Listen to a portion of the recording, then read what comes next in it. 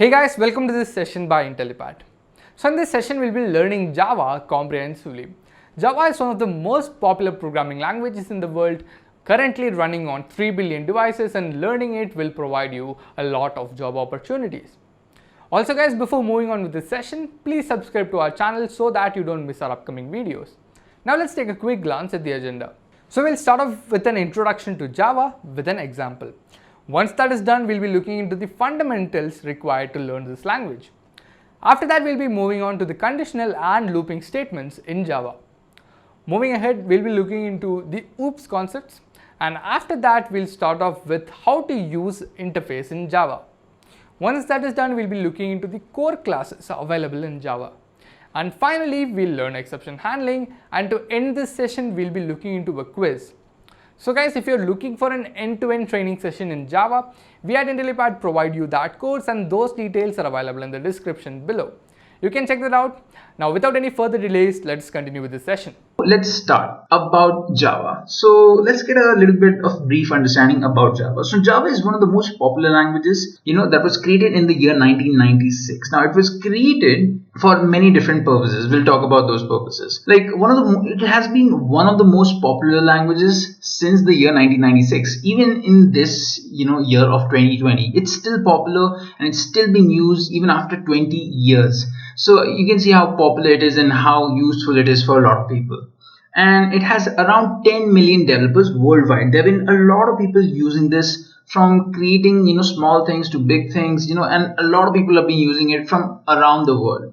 It can be used for creating small applications for smaller devices, or it can be used for creating entire enterprise applications themselves. So what is Java? Now Java is a high-level language which was developed by Sun Microsystem in the year of 1996. It was developed by a team led by James Gosling. Now, it borrowed a lot of concepts from a very popular language at that time. In the year 1996, C++ was one of the most used languages, and it borrowed a lot of concepts from it. And it obviously improved upon all of those concepts. Now, in many ways, which was the main aim for Java's development. Now, it not only acts as a platform for development of applications, but also as a runtime environment. And what that is, we will talk about. Alright, so now let's talk about why was Java created. Let's go into a little bit more detail. So Java was created for one of the main important reasons here, that it needed a cross-platform language for multi-device development. At the time of its conception, there was a need for a cross-platform language that could be used for multi-device development, which was also efficient to use. Now, though the developers could make use of C++, which was an object-oriented language and was the most commonly used language at the time, it was, very resource-intensive. The developers usually required to manage the memory by themselves, normally. Microsoft Visual Studio required megabytes to run a simple command such as printing the, string hello world. Hence, there was a need for a language whose runtime environment wouldn't require a lot of space on the target device. There was also a need for portability across different platforms, which couldn't be achieved through C++ at that time. It behaved differently in different environments. C++ had to be rewritten for each different devices. If you had, Mac, Linux, or Windows, you had to rewrite, C++ code for each of these operating systems, because each operating systems had different architectures and they would behave differently once that C++ code had been run on them. And there was a need for creating a new language which could be written once and used everywhere, right? So that was one of the reasons why Java was developed. So guys, these are the main three reasons. It was created because there was a need for a cross-platform language. It was created because the most popular language at that time was very resource intensive, and they needed a language which was more efficient than it. And it was developed with the aim of write once and run everywhere. So what does this mean? Write once and run everywhere. This basically means that the Java was created with the mindset of having a language that could be written only once and be used anywhere. Now we know that C++ had to be rewritten for all the different platforms, right? But Java can be written only once, and it just has to be run in using specific JVMs in all of those specific operating systems. So how is it, platform independent? Let's talk about that. How is it platform independent, Java? So the traditional model, what happens in a traditional higher language like C++ or C is that code is written here. The code that is written here is converted into native code, that is basically machine code that the CPU understands, and because of this all of the issues start happening. Because each embedded devices have their own CPUs, right? They have their own architectures, own operating systems, and because of this the execution of code has different results on each of these different devices. So how the Sun Microsystems company resolved this issue was that they first compiled the code into bytecode, which would then be later run on Java virtual machines or JVM. So that is your Java programming model, where source code is converted into bytecode and then it is sent to a specific JVM. Now we know that each operating system has different JVMs. Windows has its own JVM, Linux has its own JVM, and Mac has its own JVM. So you write the code once, that is your source code, you convert it into bytecode, and then you can shift it to any of the operating systems. All you have to do is just have the specific JVM on those operating systems. So what is JVM? Now JVM is used, it is basically specific to each different operating system, and all of those operating systems have their own JVM. It's basically a virtual machine that allowed for a consistent environment across both the operating systems, removing any excess issues that arise from having to having to use different OSs or different CPUs. So it resolved that because it was a virtual machine, it could simulate a very similar environment across all the different machines. So the source code was converted into bytecode, and the bytecode was run on a specific machine, and hence the whole write once and run anywhere comes. You have one Java file, and that can be written only once, but it can be run anywhere on different host systems. Alright, so what is JVM, JRE, and JDK? Let's talk about these three things. Now we hear this a lot when we talk about Java. So let's start with JVM. We already know what JVM is. JVM is, it's a virtual machine that runs on the host. Depending on what host it is, you'll have the specific JVM. And it helps in executing the Java bytecode on that host machine. Then you have JRE, whose full form is Java Runtime Environment. Now it's a runtime environment which provides all the necessary libraries for the Java code to run along with JVM for running the Java bytecode. Now then let's talk about JDK. Now JDK is Java Development Kit. So it is used for developing Java apps, any kind of app. It provides a Java compiler as well as JRE. It comes bundled with it. It's like an envelope that has everything that is necessary for creating an executable and running your code. So guys, these are JVM, JRE, and JDK. Now let's discuss the features of Java. Alright, so we have first feature, that is platform independent. We just saw this in our discussion of JVM. JVM is a virtual machine that provides a consistent environment for Java code to be executed across all platforms. So as long as you have a dedicated JVM on your host, you will be able to run Java code no matter on which platform. It is compiled and interpreted. So languages like C++ and Pascal compile their source code into object code. Then the linker converts the object code into executable, and when you run the executable in a loader in an operating system, it loads the executable into the memory and resolves any functional references, and only then it executes the code. So it takes it's a very long process and it's not very efficient. But in Java, the case is completely different. Java compiler compiles the source code into bytecode first. The bytecode then is almost like instructions for CPU that is then used in JVM, and there is no linker process involved at all. So when we run the Java executable on the machine, the interpreter converts the bytecode into machine code. So Java is first compiled into byte code and then interpreted line by line. This results in faster execution. But it's still not optimized as much as the C++ compiler, even though it's not as much as optimized. It's been 20 years and people have been working on it so much that they've eventually made it that fast, catch up to C++ compiler. Then we have object oriented. Now we know that C++ is also an object oriented language, and so is Java. Java is an object oriented language. It's an object oriented language. Now object oriented it's a technique for programming that focuses on data, an object, and the interfaces of that object. It is a type of design that believes in interaction of object rather than action. Dynamic. Another key feature of Java is that it is very dynamic in nature. We have seen that Java's source code always gets converted into bytecode first, which has the .class extension. So running a Java code can load a compile time running .class file, which it actually understands, and then it instantiates it and then uses it for its own purpose. This process is known as introspection and reflection. That is the dynamic nature present in Java. Robust and secure. So Java is robust and secure. So the introduction of JVM or Java Virtual Machine into the architecture of any system helped the developer in creating a more secure and robust Java application. As we discussed, the bytecode is first interpreted by the JVM, and the JVM contained a bytecode verifier, which not only checked for validity of the bytecode but also maintained the integrity of the memory space, which is used by the app that is running on it.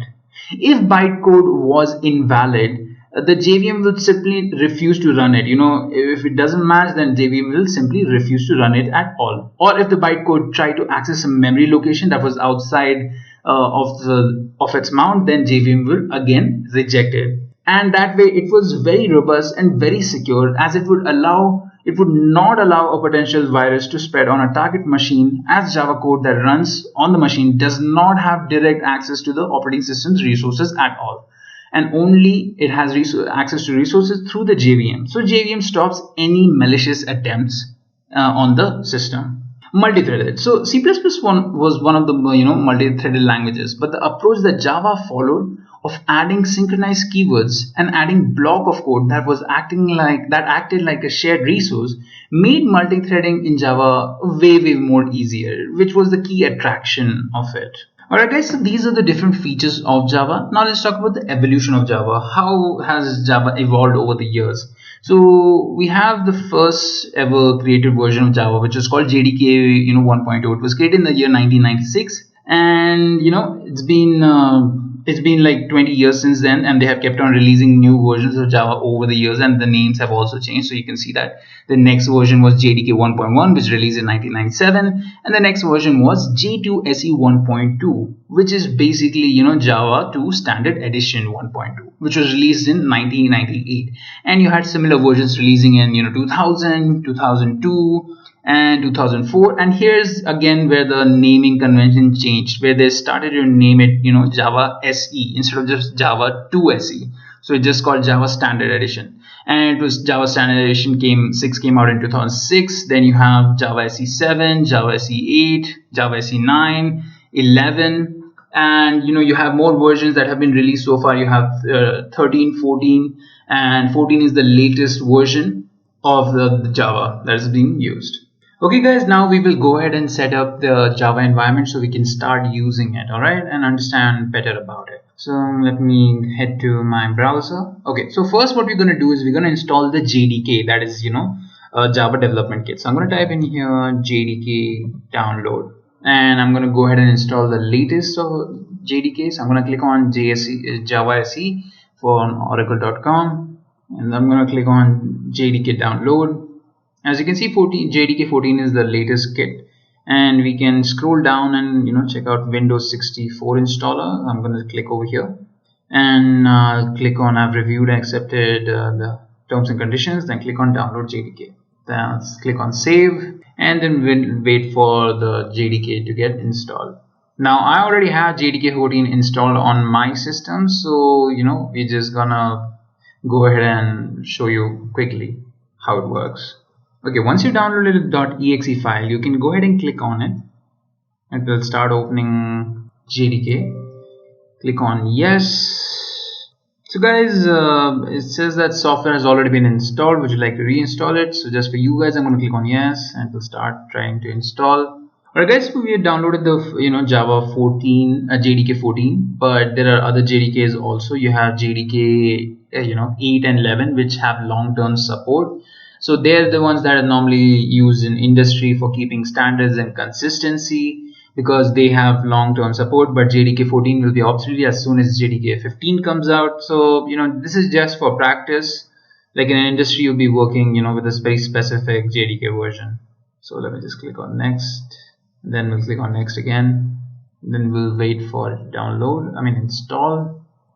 Okay, while it's installing, what we can do is we can go ahead and install our IDE. Now that's an integrated development environment that we will need to use. So let me just type in here IntelliJ. This is the IDE that I'm going to be using. So you can click on download over here. That's the first link you get, and you can use this for working with Java. You can for JVM and Android development, so you need to click this one, and it's the community version, so just click on download and it will start downloading the JVM, the IDE for you. So I already have it, so I'm not going to install it again because this installing IntelliJ is a very long process. So cancel that. Let's see if this process is done or not. Okay, we're gonna fast forward this. Okay, now it's installed, so I'm just gonna click on close. Okay, now we have installed JDK 14. To check it out, what we can do is you can open up your folder explorer, head to your C drive, head to program files. In program files, look for Java. You find Java over here, and you can see I have two JDKs. I have 12 and I have 14, so I'm going to click on 14 because that's the one I'm going to be using, and click on bin, and you will be able to find the java.exe over here. Alright, so we're not going to be directly using it. This is just installing the JDK. We'll be using an integrated development environment to write our code and execute our code and build our code, and that is our IntelliJ, right? So let me first go ahead and take it out. Now guys, before I do take them out, I want to show you one more thing. Now we have a lot of different other available integrated development environments out there. You have IntelliJ IDEA, that is the one we are going to be using. Then you have Eclipse, IBM WebSphere, Oracle JDeveloper, and Sun Microsystem has its own Java development environment. So you can use any of these. The one I'm going to be using is IntelliJ, so let me go ahead and open that up. Okay guys, now we see that IntelliJ IDEA has opened up. What we can do is we can click on create a new project. That's how we will be working. So let me click on create a new project. Okay guys, so I'm going to be selecting Java over here because it will directly detect the JDK version that we've installed. You can change it if you want, add a JDK, but we'll leave it to JDK 14. That's the one we want to use. Then click on next over here. Again next, and now we need to give this thing a name. So I'm going to give this name my package. So this is the name I want to give it. Project name is my package. Then click on finish, and should start opening up our project. Let me just full screen it over here. Okay guys, so this is a working environment. Let me click on project over here, and this will open the directory. Okay guys, so this is our directory over here. In our directory, you can see there are a lot of things. We have my package, the source, and external libraries.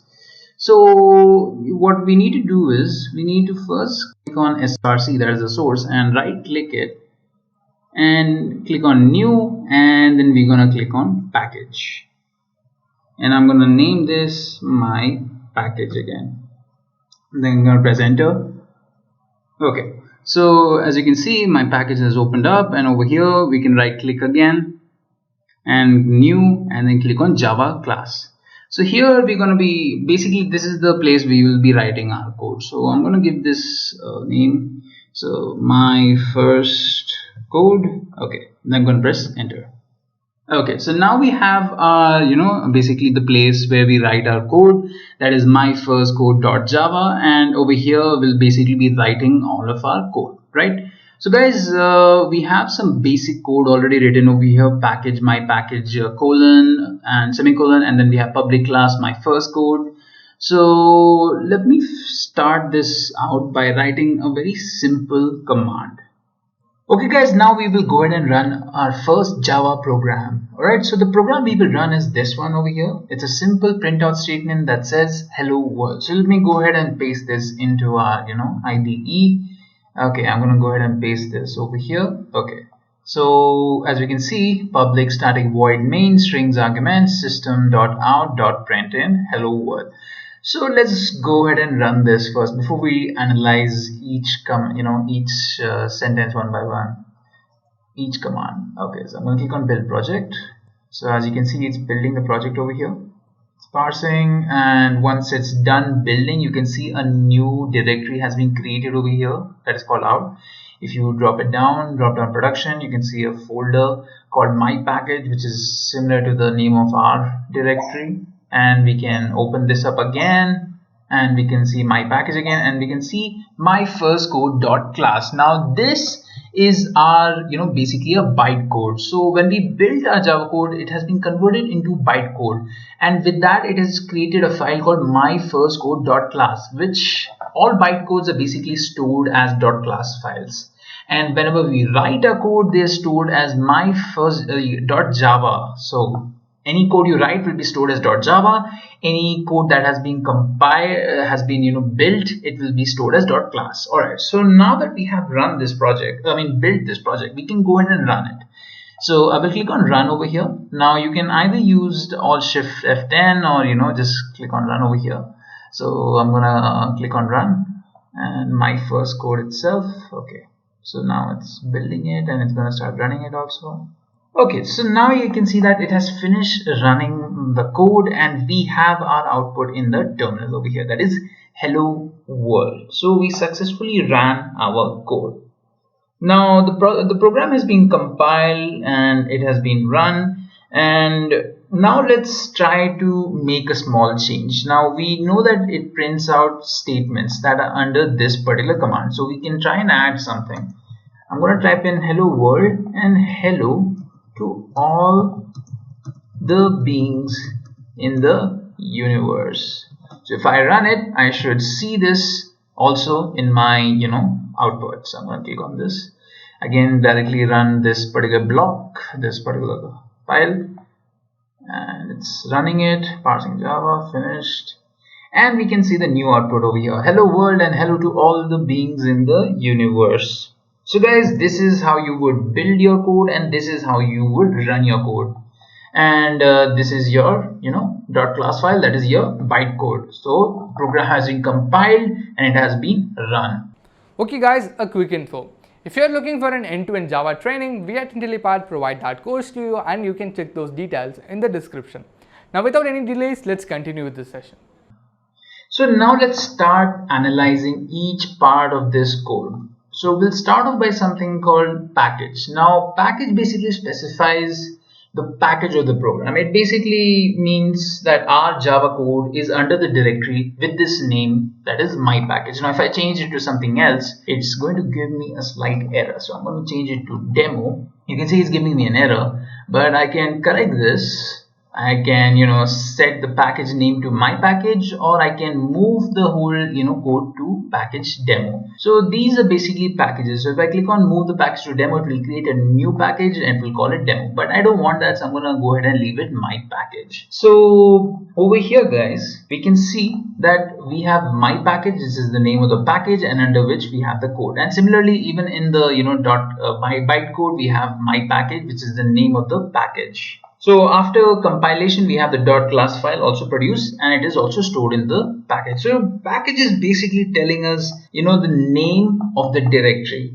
If we create another file, we will see all the changes that start to happen. So if you want to create a new package, what I can do is I can right click on source, go to new, and we're going to click on package again. Now this time I'm going to give this name my first project. I will call it actually my project dot demo, and then I'm going to press enter. Okay, so when I type in that, I can see my package has been created over here. This is the new package, and under this I can go ahead and create any new Java class files or normal files or scratch file that I may want to. So we don't need this. I just want to show you if you can create any extra packages or not. So I'm going to delete this. Yes. So now that it has been deleted. So guys, that's what packages are. So now let's move on to the next part of our code, that is comments. So what are comments in the Java program? Now comments basically tell a compiler that this particular part of the code is not it's not to be considered, it's to be ignored. So as you can see, I have all these parts of my code highlighted in some way or the other. So if I want to add a comment, I can add the comment by writing /* and then enter. As you can see, it automatically created the end of the comment line, that is star and backward slash, and I can write anything over here, that is anything, and author name is Ram. Now you will not see any error over here because the compiler is completely going to ignore this. But if I write the same thing over here, then it does not make any sense to the compiler. It will think it's an error. My name is Ram, and you can see that there is an error over here. So this is what the comments do. They basically help you write things into your code that will be ignored by the compiler. Now you might be thinking, where is this used? Now this is used in cases where you want to understand your code later. So suppose I have written this code where it tells me that this is the output string, but if I come back and check this code after a very long time, I may not understand this. But this is very simple, so I can understand it. But what if it was a very complex code? Then I wouldn't understand it. So to understand that, I would write a comment to explain to my future self. Now there are two types of comments. You have the slash, star, star, slash. So yeah, so you have this comment. You can write whatever you want in this, and you have these are called the multi-line comments, where you can write comments in multiple lines. So, and it still doesn't consider it. Now there's something called single line comments, where you write 2 slashes and you write whatever you want. This command helps you print hello world. Now if I tried multi-line in this, if I try to write another part of this comment, so if I wrote hello over here, it will consider this as a part of the code. And that's why you use multi-line commenting when you want to write a big passage, and if you just want to write one sentence, you use the single line commenting. So guys, these are what comments are. This is what comments help us to do. They also help us to basically help other people understand the code. If someone else is looking at a code and they want to understand what this particular command does, then comments are a very good way to explain to them. All right. So now let's talk about the next part, that is the reserved words. Now reserved words or keywords are words that have a specific meaning to the compiler and cannot be used for any other purpose in the program. Now you cannot use it for like any other purpose, like such as like defining a variable or anything. So they have a very specific use case. So as you can see, let me just remove all this useless commands. I'll just leave these two over here. Yeah, so as you can see, there are a few things highlighted over here. Like we have package being highlighted, we have public class being highlighted, we have public class void being highlighted. So guys, these are your reserved words. They're keywords. They have specific meaning to the compiler. So public class gives meaning to the compiler that my first code is a class. It tells the compiler that this is a class. And public static void tells that main that it is a static method. And my package tells it that this is the name of the package. So these are reserved words. Now if you were to use two different if you used two different keywords together, if I typed in int and package, you can see that this is a definite error for the compiler. It's giving the red squiggly line, which means that it's an error. So guys, this is what the reserved words are used for, the keywords are used for, right? They give a specific definition to specific objects, and they have some kind of meaning to the compiler. We will get to know more about this when we get into coding even more. So now let's go to the next part of our program, that is statements. Now statements represent an action or a sequence of actions. For example, we have one line of code over here, that is system.out.println hello world. So this is a statement. Now this statement has a consequence. The consequence is that it basically prints hello world and whatever string is inside it.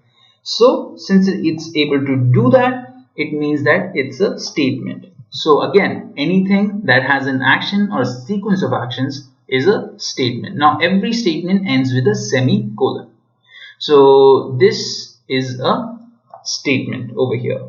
Now let's move on to the next part of this code, that is blocks. Now a pair of braces, that are your curly braces, forms a block that groups the components of a program. So if we come back to our IDE over here, you can see there are many different curly braces. We have two sets of them. We have the first set, and as I click on one of them, as I click near one of them, I can see that the other part, the complement of this particular brace has been highlighted.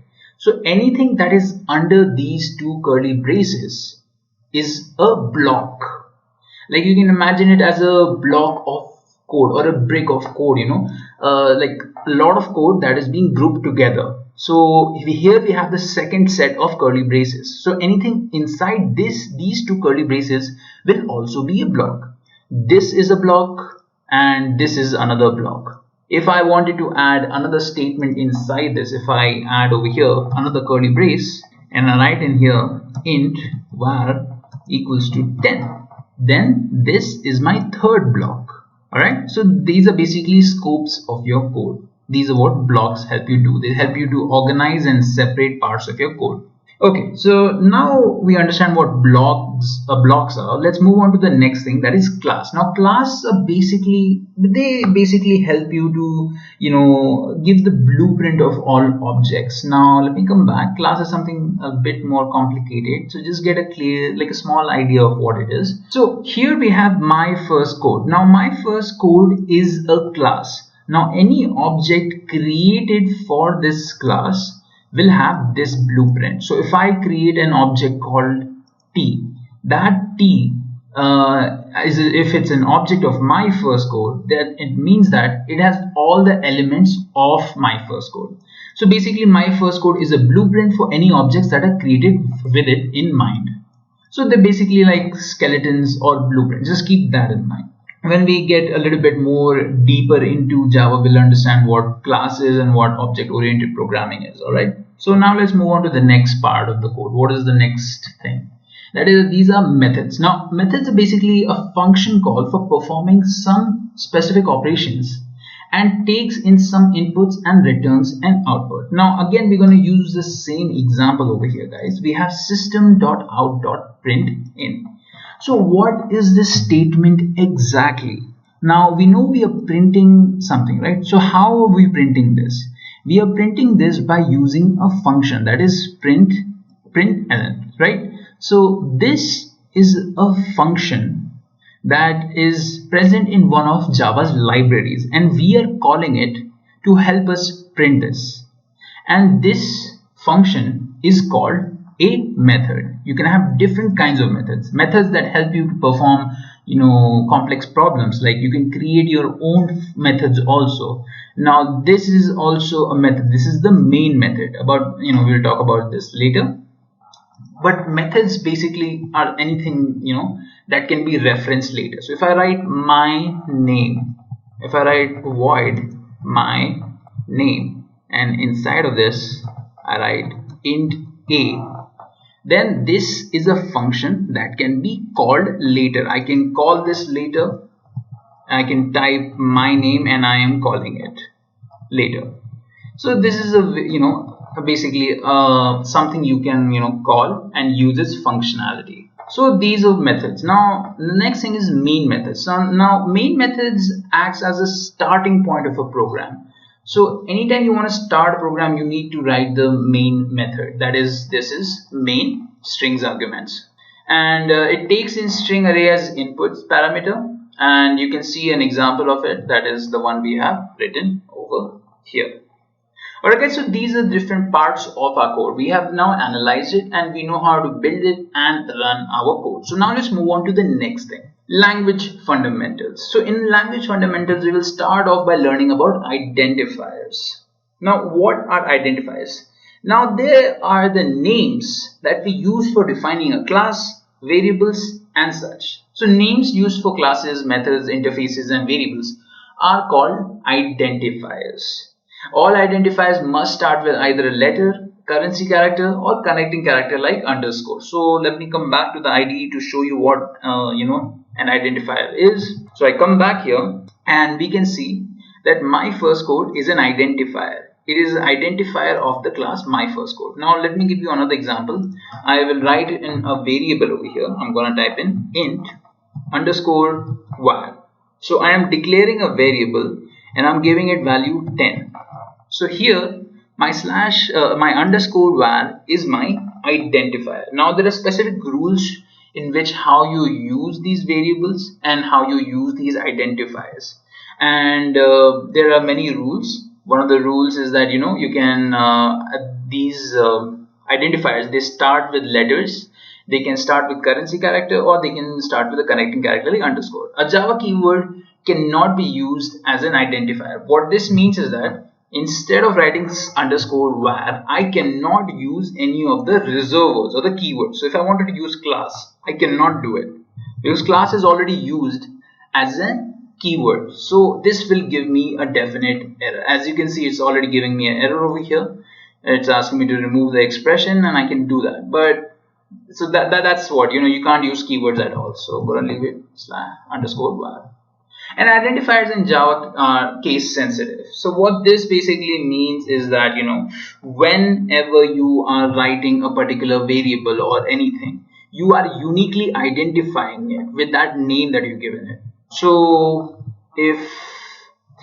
since you're uniquely identifying it, it has case sensitiveness. So if I write int underscore capital V AR equal to 15, then these two variables are different variables. They have different identifiers for them. This has a capital V and this has no V.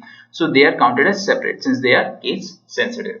Okay, so now let's discuss variables and constants. So what are these variables that we have been discussing? So we'll see how to declare variables, how to assign values to variables, how to declare and initialize together, and how to create constants. So let me come back and let's take this example again. So here what I'm doing is I am declaring a variable. Declaring a variable basically means that you're assigning the type of variable it's going to be. So let me just remove this and give you guys another, simpler example. So there are different kinds of variables. You have integer variables that store numerical value. You have char variables that store character value. And let's create some of them. So I'm going to say int a. So a is a variable. And since I've written int before it, I am trying to say that a will store numerical value. So I will end it with a semicolon. And then I'm going to write char and char b. So what this basically means is that b will have character values. It will not have numerical values, right? And I can do the same thing with string, and I'm going to name this f. So here again, guys, we are basically declaring f as a string variable. It is going to store string values. That is equal to, if I write hello world, that means this variable is a variable that stores string values. So guys, this is declaring variables. You declare them by telling the compiler what kind of variables these are. And now let's talk about assigning values to the variables. Now we have declared these variables. Now we want to assign values to these variables. So assigning value is basically giving them some sort of value. So I'm going to write here a equal to 10. So we have already declared it. Always make sure that you declare a variable before you assign any value to it. Otherwise it's going to give you an error. Now I want to name b, I want to assign b the value of 20.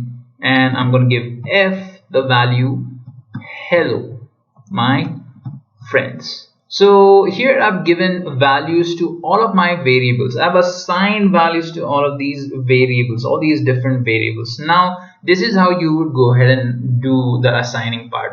But what you can do is, instead of writing it separately, you can do all of this together also. That is your declare and initialize. So I'm gonna take this equal to 10, copy it, I'm gonna put this here. I'm going to take equal to 20, I'm going to cut this and put this here, and then f equal to hello my friends, I'm going to cut this and put this here. So basically, instead of doing it separately, I'm doing this together. I am declaring the type of variable it is, and I'm giving it some value. I'm storing some value. So now let's talk about creating constants. So here we know that a equals to 10, but what we can do is we can change the value of a equal to 35, suppose, right? So I've given a equal to 35. So what will happen in this code is, since it happens line by line, right? So first value of a will be 10. That's its first value. But when the compiler reaches a equals to 35, it will replace a's value from 10 to 35. So the value of a is changing. It's not constant. What happens when I want to make sure that a remains same? It remains equal to 10. To do that, we have to use a specific syntax. So let me remove this, and in front of int I'm gonna write final int. Now final int and then const. So this will tell my compiler that a is supposed to be a constant variable. Actually guys, we do not need const over here. This is not the correct syntax. The correct syntax is using final int a equal to 10. Okay, so now we have created a constant variable called a. So since we have told the compiler that a should remain constant with the value of 10, if you try to change its value anytime later in the code, it is going to give us an error. So let me try that. Let me show you what will happen. So if I write a equal to 50 here now, you can see that there's a red squiggly line, which means that there is an error. If we look at the error over here, I can see that it tells me that cannot assign a value to final variable a, which means that a is constant and you cannot assign any more values to it. So guys, this is how you would declare, initialize, assign values to variables and create constant variables. Alright. Okay guys, a quick info. If you are looking for an end-to-end Java training, we at Intellipaat provide that course to you, and you can check those details in the description. Now without any delays, let's continue with this session. So now let's move on to the next thing, that is encoding sets. So what are encoding sets, right? So you have ASCII, which is basically American Standard Code for Information Interchange. So it basically represents in 8 bits and represent all English alphabets and punctuation. So it's basically used for, writing your variables and etc. all for those purposes. The thing is, you can use before the starting standard was the ASCII standard, that is the American Standard Code for Information Interchange. But what happened was you couldn't include any of the different languages or British pound symbol, right? So to do that, we came up with another encoding set standard, that was the International Standards Organization. They came up with ISO 88591. Now this was again for 8 bits and it contained all the characters required for all Western languages. You had Russian, you had Portuguese, you had French, and they were all included in ISO 88591. Now later what happened, like there was again a problem with this also, like it didn't contain all the languages in the world. So that's when we came up with Unicode. It was developed by the Unicode Consortium. It accommodates all characters of all the languages in the world and it uses 16 bits for every character. So every character is represented by 16 bits. Now this is again great because all languages are being incorporated, but again this is 16 bits for every character, and that's a lot of memory to be used for it. So initially it used 16 bits to represent each and every character, but this was the problem. So they tried to come up with another solution for it, and that's when they came up with the next encoding set, that is UTF-8. Now UTF-8, the unique thing about it is that every character in UTF-8 has it is encoded in 1 byte. So it's way more efficient than your Unicode. So but again the problem was that it was only suitable for text having Latin letters. It didn't include any of the Chinese or Hindi letters, right? So then came UTF-16. Now it was commonly used characters that are encoded in 2 bytes. Now less common characters are encoded as pairs of 16-bit code units. Then you have UTF-32, uses 32 bits for every single character, and since it's so big, it uses 32 bits for every character. It's not a very great choice when you're working with internet applications. So guys, these are the different encoding sets.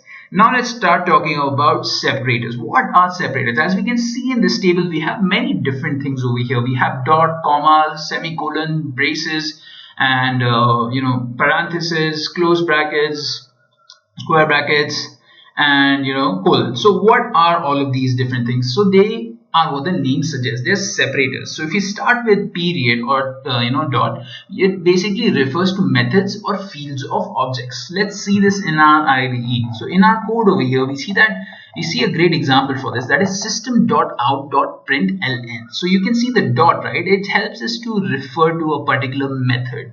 So that's what the dot is being used here for. Now let's talk about the comma. So commas are basically used to separate any arguments in any methods. So if we come back again, you can see that this is a method, that is main is the method which has one argument. But what if we wanted to add a second argument? To do that, we will need to add a comma over here and then add in any particular variable, any declaration we wanted. So if I want an integer parameter, if you want any parameter, so I'm going to write in here integer and I'm going to give this a. So this is how I would go ahead and do it. I would use the comma over here. Then comes the semicolon, which is again used to terminate statements. We terminated this statement using semicolon over here. Again, we use semicolons for terminating all the statements. Then we have braces, which are used for declaring arrays and blocks. So you have blocks over here, and to declare those blocks you need to use the curly braces. Then you have parentheses. These are to evaluate conditions, method signatures to contain the list of arguments, narrowing conversions. So to evaluate, so we have parentheses over here. As you can see in the method, you use these parentheses to mention any parameters there might be. So if you want to add any argument in a particular method, you make use of these parentheses. You use them in a lot of different places also. Then you have again square brackets. They're used in declaring arrays. So let's get into it. So how do you declare arrays? Now what are arrays? Arrays are different than variables.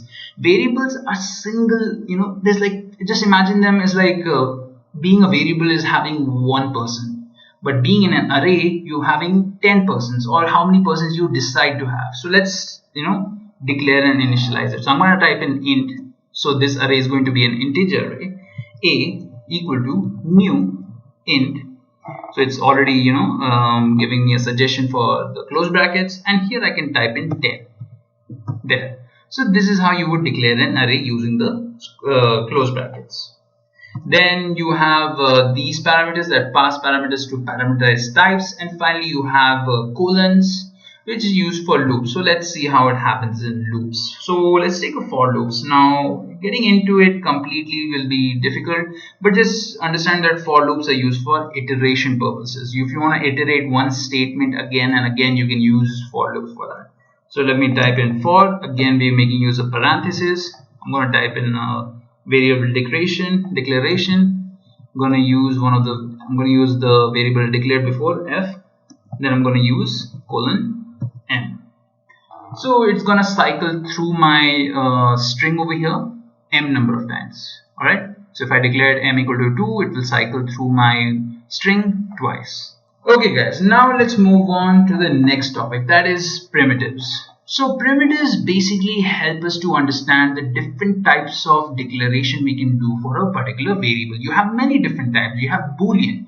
So boolean is basically your true or false, 1 or 0. If you want to assign a true or false value, then you use boolean type. Then you have byte, which is basically integer. So byte, short, int, long, float, and double. These are all basically used to represent numerical values. Now each of these declarations has some kind of range to them. So you're using byte, you have from -127 to +27 as the range of numbers you can include. With short you have plus or minus 32,000. For int you have plus 2 billion characters. And again, similarly with long and float and double, you have very, very large values if you want to use them. And again, you have finally char. Now char is used for storing integers. So guys, these are all the different primitives. They're basically the non-objects in Java. Alright, so let's check out the next thing, that is primitive conversions. So you have two types of conversions. You have widening conversions and you have narrowing conversions. So widening conversions is basically converting from a shorter primitive to a bigger primitive. So byte is a shorter primitive because, like we saw before, it had only a range of 127, right? -127 to +27. So if you're converting byte to long, now long has like a very large range, then you're doing a widening conversion. Similarly, int to long and float to double. So then you have narrowing conversions, that is basically changing a type from like a big type to a smaller type. So short to byte, or int to short byte, or double to float. So guys, these are different types of conversions. And finally, operators. So let's quickly go through what are the different operators. You have unary operators. They are basically plus plus or minus minus. So they basically tell what kind of operation is going to happen on a particular variable.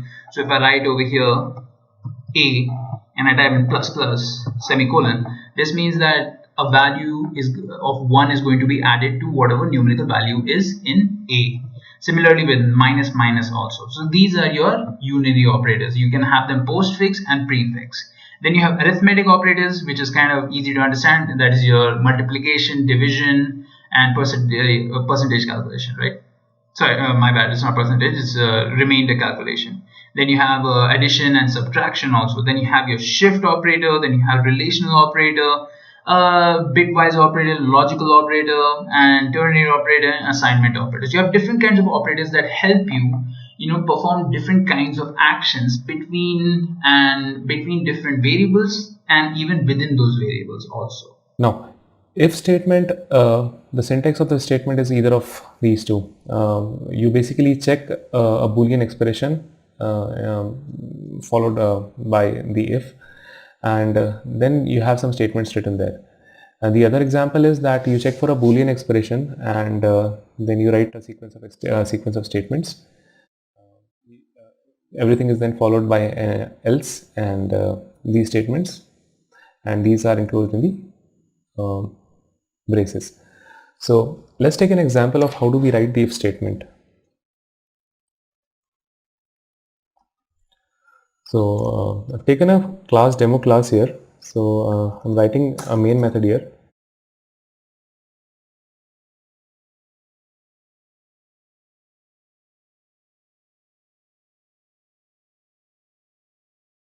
Alright, so let us take an integer and let's give it a name I.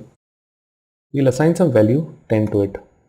So one of the ways of writing a if loop is we'll check if I is greater than 5.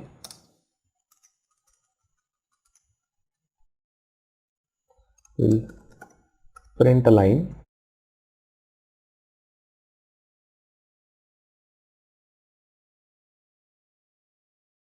inside if. Okay, so this is a program that we have written, and we are just writing as of now an if loop. We are checking if the value of I is greater than 5.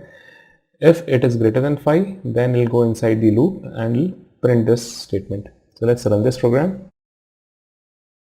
So as you can see, the output of the program is commas inside if. Now the other thing is, say for example, if the condition here is not getting satisfied, and we would want to write a default block that handles the other condition. The option of doing that is else statement. So let's take an example of this I variable only. Let's say that if I is supposed to be checked as less than 5, so the control won't go into this block. Now because of writing this if, the control will go into this block. So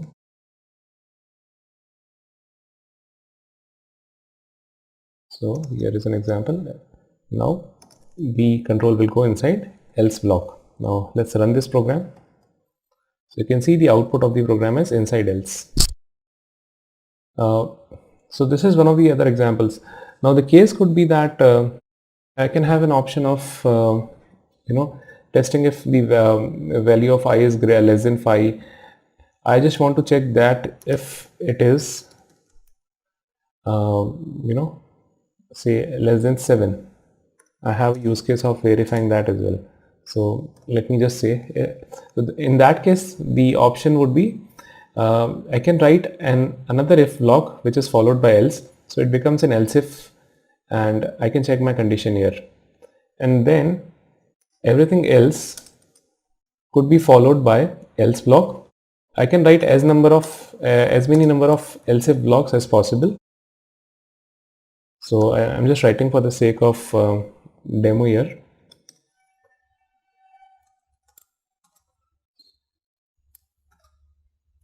And I'll follow everything with an else block.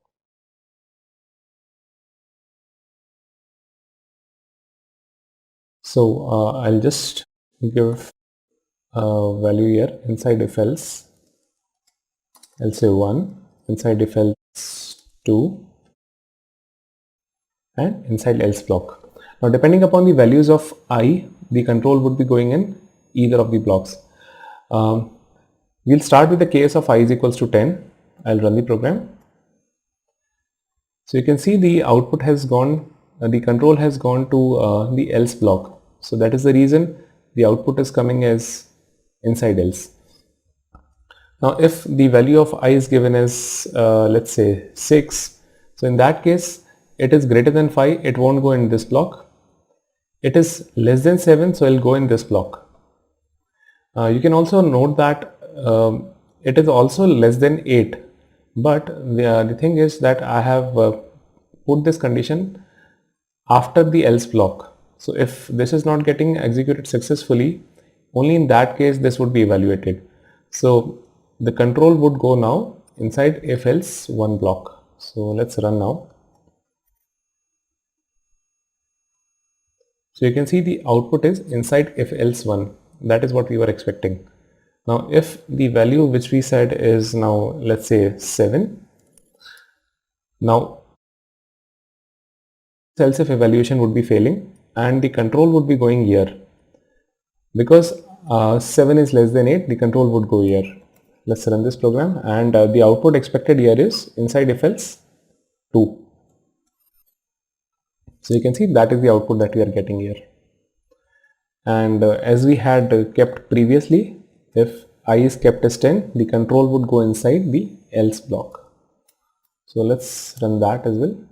So you can see the inside else is getting printed here.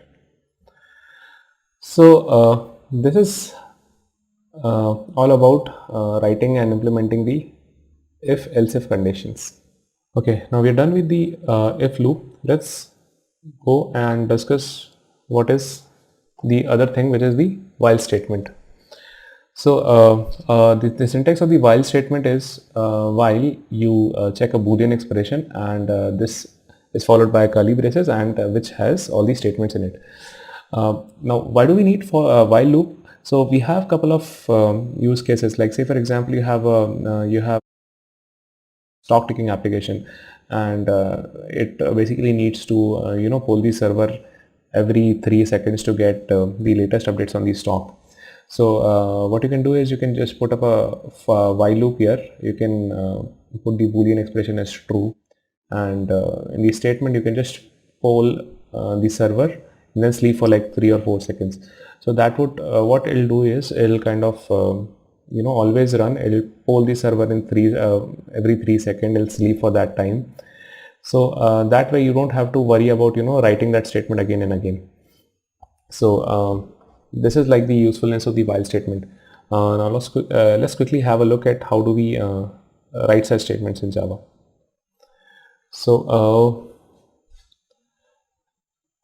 let me just clear this. Okay. So now what I've done is I've taken a variable again integer I. I'm checking a condition here that while I is less than say 15, I would want to say print a statement.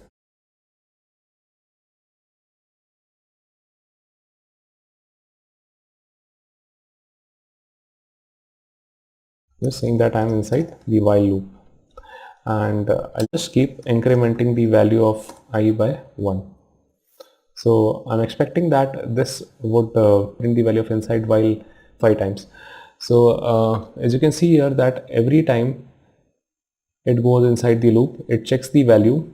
So we'll start with I equal to 10, it goes inside the loop, it prints this inside while, it increments the value of I with 1, so now I becomes 11. It again checks, it is less than 15, yes, it prints again, increments again, it becomes 12, checks again. So in this way it goes on, and till I equal to 15 it goes. Then after incrementing at I equal to 15, the value becomes 16, and that's when the execution of this while loop stops. So this is one of the ways of implementing a while loop. The second way could be that, as I mentioned, that assume that you have a stock picking application, right? So I would want that while loop to be running again and again and again, I mean without checking for some condition. So for that what I can do is I can just say that while true, so that becomes this while loop would be executed always. I can just instead of saying get the information from the server, for that I'm just writing that system.out.println inside while, and because it's like a demo here, and for the sake of demo I just want to get out of this loop, so I'll just say break. I'll check if say I becomes say 20, just break out of this loop.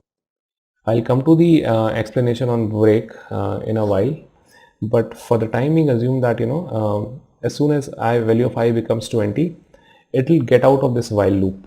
So for that reason, I'm writing this condition, and I'll increment I by 1 every time. So again, as we had seen earlier, inside while should be printed now 10 times. So let me run the program. So you can see inside while is now coming 10 times. So this is the other way of writing the while loop. Okay, now let's move to the next statement. The next statement after while is the do while statement. So the only difference between a do while statement is that while executing a while statement, what happens is before entering into the loop, we check the Boolean expression. Now, unlike that, in do while, what happens is the execution goes inside the loop at least once. So I'll go inside the loop and then I'll check the condition, the Boolean expression inside the while. So that is the only difference between a while and a do while thing. Let us see how do we write that in a program. So I'll do one thing. I'll just make use of this example what I demoed for in the while loop. So I'll just tweak that a little bit. So initially what I had done was I was checking if the value of I was greater than 15, less than 15. It was going inside the loop. I was incrementing it, and that is how it was behaving. Now assume that in a scenario if I want this condition to be negated, okay, and so whenever the while loop would be getting executed, the control will not go inside this while. So let me just show what I'm trying to explain here. So you can see that the control didn't go inside this. The reason was I is equal to 10 and it's not greater than 15. Now assume that I would have a scenario in which this I would desperately want this control to be going inside the loop. So the way to implement that would be implement a do while. So I'll write here do while. So what would happen is the control would now go inside this do while loop once, and then it would fail. After incrementing the value of I'll check, and then it would fail. So let me run that now. So you can see now the statement is giving the values inside do while. So that is the only difference between a while and a do while loop. Alright, so let us go to the next statement now. So the next statement that we have is a for statement. So for is again used for iteration, and the syntax of a for statement is it first of all initializes a condition, then it checks for a particular Boolean expression, and then it updates the initializer. This is followed by the block of statements. So let's see how it is written in Java. Okay. As I mentioned that I'll be initializing something inside a for loop. I'll delete this variable as well. Now I'll say that for integer I is equals to say 0. I'll check that I should be less than say 5. I would want to increment my variable. The condition that I'll write is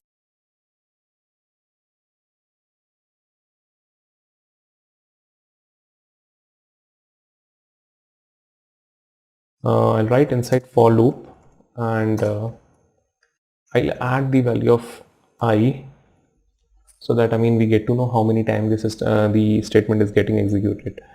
So let us run this program. Now you can see what happens is for the first iteration the value of I is equal to 0. It checks if it is less than 5. This becomes true. It then goes inside the loop. It says that inside for loop, and the value is getting printed as 0. It then updates the the value of I. Then it again checks if the value of I is less than 5. Now in this iteration the value of I is equal to 1, which is again less than 5. So it again goes inside the loop. It goes on till the value of I becomes 4. It again goes inside the for loop. Then it increments the value of I, which then becomes 5. Now the check I less than 5 fails in this iteration, and because of that it is now not printing that value and the program gets completed. So that is one of the ways of writing a for loop. Now in this for loop we have these expressions that we have written. As I mentioned that this is the initialization, this is the boolean expression, and this is in the update condition. So each of this is optional here. So by that what I mean is I can declare my variable here. Okay, now it'll just check for the value of I. If it is less than 5, it'll increment the value of I and it'll print the loop. So the output would be same here. For the sake of showing a difference here, let me just put the value as 2 and this value as 4. Let us run this program. So you can see for I equal to 2, it goes inside the loop and prints the value as 2. In the next iteration the value of I becomes 3, which is again less than 4, and it prints inside for loop with the value 3. In the next iteration the value of I becomes 4, which is not less than 4, and hence the program is not printing this statement. So this is, as I mentioned, that this is one of the optional steps. Again, I less than 4, the boolean expression check is optional inside this for loop. I can remove this condition here, and what I can do is I can put this condition here and add a break statement. It takes you out of the loop iterations. So in this case what would happen is I'm checking if the value of I is let me just say greater than 4.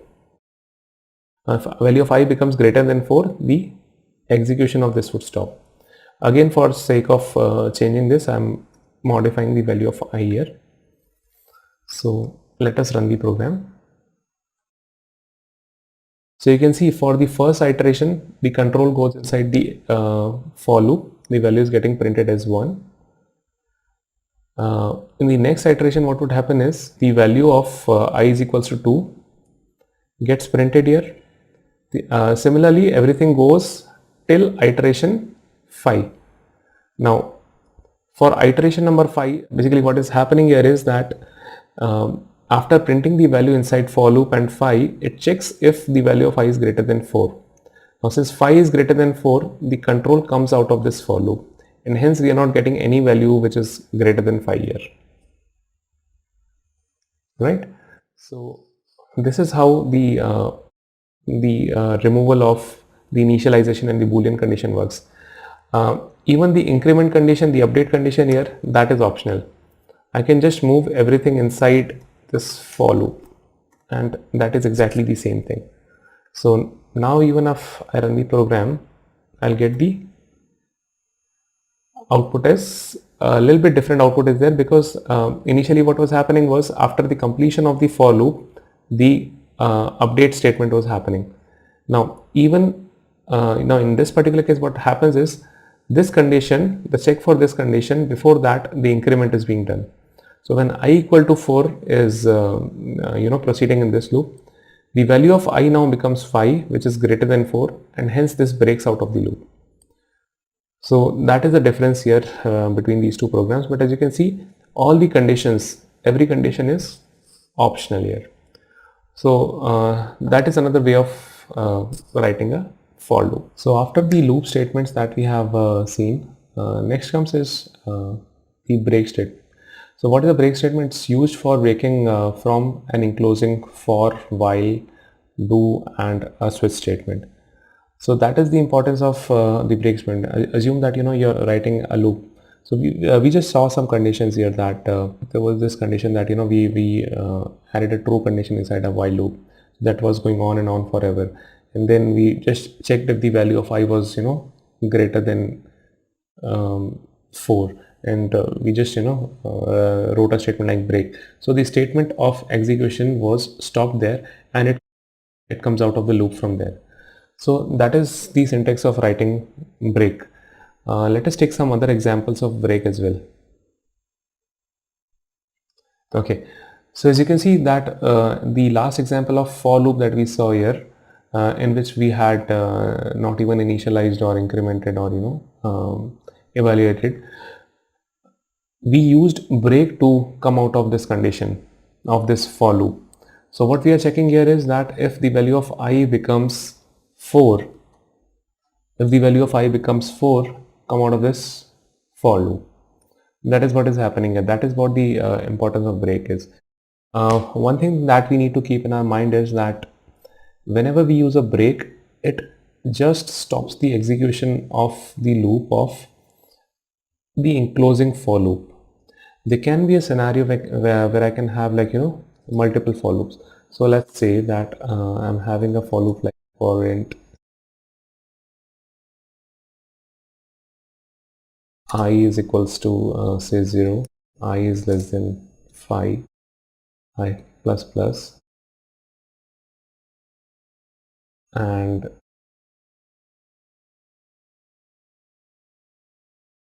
having another while loop for loop inside that, like say for int j say is equals to 0, j is again less than 5, incrementing the value of j plus plus.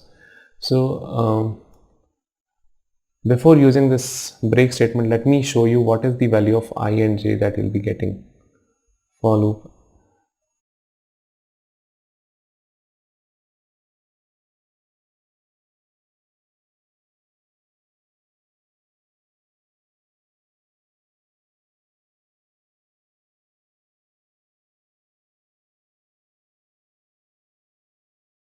Okay, so let's run this program once.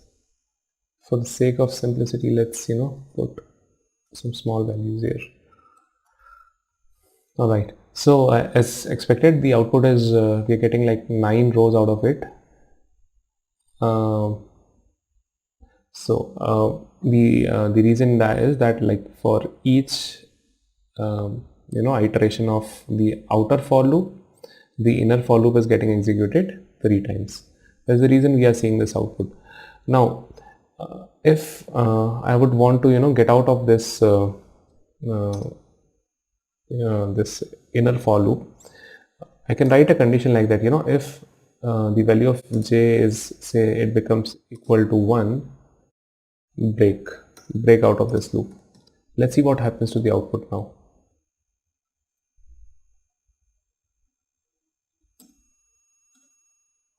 Okay, I was supposed to check the condition here. So let's see the output now. So as you can see, what happens is, as soon as the value of j becomes 1, it breaks out of this inner for loop. Okay, this for loop gets broken. Because of that, the value of j equal to 2 is not getting printed here. All right, now as I mentioned that this break would get you out of the iterations from the enclosing for loop. So it is just getting out of this for loop, this one. It's not getting out of this thing. So that's the reason we are seeing, like, from the value of I as 0, 1 and 2.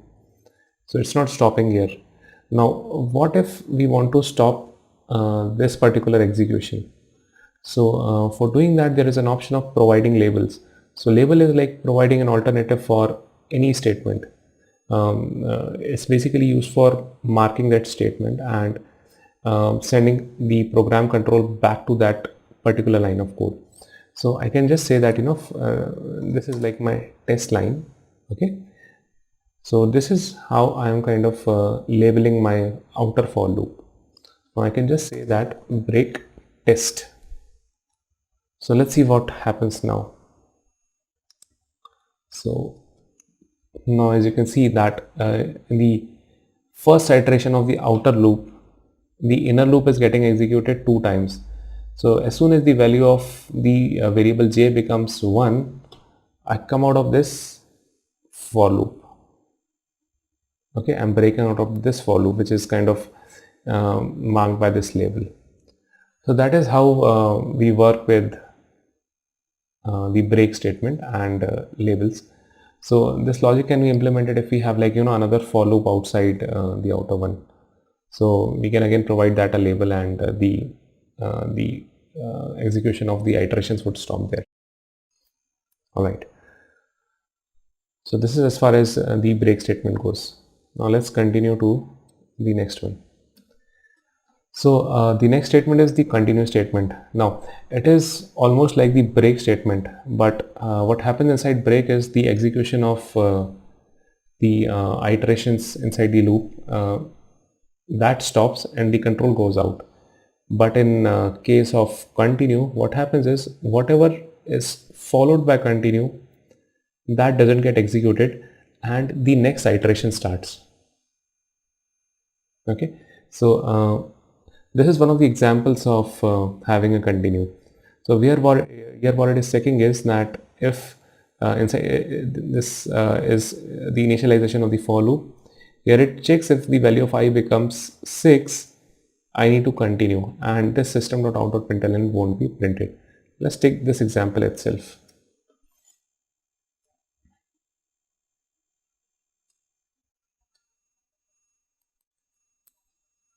All right. Let's use a similar example. What we saw there. Let me indent it a bit.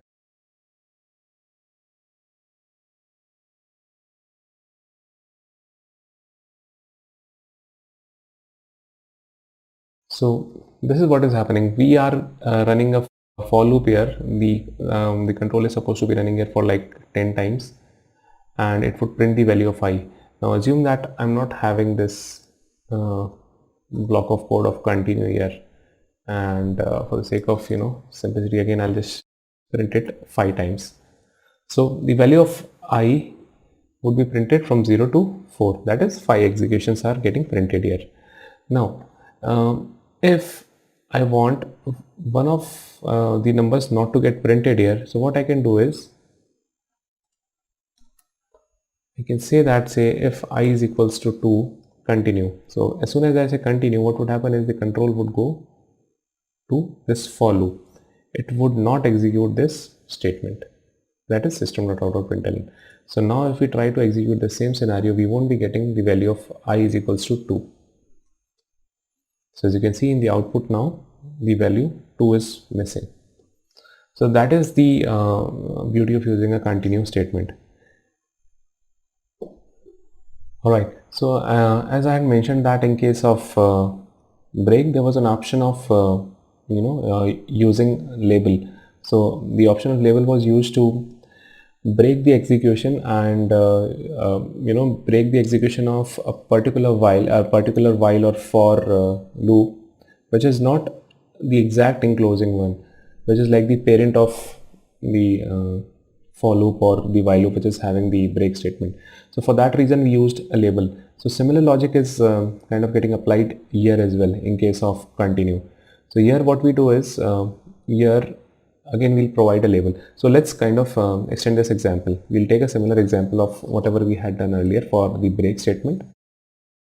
Okay, let's say that now we are having two for loops. Okay, again we'll just use the value line for int j is equals to 0, j is less than 5, increment j. Okay, so we'll say that if j is equal to 2, continue, and print the value. We'll print the value of I, which is the outer variable here, and we'll print the value of j, that is the inner variable. So we'll say that is the value of j, and the same statement we'll add here is the value of I. So let's kind of remove this thing first of all. Okay, and instead of putting 5 here, let's put 3. So let's run this program. Now the expected outcome is we'll be seeing the value of j getting printed 9 times and I getting printed 3 times. So let's run that program. Okay, so you can see the value of j is getting printed 3 times, then the value of I is getting printed, then the value of j is getting printed again 3 times, and similarly like that. So now let's say that if we are putting this continue statement here, so we are checking if the value of j is getting equal to 2, we want to continue, so that this statement which is inside the inner for loop, that will not be getting executed. So let's run this program now. So now as we had guessed, as soon as the value of j becomes equal to 2, the SOP is not getting printed, this statement is not getting printed here, and we are directly seeing the value of I. The statement which is printing the value of j has kind of reduced by 1. That means the use of continue has taken the iteration here and has skipped this instruction. Okay, now what if we want to get out of this particular loop and we just want the execution to start continuing from the outer one? For that we'll create a label and we'll just say that the value of j becomes equals to 2, continue to test. Now as soon as we say continue to test, what would happen is even this value will not be getting printed, okay, along with this. So let's execute this. Okay, so as you can see here that because every time inside this for loop that I'm going, every time the value once will be becoming equal to true for every value of I. So as soon as that becomes equal to true, I say continue test. So I never get out of this for loop completely, and hence this statement is not getting printed. So that is the power of using the label even with continue. Okay, so this is as far as the continue statement goes. Right. So next in line is the switch statement. So switch statement is so say for example is something like that I can have n number of values which are coming out of my expression.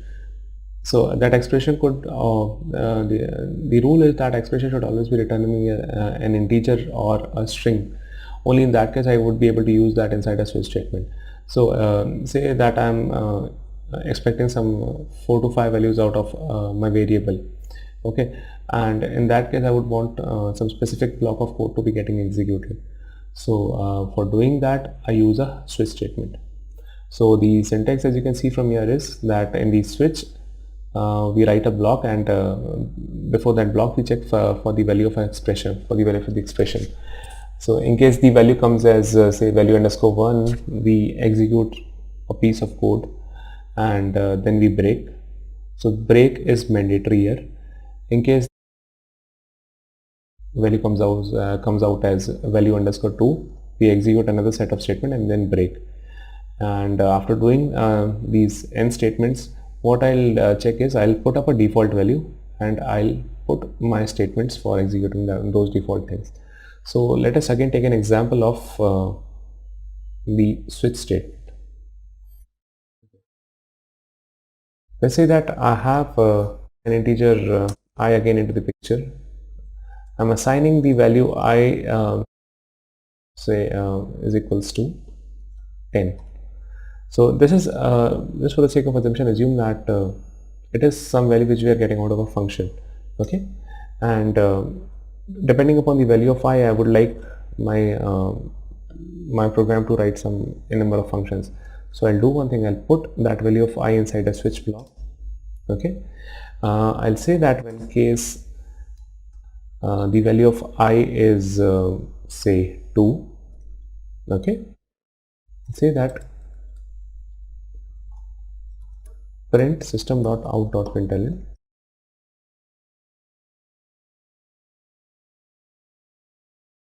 the value is 2. Okay, and after doing that I'll break. Okay, now I can just use this case condition again and again in my logic. So I can just say that, you know, when case the value of I comes as 3, print the value is 3. You can say that if it comes as 5, print as 5. And in the last I'll just say that, you know, if none of the cases are matching, this is what the default condition should be printing. The default should say that, you know, I'm printing a default value.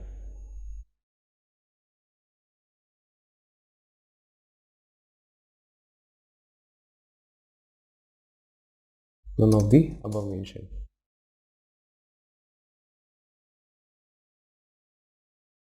And this is how the execution of switch would be done. So as you've kept the value of I equal to 10, none of the cases here would be followed and the default should be getting printed here. So let's run the program once. So as you can see, the value is the SOP is saying the value is none of the above mentioned. Assume that if the value of I is kept as 2, the output would be the value is 2. So this statement is getting executed. If I'll keep it as 3, the output would be the value is 3, which is corresponding to this case, and none of the other things are getting executed. So if I remove this break statement from here, let's see what would happen if I just remove the break statement, which I mentioned was required. So you can see, because break statement was not there, it goes inside the case 5 as well, which is followed by a break statement, and then it comes out of this loop. So it is very essential to put up a break statement for all the cases except default, because default is mentioned at the last, so it won't print the values after that. Okay, so this is it from the switch statement, and for this after doing this we are done with the statements module. So we'll start with what is a Java object. So Java, unlike the procedural programming languages like C, is object oriented. So when I say that it is object oriented, the thing in the procedural languages is that whenever we want to start writing a program, first we think about the logic to achieve some particular goal, and then we kind of come up with the data structures that help us in reaching that goal.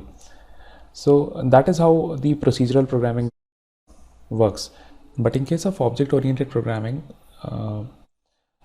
before starting to write the program, we try to figure out different objects that would be getting involved, and then we think of the logic in which these objects would be interacting with each other.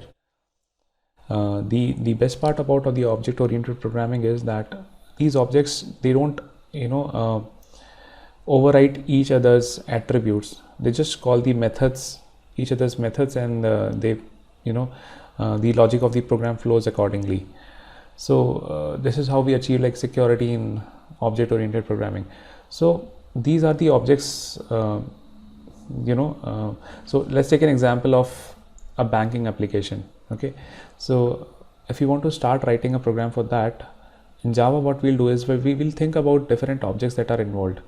So we'll say that there should be a customer, there should be like an account object, there should be some employee of the bank, there should be bank itself.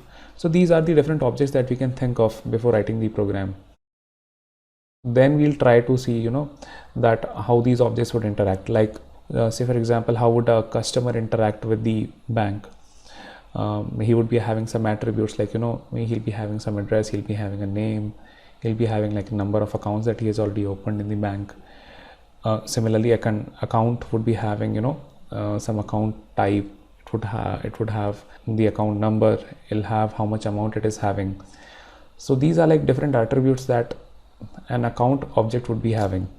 So the interaction of these two objects would be like a customer goes to a bank and withdraws some amount from the account. So this is how he'll be kind of calling an accounts method of withdrawing an amount, and some party, some interface in between would be handling over this amount. So we'll be designing the architecture of the program in this manner. We'll be thinking of different objects involved here, and the flow would then continue. Next thing that comes is then what is a class? So let's take it by an example of the customer. So I can have n number of customers in the bank.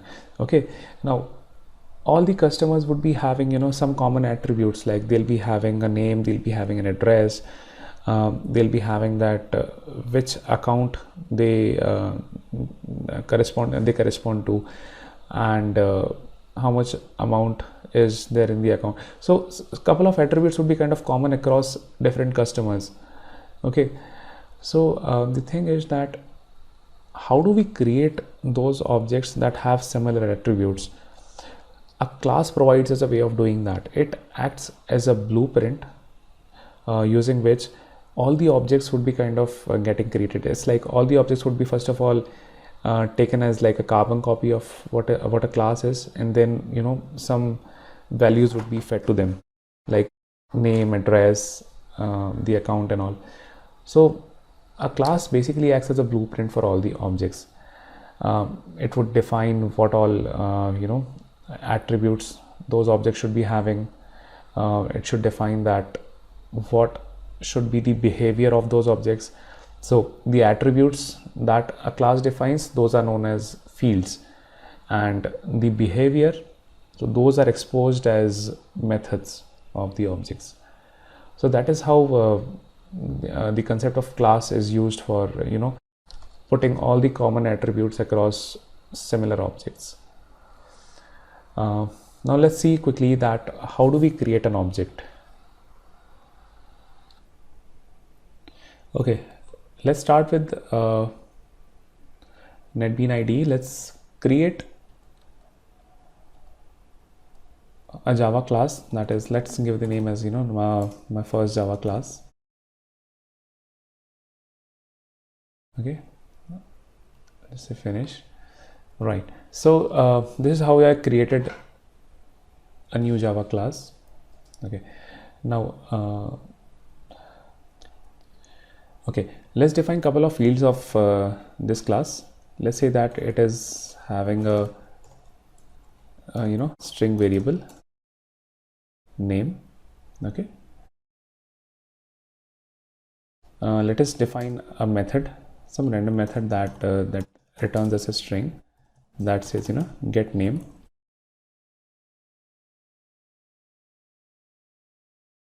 It'll just return me the name of this particular classes object, so it just returns me this name. Let me write the main method for starting this program. Let me now, how do we create? So this is how we have defined our class. It'll be having a name attribute and it will have a method that is get name. Now how do we create an object out of this particular class?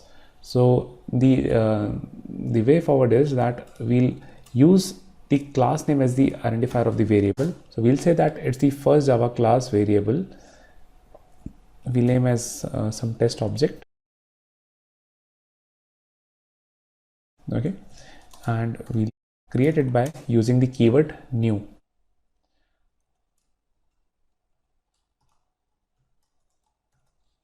So this is how a new object of first Java class would be created.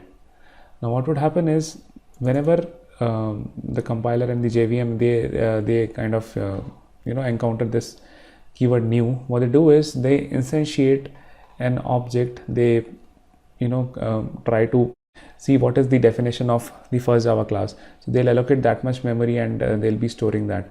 They'll be initializing with some logic, and this is how the object would be getting created. So let us see that if we try and see what is the value of this name method here. We do it by calling test object dot get name. Okay, so this is how we have created our first object, and this is how we are trying to call one of its method. So let us run this program. The thing to note here is that we haven't initialized the name attribute of first Java class, so we won't be getting any value out of it. We'll just see null coming out of getName method because it has not been initialized by us and we haven't assigned anything as well. So when we run this program, we'll see we are getting null in this particular sysout statement. We can create n number of Java objects using this line. So what we can do is, if in case we want to create another variable, let's say test object 2, that also we can create using new. So n number of objects could be created using the new keyword. Okay, so just now we saw how did we how do we create new objects using the new keyword. Let us take a relevant example which we just discussed some while back. So let's say that you're writing an software application for a bank. So the object that we had discussed some time back was an account object. So let us see that if we are trying to create an object out of account, how would it be, and what should be the different fields of that object, what behavior it should exhibit. So let's quickly see that. Okay, so let me just create a Java class for that. Let's say the file name is account. Okay, and let's say finish. Okay, so let's say that what all attributes we can think of the account. We can just say that it would be having some account number. Okay, let's say that it's a string variable.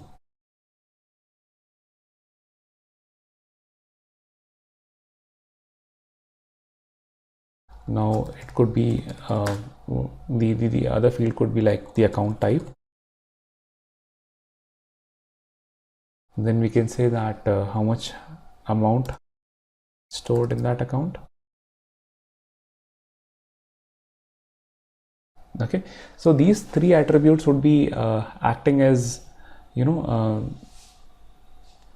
kind of identifier for different objects.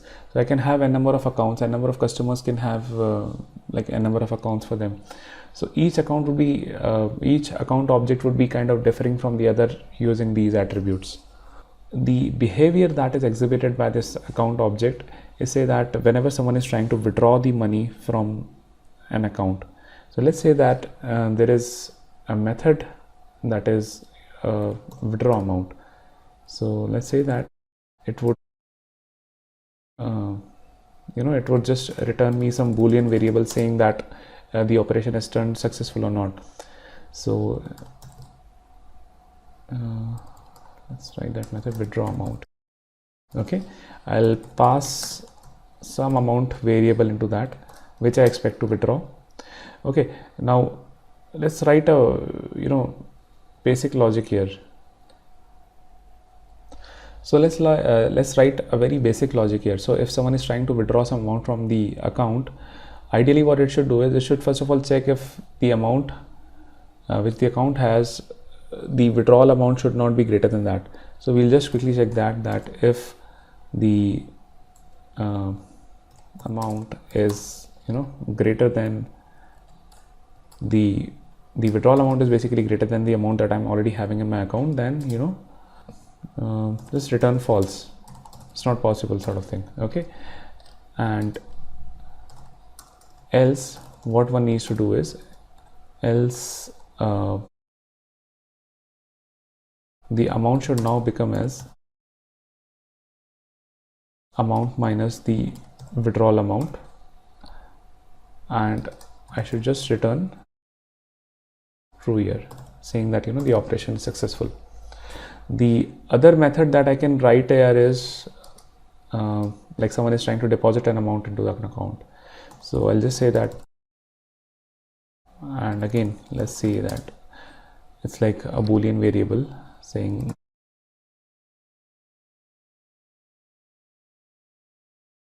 deposit amount. Okay, let's say again if someone is trying to deposit some deposit amount into my account, So again, let's add some very basic validation that if someone is passing me say a negative amount, okay, in that case I'll return false.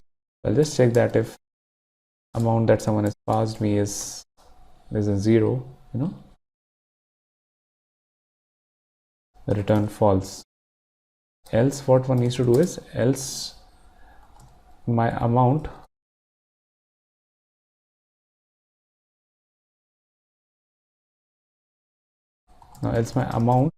should become equal to whatever value I was having initially plus the deposit amount, and I'll just return true after that. That is like a very basic structure that the account class should be having. It should have like 3 attributes here: account number, account type, and amount. It should have like 2 very basic methods: withdraw amount, deposit amount. Now how do we run that program? So let's write the main method here.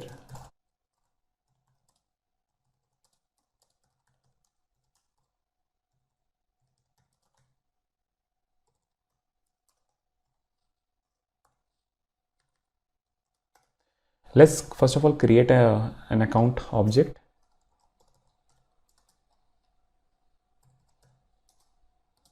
Let's say it's test object, okay, and let me just create it using the new keyword. Okay, now an account object has been created. Let me assign some values to the attributes of this object. Let's say that the account number is SB_101. okay, it's a savings bank account. I'll say the account type, so I'll use account type. I'll just use a string variable SB that denotes savings bank account. Say the amount in this object initially is, say I'm giving some 100 rupees into that while initializing, say it's some bank offer. Now after doing that, let's see what is the the state of the object. Let's print what all variables are getting into.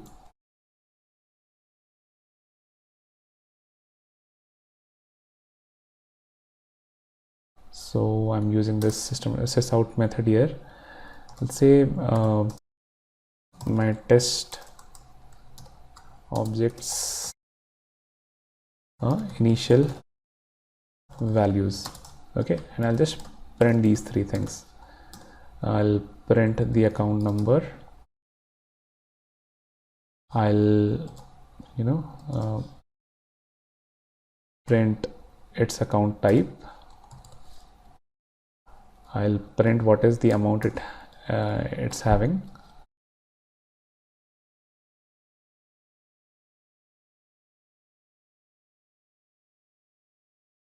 so this is how I've created an object and I've assigned some values to it.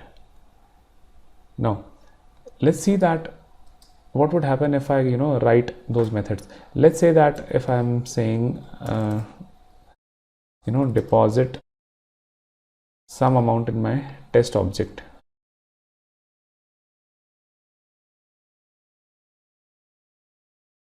Now deposit amount method, let's say that I'm trying to deposit 100 rupees into that. Okay, now let's see what happens to my object state. So it would be my object state after depositing. Okay, so this would tell us what is the state of my object after I make a deposit. Now let's say that if I'm trying to withdraw some amount, so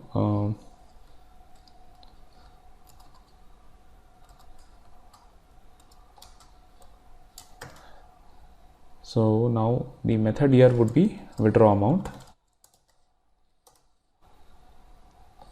Okay, and let's say that I'm trying to withdraw 50 rupees out of it. Okay, let's see what happens to the state of the object after I make the withdrawal of 50 rupees.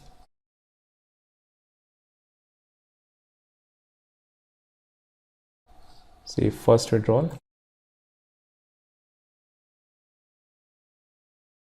Okay, now let's say that I'm trying now to withdraw say 1000 rupees from my account. I know that the account is not having that much amount.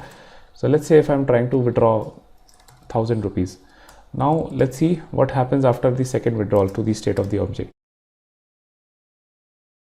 Okay, so just to iterate over what we have done, we have created a new account object. We have given some account number to it, we have given an account type, and we have given some amount into that account.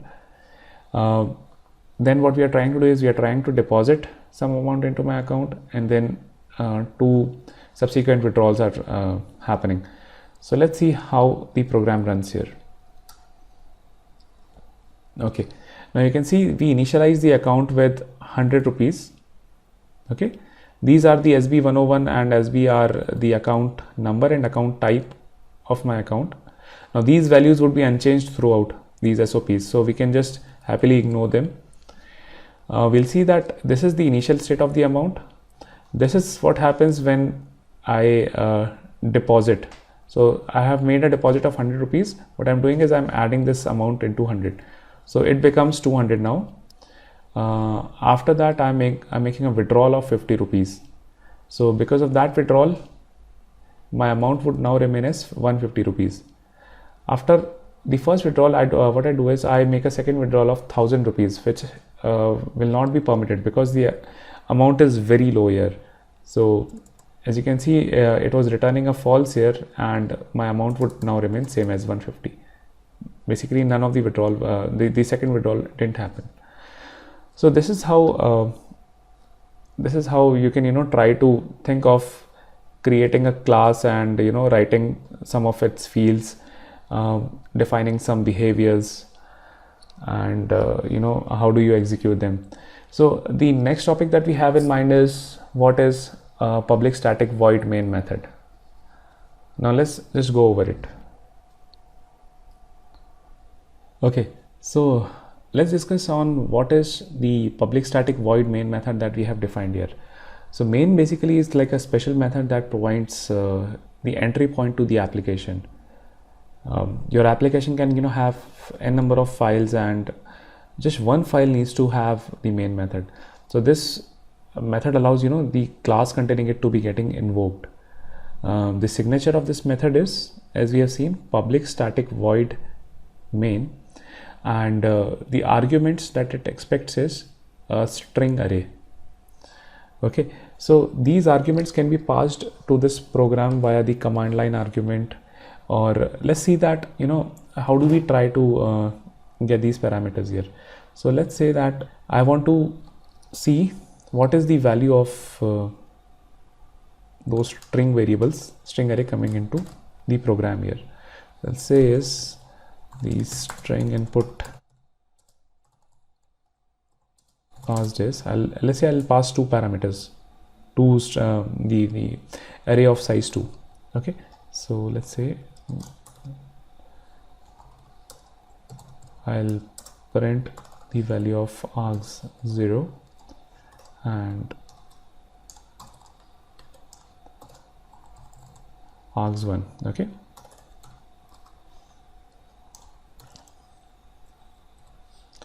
so I'm just printing whatever the value I'm passing into the program. So how do I pass the value in NetBeans? So the way forward to do is that you select the project, right click on that, go to the properties, select run, and you can select your main class from here. So say for example I'm just removing the main class name. I'm passing two arguments here, hello world and hello 111, or let's say that I'll pass here is hello Java. Okay, so once I add these arguments here, those would be passed into the main program of the application. So let's run this thing. Let's run the module and ask what is the main class, because it's having like two main classes are present in both the account and the first Java class. So it's asking which main class to pick. So we'll say that pick it from the account class. So you can see here these are the two values that we had passed, hello world and hello Java. So these directly came into the program here. So this is a way of passing the input parameter into the main program. Now, having gone through the fields, methods, and Java objects and classes, the next topic in hand is constructor. So what basically is a constructor? So every class must have at least one constructor. So this method, it basically is like a method, and that gets called whenever you try to create an object. So whenever the JVM encounters the keyword new, it calls the constructor for the corresponding class. So almost like a method, but it should not have a return type, not even void. And the arguments that we can pass to constructor, it's kind of up to us. It can have one argument, or we need not pass any argument to that. The thing is, we need not even define the constructor. If there is no default constructor defined by the programmer, what the compiler does, it creates a default constructor of its own with blank values. And until unless there is a constructor in the class, no object can be instantiated. So let's try and see how do we create a constructor, what is the use, and can we pass some parameters into that, and do we really need to? How does it work? Okay, so let's take the same example of the account class that we just created. Okay, first thing to notice, it should be the name of the constructor should be same as the class name. Okay, if you want, you can define some body into that. If it's not defined here, it's basically like the default constructor that the JVM creates. So let's try first of all running it and see what happens. So as we had kind of added some arguments to it, it's asking us to run via the module. So let's run via the module. So you can see that nothing important has happened as of now. Let me just remove these arguments from here, and so that it becomes easier for us to run the program. Let me just hide these methods, whatever methods we have added, and let's just keep what is available in the main method. So this constructor would be called whenever this new keyword is encountered. So to prove that, let's put up SS out here.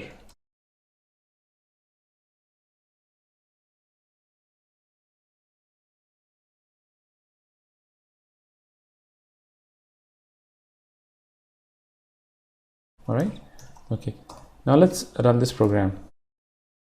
As you can see, the output of the previous run, because we have removed this particular line, this won't be coming. Initially, the initial values of the objects were getting displayed. So now we have added a line into the constructor, SS out into the constructor. Let's see what happens now. So you can see that this becomes the first line that is called from main. Okay, so automatically the control goes to the constructors method whenever it encounters a new keyword. Now let's take a couple of other examples. So as you can see that this is the logic that we have defined here, that we created an account with some account number, type, and amount. So what if I'm creating like hundreds of objects?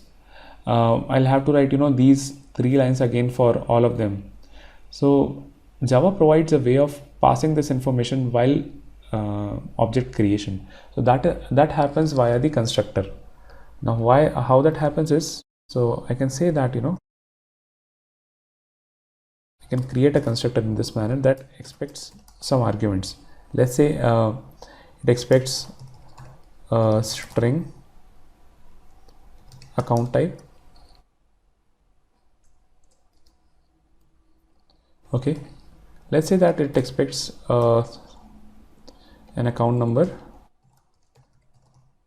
Okay, it expects an account type,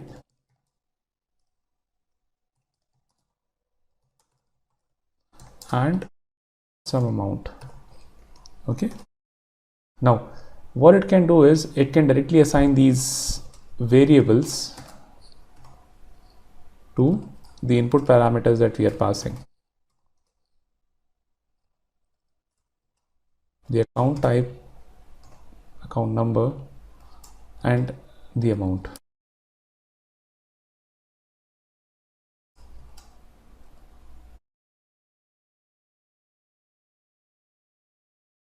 Okay, so this is how we have defined another constructor for our class, and we are passing values like account number, account type, and amount. Okay, so now let us run the same program. Okay, now I'll also add a sysout parameter here. I'll say that called first from main, and this is the default constructor, basically, which doesn't have any arguments here, and I'll say that this gets called when it has passed some arguments while creation of the objects. So I'll say constructor with arguments. Okay, now again let us run the program without changing anything in the main method. So you can see as of now I'm not passing any parameter into the test objects constructor. So what happens is the default constructor gets called. Now let us say that I'm trying to create another object. Let's say that I've created another object.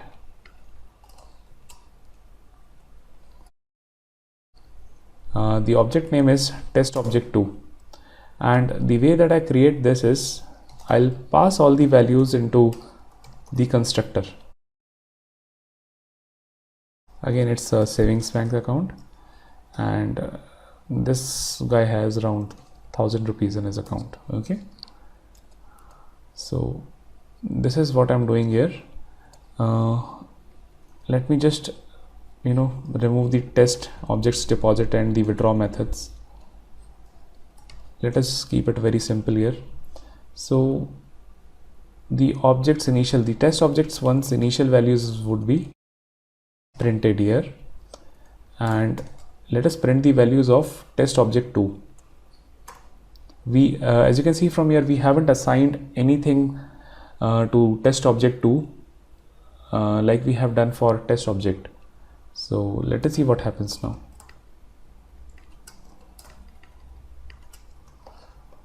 Okay, let's see when we run this program. Now you can see the test constructor, the test object, it calls the default constructor because we haven't passed any argument to it. So this line comes up as soon as the test object gets initialized. This is the line that gets printed here, default constructor one. Now once we have assigned some values to that and we are trying to print, so it gives us the object's initial values, that is SB101, savings bank, and 100 rupees. Now this is the account object that we have created, and we have passed couple of values into the constructor like SB102, SB, and 1000 rupees.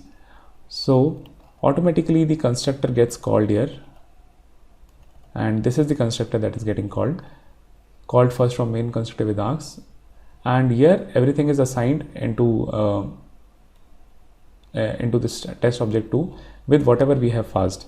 So you can see similar values are getting printed, SB102, SB, and 1000. So that is the use of basically creating a constructor. You can create the object and at the same time you can pass the initialize value into that. So yeah, so that's it from the constructors. Here we'll be going through what all are the different type of access modifiers we have in Java, how encapsulation is being implemented in Java. So a package is nothing but a way of structuring the Java files.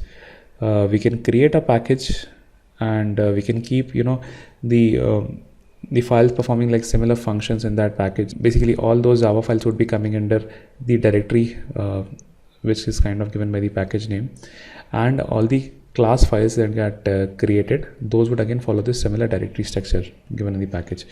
Let me just quickly create one package and show you so that we are good on that. So here you can see that two of the classes that we created some time back, that is account and first Java class.java, they are coming in the default package. Let me quickly create one package. Let me name that as my source package.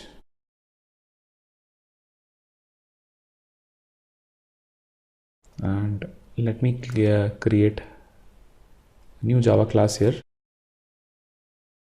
source Java. Okay, cool.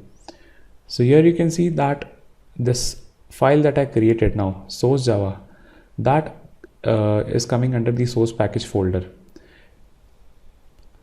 Okay, so let me now compile this Java file that I created.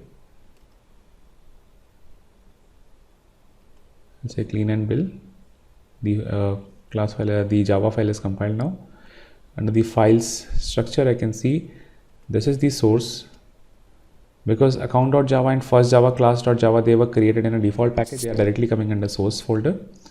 The source java.java that file that we created, we gave the package name as source package, so that is coming under the source package folder. If you see the build directory, it is having all the classes. So again, the classes would be coming under source java.class. So that is the source java.class class is coming under source package. So that is the importance of how do we kind of keep different classes in the different folders. So that is known as a package here. Now coming to the access modifiers now. So we have 4 access modifiers in Java: public, private, protected, and default. So these access modifiers are applicable, and these are you kind of used as a keyword for all the members of a class. So when I say the members of a class, I mean all the attributes and all the methods. So all of them can be assigned these 4 access control modifiers.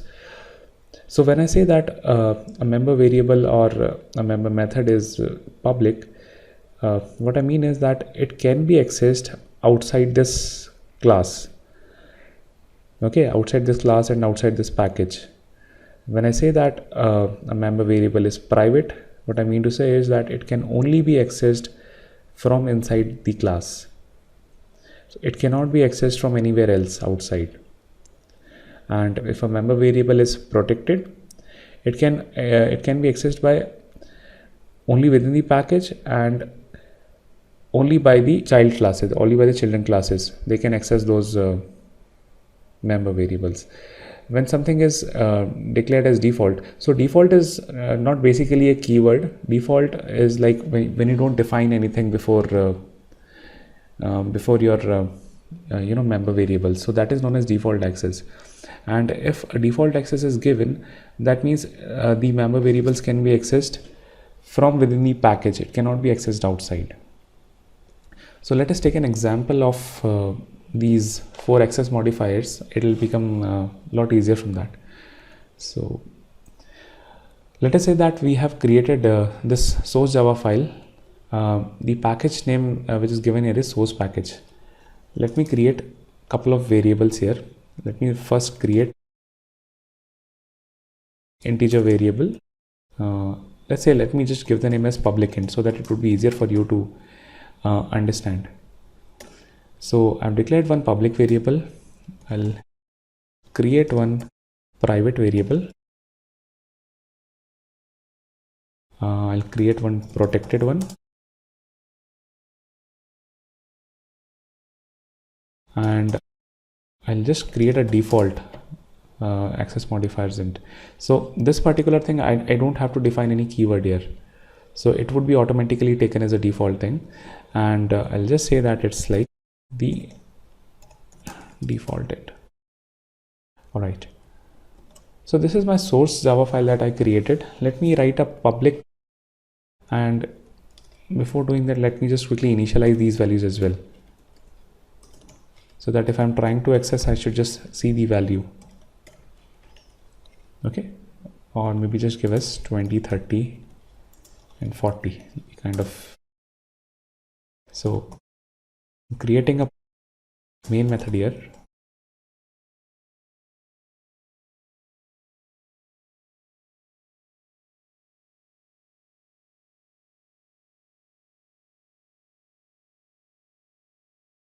Okay, so for accessing these variables, I'll have to create an object of source Java class. So let me say that source Java. Let's give the variable name as object is equals to new source Java. Okay, so by doing this, we have created one of the object of this class. Now let us see if I try to print these variables values. So let me just print object dot public int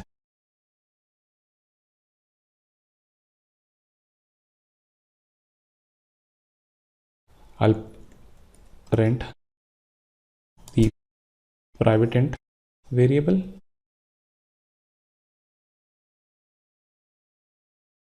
This is the protected int variable, and this is the default. Okay, so once I've done that, let me run this program now.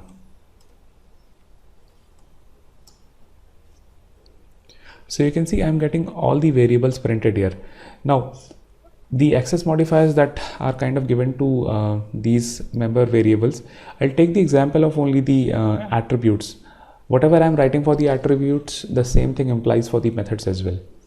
So now here you can see that whenever I'm trying to print this object's public int and private int, protected int variables along with default int, everything is getting printed, everything is accessible. Okay, so that means anything, any type of access modifier is not, hiding the class's access to it, the same class's access to it. So everything is accessed from within the class. Okay, now let us create another class in source package. Okay, let me just give the name as some another class. Okay, I'm declaring that inside the same package. So once I've done that, what I'll do is I'll try to access these member attributes from this class. Okay, so what I've done is I have I'm just using the main method that we have written for the source Java file. So it's in the main method. What I'm doing is I'm again creating a source Java object. Now I'm trying to first of all print the value of the public int variable. So public int is we have defined the access control as public, so it is available here because the class is in the same package. I have given that private int variable. Now you can see that for this particular variable, it is giving me a compiler issue. It says that this particular private int, it has the private access in source Java, so it cannot be accessed here. So you can see that the private variables are only accessible from the same class. The protected int, it is accessible, and default int, even that is accessible. So if I comment out these things and I run the program, I'll see the variables. So point to note here is private is not accessible from outside the class. Okay, now let me create another package and another class there. Okay, so let me go to the source packages. Let me say another package. Okay, so now in this another package, let me create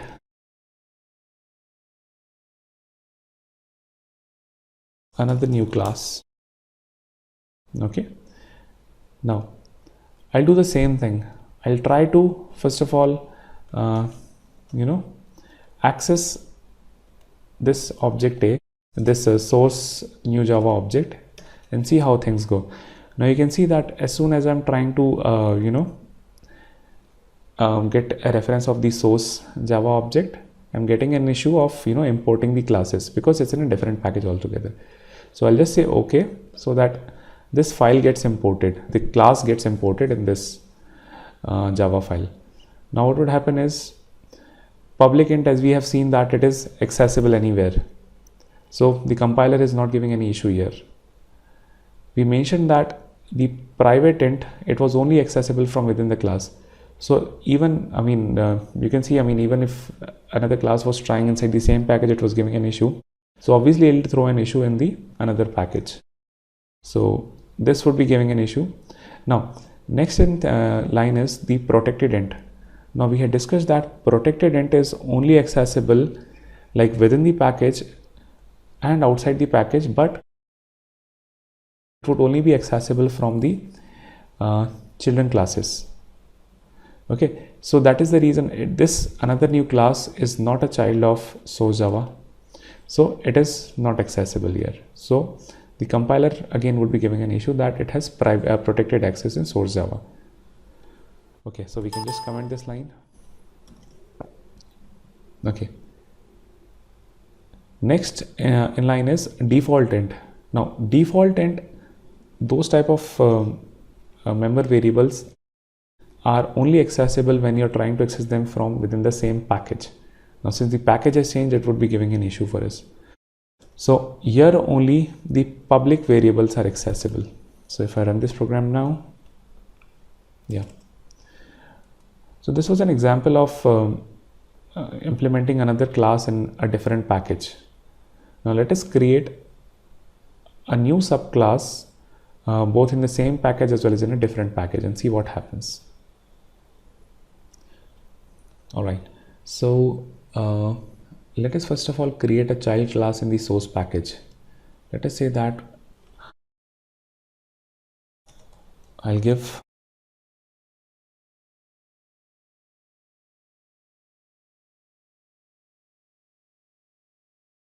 the name as source child Java. Again I'll follow the same process. I'll say that, so before doing that, let me just quickly at least make this as the child class of source Java.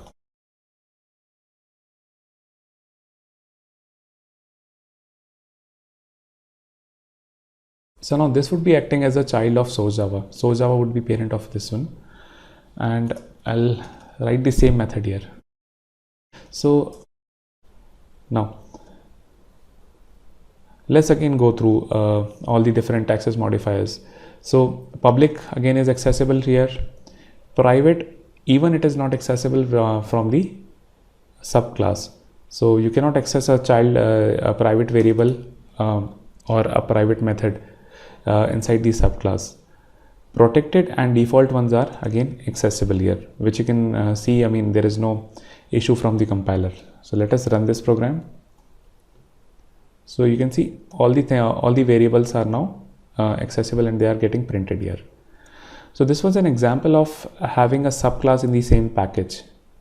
The thing was private member variable was not accessible here. Now let's create a subclass in a different package. So let me create a subclass here. Let me just give the name as source. Okay, source another child Java, and the thing is that it's in another package. Okay, so you can see that this file got created here. Let me first of all make that as a subclass of source Java. Okay, now you can see that the source Java file is the source Java class gets imported here. Again I'll write the same main method.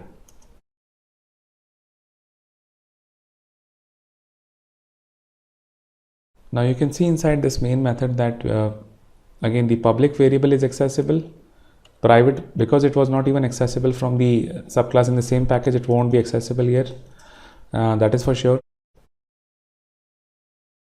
The protected one, now you can see that it is giving an issue, but if you remember some time back I mentioned that protected variables are accessible by the subclasses even in a different package.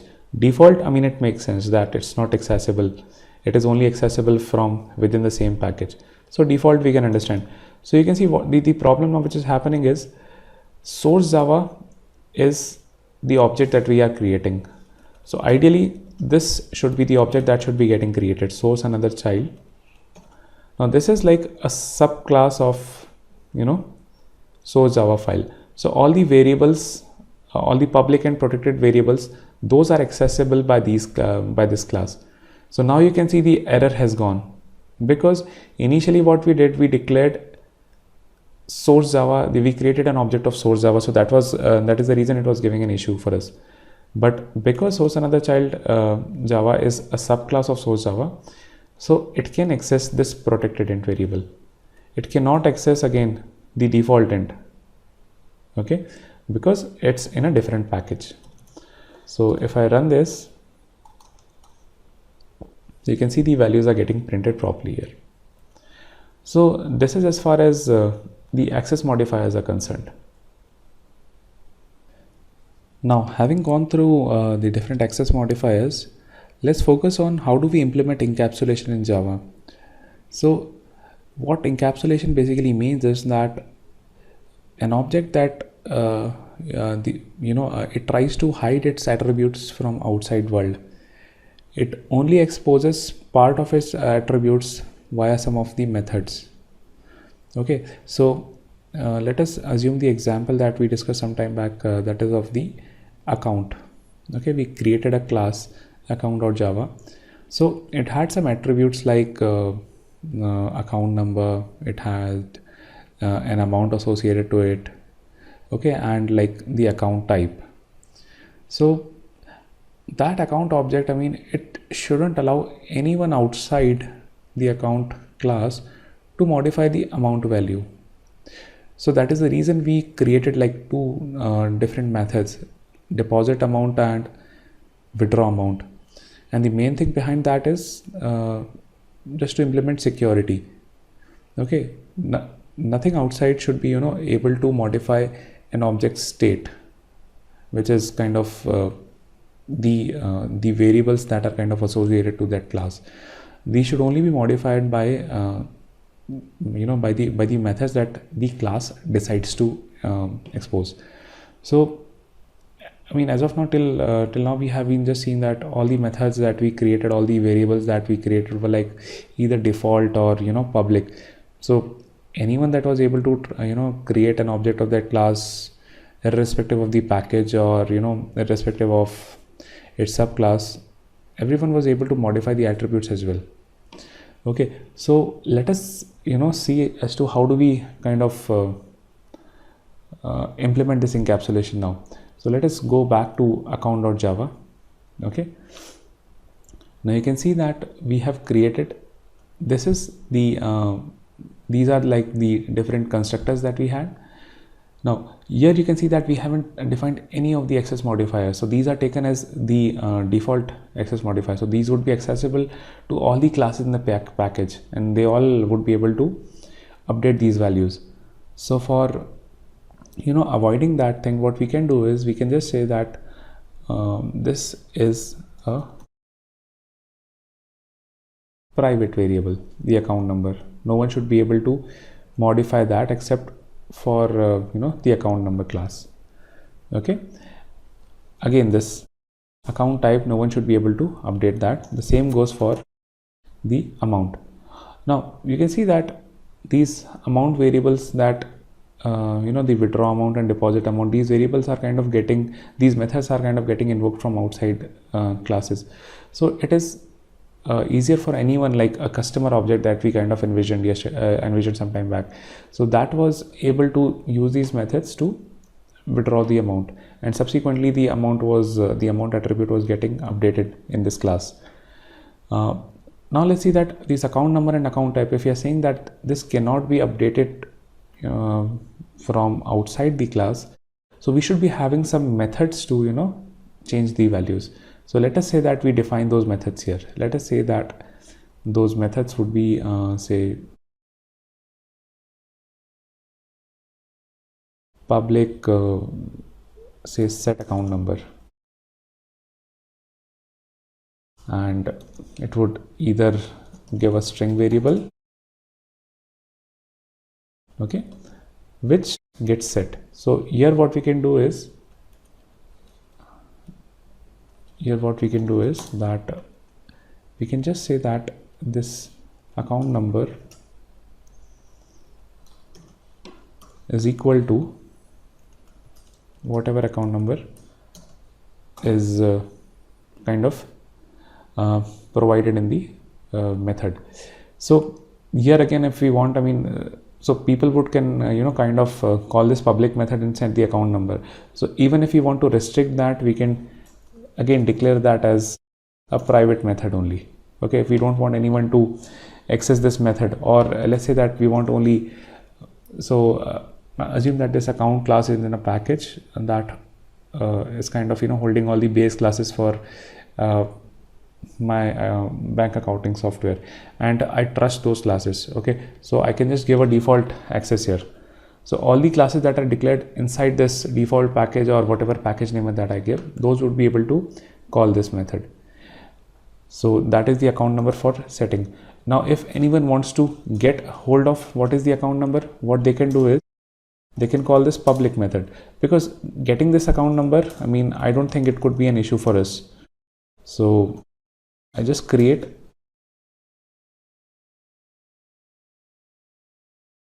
this public method of getting the account number, and I would say that it would return me a string,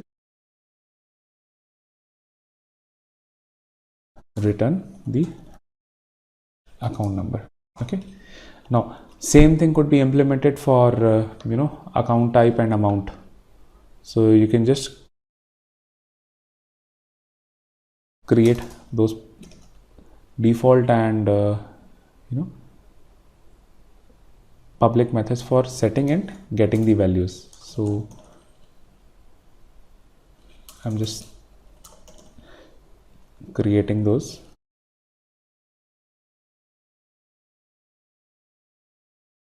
Right, so this is as far as the setting of the account type goes, and this would be for getting the account type.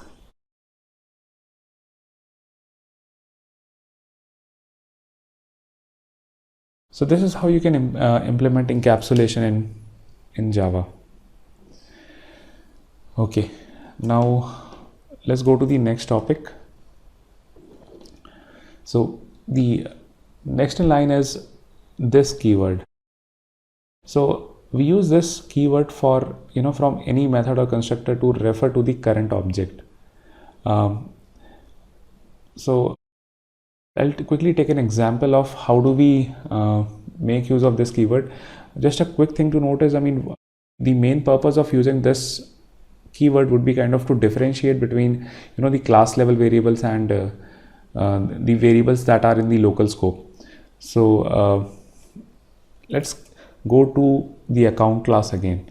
Now let's say that I'm creating this account class. Okay, now in the constructor, what I've done is I've tried to create local variables, like instead of, for the account number I'm using act number, for the account type I'm using for the account type I'm using act type, and for amount I'm using AMT.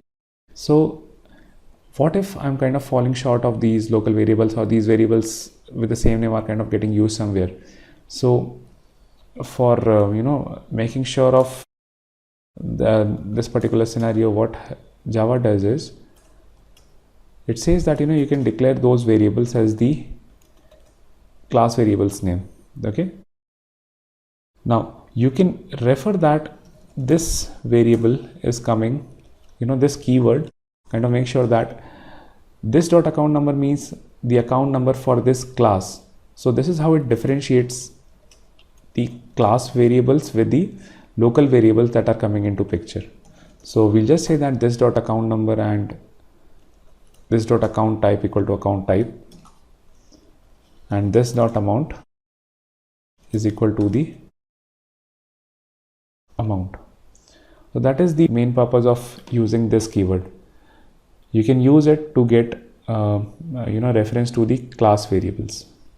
So this is as far as the this keyword goes. Static members. So what are static members? Static members are all the class level members. Since we have already talked about, that class acts as a template for, all the objects. So there would be couple of attributes or couple of methods that should remain same for, all the objects.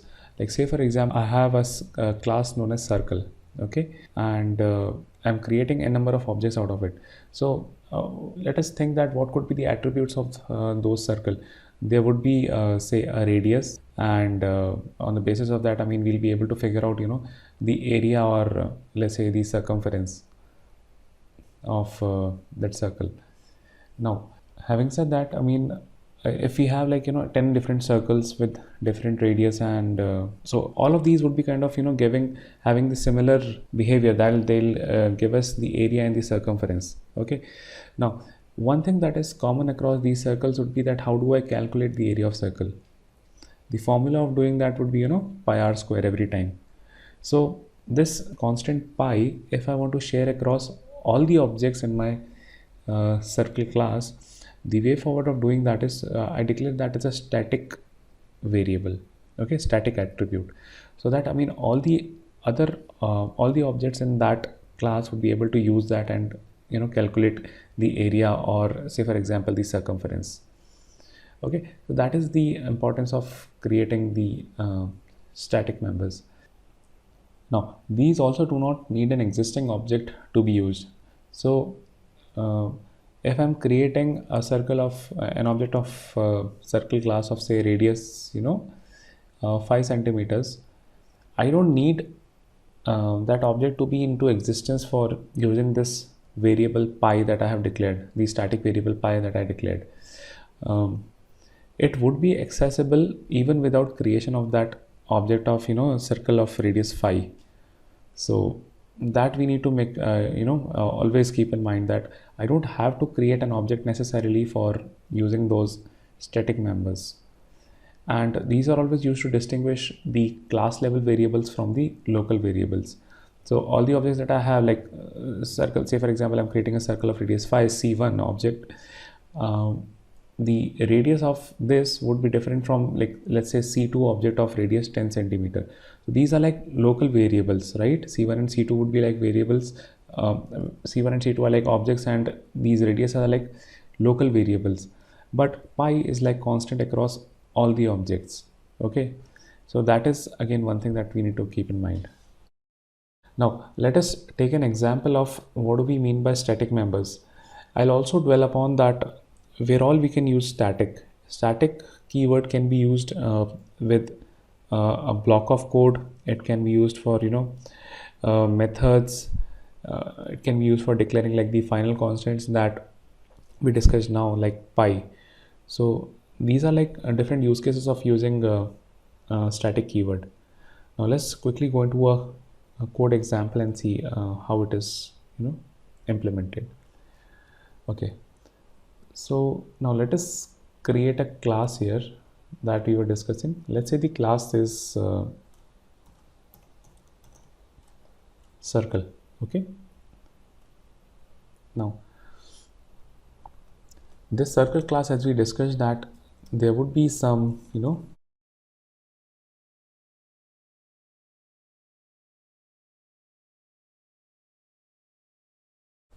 let's say we are discussing the constant is, assume that I'm not discussing I'm not putting that as a constant, I'm just putting that as a static class level variable. I'll just say pi is equals to 3.14. Okay, now this is the way of declaring a static variable, static attribute. Now this static attribute can only be accessible, is basically only accessible only from the static methods. So let's say that we have declared a static method.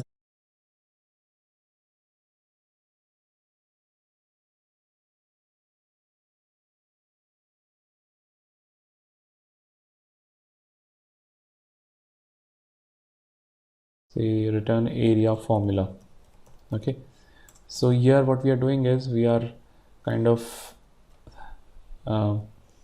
returning the the constant that is used for calculation of area. So we'll return a double value to it.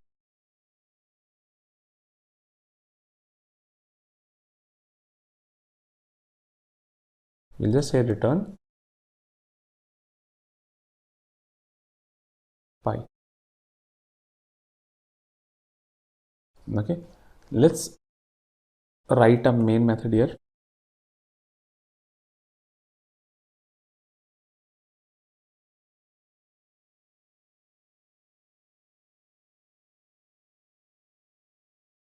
So as I mentioned that I don't need to have an object of using I don't need to have an existing object for using this pi variable. I can just say that sysout value of pi is okay. So notice that I haven't created any object here. Okay, so when I run this I get the value 3.14. Now assume that I'm kind of removing this keyword from here, static keyword. Okay, now see, now it's basically acting as a normal class level variable, and this class level variable, it cannot be accessed from a static method. So that is another point that we need to keep in our mind. If a variable is declared as static, only then it can be accessed inside a static method. So you can see, because we have removed the static keyword, both the methods are giving us a warning saying that say the non-static variable pi cannot be referenced from a static context. So let us now declare that as static. Now, so that is one of the ways of declaring the static variables. Okay, now let us say that creating another variable. Let's say that I create an integer variable, integer radius. Okay, and in the main, what I do is I create an object. First of all, I say that circle C1 is equals to new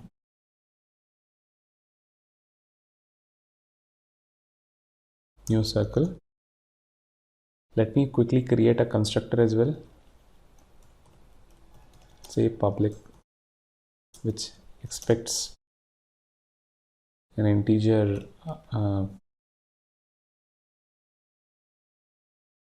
radius, and I'll just say that this dot radius is equals to the radius that we are passing. So that way we will be creating an object just by passing the argument into it. So I'll say that new circle C1 is a new circle with radius as 5 centimeters. I'll assume that the dimensions are like centimeters. So let us see if we can refer this pi variable not only from the context of the class but also from the context of this object C1. So let us see if this is a valid. As you can see, I mean, I'm not getting any error out of it, and if I run the program, I get the value of pi as 3.14. So that shows that this static variable is accessible from all the objects. Even if I say for example, I create another circle. Okay, I create another circle with radius say 10 centimeters, and now instead of putting c1.pi, if I say c2.pi, then also you can see the value of pi is returning as 3.14. So that means it is accessible from all the objects, and all the objects show same value here. Okay. Okay. So the next thing that we need to discuss is that it can also be used for writing the block of codes. So if I say that if I declare a block of code in the program as static, and I say that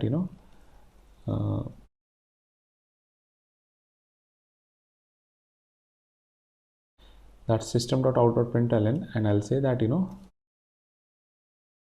classes static block is getting initialized. And let me not just print anything here except this here. Okay, now what you can see from here is, and also let me put a process out in the constructor class. What I'm trying to explain here is that, you know, how the static block gets executed. What is the flow?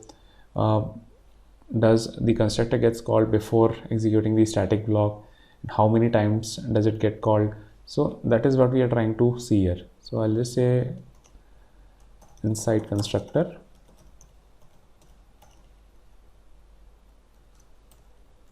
Okay, now let us quickly see that in the program that we are running, what should be the expected outcome. The expected outcome is that static block of code, which is kind of, you know, created like this gets executed every time a class is loaded into JVM. Okay, so this would only get executed once, this piece of code. It won't be printed, you know, for say for example I'm creating two objects here, it won't be printed twice. It only gets printed whenever I am kind of, you know, creating or loading a class into JVM. That is one thing that we need to keep into mind. This circle constructor that we have kept, this sysout would be called every time we'll be creating an instance of circle object. So because we are creating two instances, we'll expect this value to, you know, to be coming twice. And at the last, we should be getting, you know, value of pi is c2.pi. c2.pi is like again 3.14. So let us run this program and see the flow of, you know, execution. So you can see that this class's static block is getting initialized. This piece is called only once. It's not getting, you know, repeated. Similarly, this sysout for inside constructor is getting called twice. Once when we create a circle of radius 5 centimeters, and next when we create a radius of circle of radius 10 centimeters. And at the end, the value of pi is getting printed. So that is another use of creating a static, you know, block of code. This static block of code can also be used for initializing the static variables. So let's say, for example, that this variable static, the pi static variable that we have declared, let us not initialize it with some value. Okay.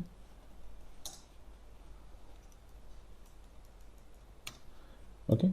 Now, if we now try and print, because I mean it's not been initialized, the value we should be getting is like the default value, which is like 0.0. Okay. Now we can put its value inside the static block. We can just say that, you know, pi is equals to 3.14.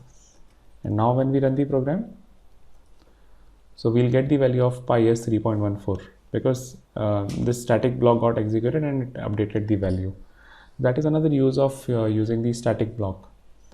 Basically, you know, executing class level code just once, so that it does not get repeated for all the objects that are getting created. All right, now let us examine the main method here. Now if you remember, I mean, we have been writing this main method at a lot of places, and we have kind of declared that as public static void.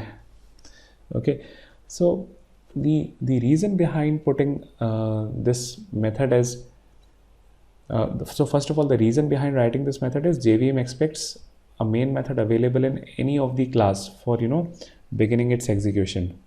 Now, because JVM needs at least one starting point, so any method that, you know, it is kind of is present as the starting point, it should always be public, because it can be accessed via any other class outside the package. Okay, so that is the reason it's kept public. Now the reason it's kept static is because since it's the starting point, the object of that class will not be existing. Okay, it makes sense, right? Because this object is not existing, so it should be a class level thing. It should not be object level. So that is the reason it's kept static. So so if anyone asks why the reason, what is the reason of keeping this main function is public and static, so that is it. It is accessed by the JVM, and when the class is not even in, when the object is not even in picture. Okay, now another use of putting of using the static keyword is static import. So imports are basically if you are trying to use classes which are not available inside this package. Like say for example, if I'm trying to in circle.java, if I'm trying to create an instance of first Java class, I don't have to import anything because it is available inside the same package. So it is visible to this circle.java. In case I'm trying to use like another new class or source another child, I'll have to import these things. I'll have to so let us see how import works. So when I say import, I'll say that another package dot another new class, and now I'll be able to use this thing. So if I try to create an instance of let's say object equal to, so this does not throw an error only because I have imported.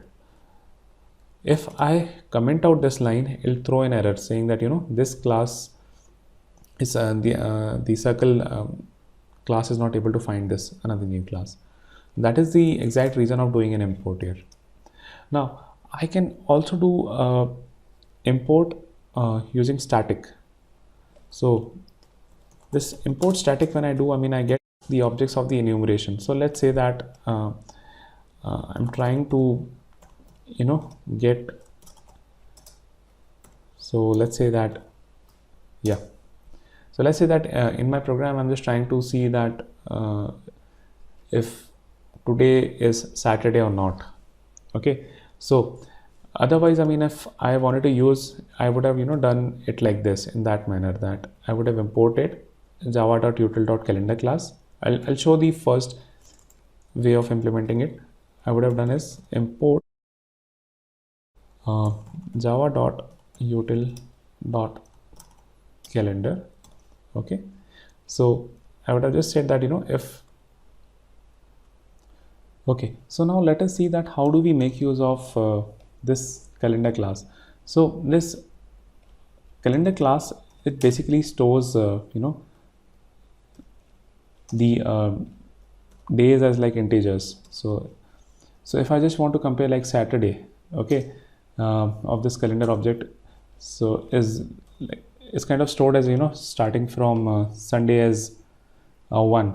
So if I say that if calendar.saturday, the number of days is kind of stored as like that.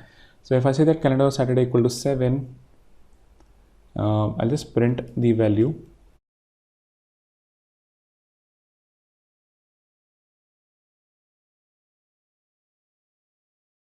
No, yes it is. Else I'll just say no.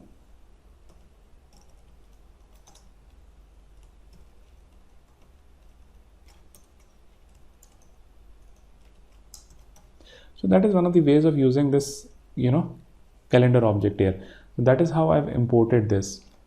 Now assume that in my program I just have a requirement of comparing this Saturday. Okay, I don't want to get into account all the other days like Sundays and all. I don't want to take that into account. So for that, what I can do is I can get this particular instance of that. So the format of doing that is import static. Okay, and when I do import static, I can directly use that as the variable Saturday as it is, instead of putting calendar dot. So that is another example of using the import static. So this is it for the static keyword. Now let's move to the next slide. Okay, now let's start with the next topic, that is method overloading. So what do we mean by method overloading? It's like same class can have two methods with the same name, exact same name, but the arguments that they expect different. So the difference could be in terms of the number of arguments, or the difference could be in terms of the type of arguments that it expects, or it could even be in terms of the order in which the arguments are given. So any of those differences, if they arrive in kind of the arguments of the same method, then that is known as method overloading in Java. So this particular functionality of overloading a method is really useful in case you want uh, almost like similar functionality, but the implementation approach would be kind of different. So let us take an example of if you have a triangle object, and if you're trying to calculate the area of the object. Now the options could be that if you're provided with the base and height, all you would need to do is you just need to return half into base into height. So that is the area of the triangle. Now assume that there could be a scenario when you don't know what is the base and height of the triangle. All you know is the three different sides of your triangle. So in that case, what you can do, you can use the hero's formula of using the sub-perimeter and semi-perimeter and deriving the area out using these sides. So that is another approach of calculating the triangle area. Now you can see that both the methods, they are aimed at returning the area of the triangle. The implementation of each of those methods is completely different, but at the end they are used for giving the area. So that is the reason we overload these methods and we pass like different arguments. So let us see in our code how do we implement it. So let me create another class, let's say triangle. Okay, now let us say that my triangle has a couple of variables. You have your base, you have your integer height, or let's say you have three sides of a triangle. I'll just denote that by maybe integer s1 side 1, integer s2 that is side 2, and integer s3 as side 3. Now what I've done is I've created this particular class of triangle. Okay, now let me create two constructors for my triangle. Let me just pass variables like base and height into that constructor first. So I'll say that this dot base is equals to base, and this dot height is equals to height. Okay, so assume that you have a right angle triangle, you can call this constructor. For other type of triangles, what you can do, you can just have another constructor passing three sides, int s1, int s2, and int s3, and you can just say that s1 is equals, this dot s1 is equals to s1, this dot s2 is equals to s2, and this dot s3 is equals to s3. So that's the way of creating two different constructors. You can also notice the fact of overloading even from the constructor here. So this is known as like constructor overloading, because again constructor is also a method, and both the method names, as you can see from here, are same. Both of them are expecting different number of arguments. That is known as constructor overloading. So let's now see that if we have a method like, let me create a main method here for starting the program.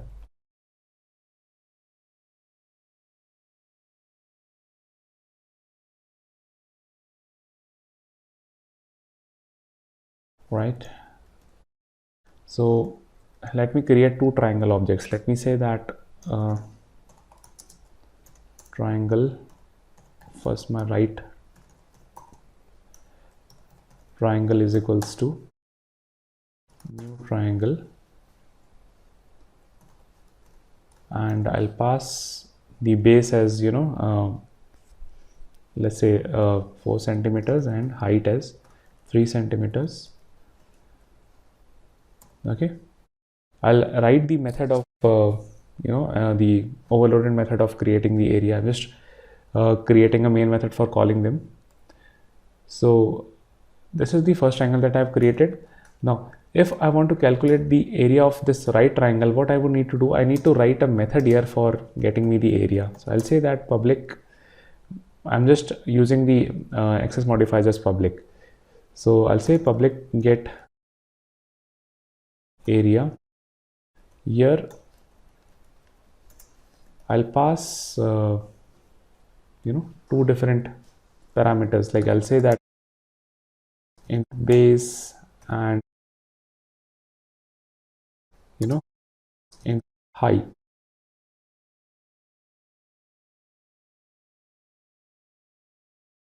Okay, and the value that I would return is, I'll say that it would be, say, a double value. Say return say 0.5 into base into height. So it would return that value to me, 0.5. So that is one of the methods of creating the area. Let's just write the second method, get area. Now here I'll be passing all three sides.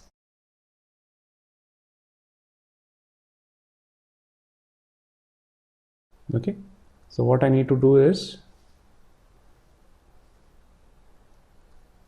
I'll just assume that we have some method, or for returning me the area. I'll say that some random integer like 0.7 into s1 into s2 into s3. Assume for a moment that this is one of the correct formulas, so it'll return me that value. Now for this triangle, if I would want to get the area, what I need to do is, I'll say right triangle dot get area. I have the base and the height information with me,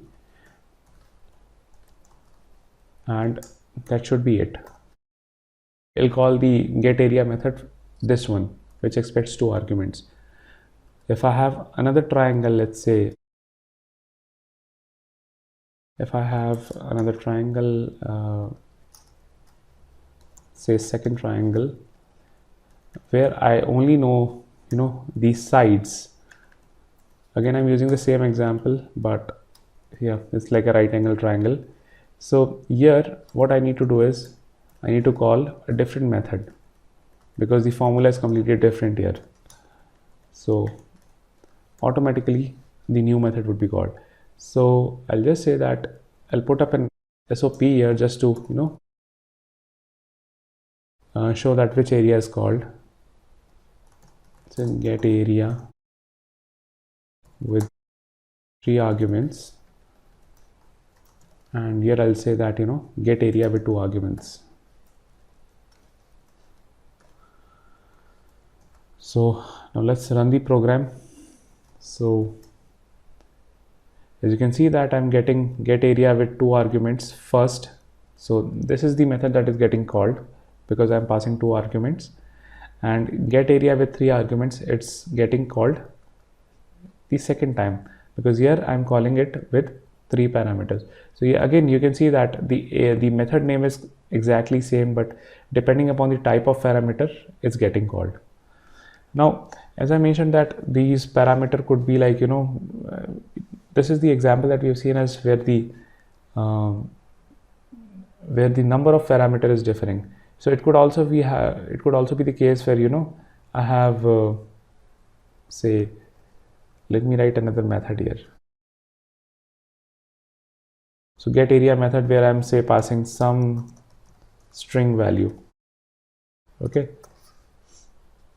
that could be one of the example of method overloading. Now here we can see that not only here the difference is in the type of the arguments that we are passing. So even if we'll be calling this running this program again, now it'll call the get area with 3 arguments, because the type of argument here is string, and whatever value we are passing is integer. So it will be only getting called with this method won't be called. So let's say that this is a string one.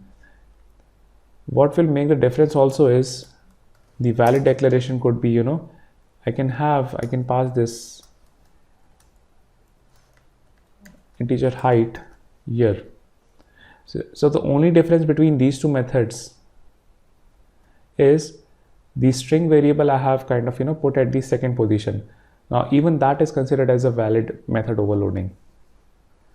So these are like different examples and ways in which you can overload a method. So that is it for the method overloading.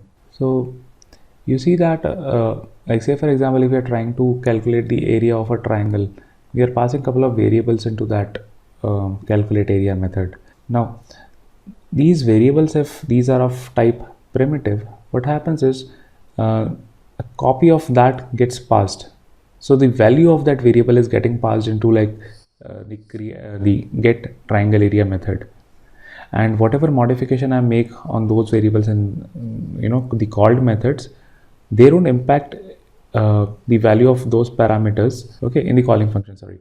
So that is known as, if you're passing by value, if you're passing the variable by value.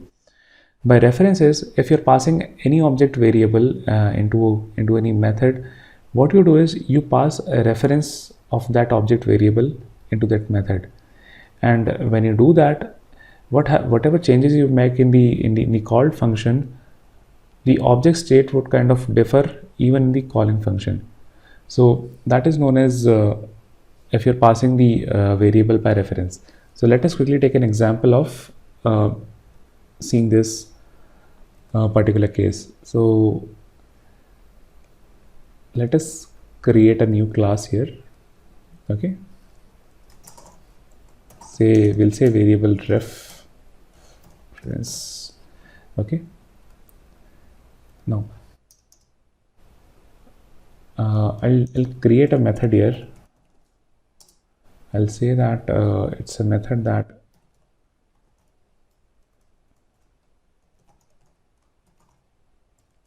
the method name would be like change variable value. Okay, and I pass integer a into that. I'll just put the value of a as a plus 10. Okay, and it will print the value inside this method. It'll say that the type of the method would be void, it would not return anything, and I'll just say that inside change variable value method, and value of a is inside, we'll just print the value of a. Okay, now I'll create a main method.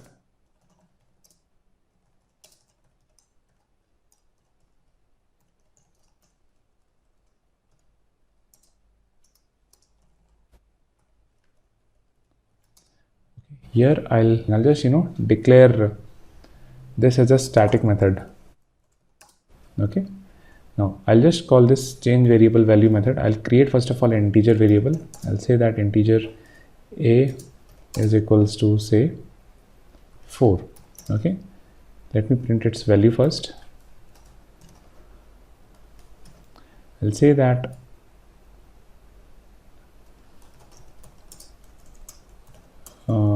value of a before calling is, I'll print the value of a. Now I'll call this method change variable value. I'll pass a to it, and I'll print its value now after calling. Okay, so what I'm trying to do here is I've created a local variable. I'm passing that local primitive variable, that is to be noted here, and what I'm doing is I'm passing the value into a method. I'm changing its value there. I'm printing what is the value, and after doing that, I'm again printing the value after coming to the main method. Now let us run this program. Now you can see that before calling, the value of a was 4. That is what we declared. And then we called the method with the same variable. We added 10 to the the incoming value of a, and then once this method was completed, we again printed the value of a. So you can see the value was unchanged. Okay, so in that way we can say that only the value of a was passed and into the change variable value method. So that is known as pass by value. Okay, now see that if we pass a value by reference, how does that happen, and what are the different changes that are involved in that? So let us create a class saying test ref var here. Okay, and let us say that it has an integer int val. Okay, so that's a simple class that we have created.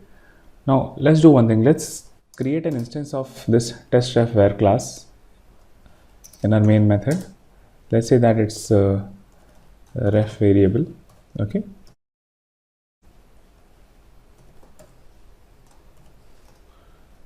all right, let's set the ref var's value as 10, or let's say put it as 4 only, just to be consistent. Let us write a new method here, okay, that expects a test ref var type of variable.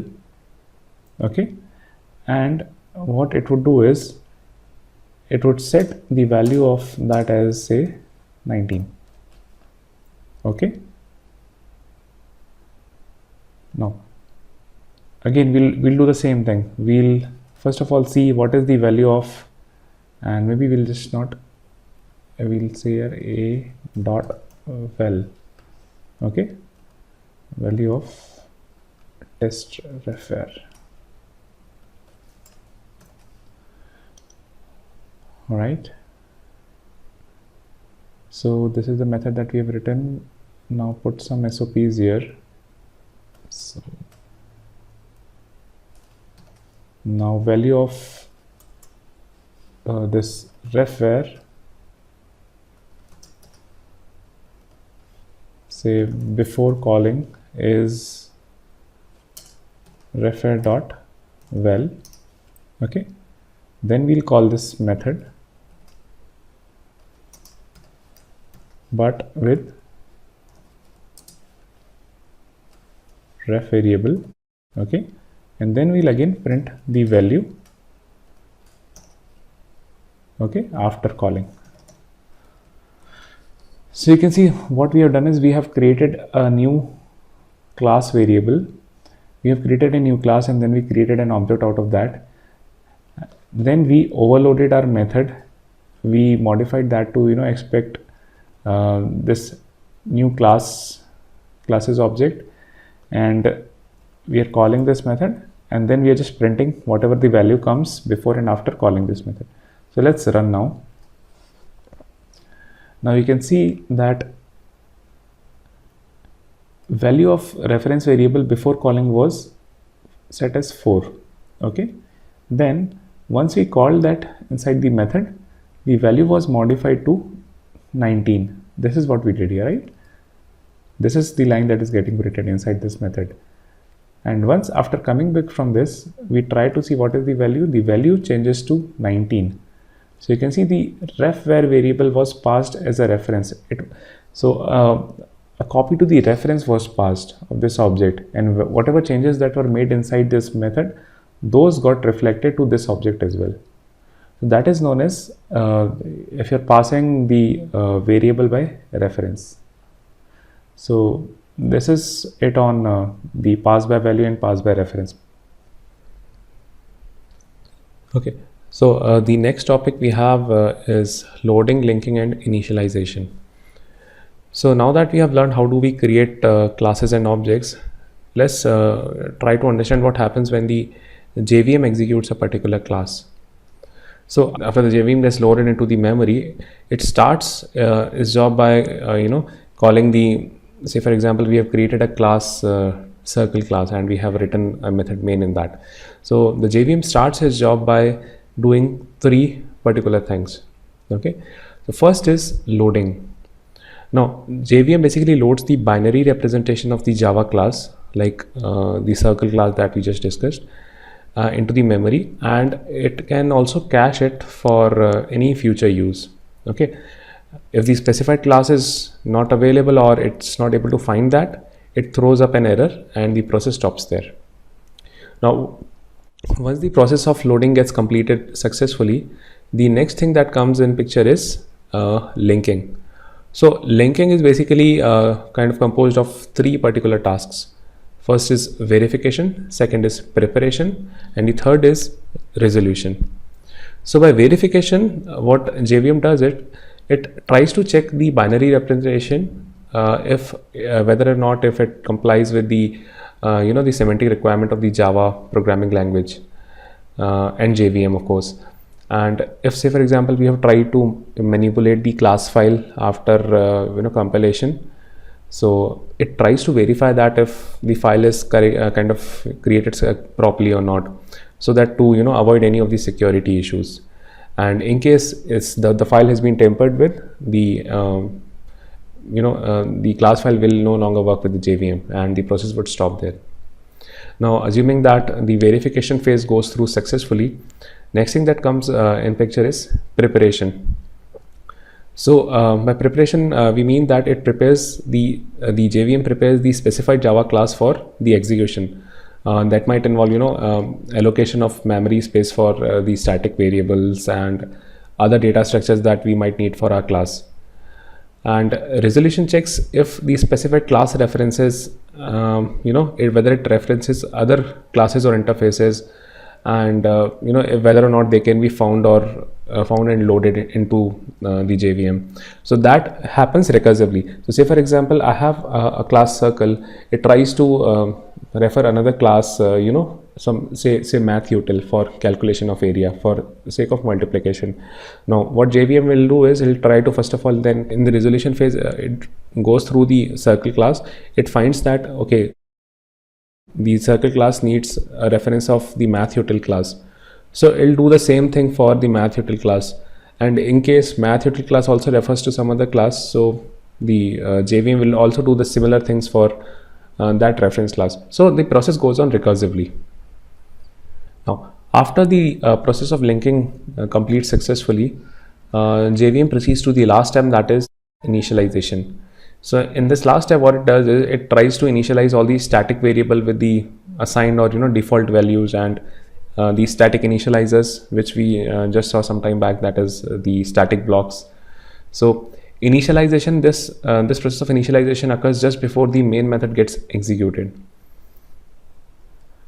Now similar to the resolution phase, if my class is kind of existing as a subclass for as a subclass of any other parent class, the initialization would kind of proceed for that parent class as well. It'll try to initialize all the variables of all the static variables of the parent class. So that is the way even the process of initialization also happens recursively. So if, say for example, I am declaring some attributes in my class as, say, integer values. Now it's in my hand that I provide some initialized value for them or not. Okay, so in case the programmer doesn't want to provide any values, what JVM does it that it assigns some default values to the variables. Say for example, if the attribute is of type boolean, the default value that JVM provides is false if I'm not initializing. Okay, if it is byte, the default value comes as 0. If it is short, again it comes as 0. Same thing happens for integer long. I mean, for everything 0 comes in as the default value. For character attribute, I have 0000 Unicode character, Unicode code. For float, again float and double, again we get 0. And for object reference, so I can also have another object as one of my attributes. Okay, so in case it's not being defaulted, a value of null gets assigned to it. So let's see quickly in a program what all are the values getting assigned here. So again, let us create another file here. So we'll say that initialization. Okay. Okay, so let us provide some variables here. Let's say I have a boolean var. Okay, I am intentionally not providing some of the values, and let me also create the counterparts by adding some values to them. So let me name this variable as boolean uninitialized var. Okay, and the other one we'll just initialize with some value, so we'll just keep it as it is, like the boolean var. So let us take some of the examples of like integer. So we'll create an integer of int initialized var. We won't define any of the values here. We'll create an integer var here. We'll assign some value, like say 10 to it. Let us also create, say, float variable, and again a float var here. Let's assign some value, say, or maybe 5.9 f. Okay, so let's take an example of circle only. So I have, say, a circle,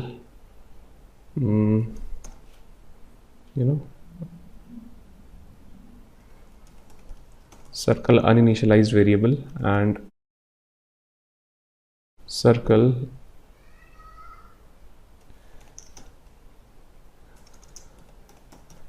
variable.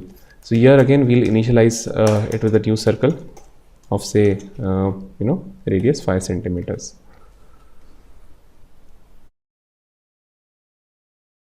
So I think this bracket came extra. So this is the way we have initialized our initialization class. Now let's quickly define a main method here for running this program.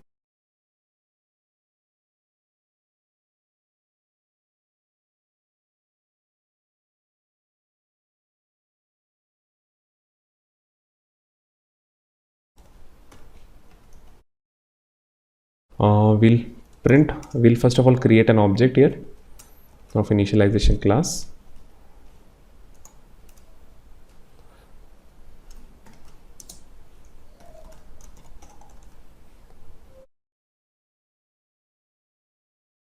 Right. Okay, now after defining that, let us print the values here of all the variables. So let us say that is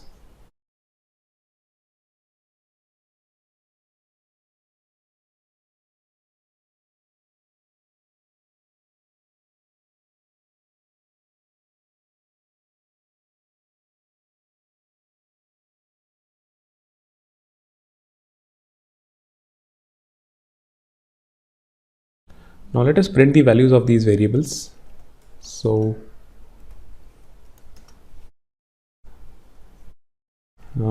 it would be referred by test class. Okay, and we just use that to print the other values as well. So boolean var, next in line is that variable.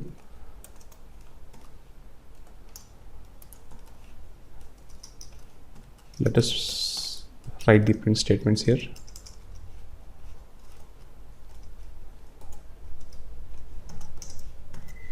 Okay, so then we'll print the integer variable. Next in line is the integer initialized variable. then we'll print the float variable with the uninitialized value, and then the float variable with an initialized value, right? Next we'll print what is the value of the object, that is the circle object variable. So we'll say that variable dot, now it had some radius, right? We created one with radius. So in this particular case, as we had noticed that this circle initialized variable would be coming with a null value. So when we'll be running our program, we'll be getting a null pointer exception here, because we are trying to refer to an attribute of a null object. But we'll execute the program and show you that this is the thing that is coming up. The for the other initialized variable of circle class, we'll be getting everything properly, and this would be the radius. So now let us run this program and see how these values are getting displayed. Again, you can see that for all the uninitialized values of boolean and integer and float, the default things would be coming into picture, okay, which we discussed. So now let us run the program. Okay, so you can see here in the code execution that we started with the initialization of this test class. Okay, we created an object out of it. Now, as we discussed that, it first of all tries to refer to what all are the different objects that are kind of existing as the the attribute variables of this class. So now circle was one of that, and because of that, what it did, we had like written this method, right? The static method, if you remember, that class's static block is getting initialized. So this line is getting printed because of that. Then it tries to initialize all the this circle variable thing, and you see that you go inside the constructor. So you can see that this tries to initialize with the inside constructor line. Now once it does that, then it starts printing the values of the variables that we have. So the boolean uninitialized variable, because we did not assign anything to it, it is returning a false value. This boolean variable, because it was initialized, it is giving the proper value. The integer uninitialized value, that is coming as 0. The integer variable which was initialized, it is returning the appropriate value from here. The float variable which was not initialized, it's returning 0.0, and once you initialize it, it returns the correct value again. Now for the circle, as I mentioned, we'll be getting a null pointer exception, because by default this thing comes as null. This test class.circle uninitialized variable, this would be returning a null, and that is the reason if you are trying to access dot radius method on that, it will return a null pointer exception. So I've modified that dot radius method, I've removed that, and now I'll run the program again. So now this thing would be coming as null, that is this line, it would say that circle uninitialized variable is null, and for this line we'll be getting the radius as 5. So now let's run the program again. So now you can see that everything else is same, and this circle uninitialized variable comes as null, and the variable the circle which we initialized with the radius, it is returning the proper radius value. So that is as far as the initialization logic goes. Now one thing to keep in mind is that which you can see from here also, that instance initialization is different from the class initialization. Okay, so a piece of code for class would be called irrespective of the object which is getting created or not. Okay, but in case a variable or a variable is defined as static, that's a class level variable. Now the initialization logic for that goes irrespective of the object creation. That is known as like the class initialization. Instance initialization only occurs when we try to create an object for that class by using the keyword new. So that is one thing that we need to keep in mind. Okay, so now let's move towards the next topic. So the next topic we have is comparing objects. So far we have seen that Java makes use of not only the primitive variables but also the object variables as well.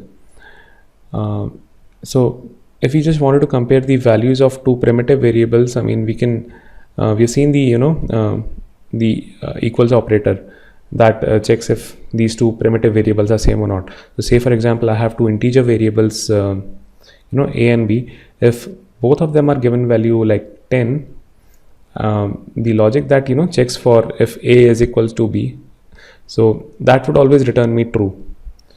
But in case those variables are of type objects, like say for example we had taken this circle object with this, right?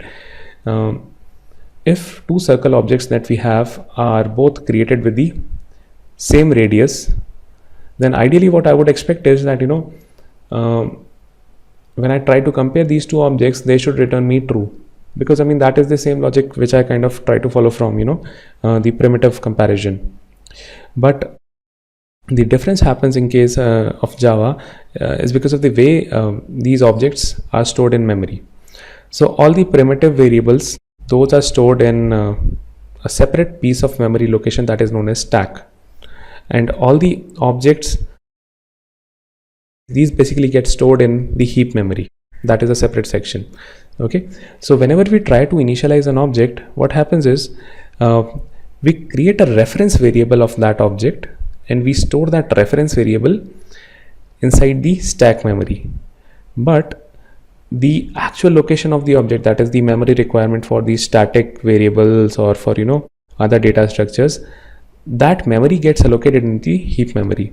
What I have in stack is just a reference to that heap memory's location. Okay, now let's extrapolate this thing. So if we are trying to create two circle objects, okay, so what I'll say is that okay, let's kind of go to the code and it'll be kind of easier to understand there. Okay, now what I've done is I've opened the circle.java file with me. Okay, now you can see that whenever I create a circle C1 using the new keyword initializer, a portion in the heap memory gets assigned for this new circle object. Okay, and a reference variable C1 gets created into the stack memory that points to this new object. Okay, similarly if I try to create a circle C2 by a new circle 10, this new circle 10 would be stored inside the heap memory and a reference to this heap memory location would be stored in stack. That would be given the name as C2. Okay, now if I would have kind of given I would have kind of created a circle C2 with the parameter like this, that new circle 5, ideally what I would expect is that it should return me a true value when I'm trying to compare two circles. That is what the common thing among circles is, right? Now because these objects, these new circle object with phi and new circle object this phi, these are stored in separate heap memory location, the operator, so let us run this command and see what happens here. So first of all, let us just print what is the value of this C1. Okay,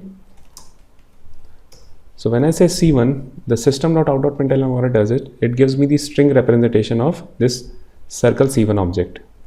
Okay, similarly let me print the value C2. Let me run the program now. So you can see that there is this string representation of these circle objects C1 and C2, and you can see the representation is coming different. Okay, so when I'll say this, that comparing C1 and C2,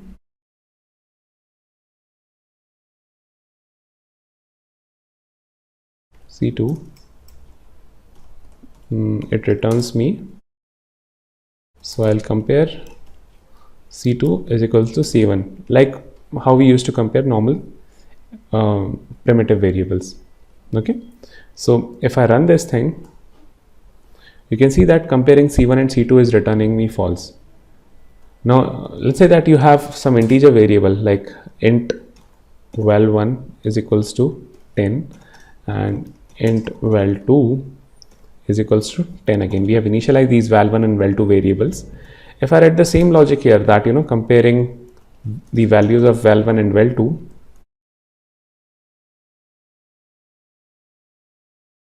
so what I would expect is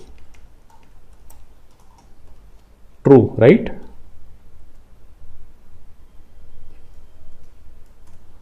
Okay, so you can see that when I compare val1 and val2, I get true. Now this is because these C2 and C1 are kind of returning the different representation to me. So this is what dot equals check. If the representation is same, it gives me the correct result. Now what can be done here is that, say for example, now if I say that now my C2 reference variable, now it points to C1. So when I write this line, so what effectively does is it says that C2 would now start pointing towards to the memory location to which C1 is pointing. Okay, and now if I run my program, now what would happen is, if you see that the string representations are coming correct for both the objects C1 and C2, and C1 and C2 returns is returning me true, because what I've done is C2 now starts pointing to the memory location which is given by C1. So that is the reason this operation is giving me the result as true. But normally we shouldn't be doing that. So there are ways of testing this scenario. That in this example, I would really want when I say that C1 dot C2 should be just checking the radius and it would be returning me the correct value. So I should be using the dot equals method that is given by the parent class object. So in Java, all the classes come from a same parent class. That is, they have object is the common parent class. Okay, so that object common class is object class is having a method equals, so that returns me the values. By default, the implementation is it just checks for this equals operator and it returns me the value, but I can override that method. So for that, you can just assume that I'm kind of trying to change that behavior, and what I'm trying to do now is I'll just check if these two circle objects, if they have the same radius, return true. So let me just write that method.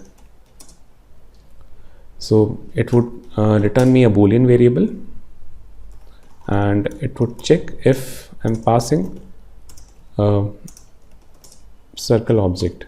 Okay, so let's see. So basically what should first of all happen is this object dot class, okay, both of the object that I'm passing and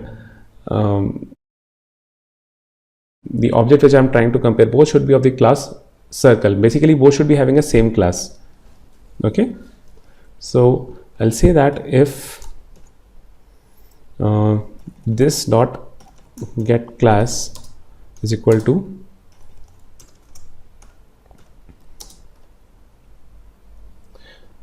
okay, so what I'll do first of all is that I would check that if both the object and the past object and this current object both are having the same class name or not. If they're not having the same class name, I should just return false. So I'll just say that if this dot get class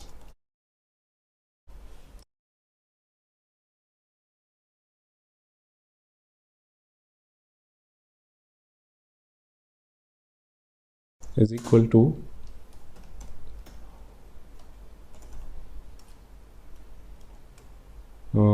object dot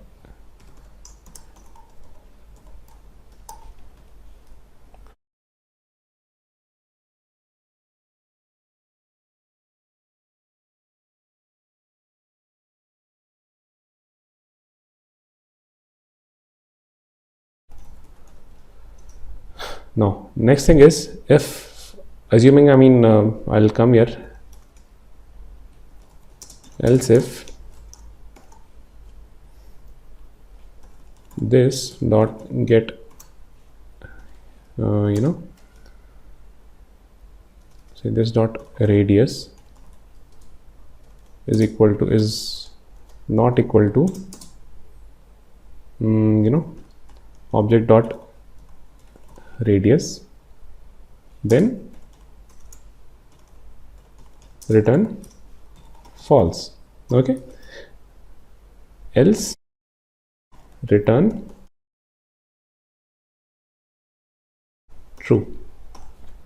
I can also check out for condition that if this dot radius or the object dot radius is null or not, but that is kind of if I'm trying to add all the exception handling logic here or not. For the simple thing, I'll just return true variable if these two conditions are met. Basically, if both the objects, this objects dot class and this particular class, if both are say for example representing circle, I would then check for the condition if both of them are having the same radius.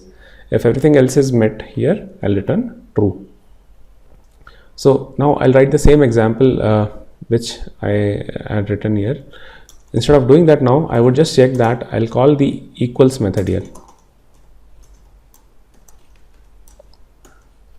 Okay, so now here what is happening is I'm checking if C2 is equal to C1. Okay, C2 circle is equal to C1 circle. So let me run the program now. So now you can see both of these things are returning me true value. The reason is the class name is matching and the radius is matching, and I have overridden this equals method. So that is how you can compare the compare two different objects. But for now, the point that I'm trying to make here is that the way these objects are stored in memory is different, and the object variables are stored in memory is different. And if we want to check for the equality of those two objects, we'll have to override the behavior instead of directly using the equality operator. So that is the whole thing. Okay. So last topic that we have for this module is the garbage collector. So so far, whatever examples that we have seen, that we try to create a number of objects using the new keyword, but we never saw a code that explicitly destroyed the unused objects, like in case of C++ programming. So we had to take care, the programmer had to take care of destroying the objects after making use of them. But Java basically comes up with the garbage collector program, and what it does is it tries to first of all figure out, it runs periodically. So you have like a young garbage collector and an old garbage collector running. So both of these things, both of these programs, what they try to do, they are basically like the daemon things, and they keep on running at some predefined intervals.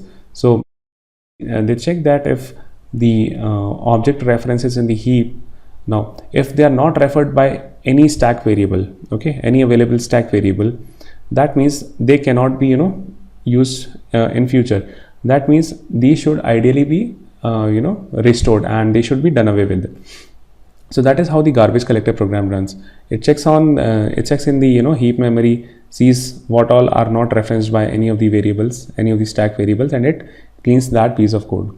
So in Java, you don't have to run any explicit thing. As a programmer, you don't have to take care of memory management. So the garbage collector takes care of that. All right. So the first is the object class that we'll be covering in this module. So java.lang.object class, it represents a Java object. So in fact, all the classes are direct or indirect descendants of this particular class. All the objects derive some properties from this object class. So we'll go over and see what all are a couple of methods that this object class implements.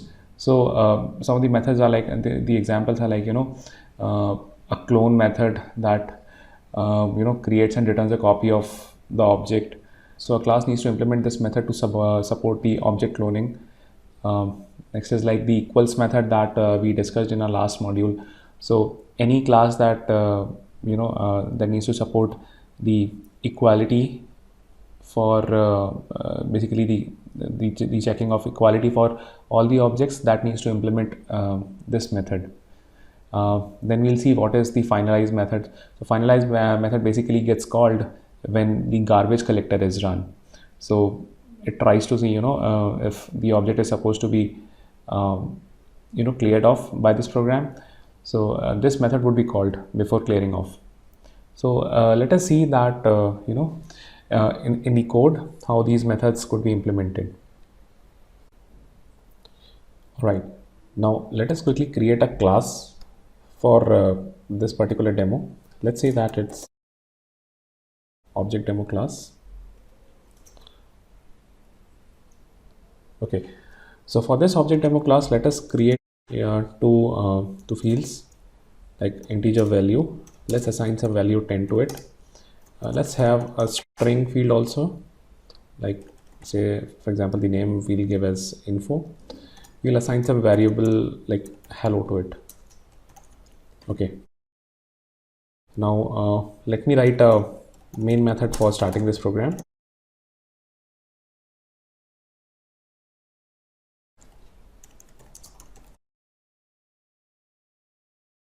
Okay, so first of all, let us create an object of this object demo class. We'll say that let's give the object name as O.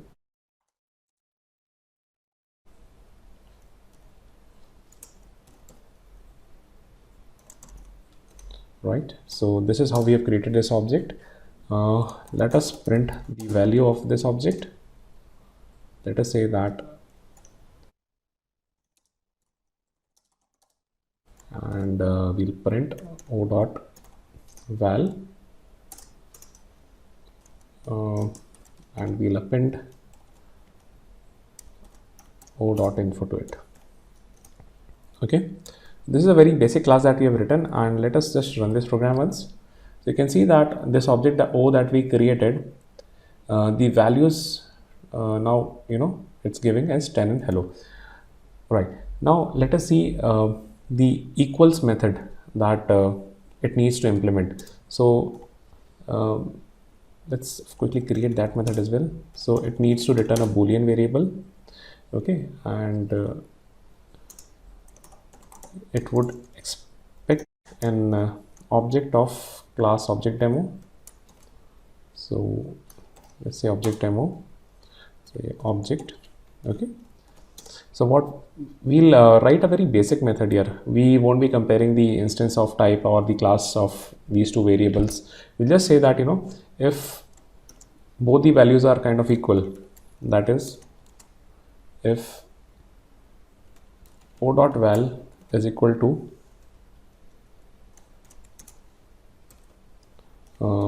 object dot val, okay, and if o dot info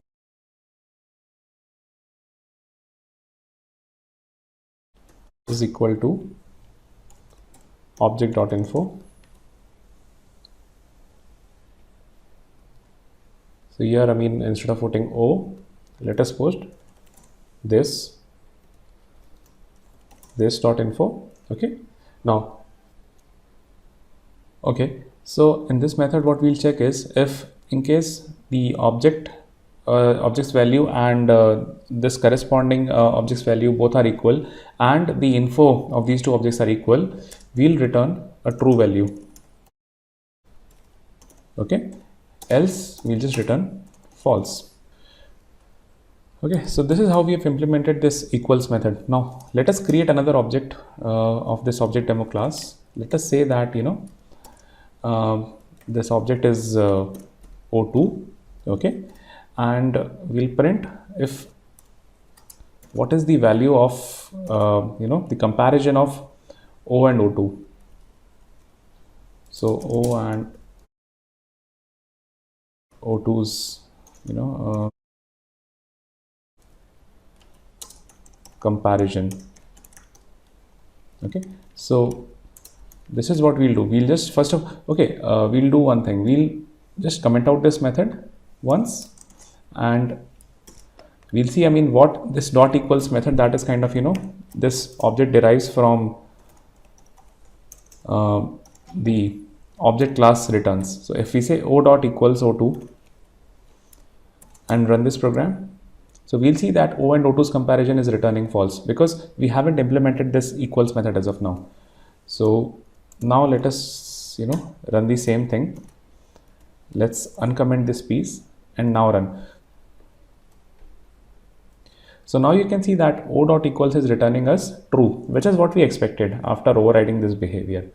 So this is how the equals method is kind of used. Now let us see the next method that we can use. So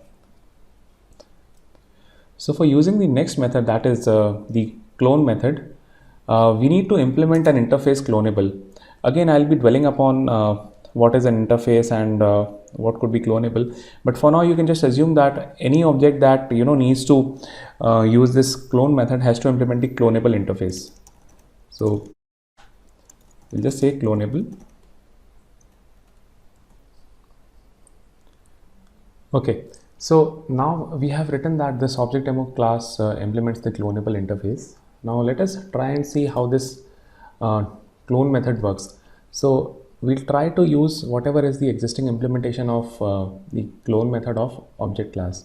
So let's do one thing. Let's say that I'm trying to create another object class here. Let me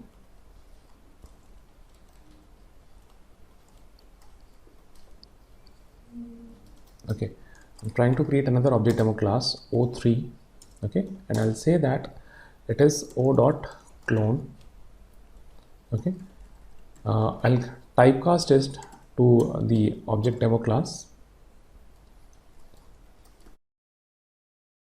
Okay, so now one thing that we need to make sure is that there are a couple of exceptions that this clone method can throw.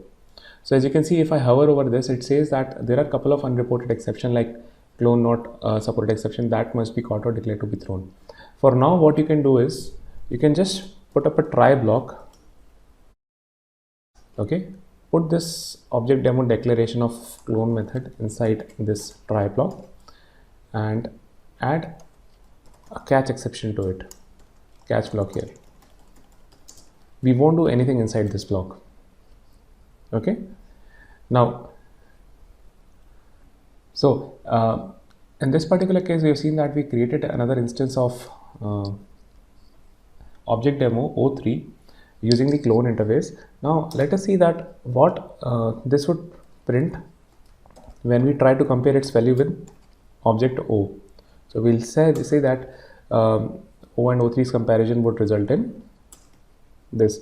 So the equals method again would be called. It will check that whether or not these two objects are exactly clone of each other or not. So if I run this piece of code, so you can see even for O and O3, the comparison is coming as true. You can also do one thing. You can verify this particular piece of logic by removing this information from here. Okay, so let us say that we won't be providing the initialization of these two attributes here. So we'll just say that we'll just declare them instead of initializing them. Okay, we'll add a constructor here.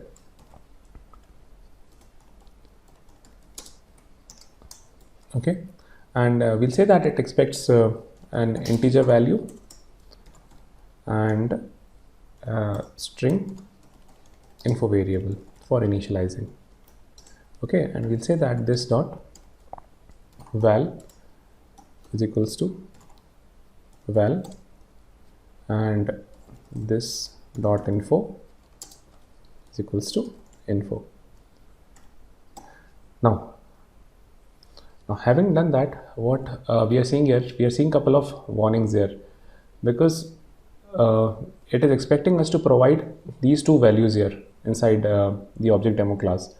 So what we'll do is we'll again provide some values like 10 and hello to it, even for object demo. So now let's do one thing. For object demo O2, we'll put some value like 20 and new value. Okay, these are the two strings. So after doing that, what would we expect? What we now expect is that O2 would be a different object than O, and O3 should be the same object. So that is the assumption. Now let's run our program and validate if this is running fine. So now you can see the clone, that is O3, is returning the comparison is true, but the comparison of O2 is returning false value to us. So that is how the clone method works. So after the clone method, let us see another implementation, hash code method of object class. So let's, for better readability, put entire the object declarations inside the try block. I'll just format my code. Okay. So as of now, the state of the program is that we have object O, which is created using 10 and hello, object 2, which is created using value as 20 and info as new value, and there is another object demo which is O3, which is created a clone of which is created as a clone of object O. Okay, so now let us try and see what is the by default hash code implementation and what does it return us for both the objects. So hash code is basically it, this particular class, what it does, it has a particular implementation of this method where it tries to, on the basis of an object's data, it tries to create an integer value, and it maps that object to that integer value. So the assumption is, I mean, that value would be kind of, unique for, that has to be kind of as much as unique as possible for, that object. So there are different hash code functions designed for that. So let's first of all see, I mean, what is this hash code default function is returning for these objects. So I'll print all the values here. So O's hash code value is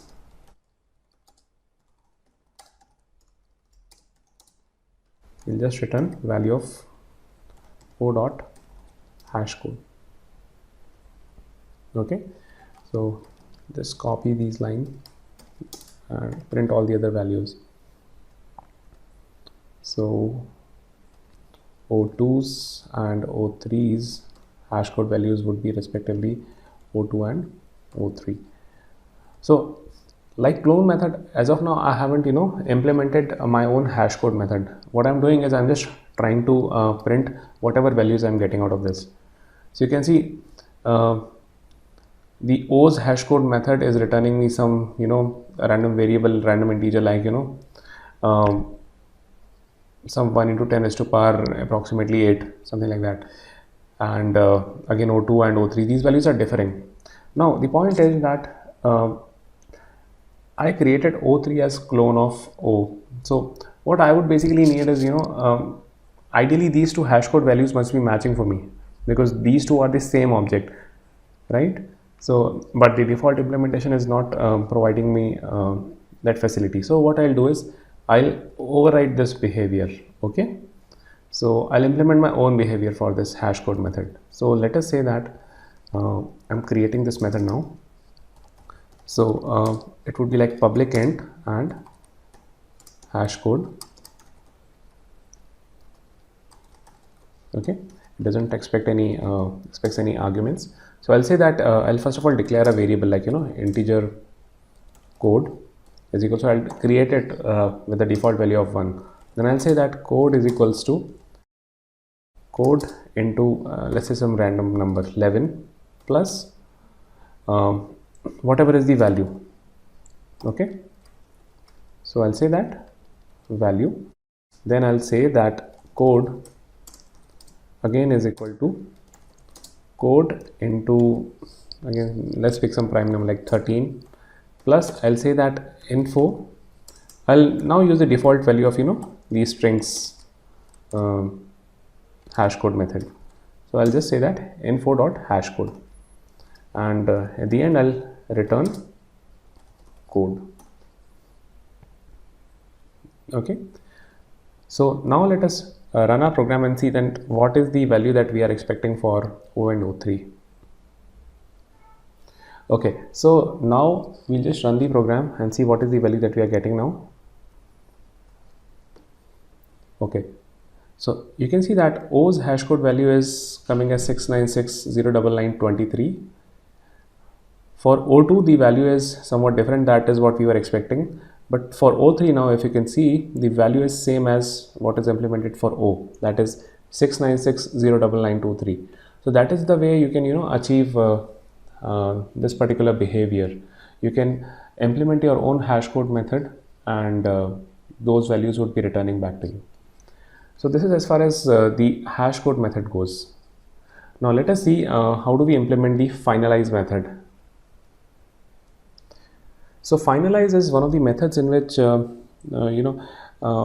we explained in the last module that a garbage collector is one of the programs that is run by JVM, and what it does is it looks into the heap memory. It figures out all the objects that are not referenced by any of the stack variables, and then it just deallocates that memory portion. Because because these memories as of now are not accessible by any stack variables, so they cannot be used anymore, right? It cannot be used anymore in the later part of program, so it doesn't make sense for storing this. So that is how the garbage creator runs. Now what might happen is that a programmer might think that if even by some random issue or by some other programmer's mistake the object is getting referenced by a null variable, and then because of that the garbage collector would then pick it up. So the programmer might not want that. He would say that before collecting that particular object, implement this particular method. So a typical example would be that you're creating a connection, okay, say to a database, and by mistake in that for that particular class it got dereferenced. Okay, so now no variable in the stack is pointing to this class. So when the garbage collector would run, this connection would be kind of this particular area would be kind of removed by that. So ideally what I would like to do is I would just like to close the connection. So I can write some logic for that in this finalize method. That is just an example of a scenario in which a person might want to implement its own finalize method. Ideally this finalize method should not be touched. Okay, so let us now implement this finalize behavior for us. So I'll say that protected void finalize. Okay, so instead of writing anything into this method, I'll just say that when this method gets called, okay, so that I'll put here like inside object demos finalize method, okay, and I'll just okay, so that is it. That's it. I'll write in the finalize method.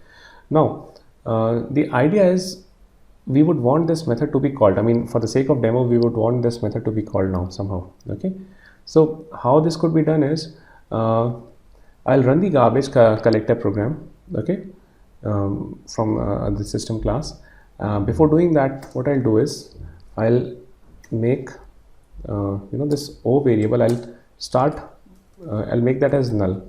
Okay, so what eventually I'm doing is initially this object variable O was pointing to some location which was created as part of this declaration. Okay, now because now I'm putting the value of O as null, this particular location is kind of not used by any other stack variable. So as soon as I declare that as null and call my system's garbage collector, this finalize method should be called. Okay, so let us run that and see what happens. So you can see that I'm getting the value like inside object demos finalize method. So I could have kept this O2 also as null. So in that case, what would happen is whenever the garbage collector gets run, again the finalize method for O2 would be called. So instead of seeing the one SOP here, I'll be getting like two statements. So if I run the program now, you can see that I'm getting like two SOPs here. again, I mean, this could be like O3 can also be declared as null, and after running the program, ideally this would be called 3 times. So that is how the finalize method is, you can check that finalize method. Ideally in the system, we generally don't write this system dot garbage collector. We don't call that. The JVM automatically does that. So for the sake of the demo, we have kind of use this method. So that's it on the the object class. Now let us move to the other to the next core class, that is class. So the next class that we are supposed to discuss is java.lang.class. Now every time JVM creates an object, it also creates a java.lang.class object. Basically that describes the type of the object for which which just got created. Now all the instances of the same class, they share the same class object, so one can obtain information like about this class object by calling the get class method of those objects, and this method is basically inherited from the java.lang.object. So it has couple of methods, like it has a static method, that is for name method, in which we can specify that the class name, and we get the exact name of the class for that. So that is first method. The second is the new instance method. So this method basically gives you the object of the class which is currently in reference. So let us take an example of this. Let me create new class here and say that class demo, right? And let me just write the main method here directly. So all right, so let's say that I have a string variable that I just declared. So I'll say the string is like the info string that we declared. Let's say this is hello. Okay, now I can just say that class test class is equals to info dot get class. So that would tell you the so that basically gives, this would return string class, and test class would automatically be assigned as string. Now we can just print out the name of this class. So we can say that system.out.println test class's name is, and test class dot get name. So let's run this program. So now you can see that the test class's name is coming as java.lang.string. So basically that is the type of the object which we just created here. So you can also it also brings the possibility of creating an object without using the new keyword. So for that we can use like two of the methods of this class. One is the for name and the other is the new instance method that we just discussed. So let us say that let's say that I have a class. I'll declare a variable of that test class 2. Okay, we'll start with that declaration as null. It's not pointing to anything. Then what I'll do is I'll say that test class 2 is equal to call the static method of that. So let us create using the class.forName method, let's create a test class 2 type of class, and let's pass object diamond to that, which was the class that we just created. Okay, so let us say that we are passing this. Now if you hover over that, you'll see that you're getting an exception saying that class not found exception should be caught or declared to be thrown. So as I mentioned last time as well, that for the time being, let's assume that we are supposed to enclose everything inside this try catch block. and once the module comes, I'll explain that. Okay, so I'll quickly move this thing as well inside. Okay, so test class 2 effectively would be object demo itself, because that is what we are trying to create here, right?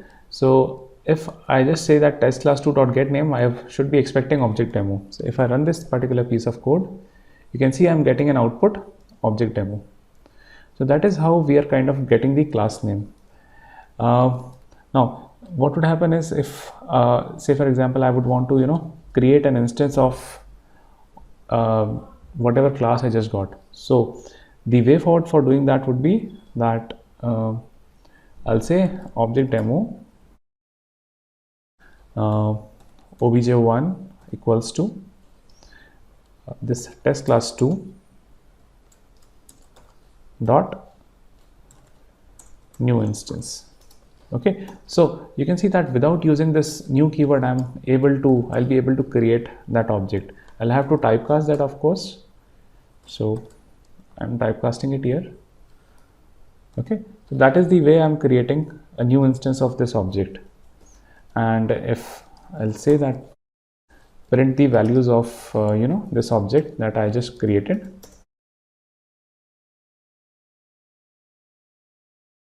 obj's values are, let's say, object dot value, obj1 dot value, and I'll append that with obj1 dot info. Okay, so let us run this program here. Okay, so if we execute the program now, let's see what happens. So as of now, what we are seeing here is object demo. Basically, the name of the class we are getting. We are not getting any value kind of which is which corresponds to this statement, that is objects dot value are. So that means there is an exception occurred. Okay, so let me just quickly show a way of how do we figure out what is the exception. So in the exception block, I'll just write the method as print stack trace. Okay, and I'll execute this particular piece of code again. Okay, so what has happened is, I'm now, if you're able to see the screen, you should be seeing that there is an instantiation exception for object demo. The reason is, what they're saying is, they're not able to find the method of initialization. Okay, now if you see in the object demo, we had added last time a constructor that was expecting two values, an integer val and the string info value. So there is no default constructor here. So now to fix this issue, let us add a default constructor here, okay, which does not take any arguments, and we'll hard code some values into that. Okay, now we'll run our program again. So now you can see that this object's values are coming as 0 info and the issue has gone. So that is the way you can make use of e.print stack trace for getting the exception and figuring out the issue. That also completes the demo on the class. Now let's start with what is inheritance. So the concept is one of the concept of object-oriented programming, using which we organize different classes in a set of hierarchy. And the reason that is done is to we want to avoid the redundancy and the duplication. So let's say that I have already implemented a logic of say I have a person class. Okay, now if I want to kind of implement that particular module in for a school, so that person class can be kind of used as a parent class for a teacher and a student and an employee as well. So all of these three classes, that is teacher, student and employee, all of these would be having some common attributes, like there would be some name of the person, there would be some attached age of that person, and so on, address of the person. So these are like the common attributes that all of these three classes would share with person. So if I'm kind of not using the concept of inheritance, what I'll be doing is I'll be kind of writing the same method or the same attributes on all the three classes. So that way I don't want to do that. What I can do is I can just have all these three attributes in the person class, and let all the three new classes kind of reuse them, so that I'm kind of avoiding the redundancy and duplication here. So that's one of the main reasons of going by the inheritance approach. Now the how do we create a child class? So we have a keyword in Java using which we can create a child class, that is the extends keyword. So using that I can kind of create a child of a parent. Now whenever in this particular example that we have just taken, that person class, and it's kind of acting as the parent for teacher, student, and an employee.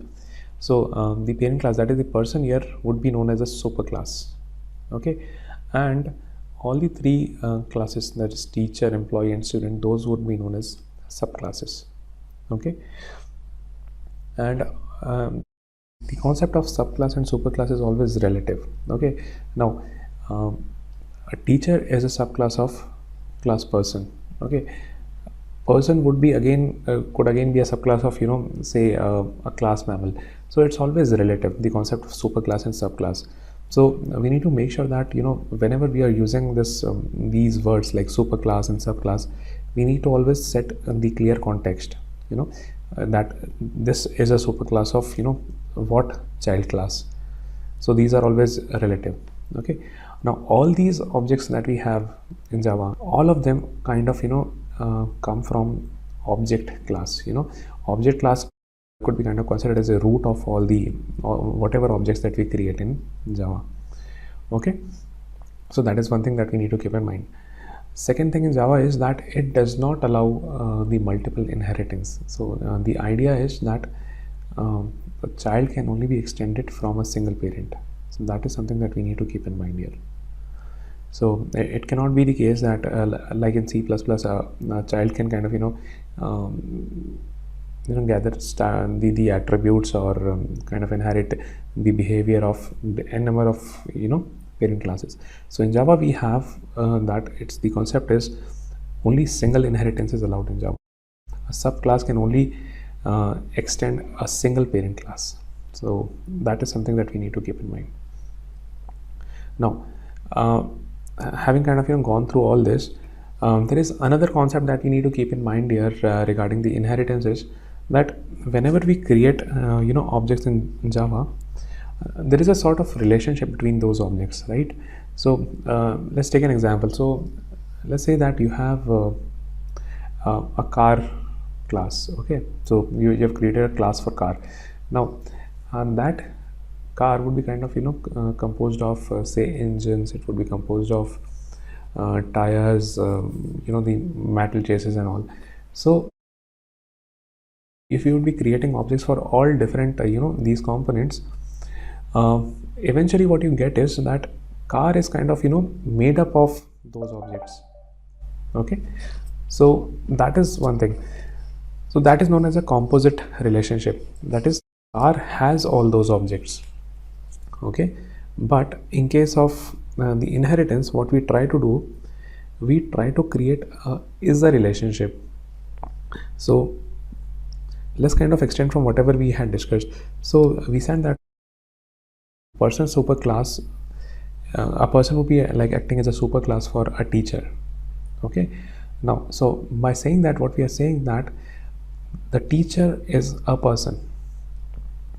Okay, that is, a child class is also like a parent class, correct? So just to give you another context in mind, let's say that we have a square class and a rectangle class. Now what we say, a square is also a rectangle, correct? So square is basically a subclass of a rectangle.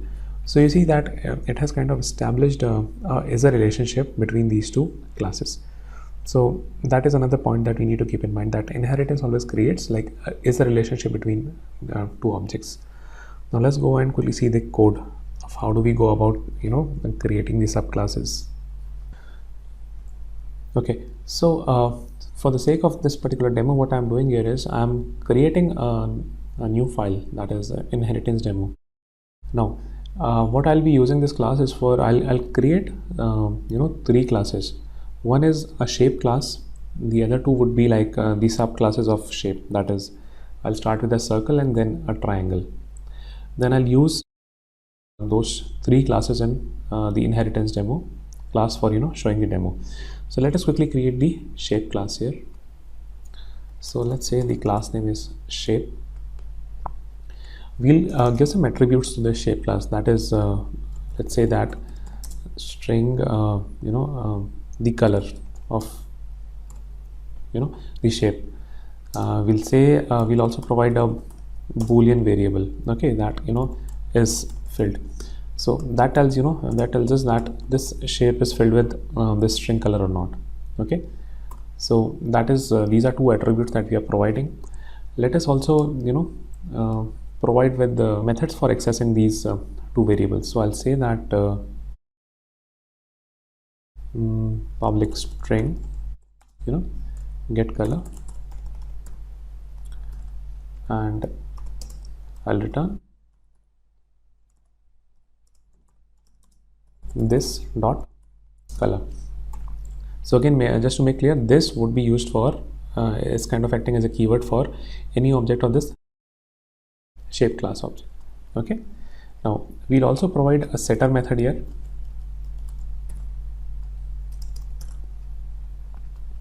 We'll just give the name as set color. It won't return anything, and we'll pass a string color into it. Okay, we'll set it by this dot color is equals to color, and it won't return anything. Okay, so this is the second method that we have created. Similar to these two methods, what we'll do, we'll create the getter and setter for the boolean variable. So we'll say that public boolean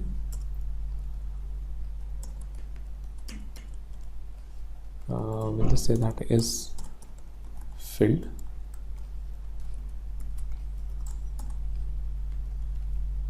Okay, notice the capital I that I'm using as of now here. I'll return this dot is filled. Okay, and set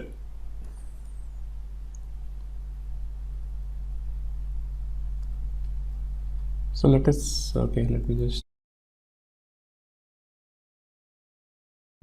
and I'll again pass a boolean variable here.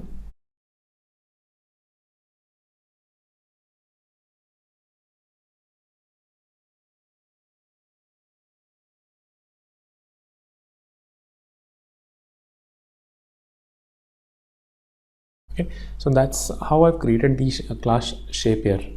Okay, now what I'll do is I'll use this class shape for as a parent class, and that I'll be using inside another class that is say a circle class. Okay, so I'll create quickly a class circle.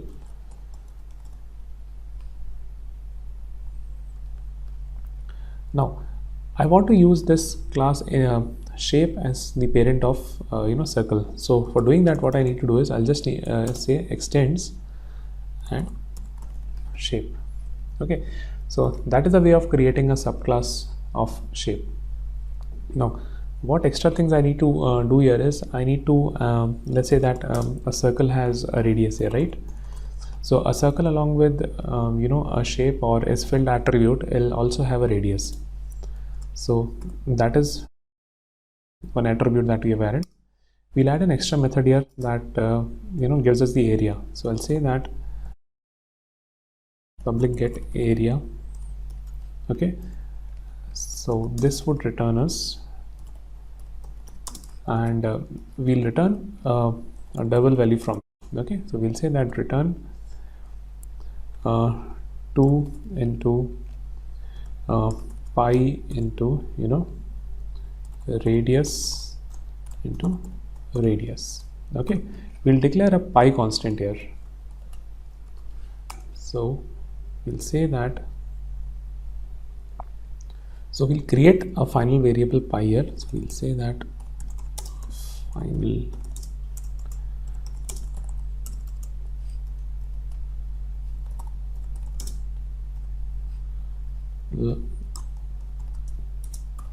let's do 3.14. okay, so what we'll do, we'll use this particular variable, the final static pi variable for calculating the area of the circle here.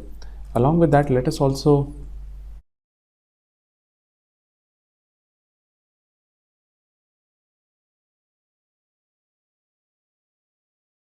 let me just create another method that would give us the circumference. So I'll say public double get circumference. Okay, and what I need to do is I'll just return 2 into pi into the radius. So that would give us the circumference of this area of this circle. So right, so now having done that, let us quickly go to the inheritance demo and see that how do we kind of create these objects. So for doing that, let's kind of start with the public static void main method.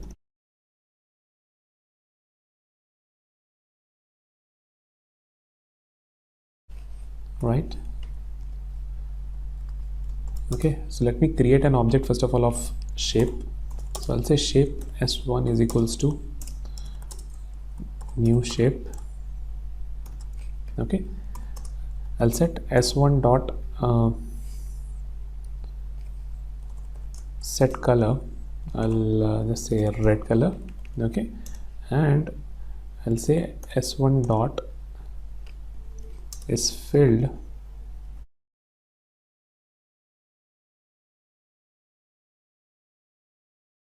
set is filled as boolean dot false. Okay, so that way I have kind of created a shape object and I have set its values. So let me just print the output here. So let me just say that the attributes of shape s1 are percent s and percent s.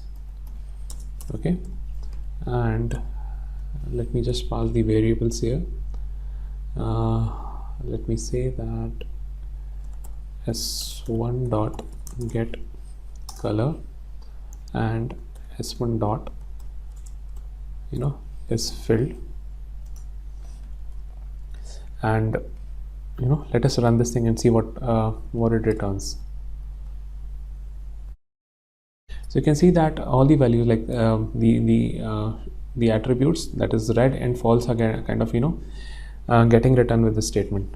Now let us create another object of class circle. So let's say that circle c1 is equals to new circle. Okay, now let's say that we would want to set the radius of this particular circle. So we'll just set that c1 dot radius is equals to, let's say, 5.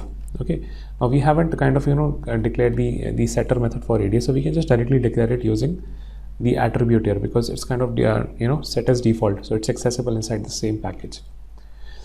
So c1 dot radius we have set as 5. Let's say that if you want to print the area out of for this particular circle. Okay, so we'll say that the attributes of circle c1 are percent s and percent s. So we'll get here c1 dot get area and c1 dot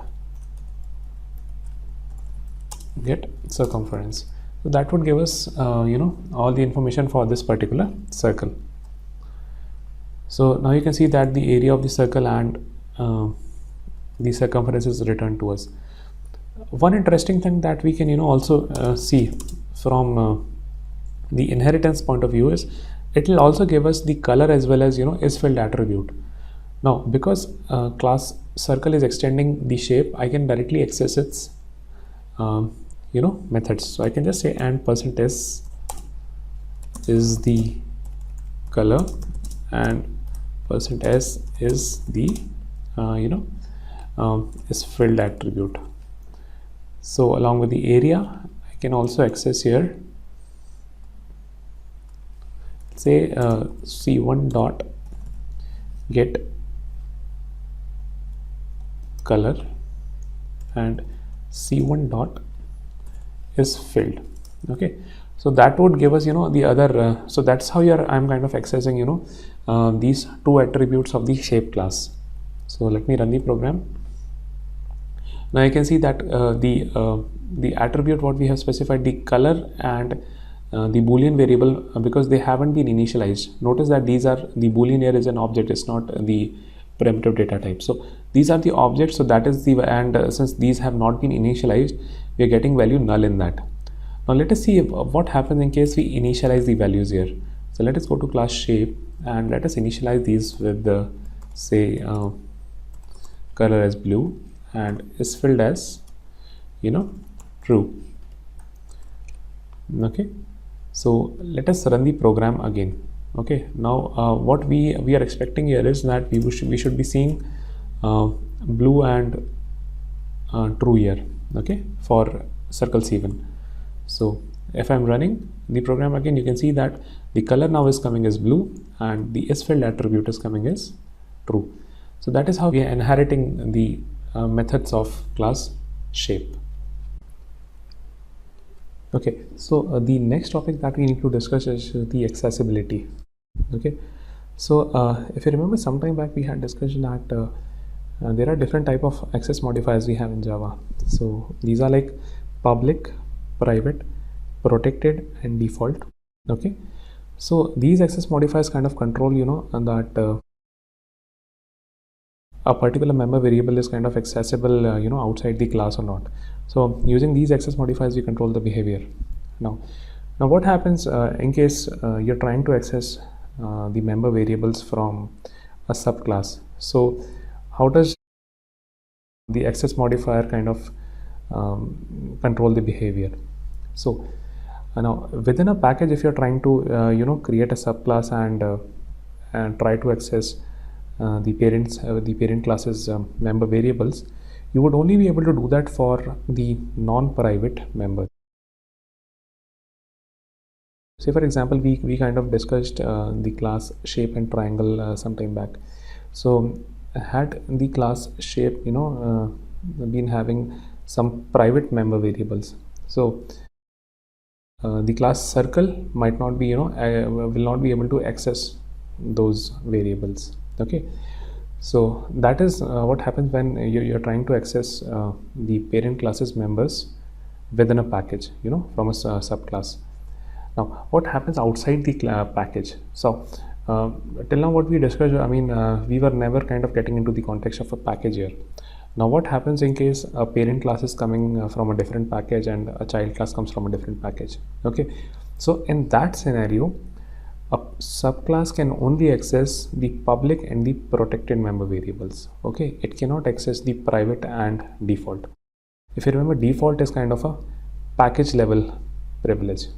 Okay, so let's see how it goes. Okay, so now let us say that first of all just create two packages here. Okay, let me just say test1. Okay, and another package I'll create is test2. Okay, let me now create a class here. Let's say my Java class name is rectangle. Okay, right, created this class. Now let me declare some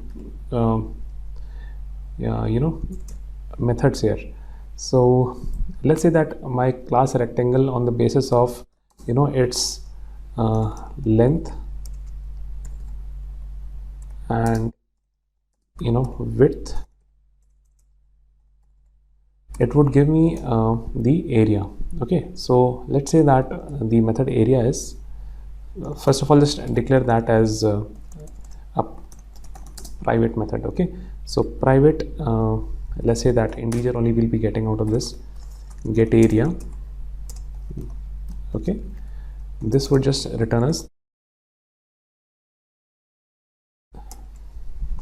return this dot length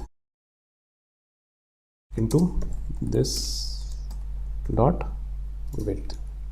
All right, so that would just return me the area of this rectangle. Let me also declare these variables as private. Okay, so that none of the things are able to access it.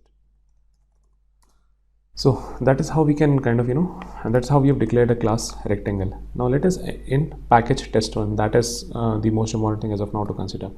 So let's say I'm creating a new class here, square class. Okay, and I'll say that this square class extends a rectangle. Okay, so automatically this import has happened for test1.rectangle. Okay, from this IDE. So let us now just say that I'm declaring a public static void main method here.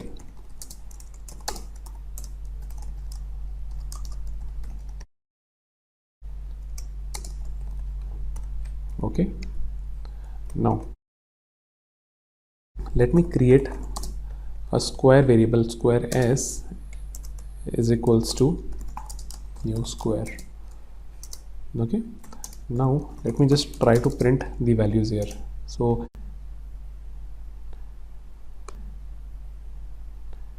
if I say that s dot, now I cannot get the get area method, okay, which is kind of coming from the triangle. Okay, so this is the method that I have declared here, correct?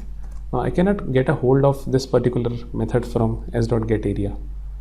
So because this is a private method, now let us say that I kind of change the behavior. I make that as a public method. Okay, now let us see if I can access this method here. So you can see that the warning has now gone, s.getArea is not now accessible. So if I run this program now, okay, I'll get the outcome as 0 because I haven't kind of initialized the values here, the length and the width. So that is the reason I'm kind of getting this particular behavior here. Now let us say that if I kind of now the variables as 1 and the width as 2, the answer we'll be getting here is 2. Okay, so now this method is accessible here. Now let's say that I remove this particular access modifier of public from getArea method so that it becomes default. Now let's go inside in the square class and see again you're getting the warning here. Okay, let us now put that as protected. Okay, now once we have put that as protected, because square is a subclass of rectangle, I mean this getArea method is again accessible here. So as you can see from here that this square class is kind of outside rectangle. Okay, so that is the reason it's able to access the protected and the public method. Now what would happen if this public this particular class is inside this test1 package?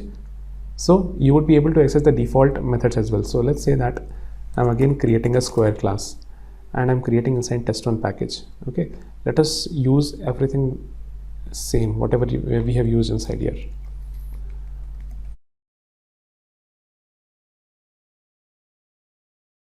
So that is the public class square.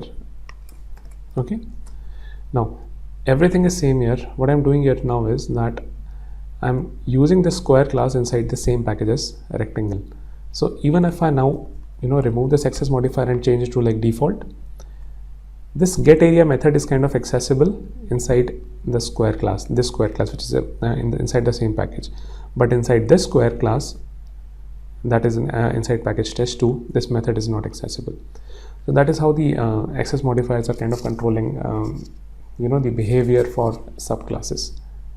Okay, so just to reiterate, if you are inside the subclass within the same package, this one, you can access all the public, protected and default members. You cannot access the private members.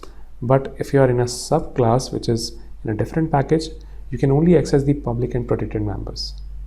Okay, so that's all on the accessibility. Okay, so the next topic that we'll be discussing now is method overriding. Okay, so now when a subclass kind of changes the behavior of a method of its parent class, we call this thing as doing a method overriding. Now say for example, we had discussed some time back two classes, class rectangle and class square. Okay, now if rectangle is implementing the get area method, and it kind of returns the value by saying return its length and breadth, length multiplied by breadth, and that is how the implementation of area method in rectangle behaves. But for square, in case you want to change the behavior, because in square we just want to return the square of its side, so we would want to modify the behavior.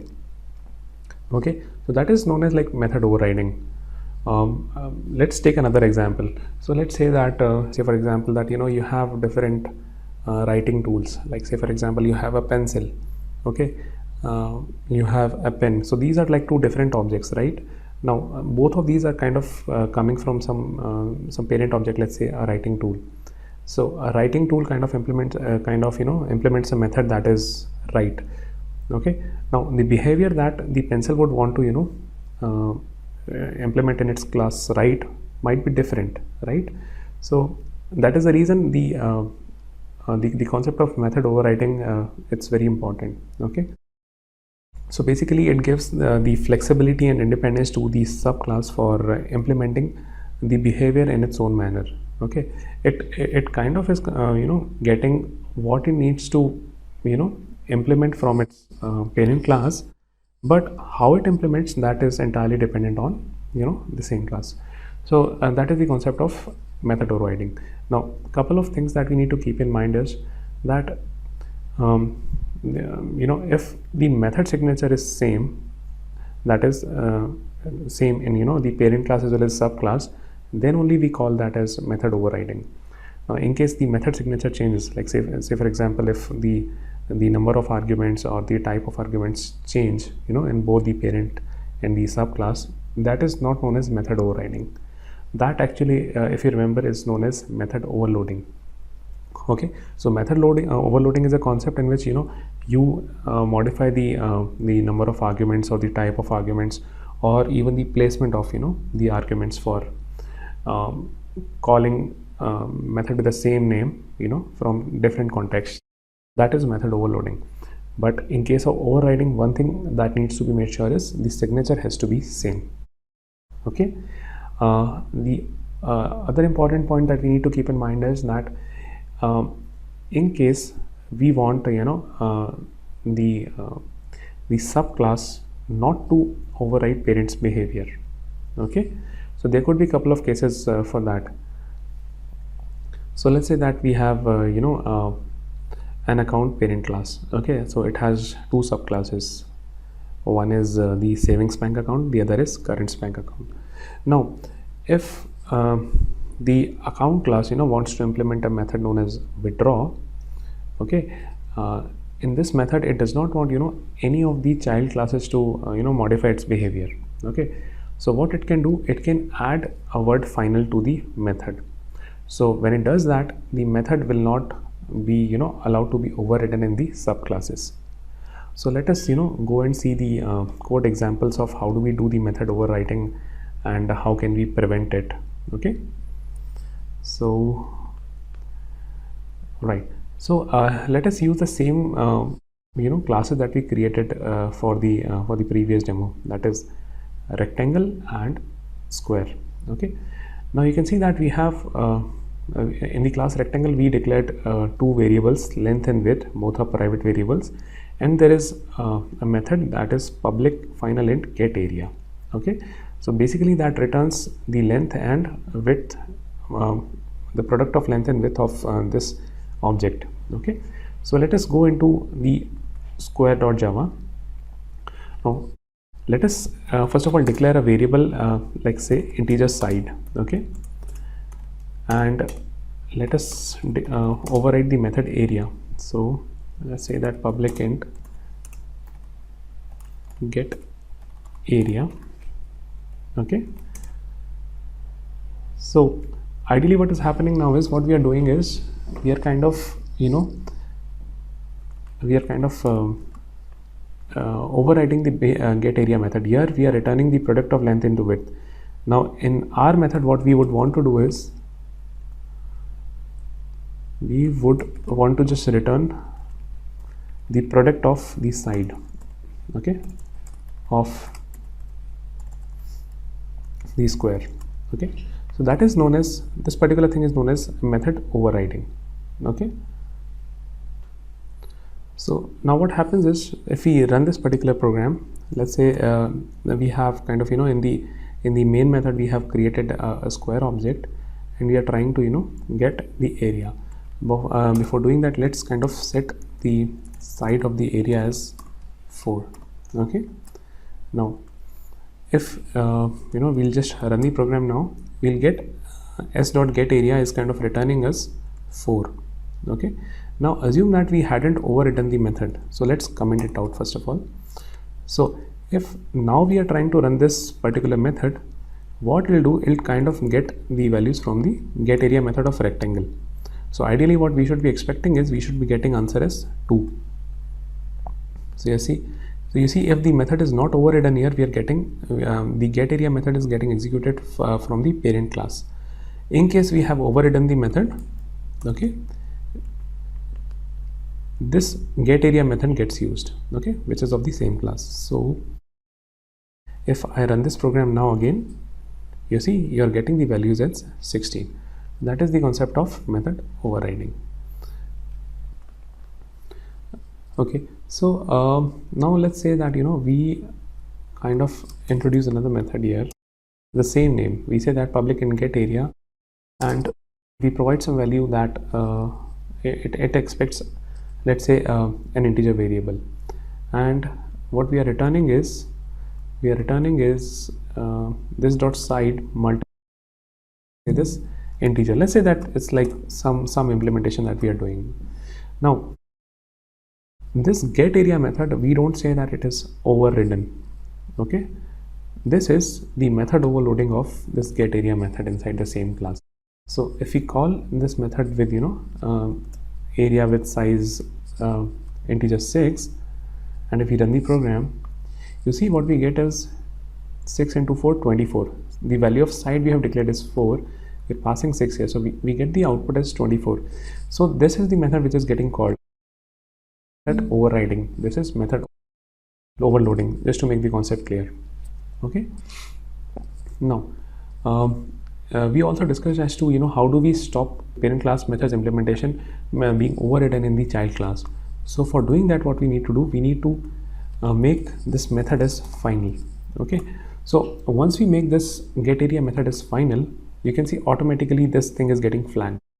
Okay, so it says that you cannot get area method in square cannot override get area in rectangle, because the method overridden is final. Okay, we don't get any such warning in this get area method because it's not an overridden method. This is an overridden method and we get a warning here. Okay, so if we try to resolve this as an error, all we'll have to do, we'll have to modify this thing. The final behavior has to be kind of removed from here, and the error goes from here.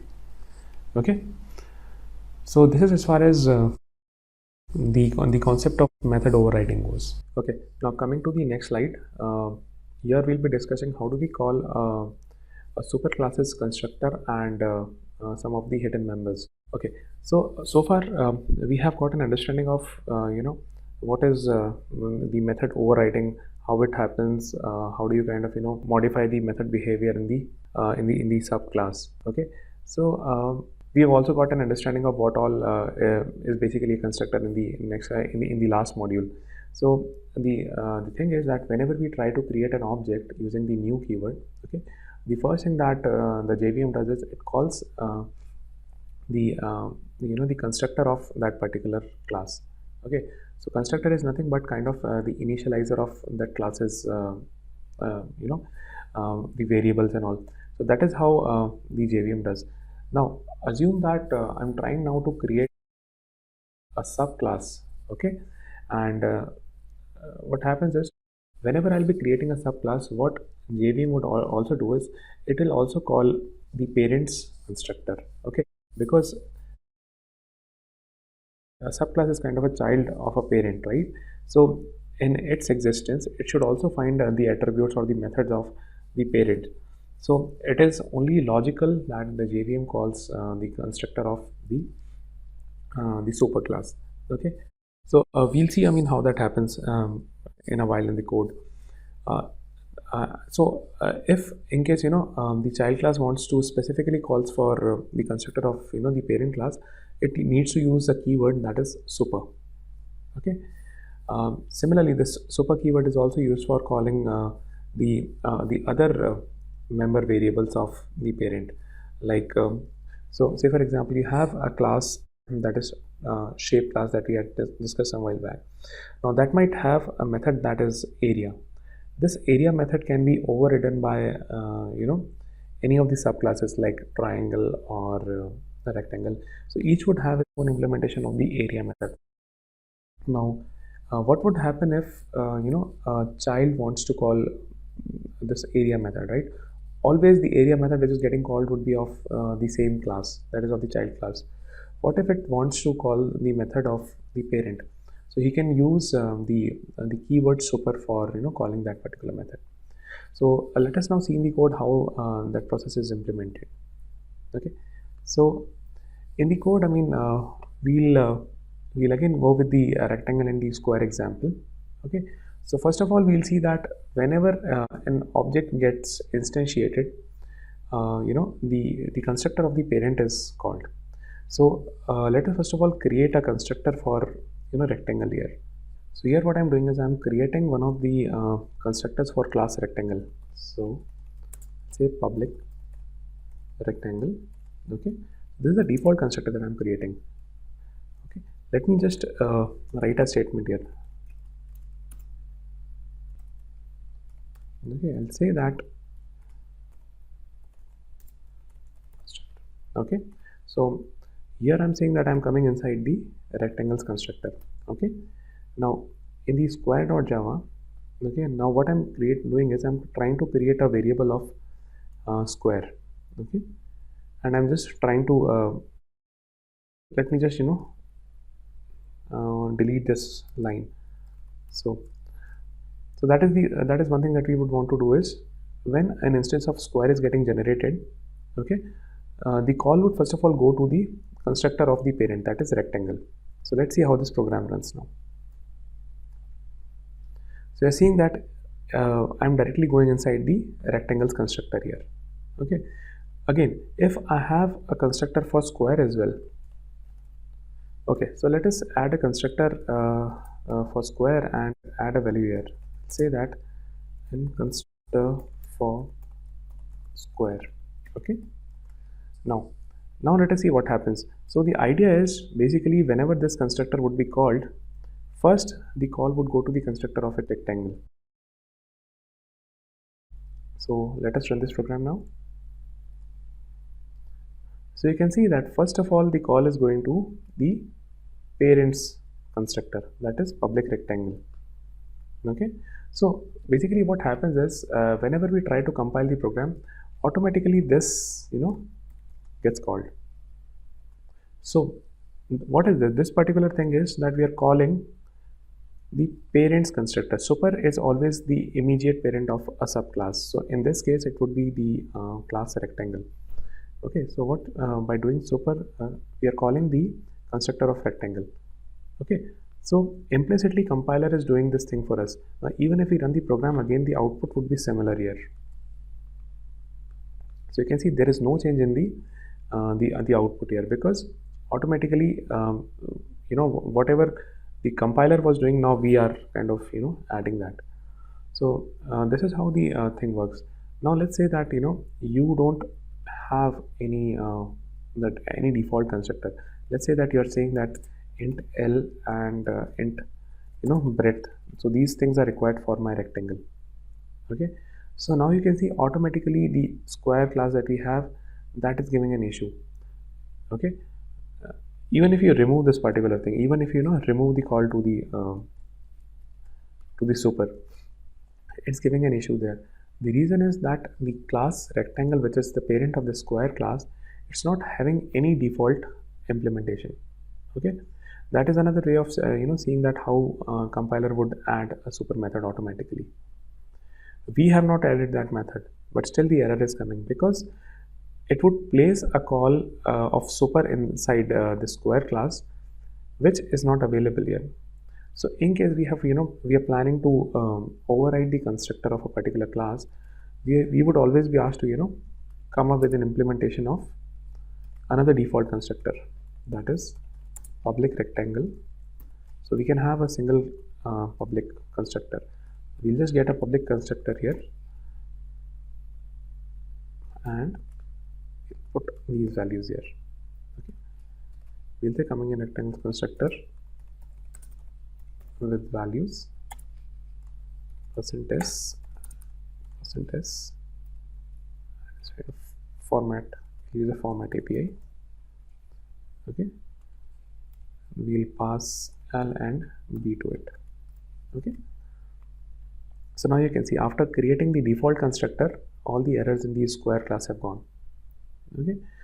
Okay, so now let us see that if we want to create the square object with some with some argument in its constructor, so how do we go about it? So let's say that we are trying to create a square S1 with new square. Let's say we just want to pass the value some integer side to it. So let us first of all declare that integer side here. Let us say integer side. Okay, now we would want to pass and create, let's say, a square of size 7. So we'll have to create a constructor here. Okay, so we'll create a constructor passing int side. Say that with a variable we are coming in, and we'll print the value of side, and we'll say this dot side is equal to side. Okay, so that is how we are trying to create a constructor for square S1. Okay, now we'll just run the program here. Okay, now you can see that again we tried to create this square class. Again the call was going inside the constructor, the default constructor here. Okay, now we might want to go and say that whatever square that we are creating, it should also update the length and width of the parent's rectangle. So how do we go about it? So what we can do, we can just call this super method and call it with side. Okay, so automatically the length and the width of the rectangle are would be set. Okay, so for checking that, let's first of all comment this thing and see that what is the value coming for the length and breadth and side of this square S1. So we'll say that system.out.format the values of S1 are we'll say %s, %s, and the value that will print is side. Okay, we'll print the length and the width. Okay,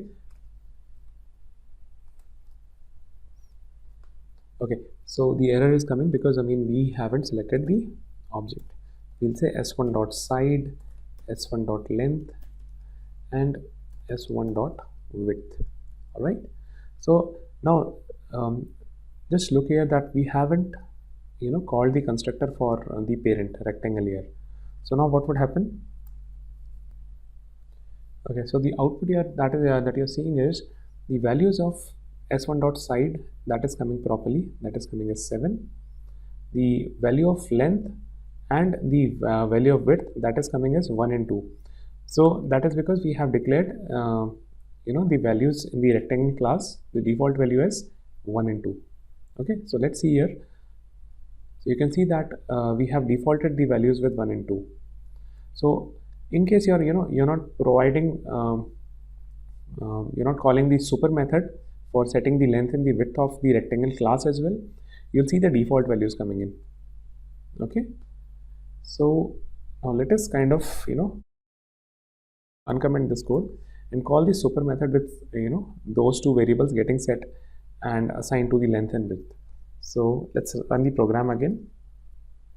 So now you can see that now I'm coming in the rectangles constant with values 7 and 7.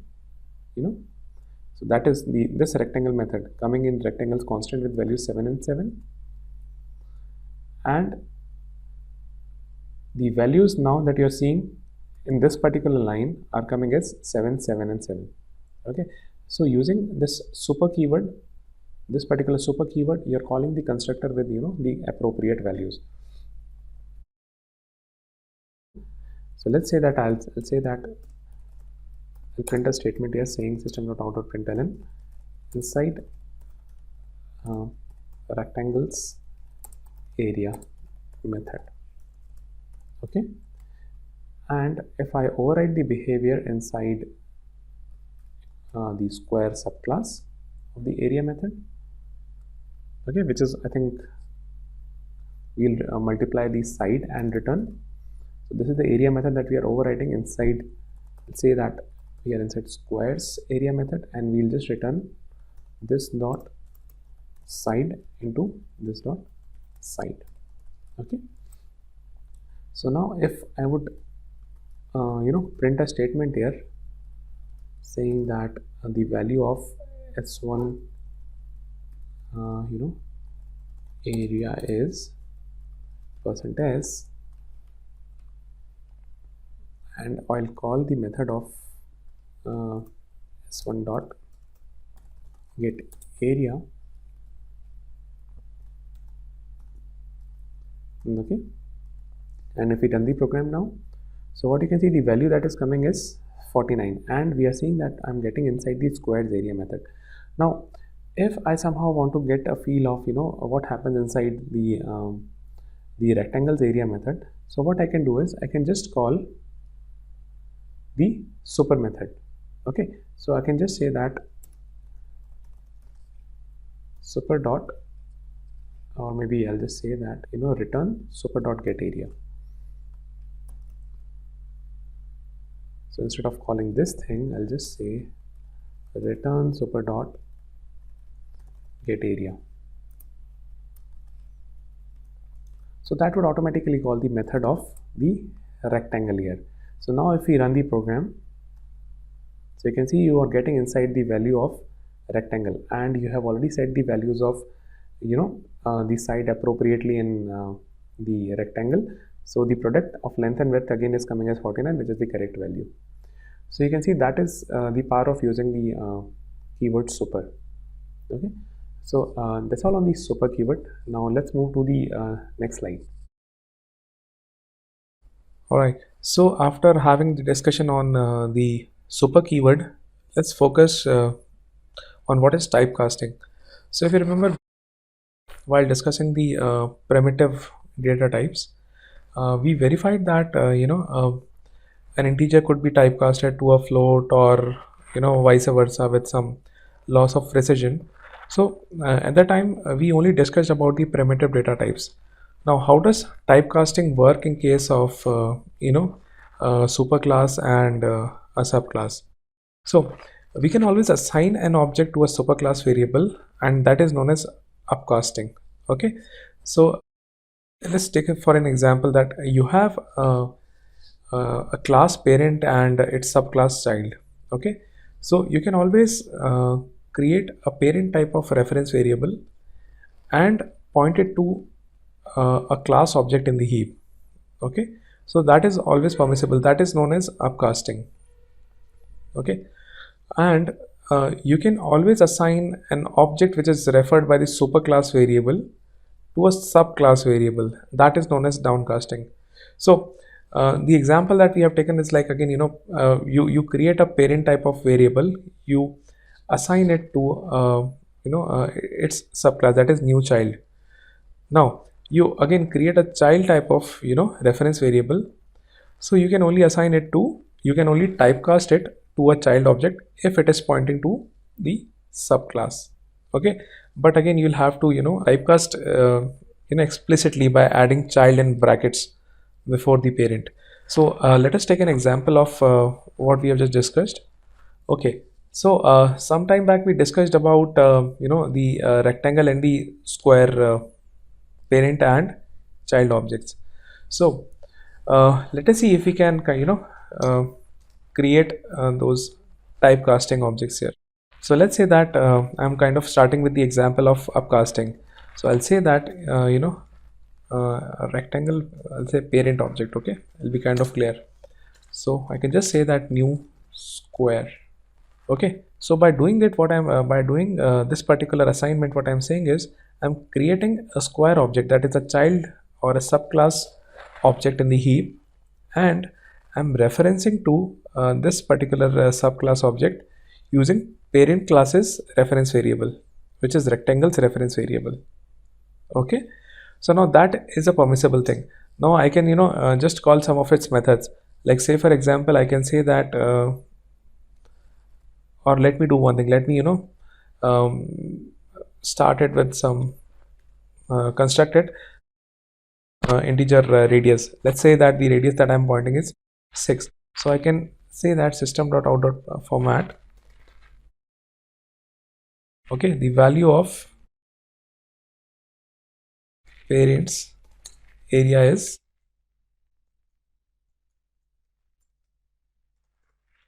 parent dot get area. Okay, now let us run this program. Now you can see the value of the parents area is coming as 36. So the thing is that what we have done is we have created a parent parent type of parent variable which is pointing to rectangle. Now when we say parent dot get area, it would go to the get area method of square and print its value, and because we are passing the value as 6 for the side, the value is coming as 36. Now one thing to note here is that this particular method, the parent dot get area method, the get area method would be called of the object which is created in the memory. It won't be called for the the reference variable that is pointing. So that is known as runtime polymorphism. Okay, the JVM decides which method to call depending upon the state of the object. It's not dependent upon what reference variable that object is being pointed by. So that is one thing that we need to take care. Now here in this particular case you're seeing that it's called inside rectangles area method.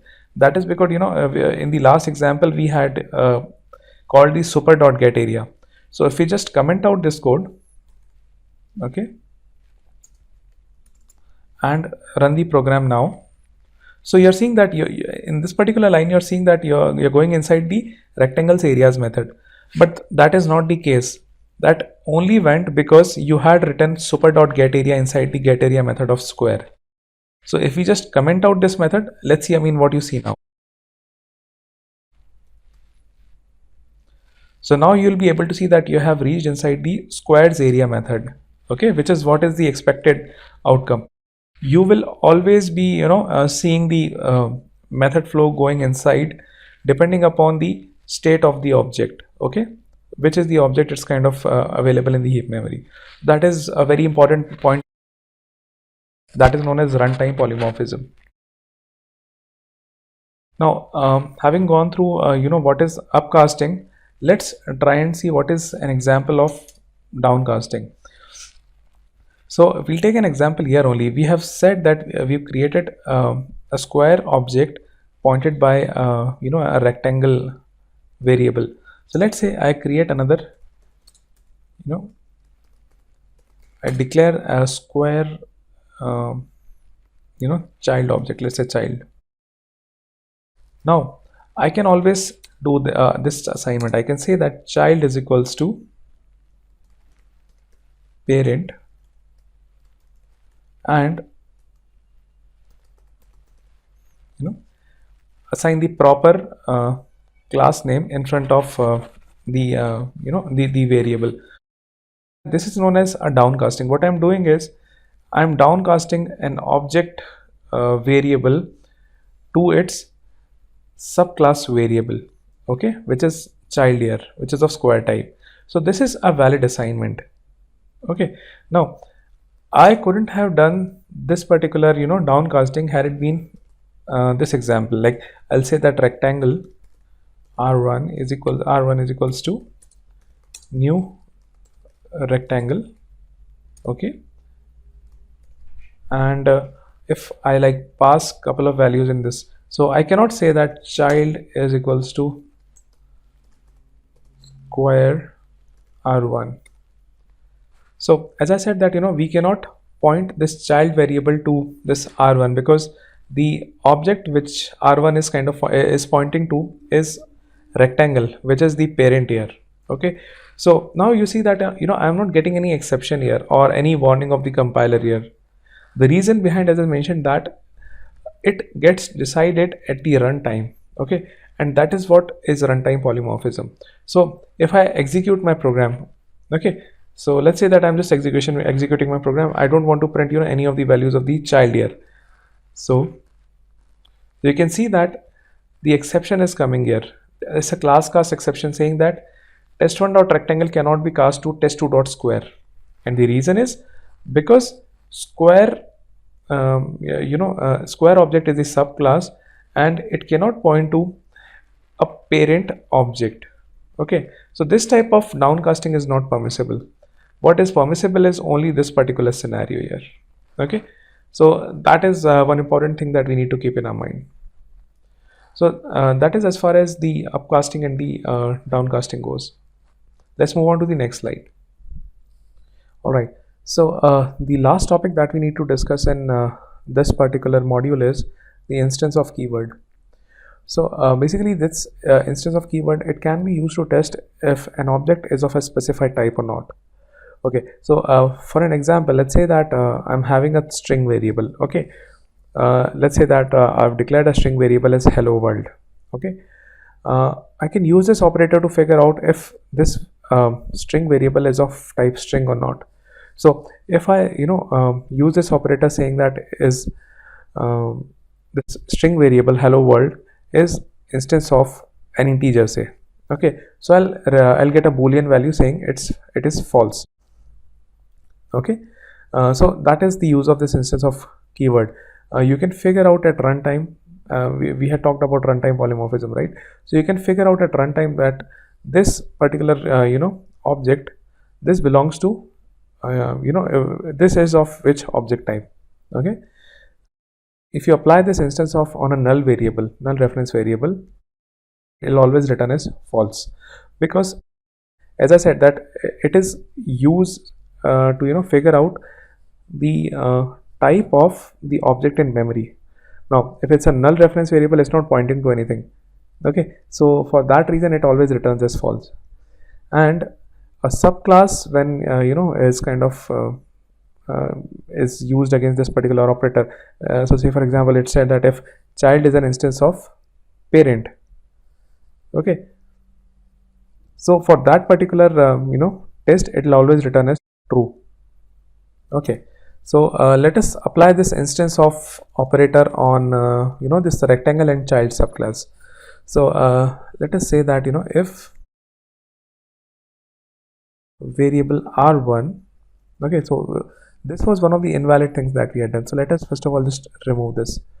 Okay, so we'll say that if child is instance of say square, so we'll just print, in case this is true, we'll print. Okay, let's run this program now. So when we run this program, you see the output as it is an instance of square, so that means this child which it's pretty much correct. Is an instance of square because parent initially was pointing to a new square object. So this is coming as true.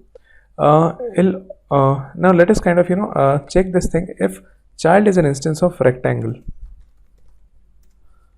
okay, now let's run the program and see what is the outcome.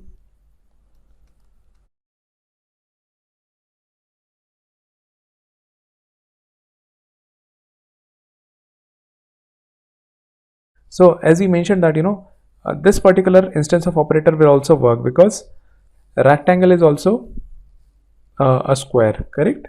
So that's the reason this particular test of instance of rectangle is getting passed. Now if we had declared that square child, and let's assume that it's not pointing to any object. So in case this particular square child is not pointing to any object, or let's say we have declared that as a null variable, okay.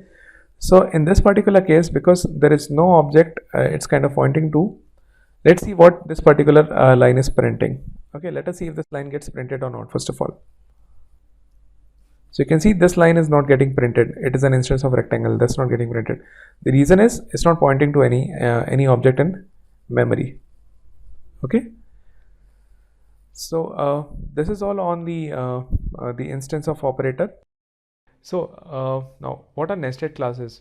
So any class which is defined within a class or an interface is known as a nested class.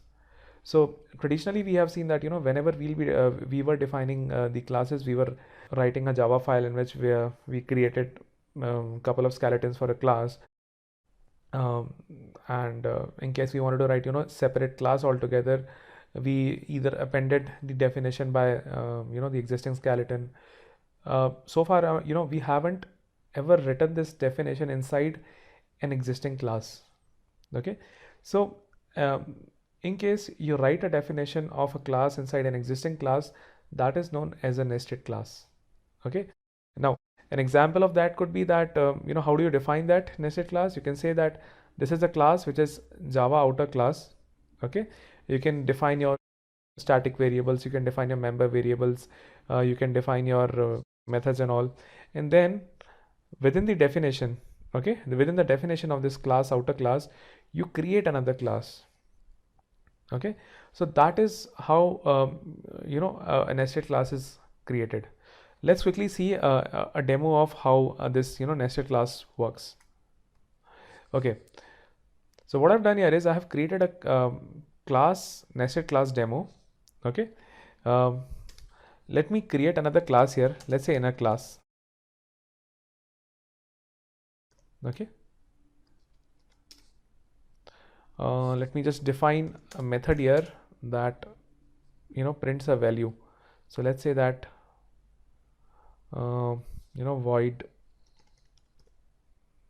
print inner method.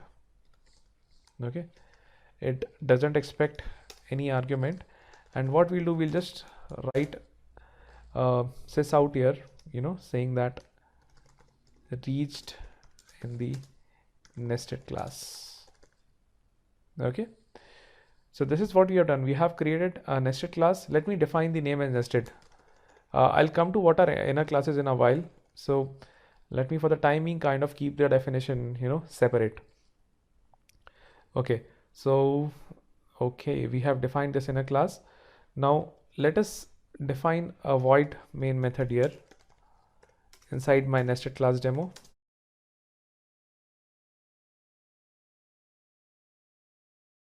Right, now how do we create an instance of this class? What we'll say is that, say, nested class demo dot nested class, let's say n is equals to,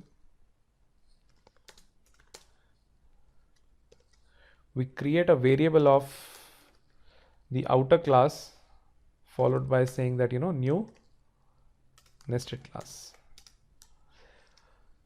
Okay, so this is how you see we create an instance of my nested class. This nested class is kind of visible to an instance of my nested class demo. So for that reason, what I've done is I have created an instance of the nested class demo, which is, the outer class, and using that I'm using a dot operator to specify the inner class. So this is how you define or access the member variables or methods, right? That's what we have been doing of an object, and we refer to its fields or methods or attributes by the dot operator. That's what we are doing. Using the new, we are creating the outer class, and for that outer class instance, what we are doing is we are creating the nested class instance. Once you have done that, what we can do, we can just say n dot print inner method. Okay, now let's run this program. So you can see that we have reached inside the nested class. So this is how you define those nested classes. Let's see what are different types of nested classes we have. Okay, so here are different types of nested classes that we have. First is, so we broadly divide the nested classes into two categories. So one is the non-static nested class, the other is the static nested class. Okay, so when I say a class is a static nested class, the meaning is that I'm using a keyword static with that, and that particular inner class or the nested class, it doesn't require a reference or an object of the outer class to be created. Okay, you don't have to define an object for that, and that is how the static keyword is used, right? You've seen that for the other methods or the attributes. You don't have to create an object of the class in which that static attribute or method is defined.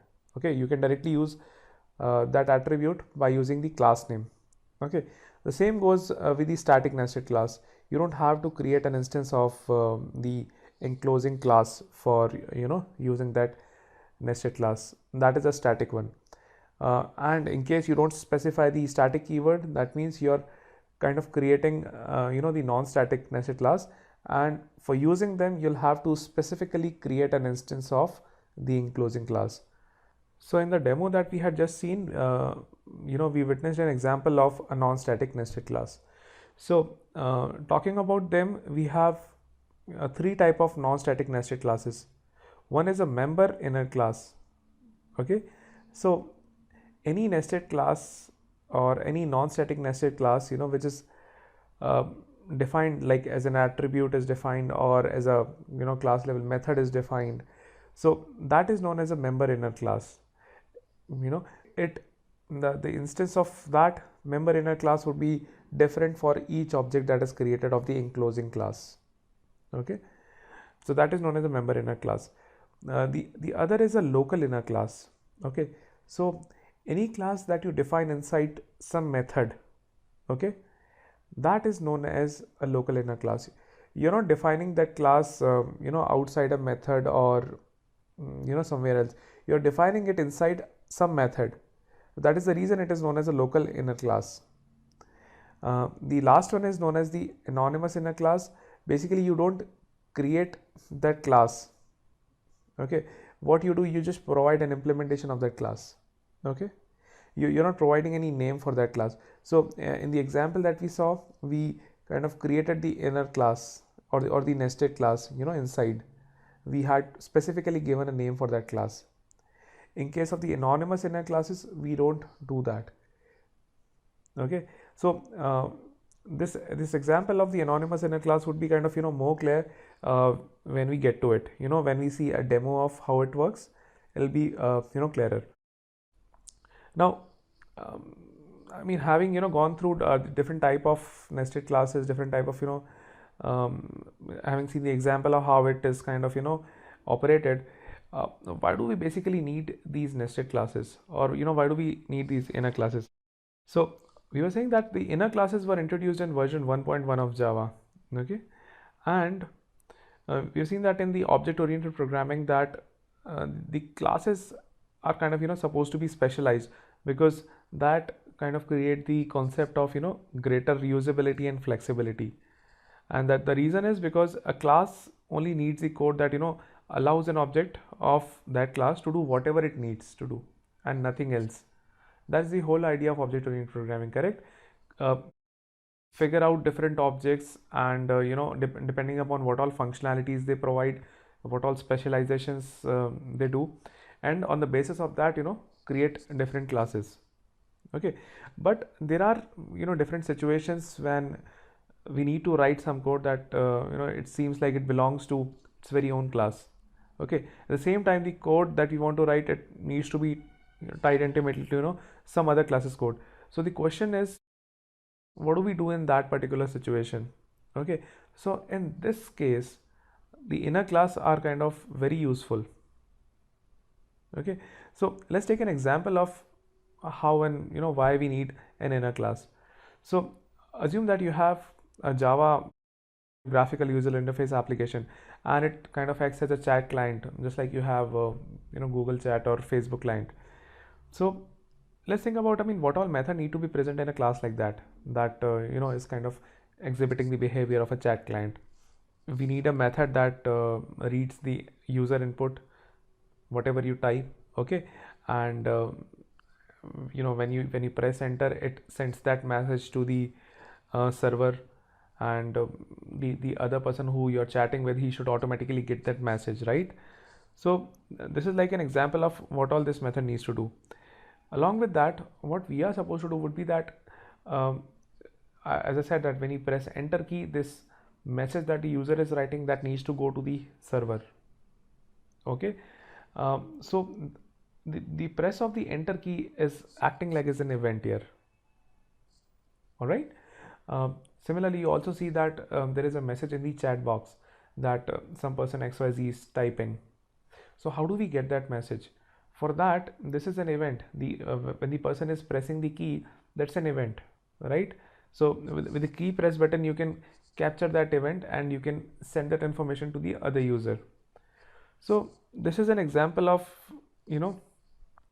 an event handler, that is enter key and the press up key, along with you're writing something and capturing that user input and sending that to the server. So now these are like two different things that we are handling here, right? But these two things, that is sending the message to the client, or showing the information of waiting for the event, that is the event handler. These are like two different things that we need, but these specifically are required for a chat client. That's correct, right? Now, and why this is required for a particular chat client? Because assume that a person XYZ is chatting with person ABC. So these event handlers and these methods need to be associated with different objects of XYZ and ABC. Okay, they kind of have to interact with them only. A chat client application can have thousands of users, lakhs of users. Okay, but the event handlers, they should kind of cater to the needs of XYZ and ABC simultaneously. Now for doing that, the concept of inner classes is kind of used. Okay, what you do is you create a class that takes in user inputs, and it sends the user input to the server. Then you create a class that shows the behavior of handling the event. When you press enter, it sends the message, or when you press some key, it sends the message to the other user that XYZ is typing. So you kind of create a class for that. Now you can say that what a person can do is he can write this code in different methods in the chat client class, let's say. Okay, but think about a scenario in which the event handler is kind of waiting for or is kind of extending some other classes inputs or some other classes methods, and the class that kind of takes the user inputs and sends to the server, that is also extending some other classes attributes. Now in Java, we don't allow the concept of multiple inheritance, correct? So inner class kind of allow us to inner or nested classes kind of allow us to show that sort of functionality. Now what I can do is I can create a chat client sort of class. In that I can have two separate nested classes, one that takes the user input and sends the message to the server, the other that kind of takes care of the event handling. Okay, and both these two classes can extend from different classes. My chat client don't have to necessarily extend any of these classes. it's not required for me to do. So that way I'm kind of solving the problem of a multiple inheritance. I'm kind of implementing different scenarios, and my inner classes are kind of helping me to do that thing.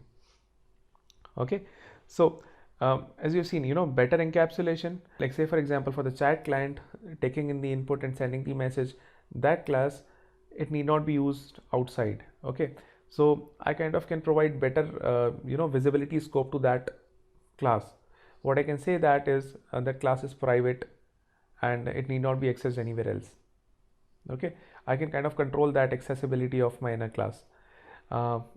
What it is also helping me to do is kind of provide a better modularity of the code.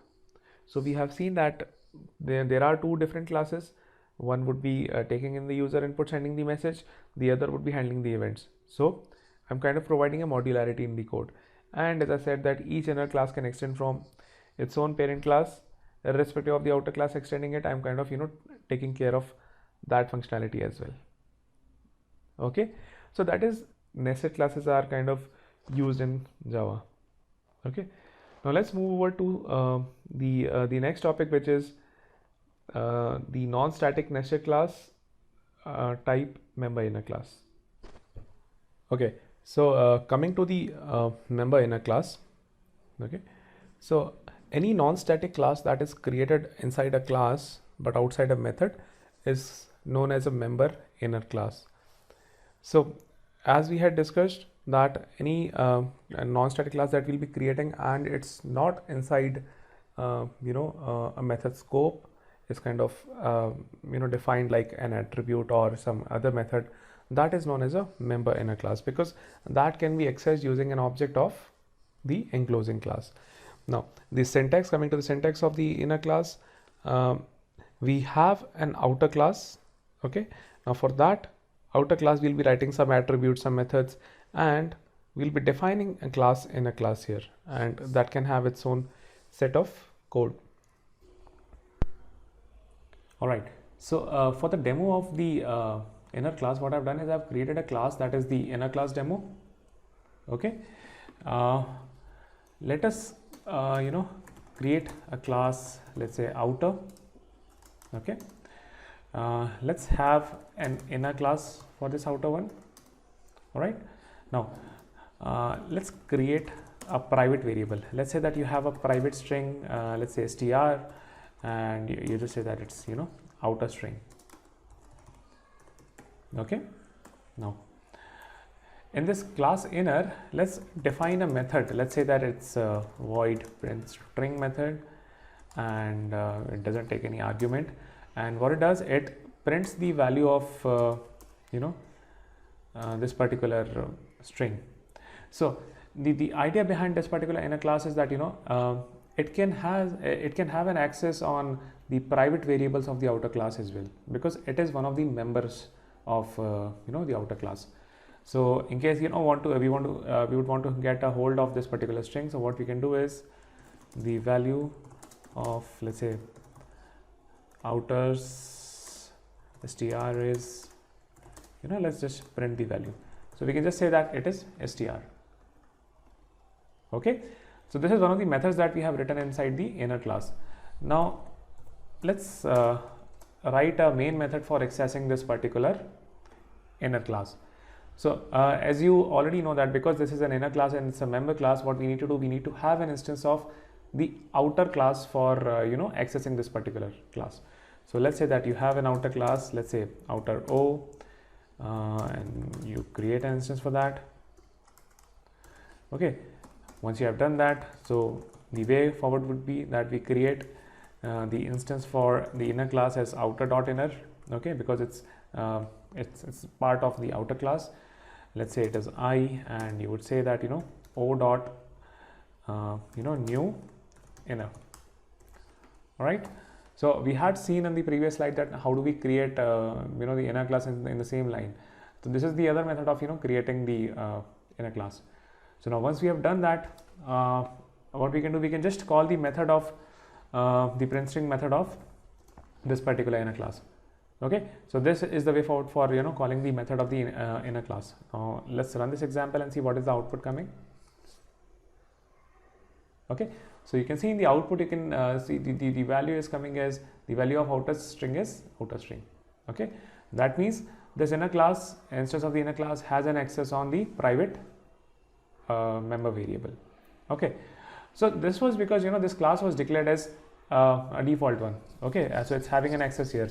Let's say if I try to declare that as a private class. Okay, so once you have done that, you can see that you get an error message here saying that outer.inner has a private access. Okay, so it cannot be accessed outside this outer class. Okay, so we don't have a way forward for accessing this.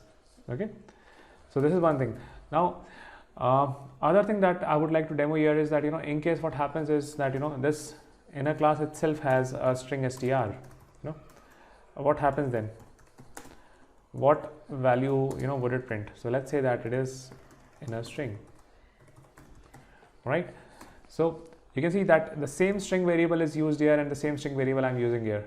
And so if now I run the program, the idea would be it would print me the value of inner string.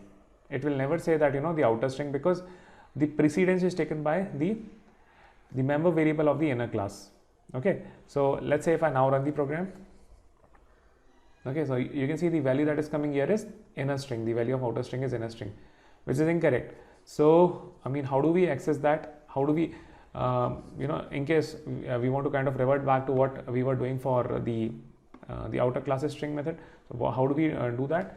So the way forward would be so basically this is the inner string method. Okay, the outer would be, we'll say that outer dot this dot str. Okay, so if you remember, I mean, we had used the keyword this for referencing the current object. So in case we would want to get a hold of the parent class for a particular internal class, the way forward is to provide the name of the class dot this, so that gives an instance of the outer class, and just print this string forward for that. So if I now run the program, so now you can see you're having an access on the outer string. So in case you want to access the variables of the outer class, this is the way forward to do that. Otherwise the precedence is taken by the inner class member variables. Okay, now having done that, let's move to the next topic. All right, so the next topic that we have is the anonymous inner class. So basically as the name suggests, anonymous means without name. Okay, so a class which does not have any name is known as the anonymous inner class in Java, and it's the main purpose of doing that is if you want to override a method of a particular class or an interface. Okay, so in that particular case, it's kind of very useful. So an example for that would be let's say that you have an abstract class. Okay, sample it's having some abstract method, and you have an outer class in which you kind of you want to test the particular scenario of this sample. Okay, but this outer class should be kind of implementing one of the methods of the abstract. In case you don't want to extend that particular abstract class, so how do you go about it? So for that, what you can do, you can create a sample of that abstract class, and you're not directly creating the method, but now eventually what would happen is, in case anyone would be calling the test method of the outer class, this method would be getting executed. Okay, so that is one of the ways of one of the reasons of creating the anonymous inner class. Let's quickly have a demo of it, and okay, so for this demo, what I've done is I have created a class that is the anonymous class demo. Okay, now let us create an abstract class here. Let's say the class is abstract class abs class. Okay, now let's define an abstract method here. So let's say that the abstract method is let's say it's a void, and say that the print string method. Okay, it doesn't take any argument. All right, so now the idea behind the abstract classes and abstract method is, I mean, you're not providing any implementation of that. Now this abstract class, you cannot create the instances, if you can remember. So how do you access and implement in case you want to override a method of this particular class? How do you go about it? So for that, I mean, we'll be creating the anonymous classes. So let's say that we have a public static void main method. Okay, now the idea of that would be, let's say that you have this abstract class. So let's say that abstract class A is equals to new abstract class, and here only you are defining and overriding this method. So let's say the class would be that the method implementation is like, say, void print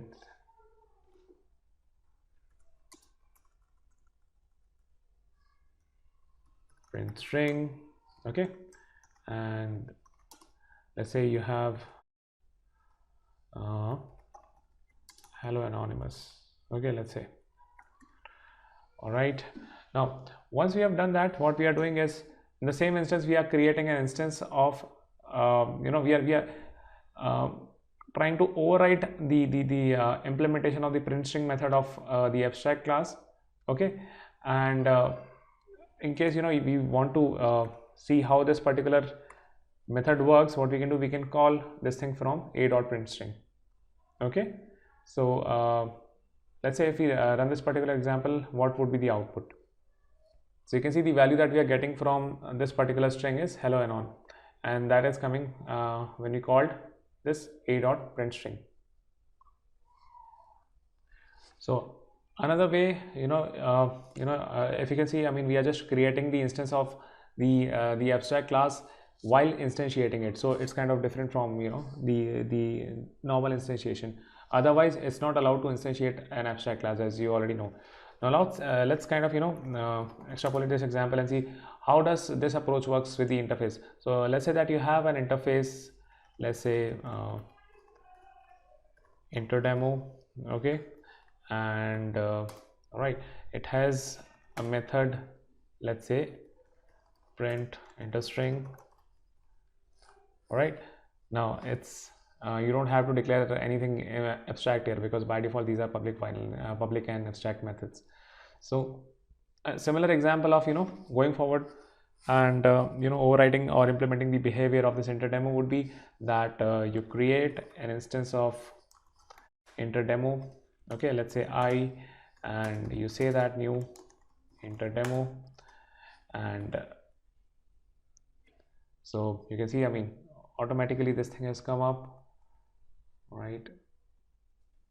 Okay, so the print interstring method is coming here, and let's see, the implementation would be, so let's say the implementation here is let's say that you're just saying sysout for let's say that hello interface, and let's say that it is hello abstract. Cool. Now once we have done that, we can just call this method, let's say print interstring.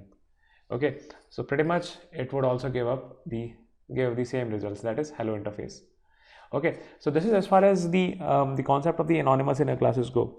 Here you are using those particular classes while you are instantiating them, which is like way different from whatever we have been doing.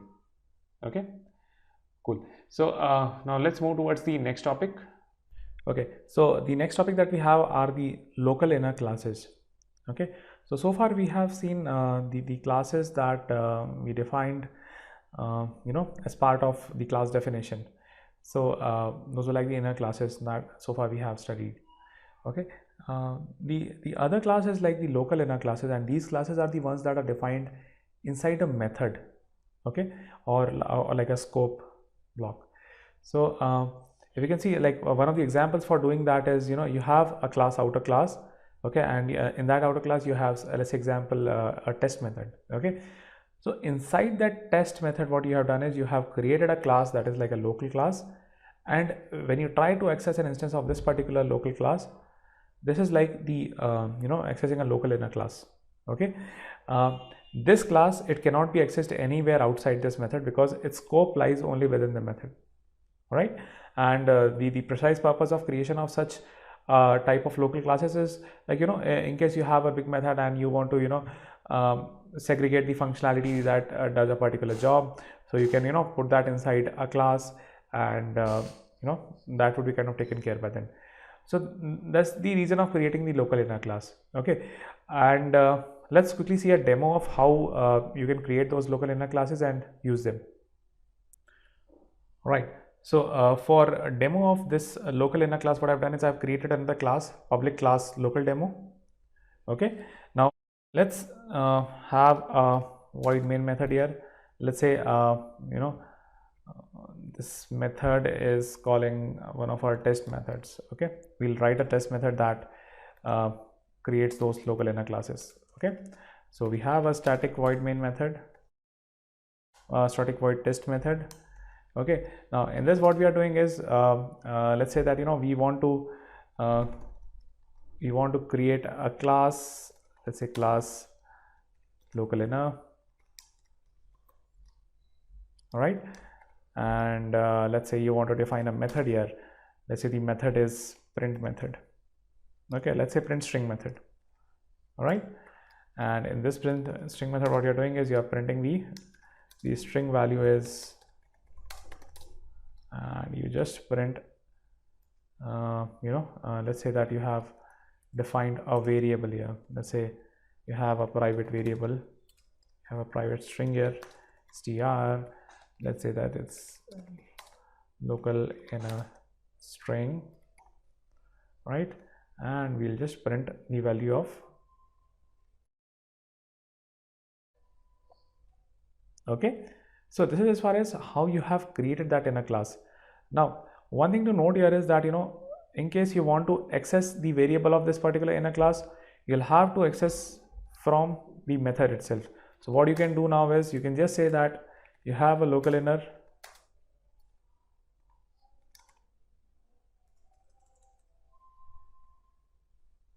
so you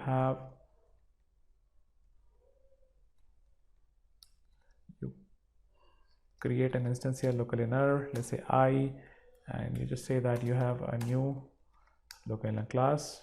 Okay, and let's say the I dot, you want to make use of the print string method. Okay, so what would eventually print out on calling this test method from the main method is you create an instance of the local inner, it prints a particular string, and that should be it. Okay, so now let's run the program. Okay, so you can see the value of the string that is coming from here is the local string value, local inner string, and this is the method which is getting called when you create this particular inner class. In case I try to access this particular local inner class from let's say outside the scope of this thing, let's say you have defined this test method and you're trying to access this local inner class from here. So from here you won't be able to access because the scope is only within the method, and as like the other inner classes, it can access the variables of this test method provided they are final.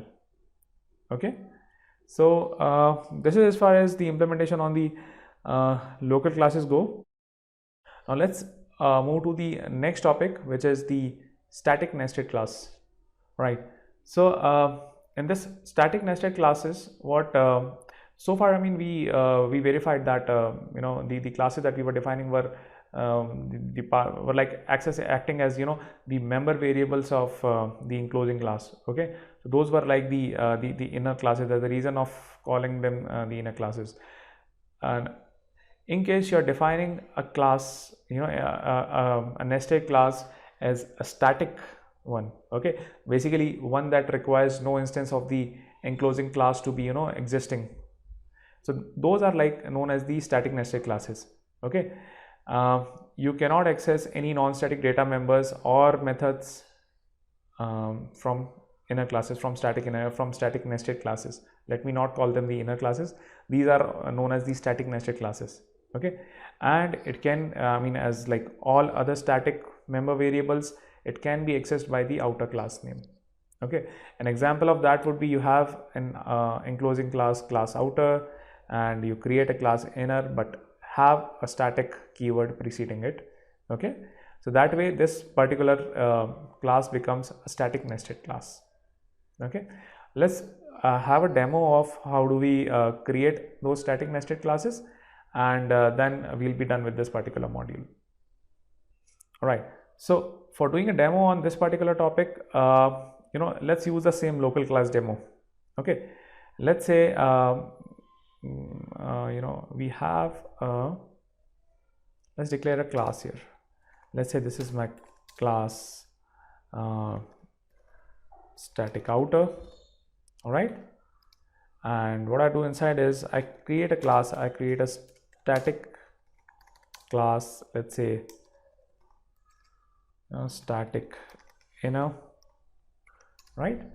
And in this particular static class, what I'm doing is I'm writing a method, let's say that void, again print string. Let's take our favorite method, print string. Okay, so in this particular method, what we'll do, we'll print the value of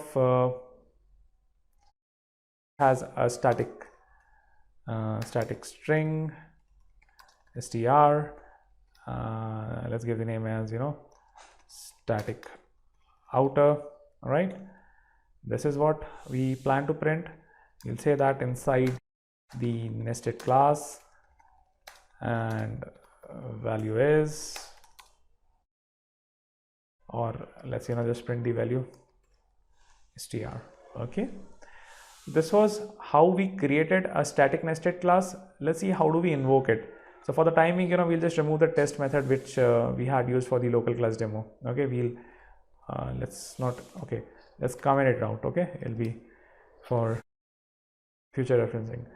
All right, so how do we create these classes now? So what we'll do is we'll say that static outer dot static inner, let's say st, let's say it's like the inner class I, and we'll say it's new static outer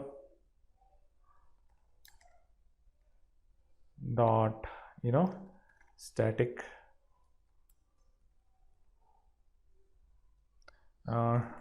dot static inner. Okay, this way what we are doing is we are creating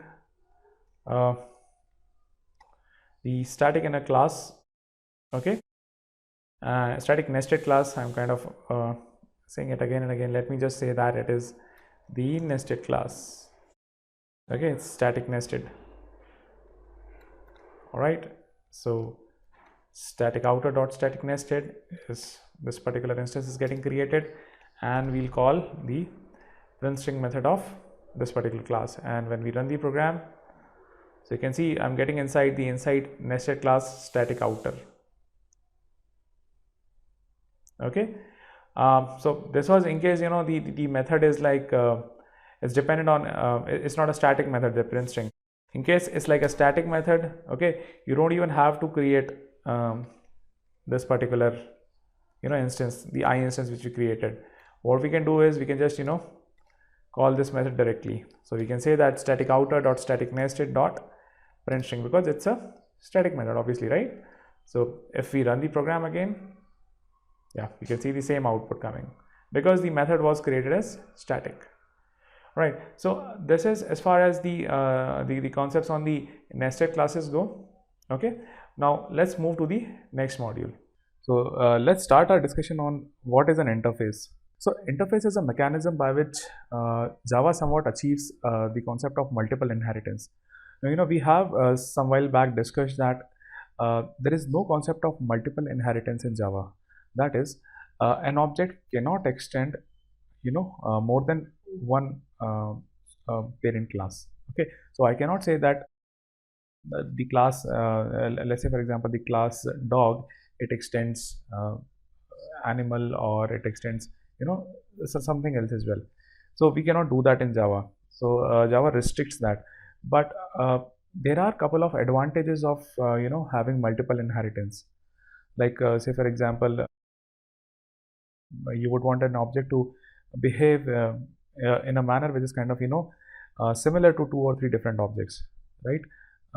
So how do we kind of go about it? So Java provides a mechanism of having an interface using which two unrelated objects also can interact with each other. Say for example that you have a car object, okay, and the car object also has a driver. Okay, now the driver need not know how the internal mechanism of the functioning of car goes about. Okay, all he should be concerned about is that how does one start a vehicle, how does one accelerate the vehicle, how does one put a brake, okay, how does one steer a wheel. So these are the couple of mechanisms that is only expected by a driver to know. He doesn't need to know how the axle works or how the fuel is ignited in the the cylinders. He's not expected to know that, right? So these are like two unrelated objects, a driver and a car. So how do you kind of make these two objects work with each other? So you say that a driver says that car must provide some interfaces to me, that how do I start a car, okay, how do I accelerate, how do I put brakes. So a driver says that I know only these things, and a car object must provide the exact implementation of whatever I know. So that is like a binding contract between a service provider and a client. So these are what the interfaces are meant to be.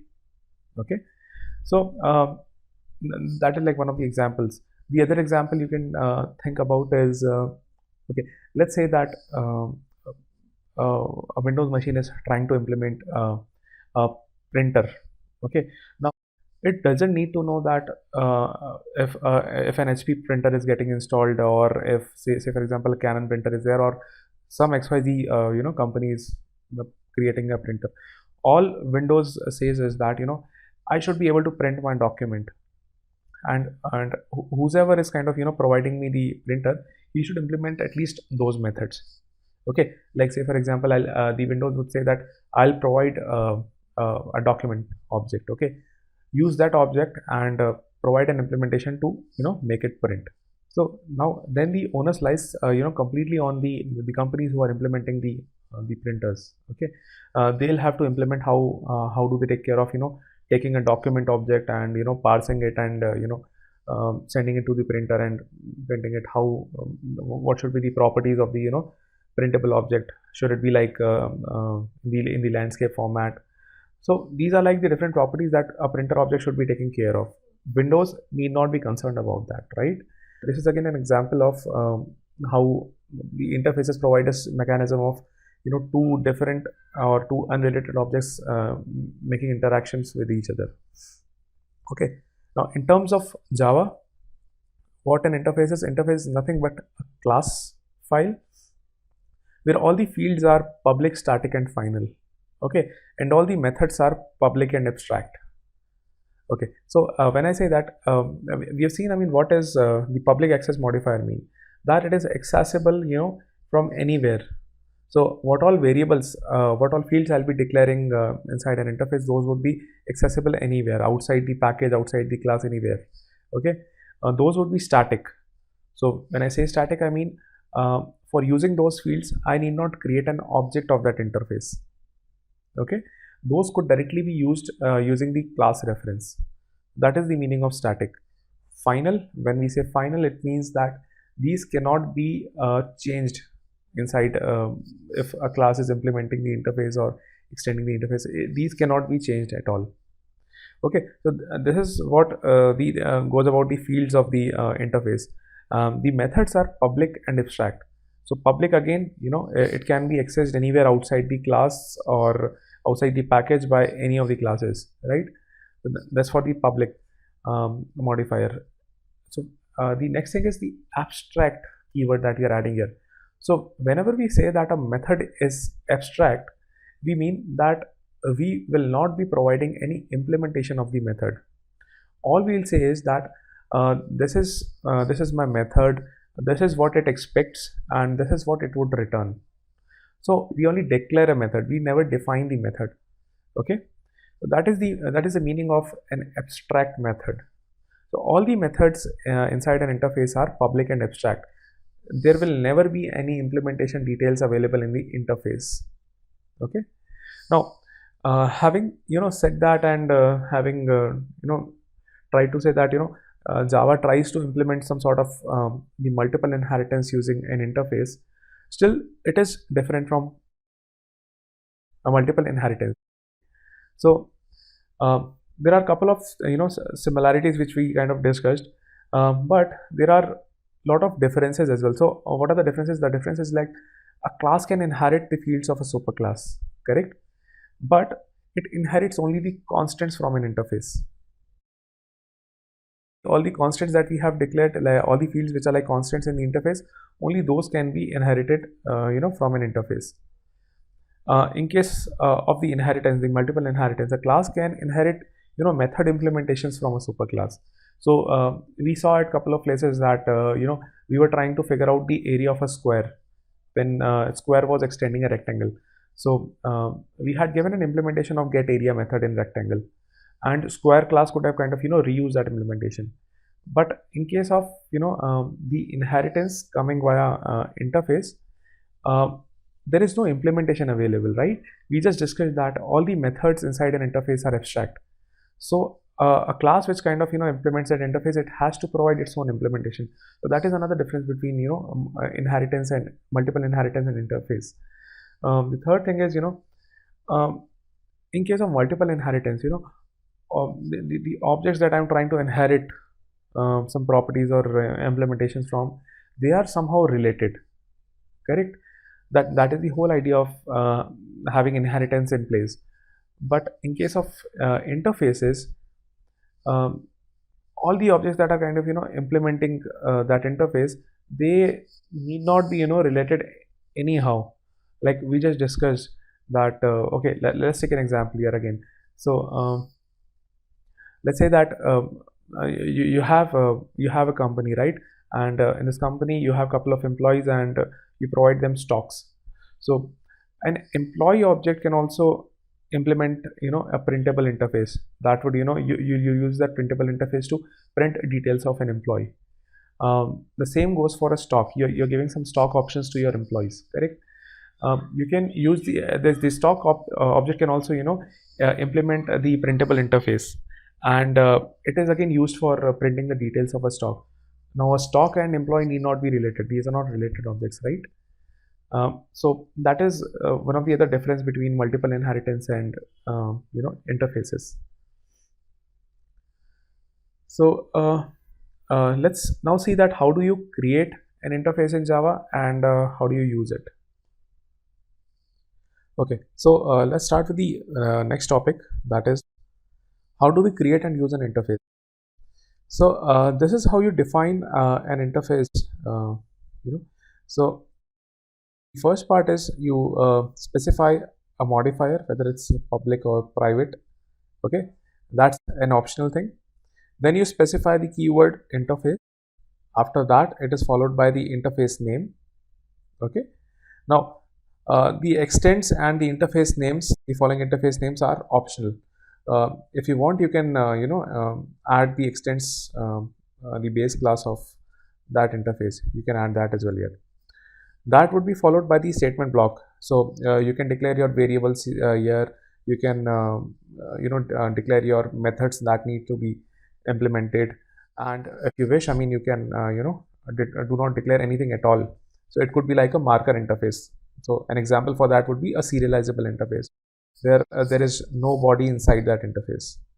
Okay, so again, the modifier part is optional, extents is optional, interface names, again it would depend upon the extents, and the statement block. So everything else is optional here. Okay, now assume that you have kind of created an interface class. The next thing that you would want to do is you need to create a class that implements that interface.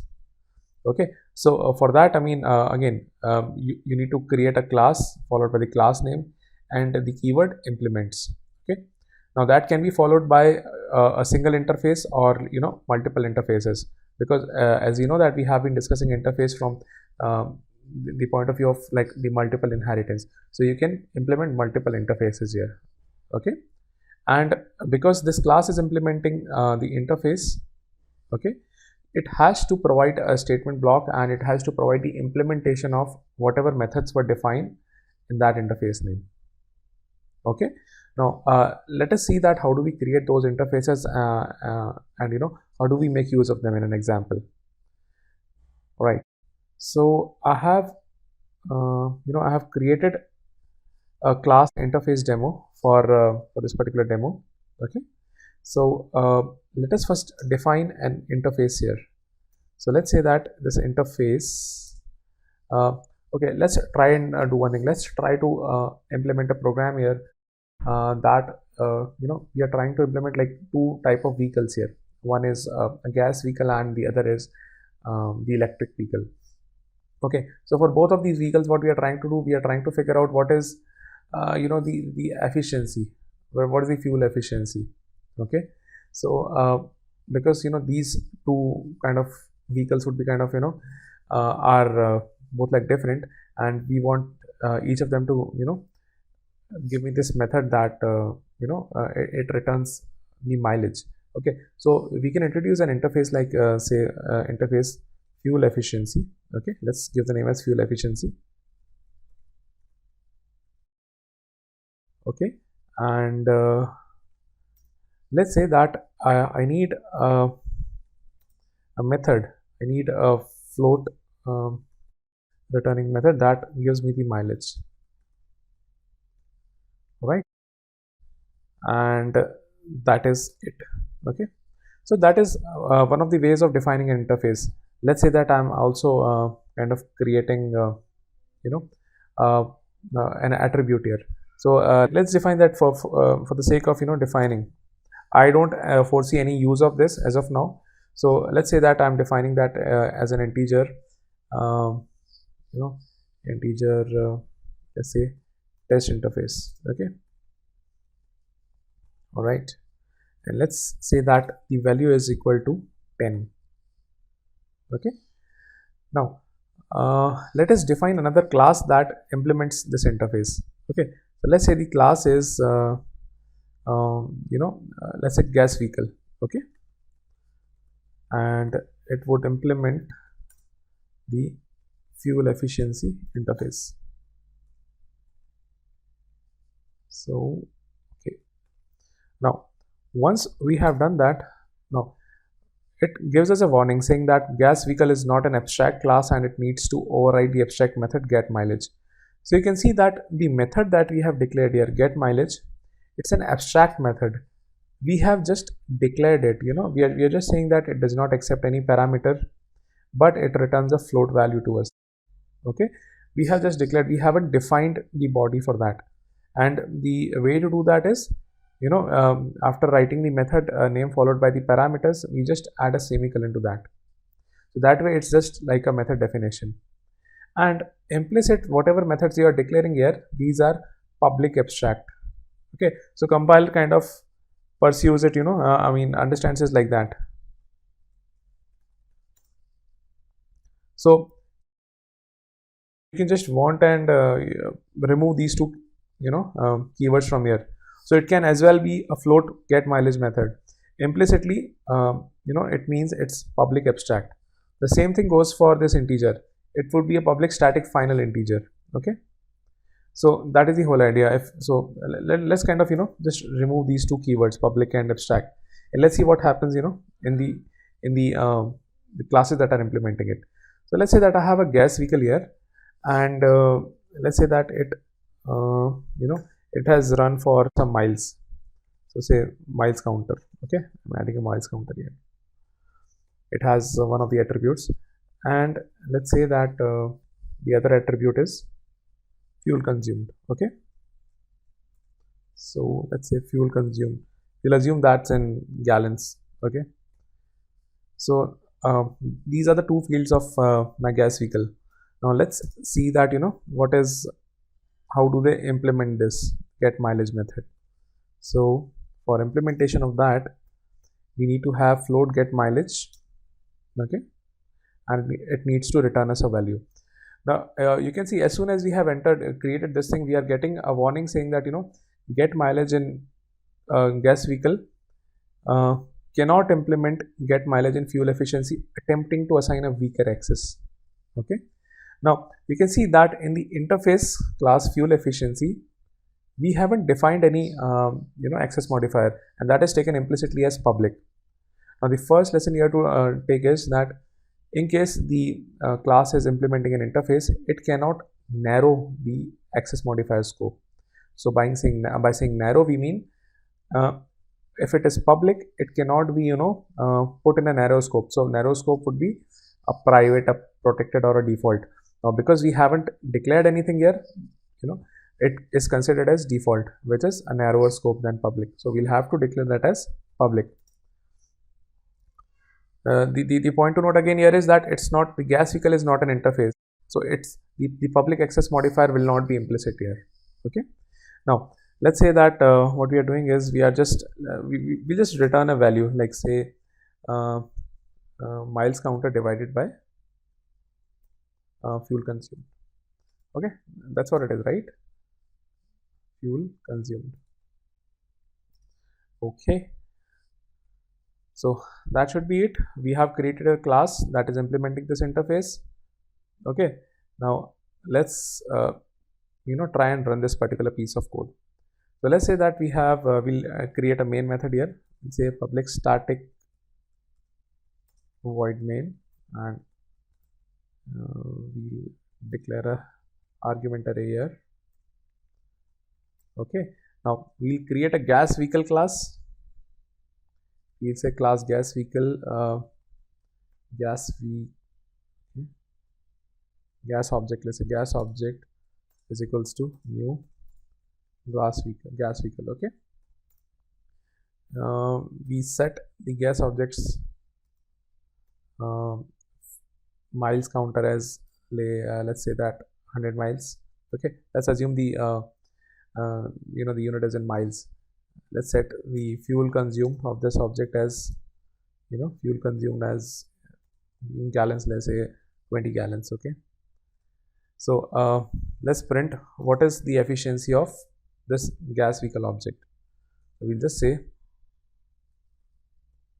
efficiency is dot get mileage. Okay, efficiency of gas vehicle is good. So let's run this program now. Okay, so you can see the efficiency of gas vehicle is coming as 5. So that would be like 5 miles per gallon. So that is how what we have done is we have created an interface here, and what we are doing is we have created another class that is implementing the interface, and we have overwritten a method. Okay, now another thing that I would like to show here is that this test interface integer that we have kind of created as an attribute of our fuel efficiency interface, we can always print that, as in we can always have an access on that. So let's say that I want to create I want to use that in my SOP here. Let's say that the value of test interface is, now we can directly write this test interface without giving any object reference, or it's a static variable. You remember, I mean, we have added that as a static variable. So if I run my program again, the get mileage method would be called and this value would be printed. So let's run the program now. So you can see the value of test interface is coming as 10. Another point that I want to verify, I want to show you is that let's say that I assign the value 200 to it. Now you see, as soon as I have created this assign statement, I'm getting a warning saying that I cannot assign a value to the final variable. Okay, so that again proves a point that all the attributes declared inside an interface are final. Okay, so if I run that, okay, I get it. Now this is an example of we kind of used an interface for a gas vehicle. Now we said that we'll be creating another let's say an electric vehicle that also implements this fuel efficiency. I mean, that's the whole idea of creating an interface. You would want 2 or 3 different objects sharing a common behavioral pattern. So this is known as a behavioral pattern because the gas vehicle and the electric vehicle, apart from gaining the inheritance from a vehicle class, they are kind of different, correct? So the mileage is one of the behavior that both these two vehicles show. So that is the reason I'm kind of keeping that inside an interface, and I'll be creating another class. Okay, let's say we create another class that is electric vehicle. Okay, I'll just make use of the same class here. Okay, so let's say the new name is electric vehicle. Okay, the new class name is electric vehicle. It also implements the fuel efficiency interface. For that, again, we'll keep an attribute miles counter, and we'll say that power consumed. Makes sense, right? It's an electric vehicle, so we'll say that power consumed in let's say kilowatts. Okay, the get mileage method again would be printing the value for the electric vehicle, and what we'll do is we'll return the value divided by the power consumed, the miles counter divided by the power consumed. Okay, makes sense. So now both the electric vehicle and the gas vehicle are kind of implementing the fuel efficiency interface. Now let's create another class of another object of electric vehicle. So let me just say that electric vehicle like object, okay, is equals to new electric vehicle. Okay, we'll set the values of electric object as, so the mile counter again would be, let's say 100, and let's say that the power it has consumed in kilowatts is let's say 15. All right, so we would want to say the efficiency of the electric vehicle. So we'll say that electric vehicle's efficiency is ELC object dot get mileage. Okay, now let's run this program and see what is the expected outcome here. Let us first of all just remove this statement of printing the test interface attribute. It's not required in both the places. All right, now if we run the program, so you can see the efficiency of the gas vehicle is coming as 5, and the electric vehicle is coming as around 6.6 miles per kilowatt. So that is what we have done here. We have kind of created two classes. Both are implementing the interface fuel efficiency, and we are using both of them to call a particular method and implement it in its own manner. So now let's move on to the next topic. Okay, so the next topic that we have is extending the interfaces. Now, an interface, unlike other Java classes, can extend multiple interfaces. Okay, so so far we have seen in Java that you cannot extend more than a single class, right? But interfaces are an exception here. They can extend multiple interfaces. Okay, and say a class is about to implement that extended interface. It'll have to implement the methods of all the previous ancestors. Okay, so say for example we have we declared like a fuel efficiency interface sometime back, right? Now assume that I create another interface, fuel efficiency 2, that extends fuel efficiency, and I create yet another interface, fuel efficiency say 4, it extends fuel efficiency 2, right? And each has its own method. Now if a class is going to implement fuel fuel efficiency interface 4, it'll do that by implementing the method specified in fuel interface 4, fuel interface 2, and fuel interface. So that is the way to go about. It has to implement all the methods. Okay, now let's quickly see in an example as to how this particular extending interface is required and why it is so useful. So we'll pick from the example that we have been discussing, right? So you have an electric vehicle and you have a gas vehicle, right? both of them are implementing the fuel efficiency interface. Both of them return the mileage. Okay, so that is that method is defined in the fuel efficiency interface. Now, let's say for example that you get another class of vehicle, that is hybrid vehicles. It's kind of combination of gas and electricity. Now, along with getting the mileage, what other information you might need is that what is the exact fuel efficiency that my hybrid is providing, right? And what is the the electric efficiency that it is providing. Okay, I'll try to get the mileage on the basis of both these outputs.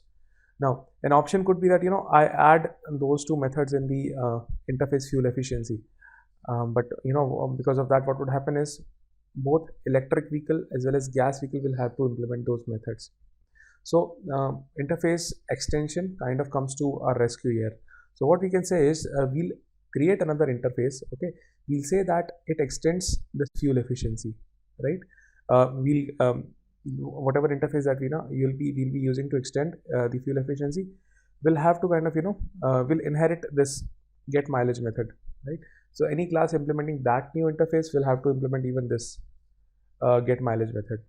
Okay, so let us say that this new interface is, let's declare that as interface let's say hybrid efficiency. Okay, let's give some name to it, random name to it. Okay,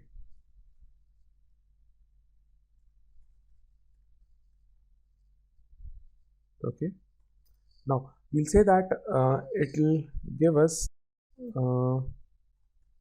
a method get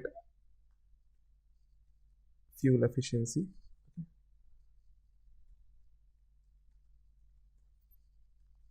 And we'll write another method that gives us the charge efficiency. Let's say charge efficiency.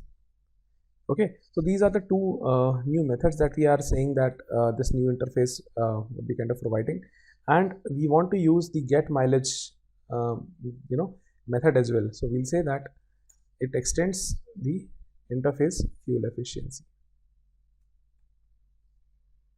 Okay, now let us create that another new class of vehicle that we were talking about. So let's say that the new class is let's say class hybrid vehicles,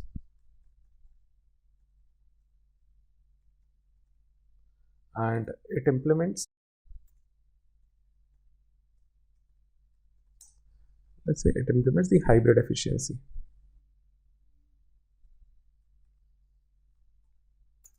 Okay, now as soon as we have declared that that will implement the hybrid efficiency, you see that we'll be seeing couple of errors saying these particular methods have not been implemented.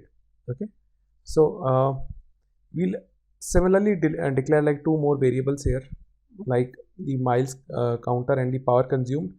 Because it's a hybrid vehicle, we'll add the other parameter as well, which is fuel consumed. Okay, we'll kind of consume both power and fuel.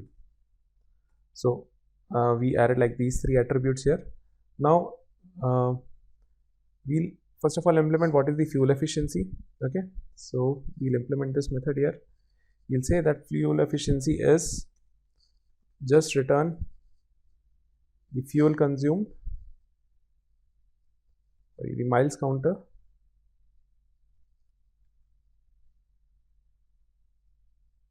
divide by fuels consumed. The same method was same formula what we have used here, fuel consumed. Okay, so that is the first method that we are implementing here. Again, it has to be declared public here. All right, the next method has to be the charge efficiency. So what we'll say is we'll create a new method here saying public float get charge efficiency. Use that. Okay, and what we'll do, we'll return the miles mile counter divided by power consumed. Okay, so these are as far as these two methods of the hybrid efficiency are concerned. Now you can see that we are still getting an exception saying that the get mileage method of fuel efficiency is not being implemented till now. Now again, that kind of proves the point that this get mileage method, because it's not defined here, but because hybrid efficiency is an extension of fuel efficiency, this hybrid vehicle will have to implement that method. Okay, so let's implement this method, get mileage, for a hybrid vehicle. Okay, so we'll say that it's a public method that returns a float. Now what it basically does, let's kind of just take a random formula that whatever is my fuel efficiency, okay, I'll say return my fuel efficiency, say multiplied by like say 5, half of what I'm getting from the fuel efficiency. Okay,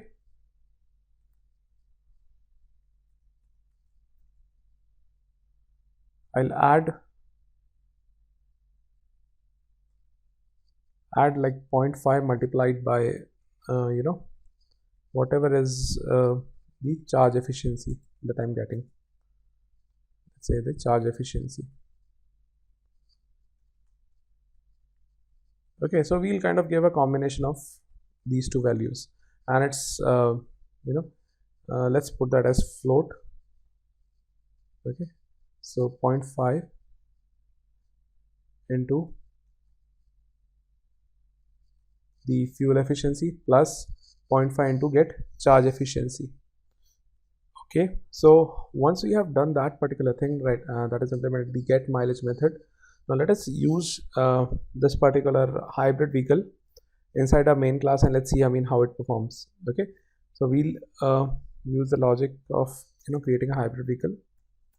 So hybrid vehicle hatch object equals to new hybrid vehicle.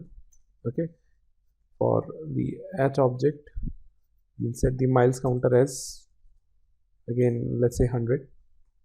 Okay, we'll set the hatch object's power consumed, let's say 10 kilowatts, and this hatch object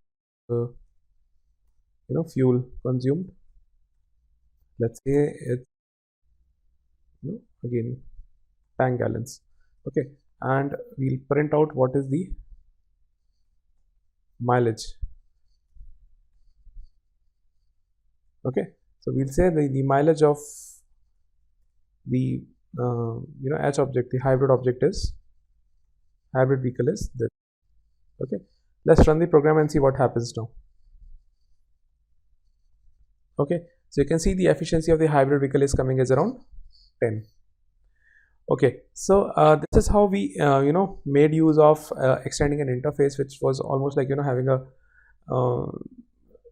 it was kind of getting implemented by two other classes, and we didn't want to disturb them, so that is the reason we kind of opted for an option of extending an interface, because the new interface also we wanted the prior interfaces method being there. So this was an example where we were extending an interface. Okay, now let's move on to the next topic, that is how do we implement multiple interfaces. Okay, so the next topic, as we said, implementing multiple interfaces. Now a class can choose to implement from multiple interfaces. It has to decide that what all behavioral patterns it wants to exhibit, and using that it can pick up all the required interfaces. It then has to implement all the methods that are defined in the chosen interfaces. It cannot say that I'm implementing just 5 interfaces, but I'll implement the methods of only 4 interfaces. It has to implement all the methods that are defined that are applicable for that those interfaces. As I said, that it is again helpful in spreading the concept of multiple inheritance, because that is the reason interfaces were kind of brought into picture, the idea of multiple inheritance. And here a class chooses to pick from different different multiple behavioral patterns. So let's try to put that the example of implementing multiple interface in the example that we have been discussing. So let's say that that for all the vehicles that are kind of working on charge, that is both the electric and the hybrid vehicle, I need to kind of add another interface that changes that provides the option of changing the battery. Now as you know that both the electric and the hybrid vehicles would be kind of operated on some battery charges, right? That would be used to run the engine. So I need to create another interface. Okay, so that interface would kind of define a method that change the battery. Now that interface again would be common to the electric as well as the hybrid vehicle. So now let's see if we want to implement that scenario, how do we do that? So in that case, till now you would have seen that we have a fuel efficiency interface, we have a hybrid efficiency interface that is extending the fuel efficiency.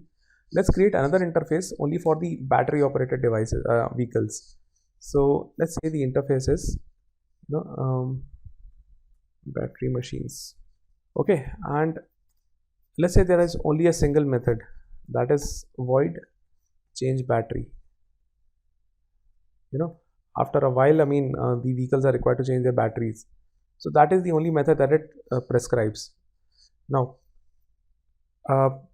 since you see that this hybrid vehicle is type of is like a battery operated device machine, so it has to implement this battery machines interface. So how do we do that? We say that implements hybrid efficiency comma the new battery machines. So as soon as we added this new interface, you see that we get a warning message saying it has to override the abstract method change battery. Okay, so let's quickly add this method.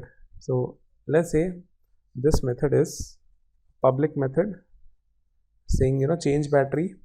We'll just add a system.out.println here saying that change the battery of hybrid vehicle, change battery. Okay, similarly we'll implement this new interface for the electric vehicle. Again we are getting a warning saying that we are supposed to implement this change battery interface method. So let's use a similar implementation, that changing let's say changing electric vehicles. Okay, that is the way we have kind of implemented multiple inheritance for two of our classes. Now let's execute these methods in our main method. So we'll also say that electric object dot change battery. Similarly for hybrid object we'll call the method change battery. Okay, now we'll run the program and see what is the expected outcome here. So you can see that efficiency of gas vehicle is 5. You're getting a new line here saying changing electric vehicles battery, and then you get the efficiency of electric vehicle, and after that you get changing hybrids battery. So that's it regarding the implementation of multiple interfaces. Now let's quickly see a scenario in which we had discussed some time back the concept of polymorphism. So we can create the reference variable of a superclass and point it to the subclass object right in the heap, and depending upon what sort of the object is created in the heap, that method would be called, that overridden method would be called. So that was like the polymorphism runtime, right? A similar thing happens for the interface as well, right? So let's quickly see that behavior. So let's say that we have this interface battery machines. Okay, it implements a single method, that is change battery. Let us create two more classes here. Let's say that class A that implements this battery machine. Okay, it has to implement the change battery method, correct? Because that is the only method which is available in the battery machines. So we'll say that changing, let's say A's battery. All right, let's say there is another class B here which has exactly same behavior as class A. Okay, we'll say that class B it implements battery machines. Okay, it implements that behavior of change battery. It says that, you know, changing B's battery. Okay, now let's define the object of battery machines. Okay, so far we have seen that, you know, all the objects that we have created were of you know, classes which were implementing the interfaces. Now let's create an object reference of the interface variable. So let's say that, you know, I have a battery machines say VM object, you know, and let's initialize it with new A. Okay, that is the first object that we implemented. Now let's say that VM object dot change battery. Let's call this method. Okay, now let's see how it prints. So you'll see that we are getting the you know, sys out here saying that changing A's battery. So it is calling the method of class A. Okay, that is implementing this interface. That is like again a useful example. Let's say that, you know, we now declare this VM object. Let's say that's this VM object. Now we create another variable of class B. We created another object of class B. Okay, and again if we call the method of, you know, clear data, change battery on VM object, we'll be seeing that, you know, you are changing B's battery. So let's run this thing again. So here you see that, you know, depending upon the type of object, I'm seeing the method being called. So I'm right now into changing B's battery. The object reference variable, that is battery BM object, it's of type interface, but the object which it is pointing in the heap kind of keeps on you know, changing. So depending upon that object state, it is calling the method. Okay, so this is as far as the concept of interfaces go. Okay, so let's start with the next topic, which is abstract classes. So as you can see from the dictionary definition of word abstract, it's an adjective that says that existing in thought or as an idea, not having a physical or concrete existence. Okay, so the abstract classes in Java go along the same lines. So any class which is declared as abstract, it can never be instantiated. Okay, it can only be you know, extended by its children classes. Okay, and those child classes can you know, instantiated. So what's the idea of having, you know, the abstract classes which or a class which cannot be instantiated?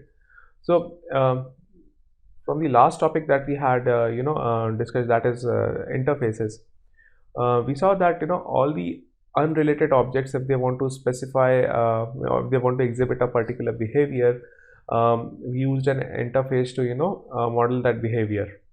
Okay, but think of a scenario in which I have some related objects. Okay, and I would want you know, them to behave in a particular manner and them to, you know, exhibit a particular behavior. I use an abstract class. The idea behind an abstract class is that, you know, I can write some amount of code in my abstract classes, the methods of abstract classes, and that way it can be reused by all the, you know, children classes. While in interface, I just didn't know that, you know, what should be the implementation, and I cannot implement those methods. I cannot define those methods in an interface. An abstract class, I have a privilege of, you know, defining my methods. So the idea is that, you know, I can have a fair amount of idea that how my child classes would be kind of, you know, in behavior, and I can exhibit that behavior. But there could be an option that, you know, I don't know that this particular behavior how my child class would be implementing. Okay, so in that case, what I can do is I can declare a couple of methods in my abstract class. I can define them. I can also have some abstract methods. So what's an abstract method? That I only define it, I don't declare it. Okay, so I have that privilege in the abstract classes of, you know, going in that manner. That's the basic reason why we use an abstract class. Okay, so let's see that how do we create these abstract classes in Java. So this is a way of creating an abstract class.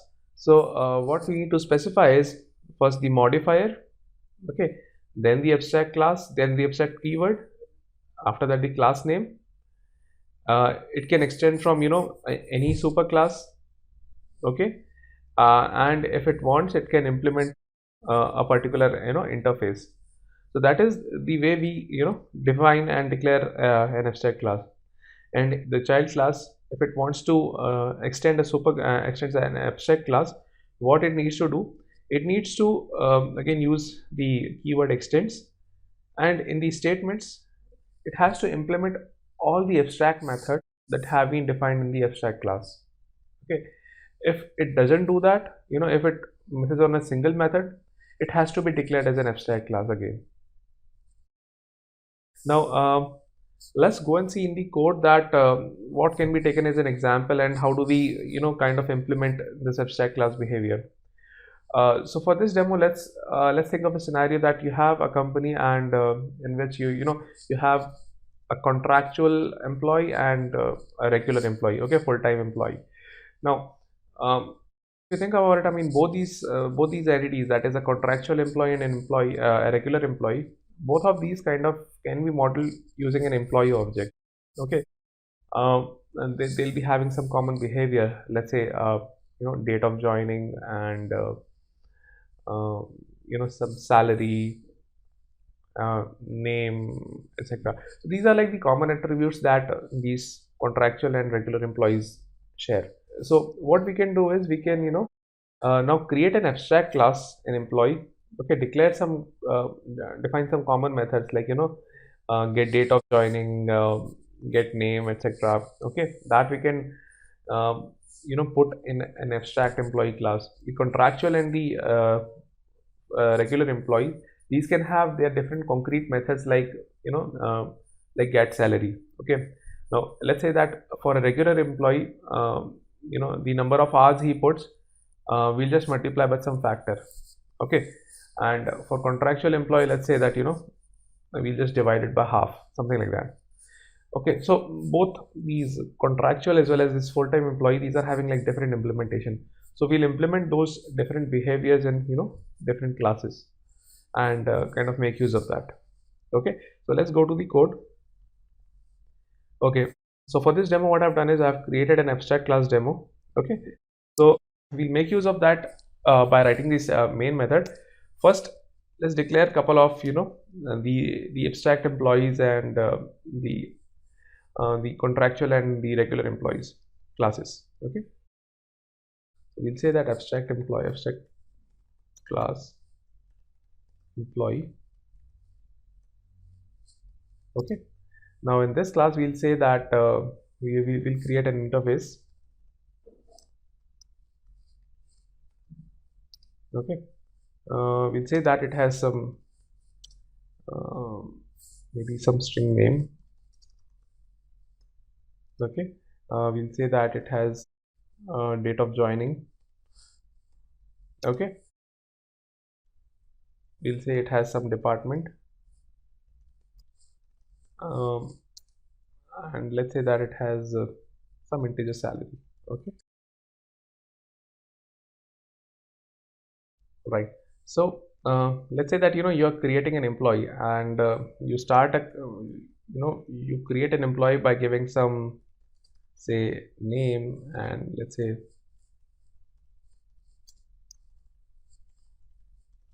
department. Okay,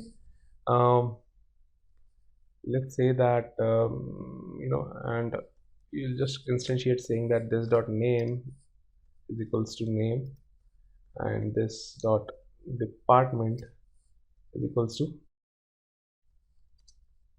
department. Okay, we have just instantiated using this particular constructor. Now let's say that you have some common methods like public get name. Okay, so what you need to do, you just need to return this dot name. This has to be a string here. Let's say that again, let's return date of joining, say public date get date of joining. Okay, and we just return say your DOJ. Say that this dot DOJ. Alright, so these could be like the common methods that we are implementing. Now let's say that we have abstract get salary. Now depending upon what is the implementation of the salary class and the regular or the contractual employee, this can differ. Okay, so how do you define an abstract method? You say you start with an abstract keyword, you specify the return type, you specify the method name, its signature, and you just end the statement using a semicolon. You don't define this method.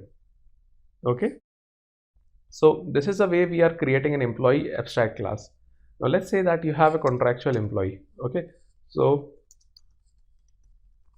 we'll say that employee extends say employee class. All right, now because it's a contractual employee and it's extending this employee class, now you see that it's giving us a warning saying that contractual employee is not abstract and does not override method get salary. So this get salary method is an abstract method declared in the parent class, that is employee. Now for this contractual employee class to be existing as a normal class and not as an abstract class, it has to override this method get salary. Okay, so let's start by overwriting this method itself. So we'll first of all create okay, let's kind of say that this is the method and let's implement some behavior in that. Okay, let's say that return some random value, return 0. So this is the first thing. The second thing is that let's define the constructor. You can see that we have defined a constructor there, and the contractual employee is not having the string constructor, that is the name and the department constructor. So let's define the constructor here. Let's say that string name and string department. Okay, we'll just call the super method saying name comma department. Okay, now this is one of the ways of creating the constructor. Now because it's an abstract employee, let's say that while creating the contractual employee, we just specify the salary.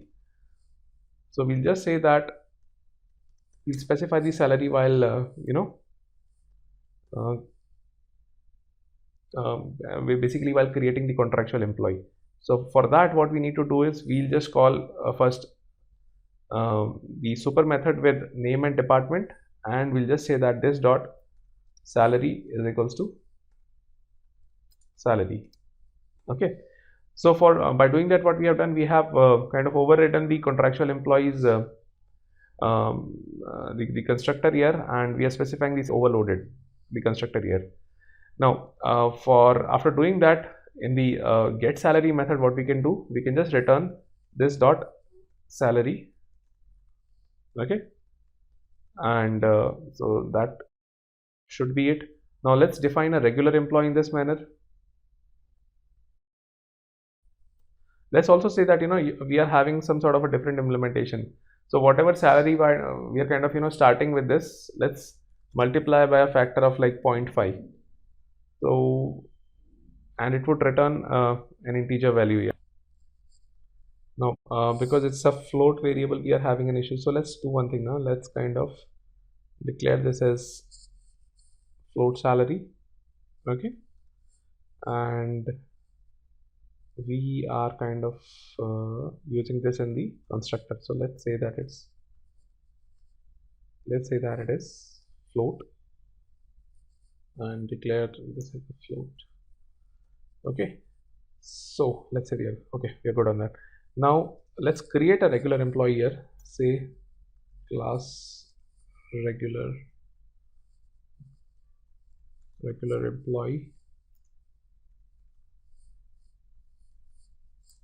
Okay, we'll use almost a similar interface here. Okay, so say that regular employee, it comes with all these similar things here. So let's just make use of whatever interface we have created earlier. Okay.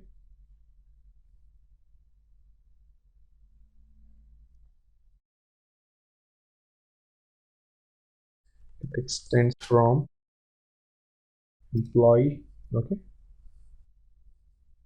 Now, okay. So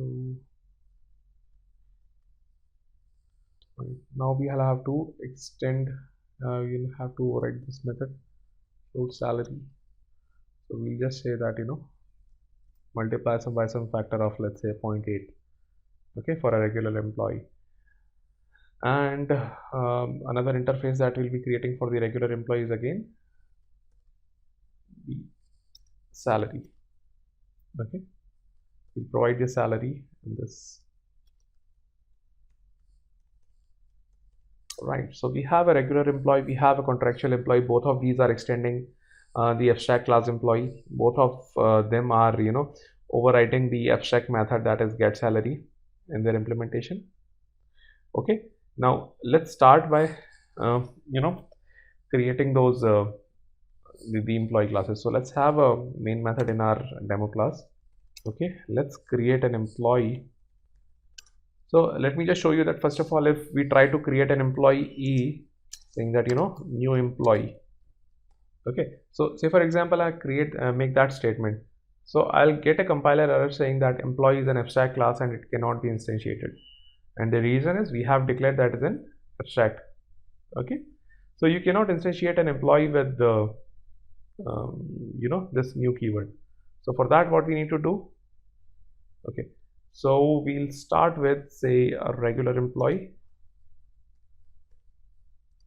Okay, we'll say that the name is okay, let's say the name is say Dan. Okay, he comes from say HR department. Okay, and say his salary is 10,000.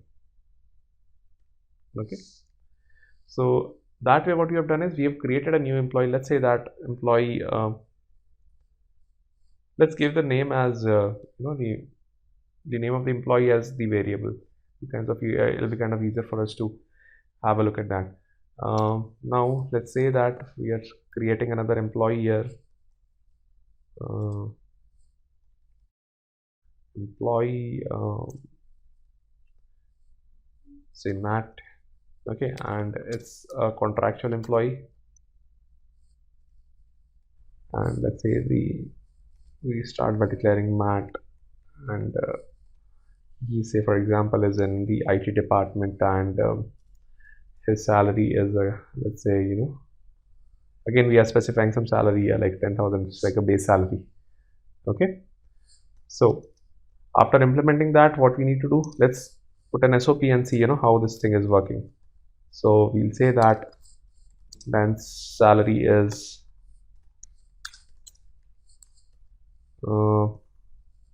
then dot get salary. Okay, similarly we'll print salary of Matt. We'll say Matt salary is Matt dot get this. We'll put that Matt is a contractual. Okay, so that will be kind of easier for us to figure out.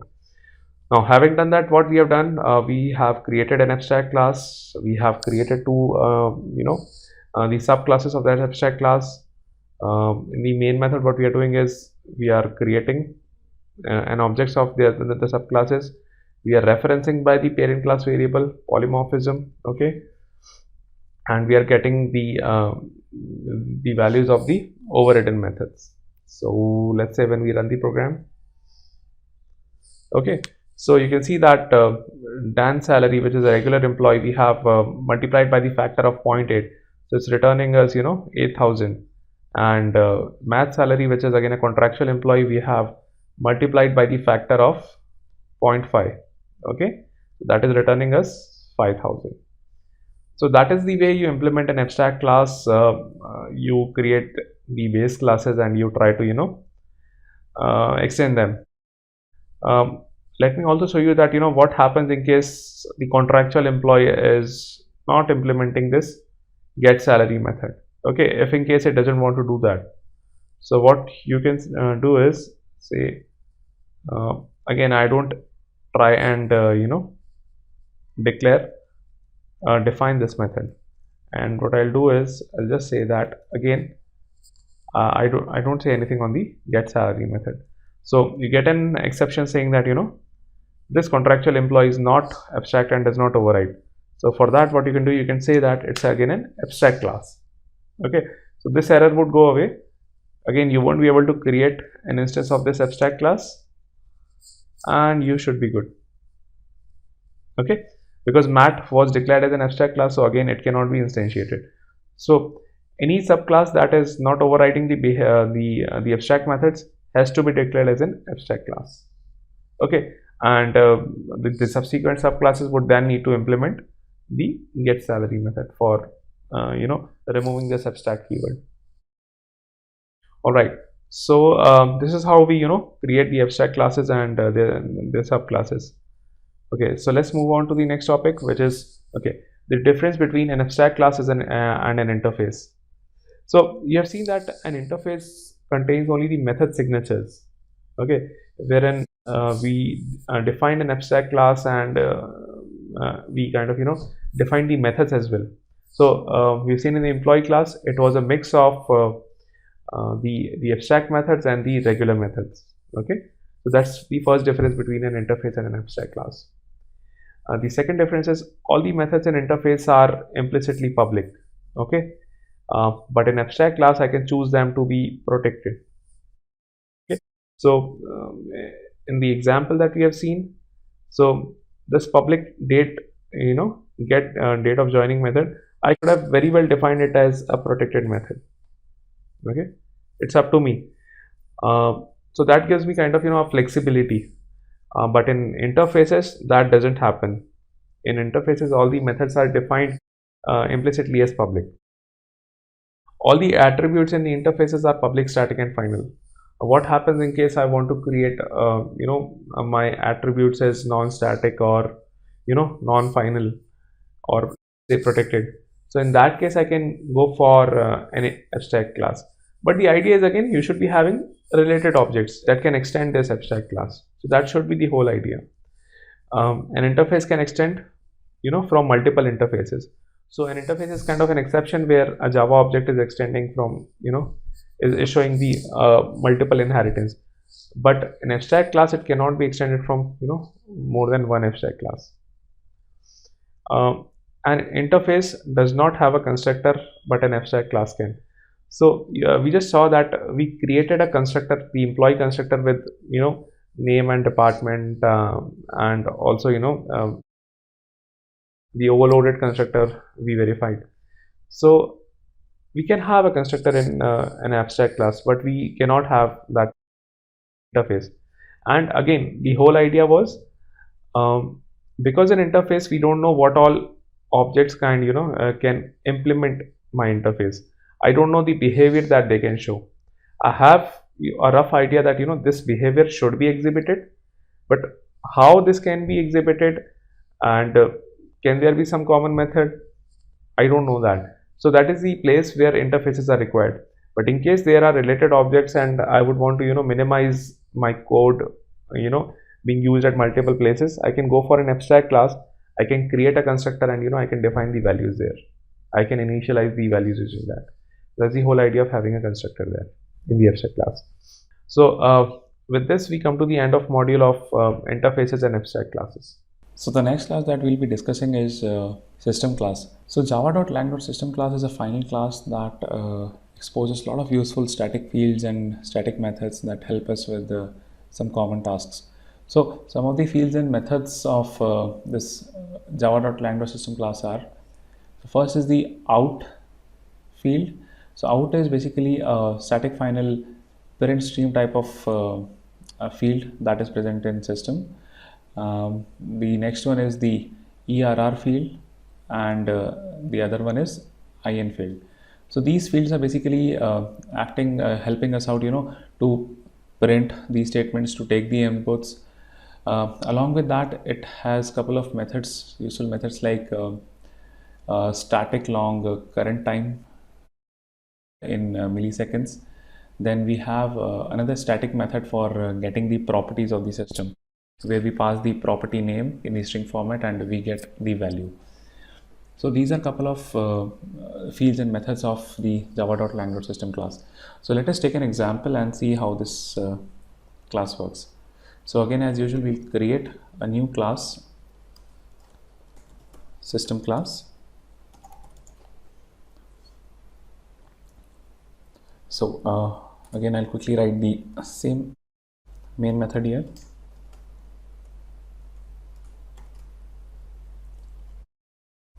Okay, now in this, let us first of all, use the line that we have been using in this demo for a long time, system.out.println.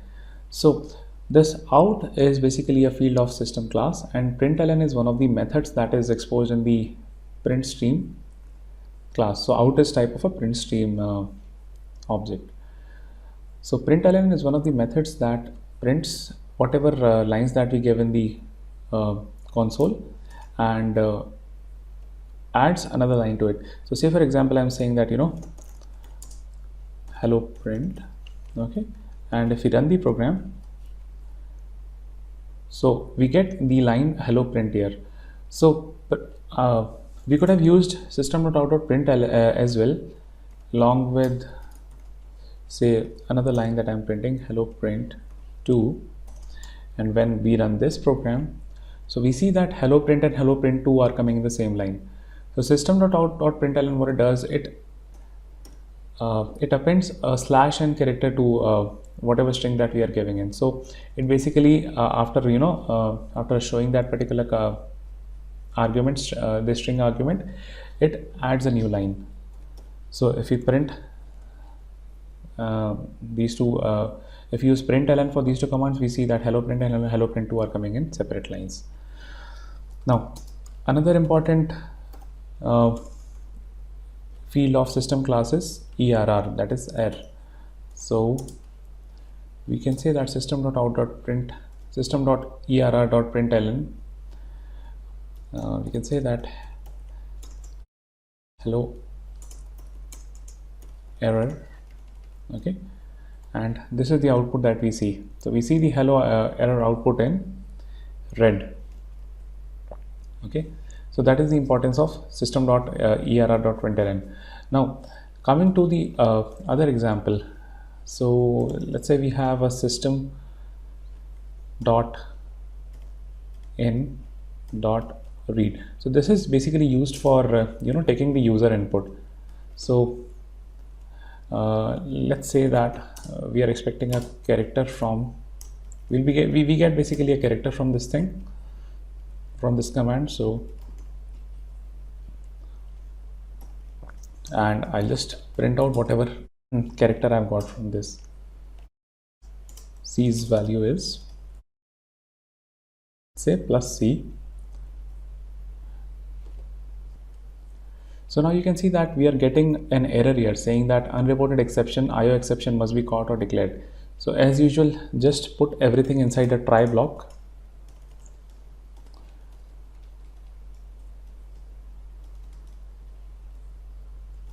And catch the exception,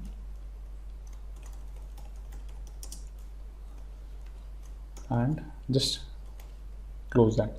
So what I'm doing here is I'm taking the so I'm using the system.in.read method, and I'm taking the character that is that is kind of given from the user. So when we run this program, so here I can enter a character, say H, and if I press enter, automatically the value that is given to the character is H. Now if I run the same program and give a string here, so let's say that I'm saying in test, so you can see that only the first character is getting accepted by this. So now how do we write a method that takes in the user inputs and converts that to a string variable, because normally that's what we want. We don't want a single character coming in. We basically are interested mostly in the string variables that are coming. So how do we write a program for that? So let's say that we implement a method here. Okay, we say that public static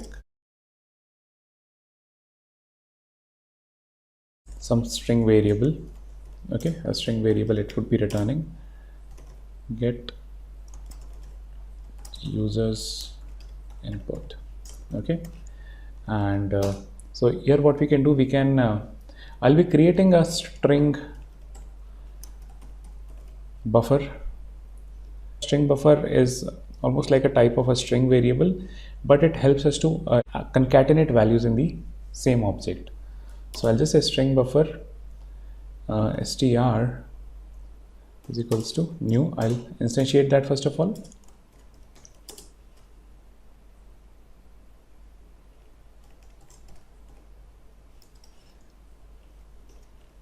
Okay, so that way I've created a new string buffer. Now what I'll do, I'll use the exact same piece of code here. I'll say that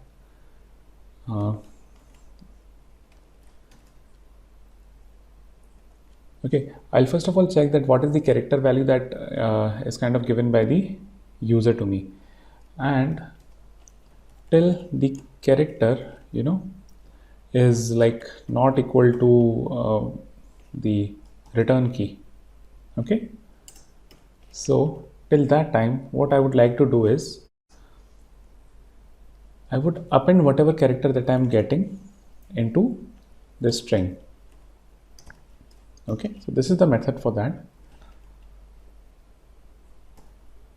and I'll again do the same thing.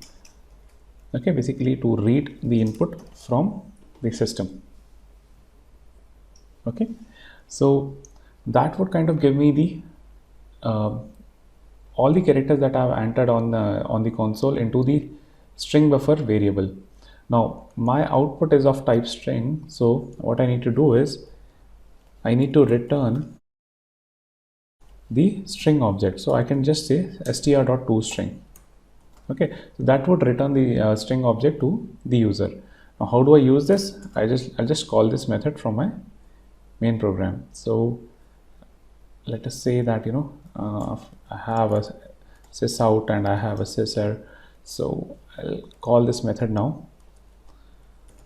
I'll say that system.out.println. Okay, and here I'll call this get user test input method. So now whatever input that I'm getting from the user, I'll be printing that. I'll say that the user's input string is okay. So let us now run this program. Okay, let's say that the input is again hello 123 122. So you can see that I'm getting the user's input string is hello 122. So that is how we can take user's input in the format of a string and display that. So this is one of the other methods of using the string variable. So let us now see that what other methods are available from the system class. So one of the methods that we saw was system.current milliseconds. So what could be the usefulness of that? So let us say that if we want to test for how long the program has been running, so we can make use of that method, and we can get the difference in the time at which the program started and the program ended.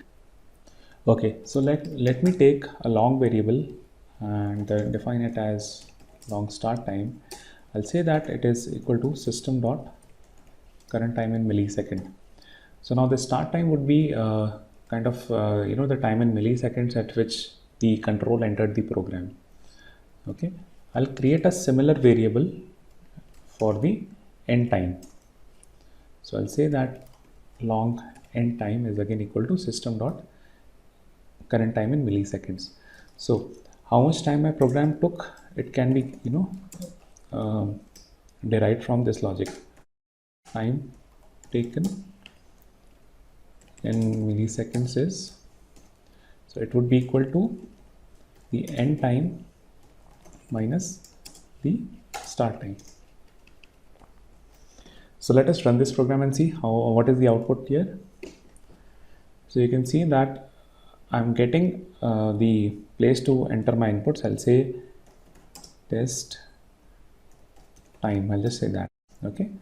Now you can see that the after printing the test time string, it is giving me that time taken is in millisecond 10655. That is approximately 10 seconds.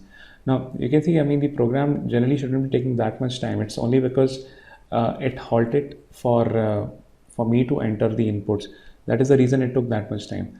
If I just comment out this string and run my program again, you can say that the time taken by the execution here is like approximately 0 millisecond.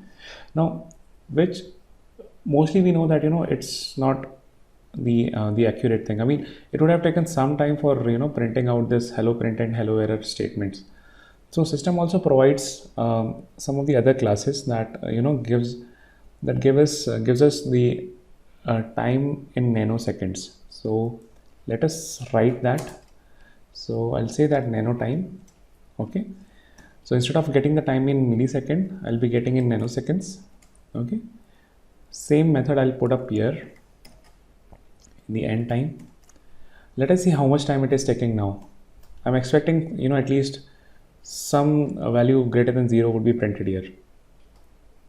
So now you can see that it is taking around 239 434 nanoseconds. So you can just multiply by that so approximately it's taking around 240 microseconds, okay, between these two instructions. So yeah, next class now. Another method for the system class could be system.get property. So let us say that I want to print properties of my system. So say that system dot get property. Say for example I just want to see that what is the Java version. Okay, so I'll say that Java dot version. So you give me the value of what is the value of the Java version. So if we run the program here, you can see that we are getting the value as 1.8.0_45. So that is the Java version here. I can also say, for example, see that what is the Java vendor. Okay, so if I run this thing, I get its Oracle Corporation. So these are a couple of examples where we can get the property. I can also set a system property. So say I'm setting that so if I'm getting a system dot set property, say that I'm doing Java demo, and the value is, currently we are in core Java, so let's say core Java. Okay, and if I print the same thing here, that what is the value of Java demo, I should get core Java. Okay, so yeah, this is the value that you are getting. So this is the way you can set the value of a property in system class, and also you can get the properties value. So that is all from the system class. Let's move on to the next class. The next module is the class string. So java.lang.string, it basically represents a piece of text, or you can say the set of the Unicode characters. It's basically immutable. So say for example I'm creating a string, say string s equal to hello world. if I append some value to it, okay, a new string object would be created. Whatever object is existing in the memory, it does not get changed. So that is the whole idea of the strings being immutable. You cannot change their value, and because the value cannot be changed, these are thread safe. So n number of resources can access that particular string without having to worry about what its value is going to be. Is other resource kind of trying to change the value. So in that way they are thread safe. Now the idea of immutable string is that because its value cannot be changed, what JVM tries to do is it tries to store all these string objects inside a pool in heap memory. That is known as a string pool. So in case like I'm trying to create 4 string objects with the same string, like hello world, all the object references that are existing in the stack, they will be pointing to the same memory location in heap. That is the concept of string pooling. Before dwelling further on that, let us go and see how string pooling works, and what happens in case you're trying to create those string objects. Okay, so let us now create a Java class. We'll say that the name is string demo.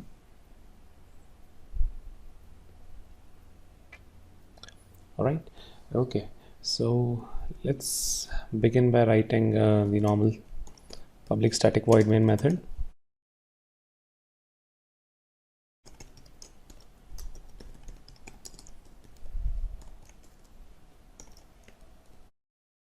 Now let's declare a variable string s1 is equals to hello world, okay, and a string s2 also equal to hello world. All right, so if you remember that for different objects that we had seen previously, if we didn't override the equals method, then the equality operator or the dot equals wasn't working properly. Let's see how it goes in case of string, because as I said that because of string pooling, both these strings, because both of them are kind of pointing to hello world, both of them should be pointing to the same object. And if I say that if s1 is equals to s2,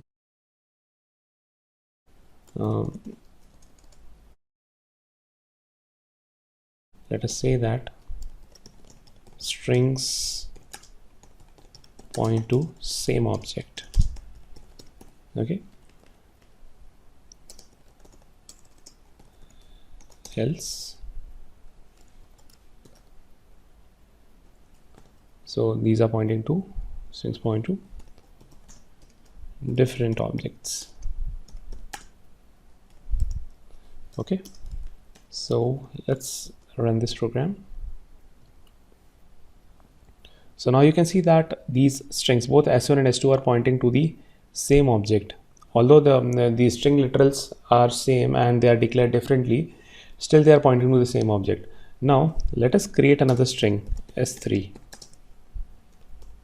and let us create this by using the new keyword. I'll use the exact same string.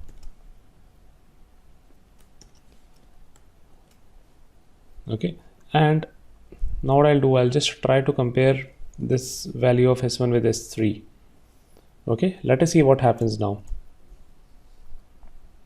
So you can see the output now is coming as strings point to different objects. So although both s3 and s2 or s1, all of them, the internal value of the string is like hello world, but internally for s3, whenever we started with saying new string, JVM created a new memory location in heap for this s3. and because of that, it's not pointing, the S3 in stack is not pointing to the same object as S1 and S2 are pointing to, and that is the reason this S1 and S3 is failing, and what we are getting is strings point to a different object. Okay, now let us see the concept of when we say that you have these strings are immutable, and let us see what happens. So say for example I have these two strings. Okay, now if I try to make some modifications into those strings. So say for example if I say that s1 dot some other like s1, okay, is equals to s1 plus s2. Okay, so and if I keep on doing that, okay, every time a new object would be getting created. Okay, even if the you're getting this s1, the value won't be changed. So essentially what I've written here is s1 is equal to s1 plus s2. So ideally what I would assume is that whatever location s1 was currently pointing to, that would change, right? But that doesn't happen. So let's see, I mean, how it kind of goes about. So let's say that okay, let's start with saying creating a runtime.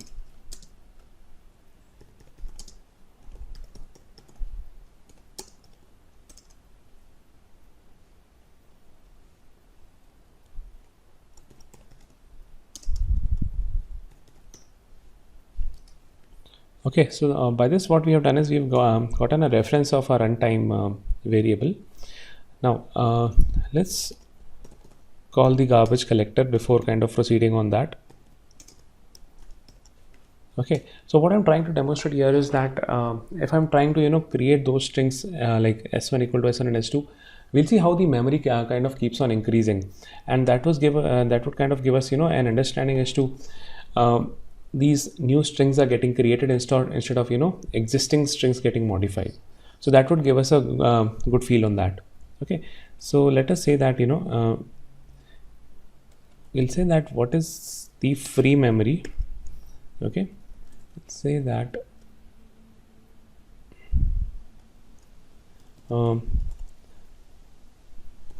total memory is, and this runtime would give us that value.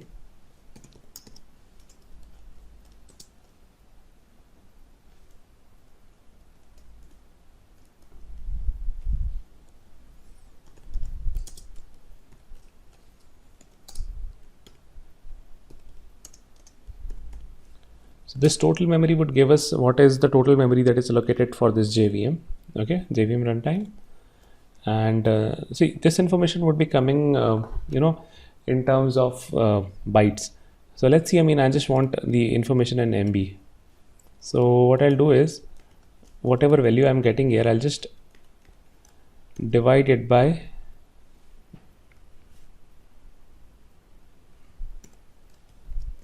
1024 into 1024, that is 10 raised to power 6.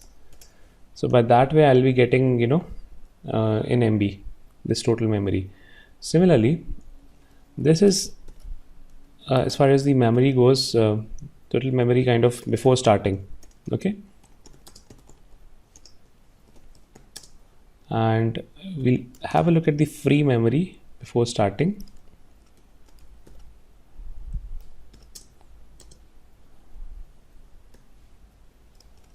And let's say what is the value here. It's free memory.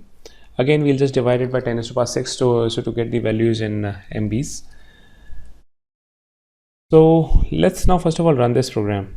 Okay, let us remove this value from here. Let us run the program and see that what is the total memory that is available before the program execution. So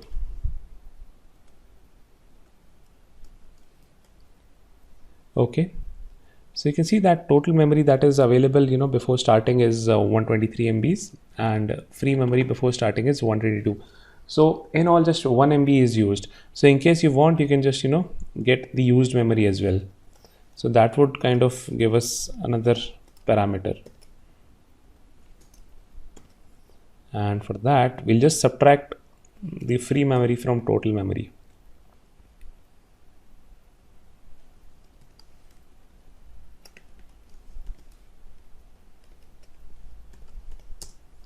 Okay, so that would give us like the used memory. Okay, so if we run the program, what we'll see is that the used memory is almost zero. It's negligible, which sounds good because we haven't created a lot of objects here. Now let us do one thing. Let us create the variable, the assignment that we did here, that is s1 is equals to s1 plus s2. Let's do that for some 5000 times. Okay, let's see what happens then. So for int I equal to 0, I less than okay, let's do it 50,000 times. Okay, and we'll increment the value here.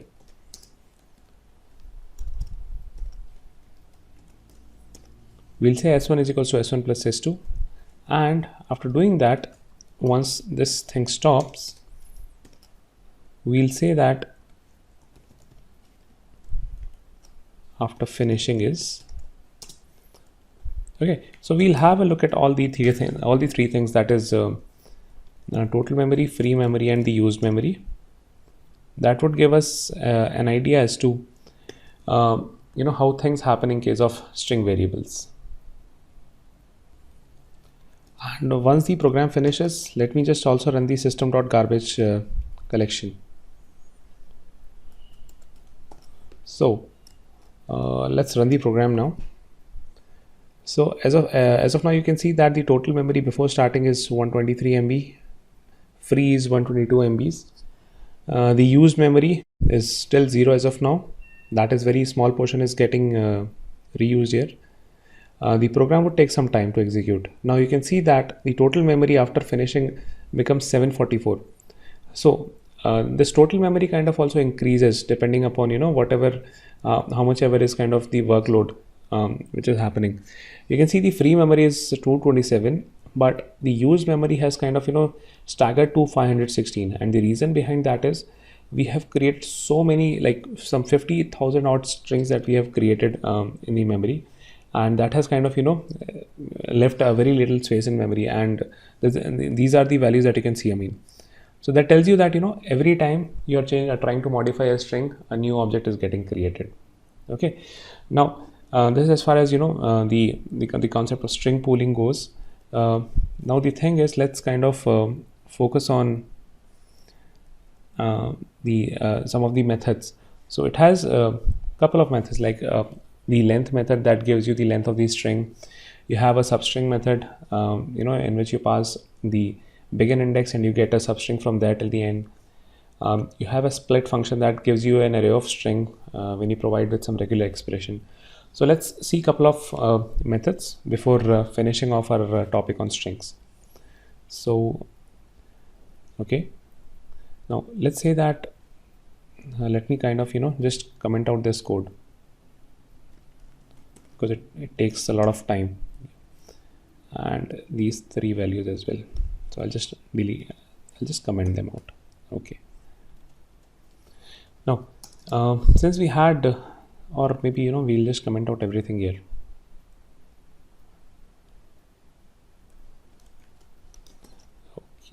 Okay, now let's say that we have this string hello world with us, and if you want to figure out what is the length of the string. Okay, so we'll say system.out.println, and s1's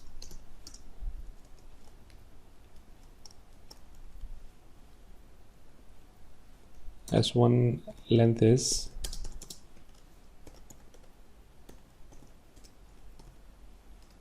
so that would give you the length of string s1.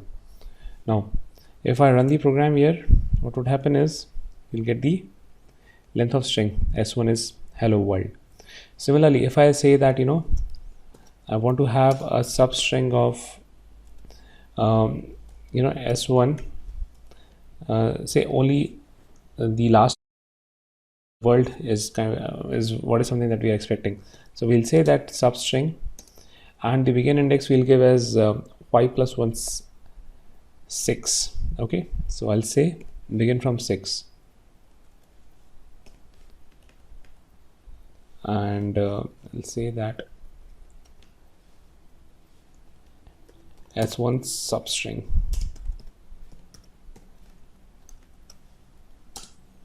Okay, now let's run the program.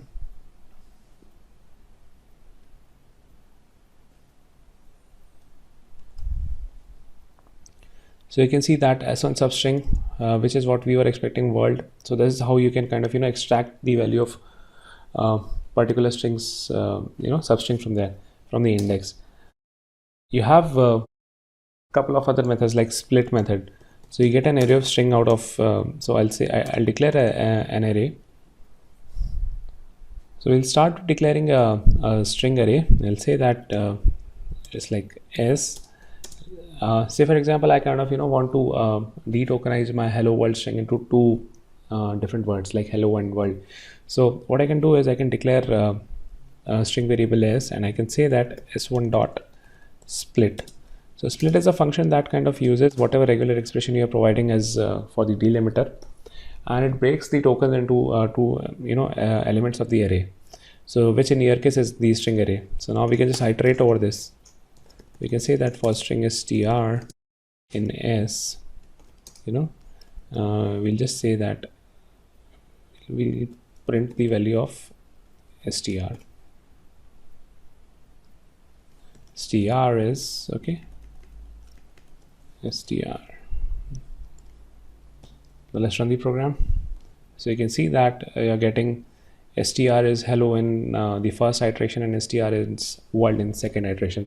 So that is how the split function works. So this is as far as the class string goes.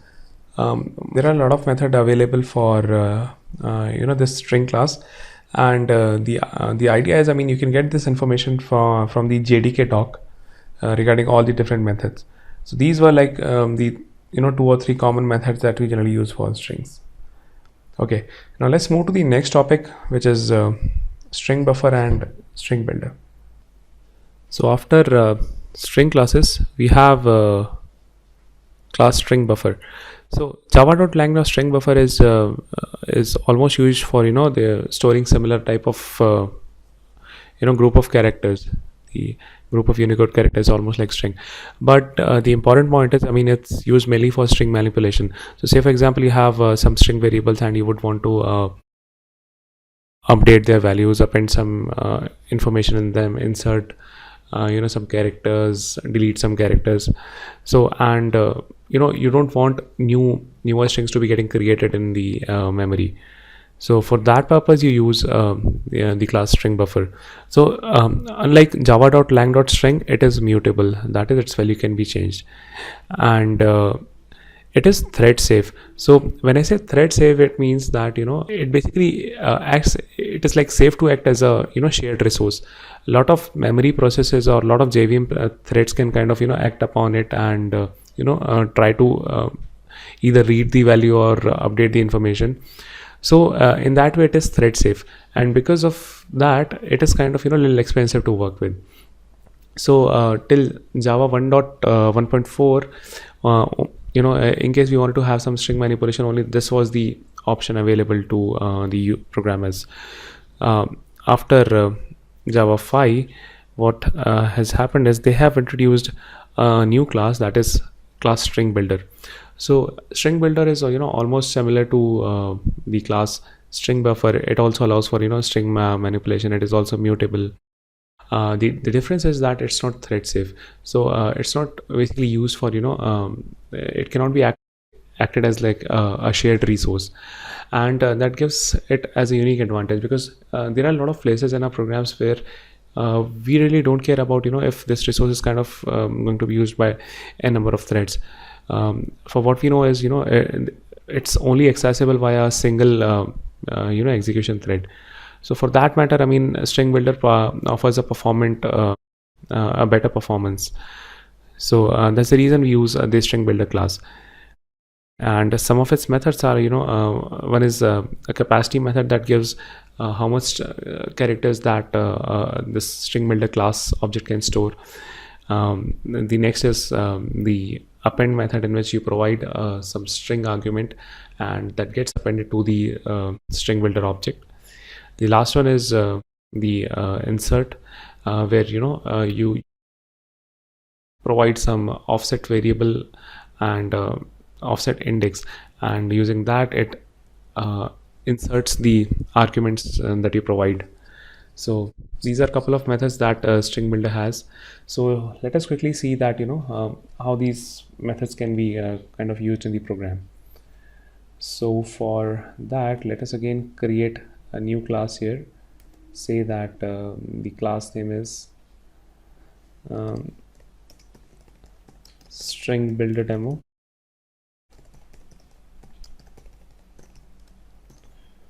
And for demo sake, I mean, we are using only the string builder class. It has all the functions as the string buffer class, but because it's not thread safe, I mean, and it's kind of now most commonly used, we'll be using it.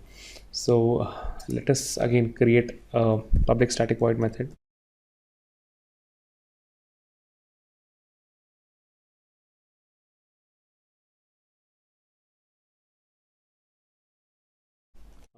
Let us create a new string builder object. Let's say str1. Okay, we'll say that it's a new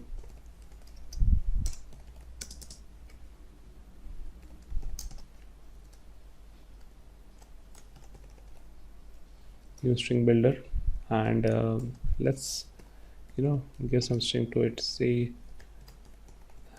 hello world again. Okay, and let's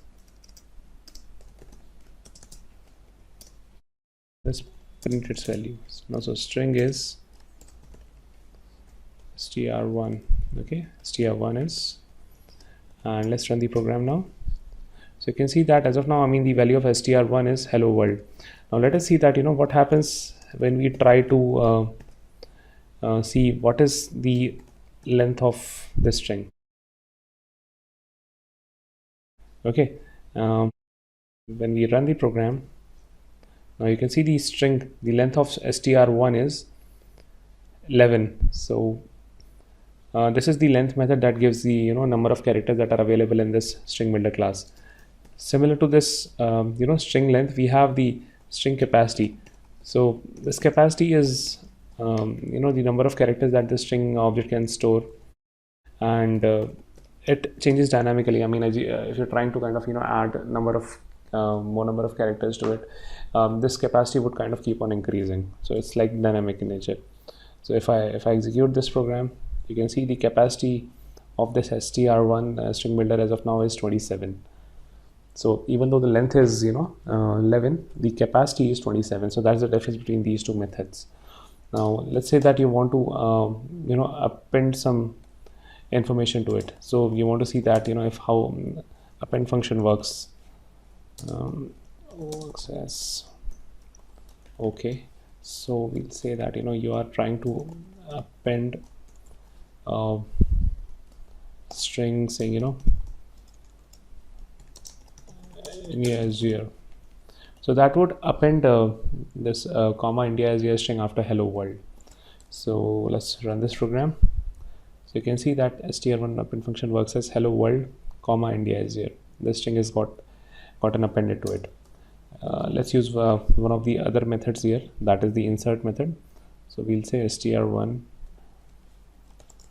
If we copy this, so insert function works as dot, and I'll say insert, and maybe I'll say at start from the 0th location and just add like 2 exclamation marks.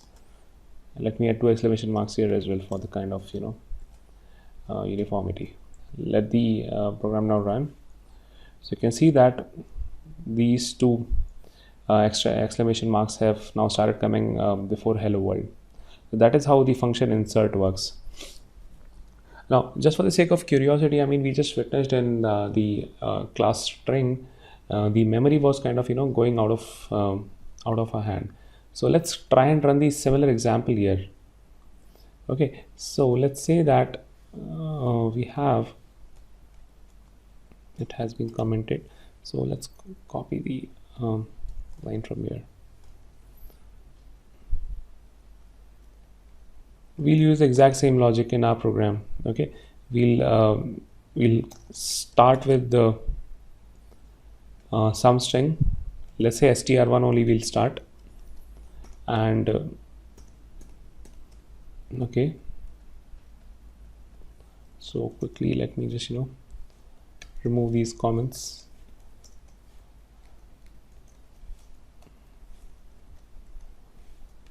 So what I'm doing here is I'm kind of trying to see how memory behaves in case it's a string builder object. Okay, so the exact same thing what we'll do is we'll use str1. We'll append str1 dot append. Always, let's say we'll add some string. So let's say we'll add India as here. Okay, that's the string that we are planning to add here. So let's always append that to it. Okay, and we are running this program around in the around 50,000 times, this particular loop. So before starting that, what we are doing is we are like always here we are running the garbage collector.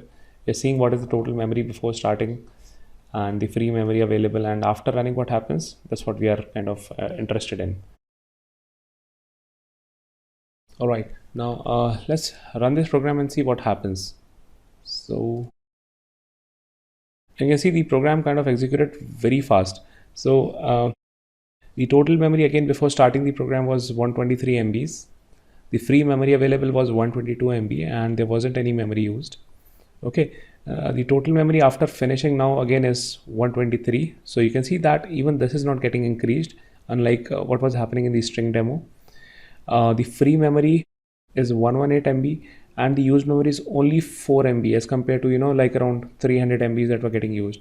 So that tells you that those string objects that were getting created, though, that's not happening with string builder class. So that's the beauty of using string builder class. You don't have to worry about the pressure that it puts on memory. So that's it from the string classes. Okay, so the next object that we'll be starting with is java.lang.array. So arrays are basically the Java objects that are used to group primitives or the objects. All the components in the array should be of the same type. Like all of the components should be either like integers or string, or say for example some similar object like a circle or a triangle. These are the different classes that we had discussed. So all the components should be of the same type in the array. Third thing to note here is that the size in an array, it cannot be changed. So when we declare and initialize an array, you cannot modify the size later on in the program. Let us see how do we create these arrays, and then we'll see a couple of methods that this array class offers. So let us again create a new Java class. Let's say that arrays demo. Okay, yep, that should be it. So let's again start with the main method, static void main.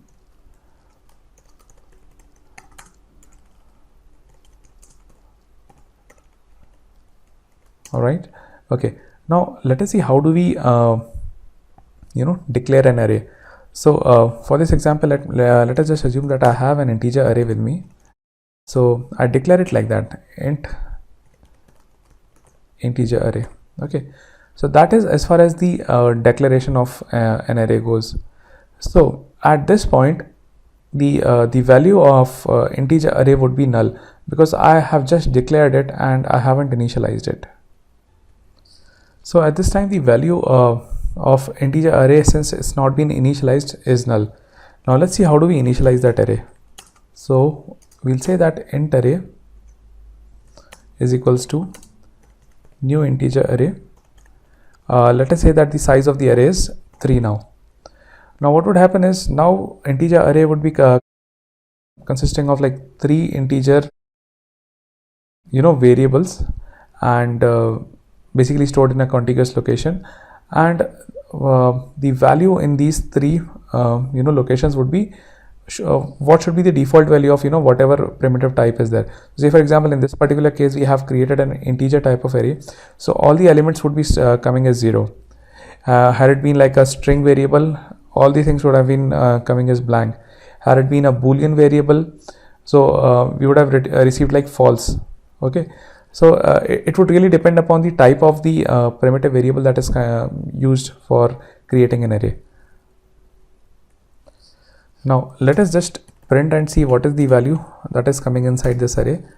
Let us iterate over this integer array. So one of the ways of iteration over an array is, we'll say that for int I belonging to int array. So what we are trying to see is, using the enhanced for loop, we'll just print what is the value of this array variable. Say value is plus I. Okay, let's run the program once. So you can see all the 3 values are coming as 0 here. It's because it's an integer type of array, and we haven't assigned any values, so default values coming up. Now how do we assign those values? So one of the options could have been that I declare my array like this. Say that, okay, so in this way of initializing the array, what is happening is I'm assigning an array of elements 1, 2 and 3 to this int array. And if I now run my program, so you can see the values of the array have started coming as 1, 2 and 3. So that is the way of declaring and initializing an array. You can do the declaration and initialization in the same step. That is, for you can write it like this. So you are declaring as well as initializing in the same step. So again, you run the program, you get the values as 1, 2 and 3. So that is the way of creating an array object. Now let's see that, how do we create a 2-dimensional, it's a single dimensional array as of now. Now let us create a 2-dimensional array here. So we'll say that, let's again create an integer 2-dimensional array here. Let's say it's like 2D array. Okay, so we'll say that it's a new int. So while creating and initializing a 2-dimensional array, we'll have to start with a single dimension at least by giving its proper value, that is the size. So we can just say that it's like of size 2. The other dimension could be left as empty. Okay, so the reason is, it can be like the second dimension could again be consist of an array. Okay, so it's like that. I'll say that 2D array, so it is having 2 arrays as of now. I'll say the 0th is again an integer array. Okay, but let's say the elements are 1, 2, 3, 4. Okay, I can say that again, that 2D array, the second element is again an integer array, but the values as 5 and 6. Okay, now let's see how this particular thing looks. Okay, so we'll write a for loop for this. We'll say that for let's say int I array that we get on 2D array. Okay, we'll again put up a for loop saying for int j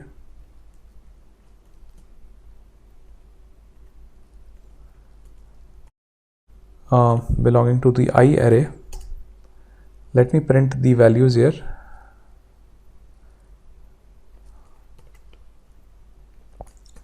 Let me just print the values like this. The value of j, okay, separated by a space, and for every row I'll be printing the values in a single line, and once that is done, okay, after the completion of the for loop, I'll put up a new line character. So system.out.println kind of prints a new line. Let me comment out this particular array. Okay, so let's run the program and see what is the expected outcome of out of it. So you can see that the first row is coming as 1, 2, 3 and 4, and the second row is coming as 5 and 6. That is the beauty of creating a two-dimensional array. All you need to specify is how many like number of records you'll be having. The second dimension, that is like the array, it can be kind of adjusted dynamically. So that is how you can create a two-dimensional array. Now there are a couple of methods in arrays class. So let's first of all discuss like the copy of method. Okay, so what this method basically returns is, it returns as an integer array. Okay, so just before proceeding on to this example, let me say that just because we have kind of using an example of an integer array, I'm using the integer overloaded method for the copy of method. So there would be like a lot of overloaded methods in the array class saying copy of. So depending upon what sort of primitive is kind of used for creation of the arrays, the type would change. So it can be like a string, it can also return a string array, and depending upon what is the the type of the original array. Okay, now having said that, let's kind of create let's say that int array is an object, right? Let's say that I just want to assign that object to a new new array that is again of int array. Let me say that I just want to increase the size of the array now. So as of now the value is 1, 2 and 3, so the size of the array is 3. Let me just say that I want to increase the length to 5. Okay, now let me use a for loop here.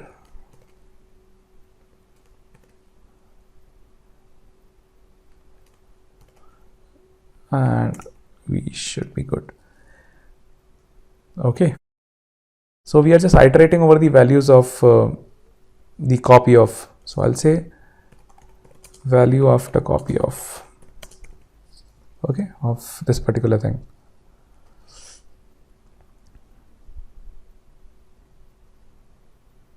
So you can see that it's like a system.out.print. So every time the value is kind of coming as in a single line. So let me just put up a println statement here. So after writing this program, let us run this one after writing this particular method. So now you can see that the value of the integer array as of now is new int of, and the only value that is set here is 5. So you can see that after copying this particular value, what we have done is we have increased the size of the array to now 5 elements. The first element got copied over, that is 5, and rest of the elements got defaulted, so the value is coming as 0. Now had it been like an integer array as 1, 2, 2, so the output would have been 1, 2, 2 and 0, 0. So basically what all values are not available in the source array, those values come as default. So that is the way of using this the copy of array. Now there is another method here that we can kind of make use of, that is copy of range. Okay, now copy of range, so in the above method what we have given is, we have given the size of the array that should be kind of getting created. In the copy of range, what we say is that use this source array, use a begin index and use the end index. So in this particular example, let us say that I want to use the begin index is 2 and end index is 3. Now you need to make sure that after running this particular piece of code, the value of the array becomes 1, 2, 2, 0. So that becomes the new value of the array. It's not 5 anymore. Okay, so let us now run the program. Okay, so what you can see from here is that or maybe I'll just print the array initially, that would kind of make more sense here. Let me run the program again. Now you can see the value before copy of this particular operation was 12200, and what we are trying to do is we are trying to start from the index 2 now, and we want to go till the index 5. Okay, the end location. So that's the reason it's kind of giving the last 3 values here. Okay, and the value starts with the 2 and these 2 zeros. So these 3 locations are coming as part of this copy of range method in arrays class. So that's all from the arrays class. Okay, so the next topic that we have is boxing and unboxing. So before starting with the boxing, also known as auto boxing and unboxing, let us quickly have a recap of what are like primitive variables and what are the wrapper classes. So we have discussed that in Java, not all the variables that we declare are of object types. For the sake of performance, it also has the primitive type of variables like int, double, float, and so on, character, boolean. So I mean, these are a couple of examples of the primitive data types that we have in Java. Now, corresponding to each primitive data type, there is a corresponding wrapper class as well. So let us see the wrapper classes, couple of wrapper classes. So let's kind of create again a new Java file. Say that as a wrapper demo. Again, we'll start by writing the int method, the main method here. So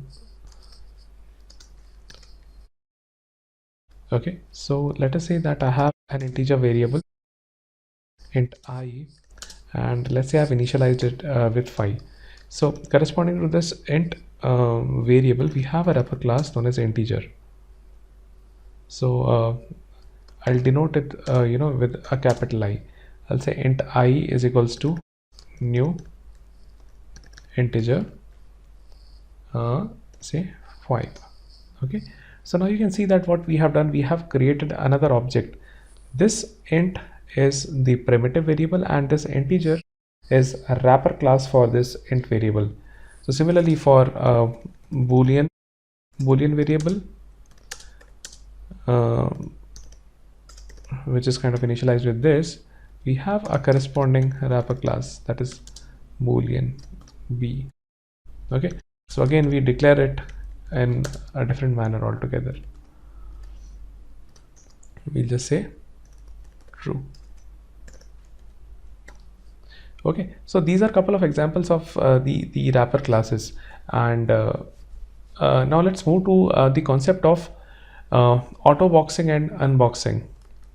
Okay, so basically auto boxing or boxing is kind of the conversion of primitive data type to the wrapper type. Okay, so this happens whenever say for example we have a scenario in which I created 2 variables, one of the primitive data type and the other on the wrapper data type.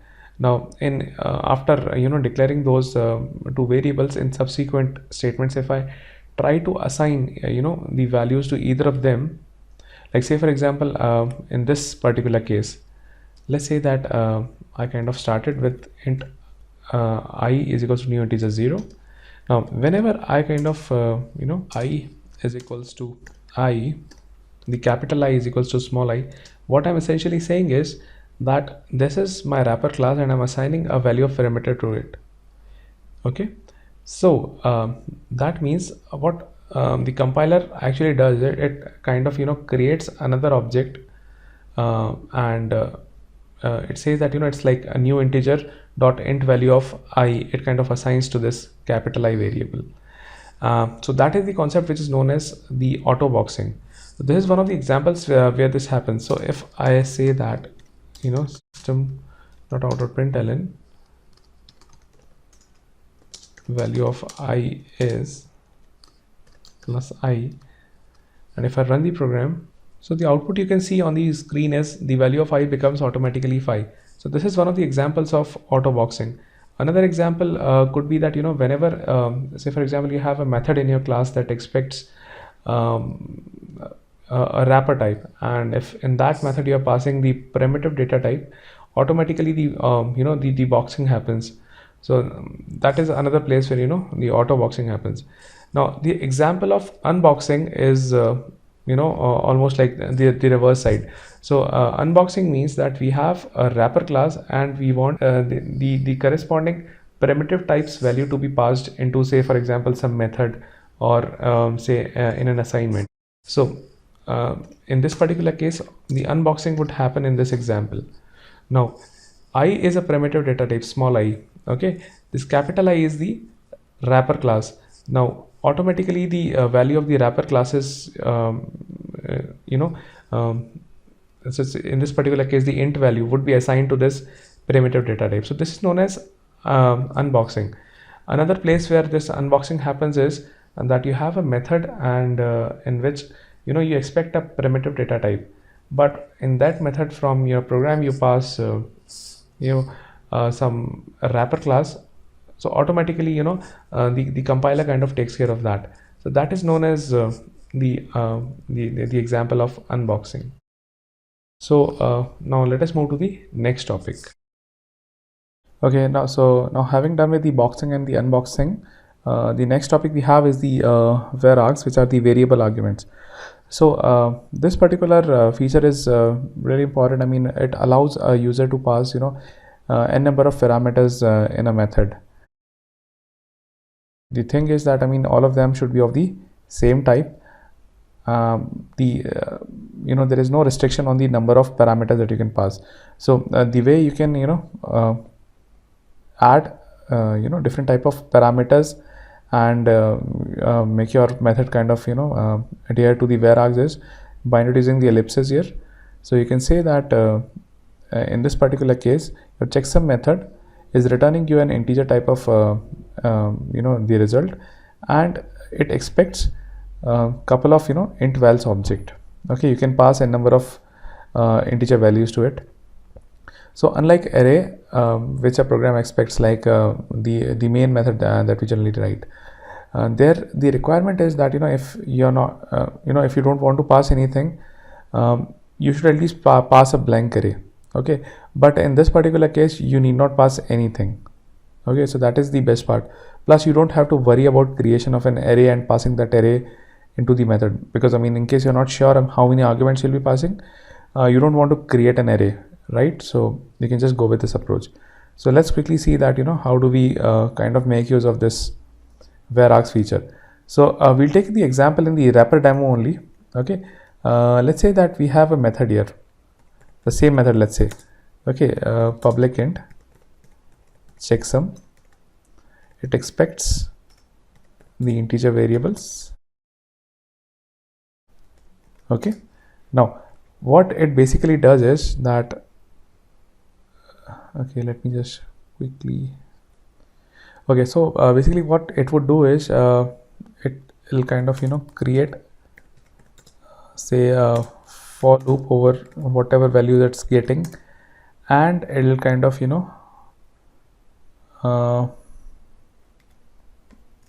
return the sum for it. So let's say in sum that we have is, we have started and initialized it with 0. We'll just say sum is equal to I. So that way sum would be having that value, whatever is kind of is being passed to it, and let's just return the value sum from it. Okay, now let us first of all just clean up a little bit on this program. We'll just make use of the SOPs. So we'll say that in system.out.println, and let's say that we want to find checksum of 3 integers. Okay, so checksum value of 3 is, okay, let's say checksum, and pass 1 and 2 into it. So okay, we are getting this error because it's the checksum method is it's not a static method as of now. So we cannot call this method until unless we declare that as a static method. Okay, so now the thing is, so you can see that what we are doing is we are just passing the value of 1 and 2 in the checksum method, and we are expecting some output out of it. So let's run the program once. So you can see the checksum value of 3. Okay, so this was 2 integers. So 2 integers is checksum 1 and 2. So this is returning as 3. Now we can just expand this example and just write it for some different number of arguments. Let's say 3 arguments that we are having, 4 arguments that we are having, 1, 2, 3, 4. So we get the sum as 10. So that is a way of kind of writing the variable arguments and making your method expects that. So that's all about the Varargs. Now couple of examples of Varargs where this particular thing could be very useful. Okay, so these are the format and the printf methods. Basically these methods are kind of added as part of the string classes and the print stream classes. So they become at times very useful. So let's see, what is the use of these particular methods. So let's say for example that I want to say that in system.out.println I just want to say that the value of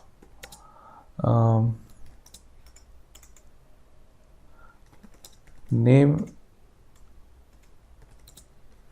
the value of, let's say, the first name is, let me declare a variable here. Okay, string first name is equals to hello, and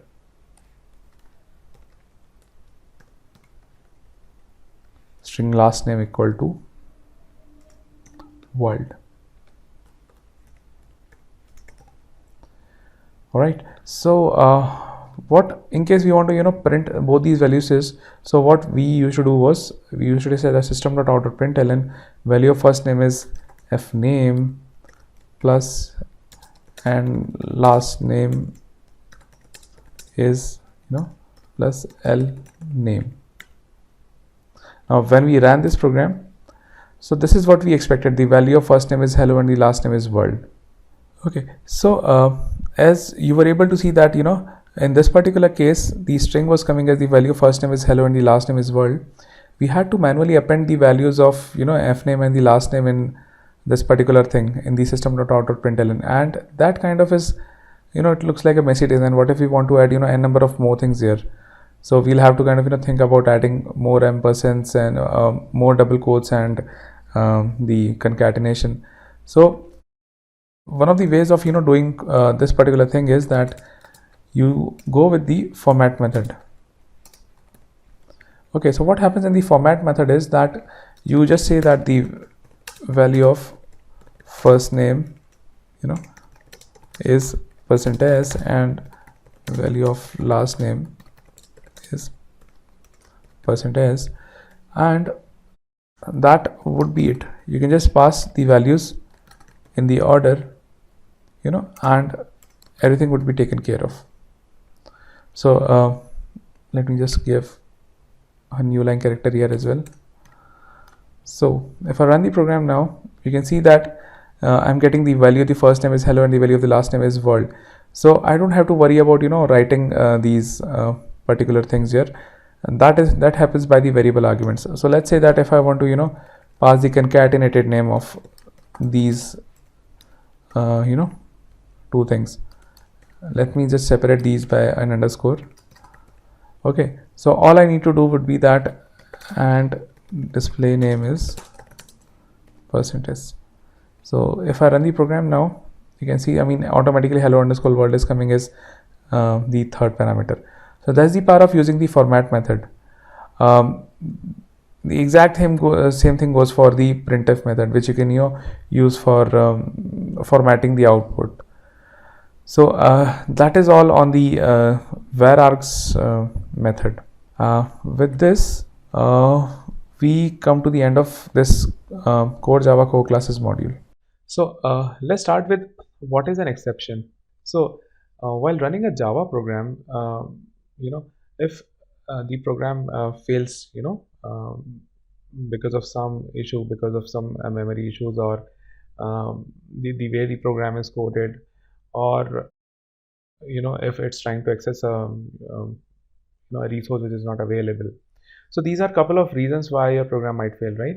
So what Java does, it encapsulates all those error conditions and the reasons why it happened, and it encapsulates that and into a Java object and throws it back to the running code.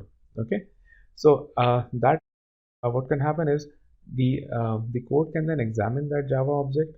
It can figure out the reasons and causes, and accordingly take a corrective action. So that is known as exception and exception handling. So this exception is basically a subclass of throwable. So that is the main class out of which this exception kind of derives its attributes. There are like two types of issues that can happen in an application. Okay, so consider an issue that say for example your JVM is running for a long time and the heap memory kind of goes out of control. Okay, now it's not even able to create a single object. So in those scenarios, what happens is the JVM itself throws an issue like out of memory error, and because of that, the application cannot proceed. So until unless you terminate your JVM and restart the process, you won't be able to work further. So these are known as like the fatal errors. That's what we call them. These are the fatal errors. Or there is a class in Java that is the error class that denotes all those fatal errors. Okay. There could be a couple of scenarios like say you're trying to access a web app or some application or some site on the browser. Now it might happen that that site is temporarily down, right? So the browser does, it kind of allows you to browse other sites. It doesn't stop you from doing that. Okay, so that is known as kind of a graceful handling of an issue. Okay, so this is an example of exceptions that come. So another example of an exception could be that say in your Java program you're trying to access a system file, and you're trying to read its value and copy those values in some other file. Now what can happen is that you take this file, the path of the file as a parameter from user. It's like a user input. Now assuming that user enters some incorrect value and you're not able to find that path. Okay, so that is again an exception that is coming. It's coming only specific to your program. Okay, even if your program terminates, there are a couple of other programs that can run on this JVM. So what you can do, you can kind of handle that particular issue of saying that this particular file is not found, can you please enter again. So that is the scenario that we'll be kind of dealing with in this particular module, that a user gets an exception and how does the programmer gives him a different option to handle this particular issue. So that is the exception handling.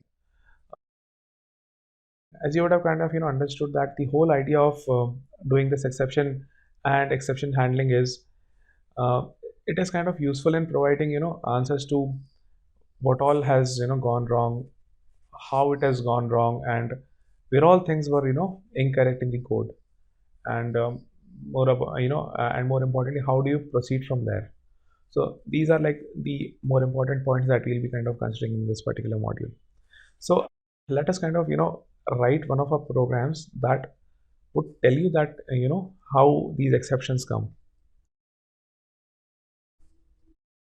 So here what I've done is I've created another class exception demo.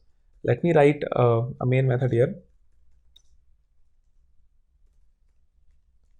Okay, So let us say that what this program does is that you're having a specified number with you, okay, and you're trying to figure out what all are the possible divisors of those of that number.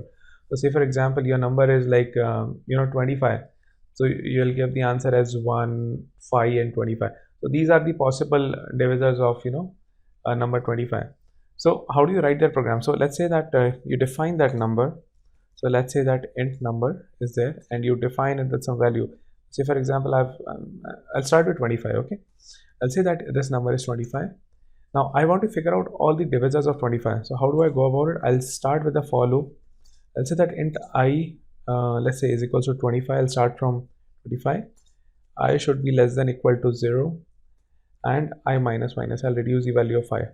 Okay, now I'll check that if num percent 25 is equals to 0, sorry, num percent I is equals to 0. So if this particular condition is true, that means the quotient that you're getting after dividing this number is equal to 0. So in that case, let's say I'll print system.out format. Okay, I'll say that percentage divides percentage. The arguments that I'll give is I divides your number. Okay, and I'll add a new line character here. So that way I'll see that what all are kind of the numbers that are kind of getting divided by this. So let's say that I is greater than equal to 0 and run the program. Now you see here what has happened is we are seeing that 25 is divided by 25. So that output is coming here. Then 5 gets divided, 5 divides 25, even that is true. 1 divides 25. So even that is the correct case. Now what you are seeing here is we are getting an exception that says that exception in thread main java.lang.arithmetic exception divide by 0. Now you see what has happened here, that now we are trying to iterate from the values of I equal to 25 till I equal to 0. Now what we should have done is we should have just kept the divisors like max till 1. It shouldn't go beyond 1, right? Because anything you divide by 0 you'll be getting an issue, because that is not permissible. So this is the mistake that we had made, right? Now what we didn't want to do was we should have just kept as I should be greater than 0, not equal to 0, and this particular iteration wouldn't have happened, right? Now say for example if we run this program, we are good, right? 1 divides 25 and the program stops here. So now let's say for instance that if a user has kept I less than equal to 0 here and the program is running, so this particular exception comes, right? The arithmetic exception divide by 0. Now this is an exception that we would be kind of focusing, right? How do we kind of make sure that because of a programmer's mistake or some bugs in the program, a user doesn't see these exceptions, right? How do we kind of gracefully handle that? So that would be the next topic, the constructs to kind of handle these exceptions. Okay, so let's move to the next topic. Okay, so now having seen that how the exceptions come in the program, let's now focus on how do we handle these exceptions are coming in our program. So let's move on to the constructs here. Okay, so these are the 3 important constructs which will help us in dealing with the exceptions here. So the idea is that we enclose whatever statements we have in our program between the try block. Okay, so this is our try block and we write all these statements within this try block. So what would happen is in case any exception that comes up, okay, that would be it'll kind of the execution would go inside the catch block. So there is a subsequent catch block that we need to write after the try, okay, which takes the parameter as the exception. Okay, So say in the example that we discussed right now, the exception was the arithmetic exception, right? So automatically, the control would go inside this catch block, and we can write our statements to handle this exception. Like say for example, we can just print on the console that this particular issue has happened. Okay, like you have tried to divide 25 by 0. Instead of showing all the um, all the warnings and all the errors in red, we can just put up a system.out.println. So that would be like a graceful handling. Okay, then this catch block, that gets followed by the finally block. Okay, the idea behind the finally block is that um, you can have your program that needs um, some resources, like some files to work with, or say for example some DB connection or a net connection. So these are a couple of things that your program might need, right? So these are like the resource intensive things. So what advantage this finally offers is that uh, after the try block, the control will always go to the finally block, irrespective of if the exception has happened or not. So in case the exception happens inside the try block, the control goes inside the catch block for that exception, and after that the control comes to the finally block. Okay, so this is basically used for either handling the exceptions or doing a code, doing cleanup for, like, you're closing a particular resource or you're closing a connection. So that sort of cleanup activity you can always do inside the finally block. So one of the things which is mandatory is, in case you want to handle an exception, is that you're supposed to write your statements inside the try block, and that can either be followed by a catch block or a finally block. Okay, so this catch and finally are kind of optional. Either of one has to be present. Okay, both of them can come, one of them can come, but after the try block there should be either of them that is coming, right? At least one of them should come after the try block. So these are the kind of rules of the try, catch and the finally statements. Okay, so let us now go inside the same program that we had written, and let's see that how we can make use of try, catch and finally constructs to handle the exception that we got. Okay, so let's say let's move on to this thing. Okay, so let me run the program again. Okay, so you can see that the program, we had like 25 and we figured out all the divisors. It came till 1, and as soon as the value of I started becoming 0, became 0, it gave us an exception saying that it's a java.lang.arithmetic exception divide by 0. Okay, now let's say if you want to handle this particular piece of code, so what we can do is we can start a try block, put a catch block after that. So let's say that we are just expecting some exception E that is coming inside the try block. Let's say that we are saying system.out.println, let's say some exception has happened. Okay, and we are inside the exception block. Okay, so let's print that statement. Okay, now let us see if we run our program now, what would happen. We'll come to finally in a while, but let us see how this try and catch blocks behave. So if we run a program now, okay, so there you see that the control is coming inside the exception block. Now you no longer see the the exception that is coming. So the arithmetic exception, I mean everything that has gone. So all you see on the console is that some exception has happened and we are inside the exception block.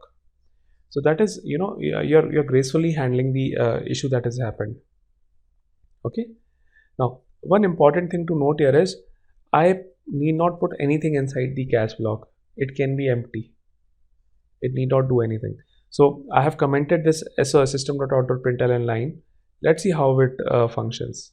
Let's run the program again. See, now I'm not getting anything at all.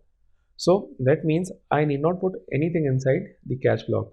Okay, Okay, now let's see if we put a finally block. Let me uncomment this thing as well, it'll be kind of clearer.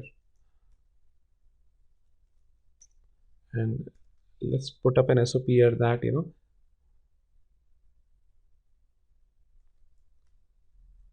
we are inside the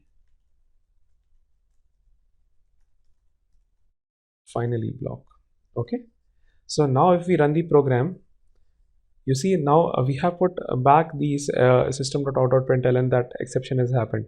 So we'll be seeing this line, and because it's a finally statement, irrespective of any issue is coming here in the try block. Okay, so this is our try block as of now. So irrespective of any issue that comes up in the try block, the control will always go inside the finally block. So let's run the program now. So okay, now you can see that there was some arithmetic exception coming. So the control reached inside the catch block saying that some exception has happened and we are inside exception block. But after executing that, the control has gone inside the finally block saying that, you know, we are inside the finally block, which is evident from here. So that is the flow of execution. It starts from the try block.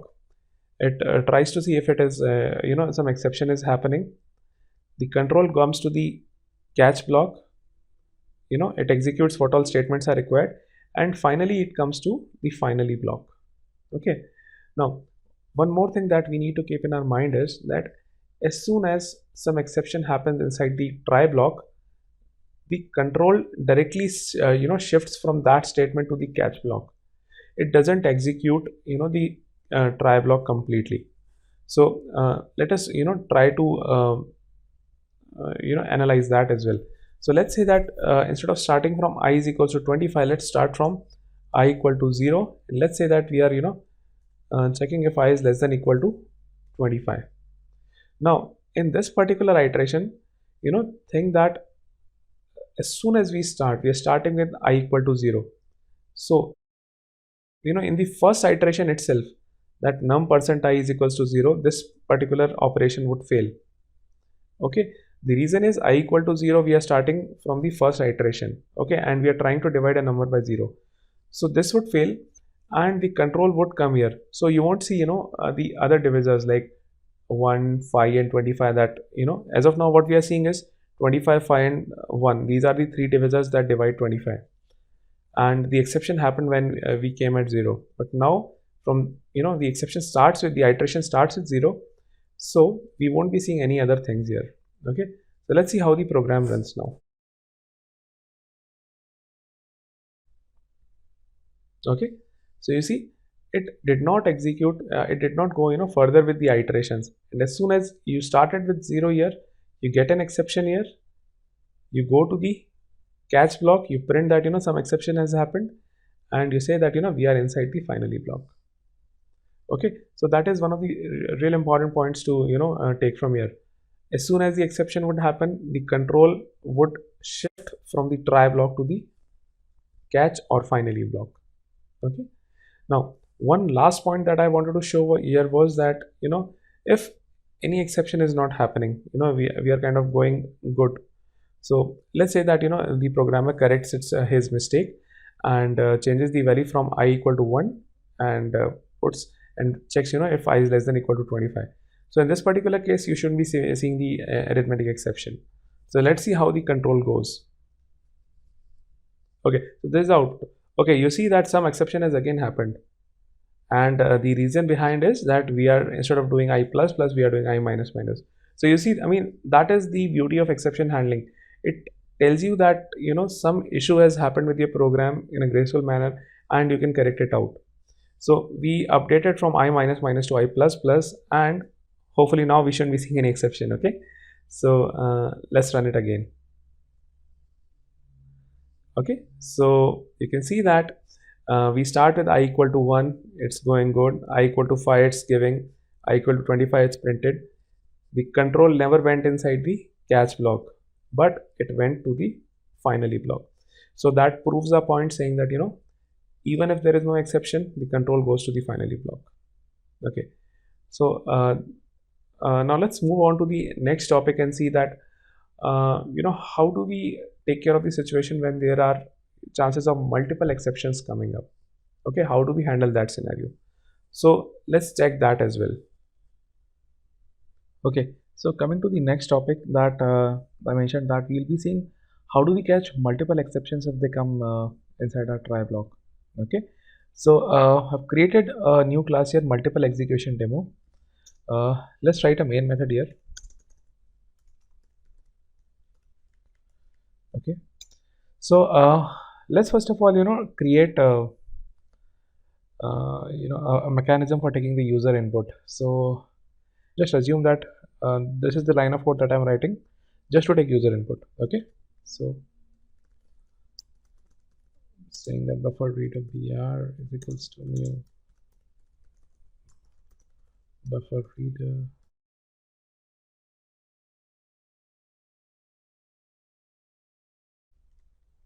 new input stream reader. Here I'm taking system.in. Okay. Okay, now having declared this the buffer reader, let's create a new URL string. So let's create a new URL string and let's say that br.readline. Okay, so this URL string would now be having the input from the br.readline. Now you can see that it's already giving us as a warning of saying that it throws an exception and this must be caught. So let's declare everything inside a try catch block. Okay, just for the moment say that it is throwing some exception e where we say that reached inside exception block. Okay, and let's add a finally block as well here. Print the same similar line here. Say that reached inside finally block. Right. So now we have got the input in the URL string. Now let's create a URL object here.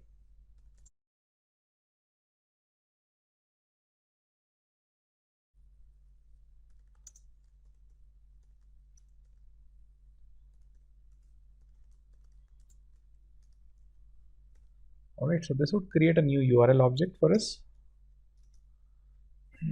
Okay, now let's use this buffer data br object having taken the input from the console. Let's reuse it and let's say that whatever URL the user is given, we'll try to open that and take the inputs. So it would be open stream. Okay, so that way what would happen is that whatever input the user has given in this particular URL string, a new connection would be opened and whatever output we are coming getting from this url.openstream, we'll be storing in the buffer reader. Okay, now once that is done, what we'll do, we'll just print whatever value is coming from this URL. So okay, let's say that so the new value that is coming from this URL string is br.readline. Okay, so we are good. Okay, let's run this program now. Okay, so let me just go through the program once more. Okay, what we have done is we have taken a buffered reader which is taking whatever value the user is giving into this URL string.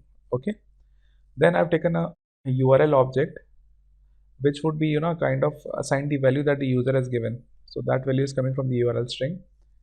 I'm using this buffer reader again to open URL object and basically we'll call the function openstream that would get the response from the URL and we'll just print it out here.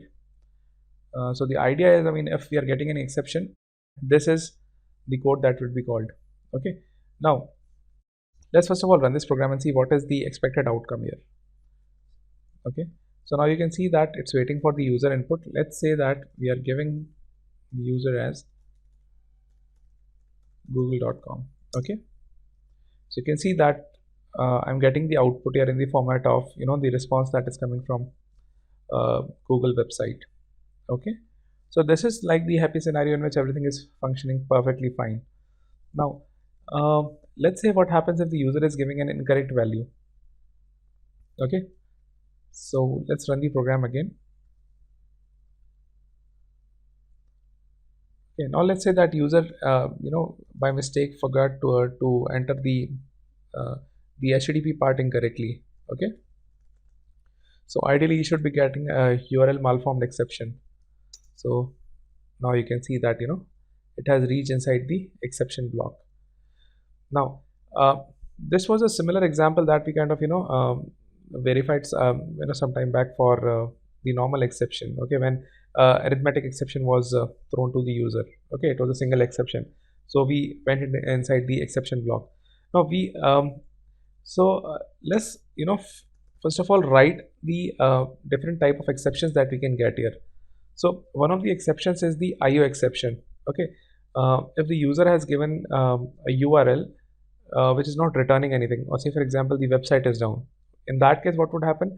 It'll throw an IO exception that this particular line, because the stream won't return you anything, so you'll be getting an IO exception because of this line. So let's catch that IO exception. Let's name that as IOE. Okay, and let's print a similar line here. Let's say that reach inside exception block IO exception block. So that would kind of make things easier for us. We'll add the import for that. Okay, now one important thing to note down here, the order in which we have placed our catch block. Now we could have kind of just removed this exception block. Okay, but the idea here is that we add this exception block for the catch block, which is you are using the exception object, because that would be like the super class of all the exceptions that are coming. Okay, like the IO exception, or a net malformed exception, URL malformed exception. So all these exceptions are subclasses of exception class. Okay, so the idea is as soon as the control kind of goes through the try block, if it faces an exception, it tries to match the exception starting from the above the first catch block. Okay, now if it's an IO exception, the control goes here. Okay, if it's like okay, let's write a malformed exception as well. Let's say that the exception that we are getting here at malformed URL exception. Okay, so let's use this. Let's say malformed URL exception. Let's say MUE. Okay, let's just print this line. Okay, reach inside malformed URL exception. Okay, so this is something that we have been discussing, the placement of the catch block. Okay, one particular item to note here is that as I was mentioning, that all the subclasses should come above. Okay, the order of execution of matching the exception is always in the order of the catch block occurrence. Okay, so if we are getting the malformed URL, okay, the control would go here. If we are getting an IO exception, the control would go here. If none of the exceptions are kind of matching here, the control goes to the superclass that is exception. Now what if you would have seen that as soon as I had placed this malformed URL exception here, the idea was it is saying that exception is already been caught. That means this malformed URL exception is kind of a subclass of the IO exception. Okay, now because of runtime polymorphism, what might happen? Any malformed URL exception that you're getting would be kind of assumed as an IO exception itself, because the malformed exception is also like a IO exception. Okay, because it's a subclass of IO exception. Okay, so that is one important thing that we need to keep in our mind. We'll always start with the the subclasses of exception, and then kind of increase the hierarchy, and till the end we'll go to the exception block. So that is one thing to keep in mind here. Now let's say that now we run the program here. Okay, so let's say that the user is has kind of forgotten like the P in the HTTP protocol. Okay, and he has just said that google.com. Okay, now when we run the program, you can see that the control is going inside the reached inside malform exception block. Okay, it did not go to IO exception, it did not go to the exception block, it just went to the reached inside malform exception block. Okay, and after doing everything, it went to the finally block. Okay, now right, now let's run the program and see that what happens in case you get an IO exception. Okay, so now let's say that I'm passing this, let's say this site becomes down, right? So send the request here. The program is waiting for the output from google.com/8181.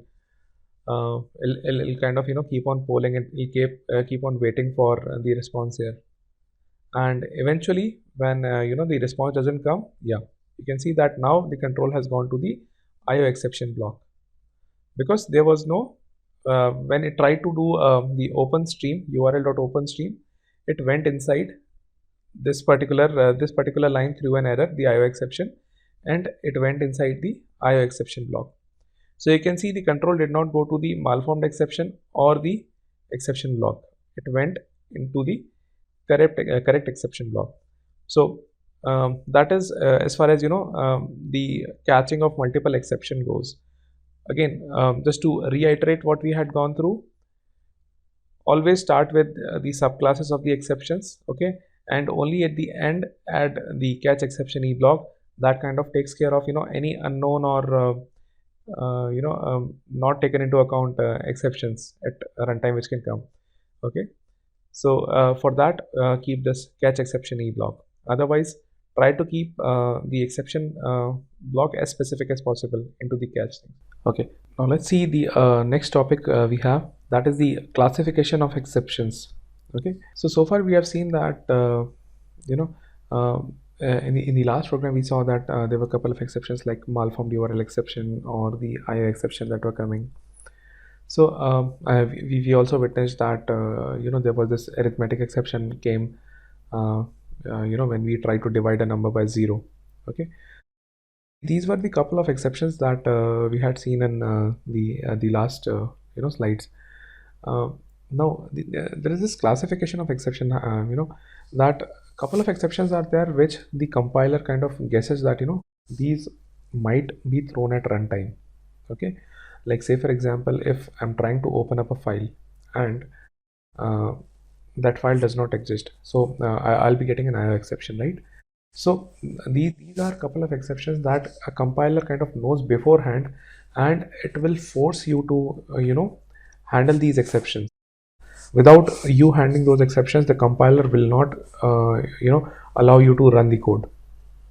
So these are known as the checked exceptions. So a couple of examples of the checked exceptions are the IO exception or the file not found exception or the malformed URL exception. So if you're using kind of the constructs like trying to read input from a file or open up a URL, so these are a couple of places where you'll be kind of forced to check these exceptions, okay, or rather handle these exceptions. Okay, there are the other type of exceptions which are kind of the runtime exceptions. So we saw the arithmetic exception which we got, right, that this the number because of the iteration turned out to be 0, and we divided the number like 25 by 0. So this is sort of a thing that compiler will not be able to guess, and it will not be able to force the programmer to handle those exceptions. So those are the runtime exceptions or the unchecked exceptions. So some examples of those exceptions are the arithmetic exception or the array index out of bound exception, where you're trying to access an element in the array, but the size of the array does not allow you to do that. So in that case, you get array index out of out exception. So these are the exception where you won't be forced by the compiler to handle. Albeit there is a process of throwing an exception that I'll kind of go through, and that will help you to handle those exceptions as well. So let's now see that how do we kind of have an understanding of the checked and the unchecked exception via code. Okay, so now let us create a new file here. Let's say that class exceptions demo.java. Okay, so this is a classification exception demo. Let's kind of make use of the hybrid of what all demos we have seen here. Let's first of all start with some static void main method. Okay, so in this program what we'll do, we'll write two static methods. One that takes the user input, okay, and second that kind of gives us the divisors, that prints the divisors of the number. Okay, so let's write those two methods first of all. So we'll see that it's a public static, and let's say it kind of gives you an input in the integer value. So let's say int read data. Okay, and what we'll do, we'll kind of make use of this buffered reader thing and read the data from the user. So we'll say that buffered reader. Okay, so we'll start with, okay, we'll import these classes, take the, so this buffered reader is taking the input from the user, and we'll take the string number will be the br.read line. Okay, and we'll convert that to an integer using integer.parseInt. Integer return value is equals to integer dot parseInt this number that we are getting number. So let's say that as number string. Okay, so that is the number string that we are getting here. Now you can see that the compiler is kind of asking us to say that these are the it is the unreported exception, IO exception. It must be caught or declared to be thrown. So let us kind of first of all start by seeing the process of how do we enclose that in the catch block. Basically I'm just handling the exception as of now here. Okay, irrespective of the type, I'll just say exception E. Okay, because it's a parent class, it will kind of satisfy this particular scenario. I'll say that system.out.println, saying inside the catch block. Okay, so that's the way I've kind of handled my the read data method. I'll call this read data method from my main method. Okay, I'll say that it integer input is equals to read data. Okay, so that is how I'll be getting my input. Okay, just thing here, we'll have to return the value here. Okay, return retvel dot int value, because it's the integer that we are declaring here, right? I'm sorry, I could have just kind of taken an integer here, so I'll just say int retval and integer return value. And since this particular thing is placed inside the if block, inside the try block, we'll have to declare it outside because the scope would be kind of getting limited. So we'll just declare it here. All right, now having gotten this retval, let's once run the program and see what is the input that we are getting, just for the sake of verification. So we'll use the SOP and say that getting the input plus input. Okay, now let's run the program once. Okay, so I'll say 25 and I'm getting the input as 25 now. So we are good on at least the input side. Now let's write the next method that is kind of, that is give us all the divisors of that. Okay, so let's write that static method that would kind of give us that would print all the divisors for the input number. Let's say that public static void, let's say print divisors. Okay, takes an input parameters input in. Now I'll use the exact same method which we kind of used from the exception demo.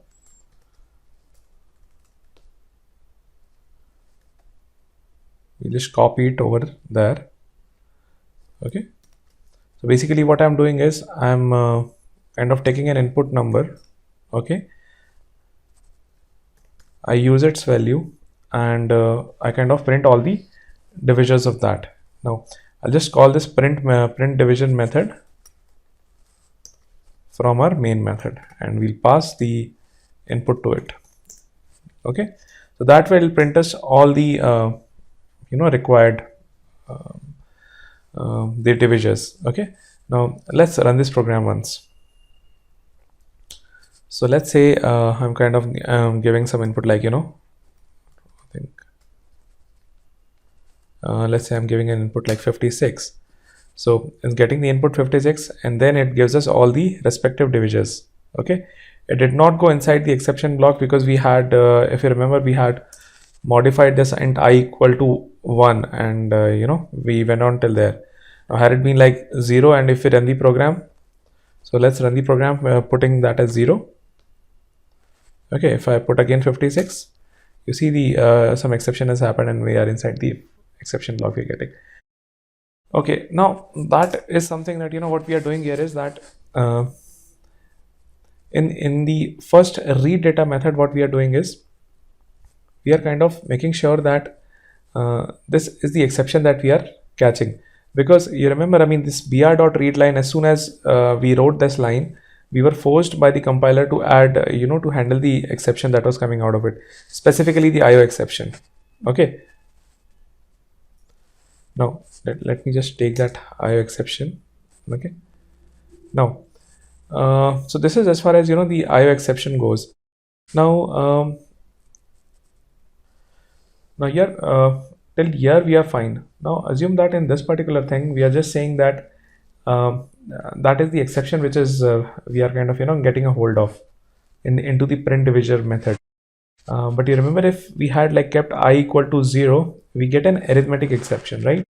Now arithmetic exception, whenever we kind of try to add this particular piece of code, we were not forced. So say for example, I can just comment out these lines, this try and the catch block. If you remember, for the first time we did not have these try, catch and exception blocks.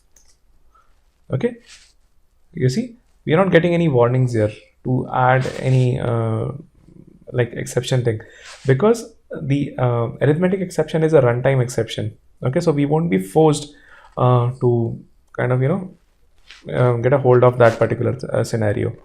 We can just try and catch that. Okay, it's kind of up to us. Now how do we make the the compiler ask to handle those exceptions? Okay, so that's where the concept of throws comes into picture.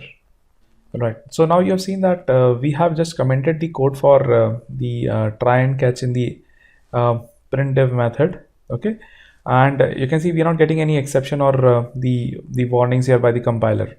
Now what happens, I mean, in case we want the users to know that my particular method, that is the printf method, is kind of capable of throwing some exception and better you handle it. So that is the way of telling a programmer telling to the end user that I'll just write this method and I suspect some exception would be thrown by my method, but I don't wish to handle it. I'll tell you that this might be the exception that is coming out of my method, but you better handle it. Okay, you better handle it in whatever scenario you would want to do. So in those cases we write the clause as throws. So this throws block would kind of help a programmer tell to the end user that this is the method that can throw this exception, so please handle that. Okay, so let's say that this particular piece of code is throws, we'll say that it throws some, say for example it throws some IO exception. Okay, now as soon as we have kind of written that, you see that you're getting a compiler issue here saying that this is an unreported exception, IO exception, which is happening inside the printf block, better handle it. Okay, so for doing that, what we need to do, we need to write this printf method inside a try and catch block. Let us also say that this read data method, now this read data method can also throw the IO exception. So just say it throws an IO exception, and let's not do the try catch thing here. Okay, let the calling method take care of the exceptions here. Okay, so we say that it throws an IO exception. The other thing to note here is that because we are kind of doing here the integer.parseInt of a string variable, it can also throw a number format exception. So let's say that it also throws a number format exception.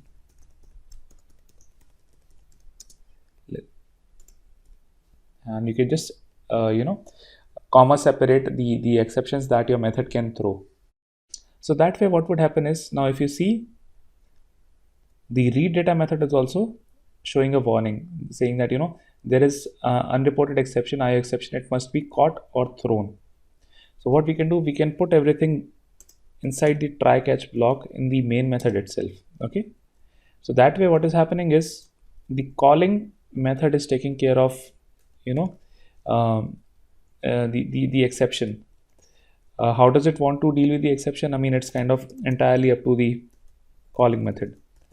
So let's say that we are saying the IO exception, IO, we'll just print some value, and we are also catching the number format exception, which is again a subclass of IO exception. So we'll have to make sure of putting that above the IO exception. Let's say number format exception, and we'll print some value like system.out.println inside number format exception. Let's say that we are inside an IO exception. Okay, and finally we'll say that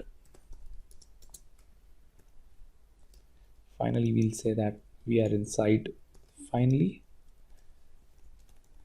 and we'll just close the buffer reader. Let's go close the buffer reader here itself. Okay, because we haven't declared that inside the scope of the main method. So let's put the br.close. So this finally method is really important in case we would want to close all the resources as we had discussed. So now let's run the program and see, I mean, what all are the different outcomes that can come out of this program.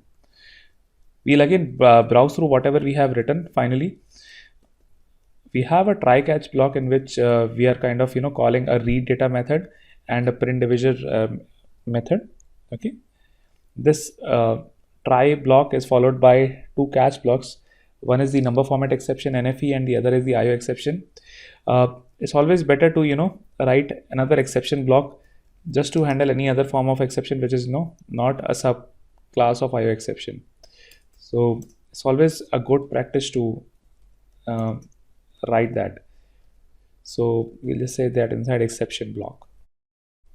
After that, we have written a finally block. The print divisor method is kind of iterating, and it gives us all the divisors of the input data that we are sending. Okay, it also throws an IO exception.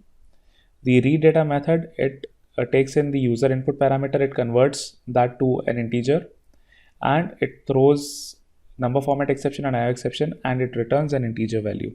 Okay, all right. Now let's say that we have a number 56. We're getting everything correctly. We are finally getting inside the finally method. Let's say that we are running the program again, and let's get some wrong input like a string input. Okay, so we'll say that inside number format exception and inside finally. All right, So this is the way of looking forward to the checked and the unchecked exceptions, forcing the programmer to take care of the exception by using the throws block, right? Okay, so now let's move on to the next topic of creating the user defined exceptions. So these all exceptions were the one which are kind of coming in as part of Java API, right? Let's now define the user created exceptions and then see how do we make use of them. All right. So the next topic that we have is how do you create your own exception class? So there are a couple of cases, and when programmers, they just want to hide all the elaborate stack trace that comes along with the exception. Okay, all they want to tell the user is that okay, this is the exception that has happened, and please take this corrective action. They would not be interested in showing that from where the issue has come, or showing the java.lang. Those sort of system messages. So for doing that, what users can do is they can create their own exception classes. Okay, it can also happen that there are a couple of exceptions for which Java does not provide any exceptions, right? Like say for example that you are in a medical diagnostic center, you're taking the blood sugar samples for people before meal. Okay, so the normal sugar level is like between 70 to 130. Okay, now you've taken around, let's say, 120 samples. Okay, and in case if a person's sugar level is coming below 70, you would want to throw some flag or some exception saying that okay, this user has got a low sugar level. Or if it is like greater than 130, then you're supposed to show another message saying that this person has got high blood sugar. So you can do that via using your own exception classes. So one thing that we need to keep in mind is that all the exception classes that we develop, these should always extend the exception class. Okay, so let's quickly go over how do we create our own exception classes, and how do we make use of them. So let's create that like user defined exception class. Okay, okay, let's say that I'll first of all create a main method. So let's say that I have an integer array. Okay, I'll say that in this integer array I have sugar data, let's say that it's of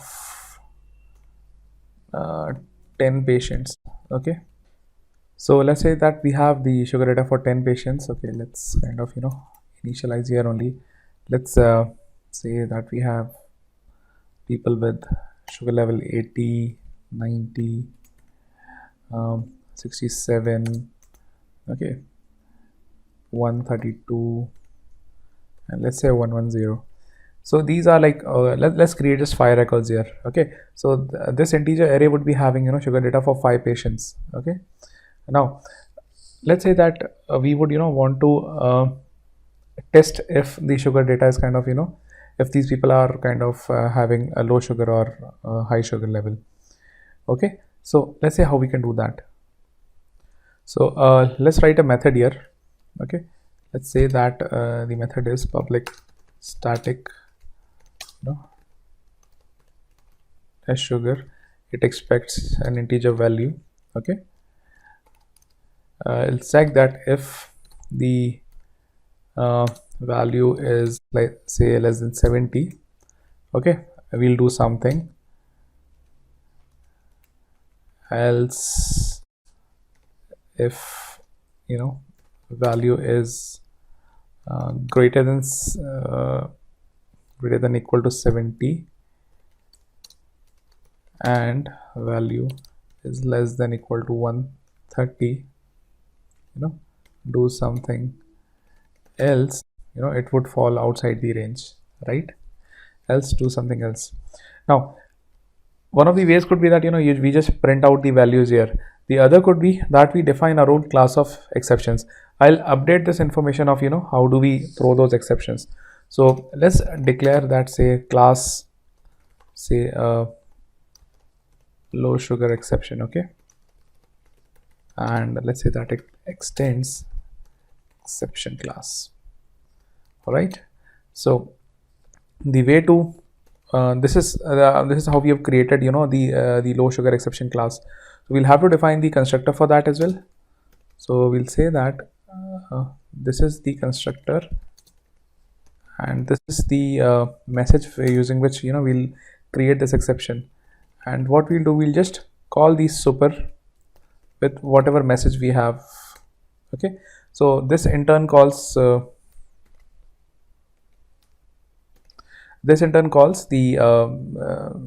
constructor for the exception class. Okay, so this is how we have just created a low sugar exception class. Let's create a high sugar exception class.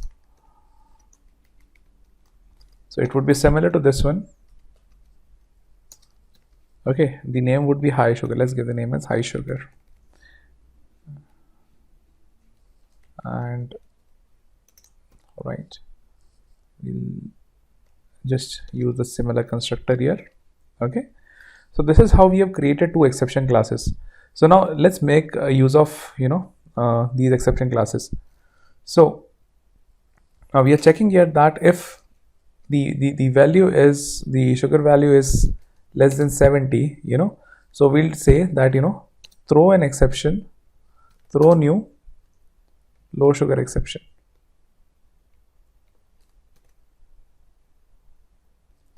We'll write a message saying here that the sugar is low. Okay, we'll just say that. All right, it has to be a void method. We are not returning anything, and we need to declare that we are throwing low sugar exception. Okay, so that is the first thing. Now we'll come to the else if block. Else if, I mean, we are good, right?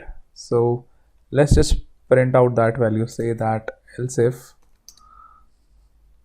we'll just say that system.out.println the sugar is fine. Okay, else, I mean, if it is the value is greater than 130, so what we'll say is we'll throw another exception. Okay, we'll throw an exception, a high sugar exception. Okay, and we'll say that the sugar is high. Now this is how we are throwing the exception to the calling method. Okay, now because we are throwing this particular test sugar method is throwing two exceptions, these must be declared here. So we'll just declare that it throws a high sugar exception as well. All right, so this is as far as the test sugar method goes. Now what we need to do is we need to iterate over our sugar data method. So we'll iterate over the method here, and we'll call this test sugar method with value of I. I can see that this test sugar method is throwing two exceptions, so we'll have to put that inside a try and catch block. Okay, so let's do that, and we'll say that there is this catch block and it catches low sugar exception. We'll write the method here, write the body here. We'll say that low exception, ls low sugar exception, high sugar exception. We'll write some method here and some body here. This is the high sugar exception. All right, and as a trend, we are kind of always adding the exception e, and we'll write some method and some body. All right, so let's see, I mean, what's happening here. So we will be iterating over the sugar data array, and we'll be calling this, test sugar I method, and we'll just print out the value saying the sugar is fine. Okay.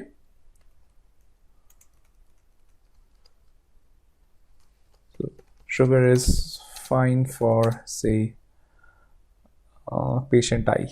Okay. We'll just print the value of I. Okay. So let's not print anything here.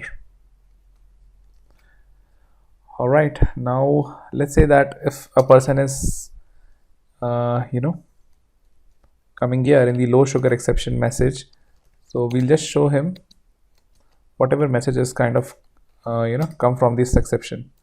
So we'll say the issue with the patient I is, okay, so this I is kind of declared outside. So we'll just say that the issue with the patient is, and we'll print the message. Okay. Similarly, we'll do the same thing here in the high sugar. We'll say that, okay. Now we won't print anything here, or maybe we'll just say that some exception has happened.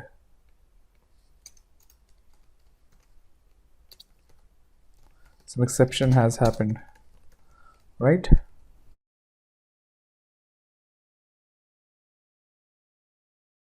Replace the for loop and put it outside the try block.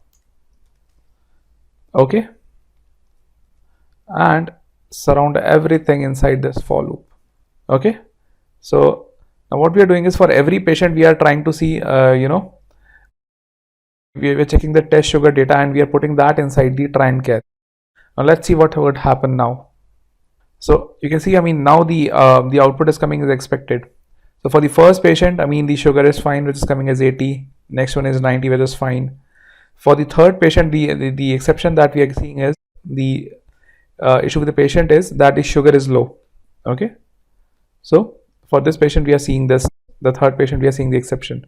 For the fourth patient, again, it is 132, which is greater than 130. We are seeing the exception. And for the last one, it's kind of in the range. So we are seeing the sugar is fine for 110. So now you can see that this is how you can make use of the exceptions. Okay, the user defined exceptions, and execute your program. Okay, now one other point that I would want to touch base upon here is that you're catching two exceptions here, the low sugar exception and the high sugar exception. So in case you're seeing like two different exceptions which are not related, as in which are not like a superclass and a subclass, what you can do, you can group them. Like this low sugar exception and high sugar exception, these are just subclasses of exception folder, exception class. Okay, these are not related any other way. So what we can do, we can declare it in this manner as well. Okay, we'll just say that if there is a high sugar or a low sugar exception, just come like this. Okay, so it kind of matches. It's almost a similar way of writing whatever we had previously written. Okay, so if we just run the program now, you'll get the similar output. Okay, so you can see that the issue with the patient is sugar is low and sugar is high. That means the control went into this for high sugar exception as well. Okay, so that is another way of writing this low sugar and high sugar exception. Now if we just if we just want to club the exception class as well, okay, so we'll get an error because both of these low sugar and high sugar exception classes are subclass of exception. Okay, so this type of grouping is not allowed. Or had it been an IO exception, so it would be fine. The only thing is that then throws also needs to add that IO exception in its list. So we'll just add the import for IO exception, and you can see that. So we have clubbed like low sugar, high sugar, and the IO exception in a single catch statement. So that would kind of make your job a little easy. In case you want to display similar message for all the exceptions, you can just club them inside a catch block. Okay, so that is it on the user defined exception. Now let's move on to the next topic. Okay, so now coming to the last topic of this module, that is analyzing the stack trace. So we have the print stack trace method. That method basically comes under the exception class. So that method gives us the information as to where all this exception has has been kind of routed through, and where it was thrown. So what was the path leading to that method. So we get that sort of information from the stack trace method. So let's see in the code how this information is shown. So let's use the same program, that is the user defined data. Okay, let's say that we are moving everything inside the main method that we have written inside, say method 1. Okay, let's write some method 1. Okay, now in let's say that static void method 1. Okay, let's call method 2 from here. Okay, I'm just trying to show how do the exception stack trace comes up. So there's a reason I'm kind of writing these two methods here. Okay, and here we'll update the content, okay, whatever was there in the main method. So now just have a look at the program again. What we are doing here is that we are starting with the main function. Okay, we're calling from the main function method 1. This method 1 inside is calling method 2, and in this method 2 we are kind of again calling the test sugar method and whatnot. So assume that I come inside this catch block, right? We verified that I can club the exception, and I can come inside this particular catch block. Now along with printing that, let me also say that so low sugar exception dot print stack trace, that is one of the methods that kind of gives you the information as to where all this particular exception came from, and what was the path leading to the method in which this exception came. So let's run the program now. Okay, so now you can see that for the low sugar exception, okay, see the path that it is following. It starts with saying that the user defined exception class, that is there is this main function, line number 16. Okay, so this is the line number 16 that you can see here. Okay, then it says from here it goes to method 1, that is user defined class method 1, line number 20. So you can see line number 20, there is a call to method 2. From here you can see there's method 2.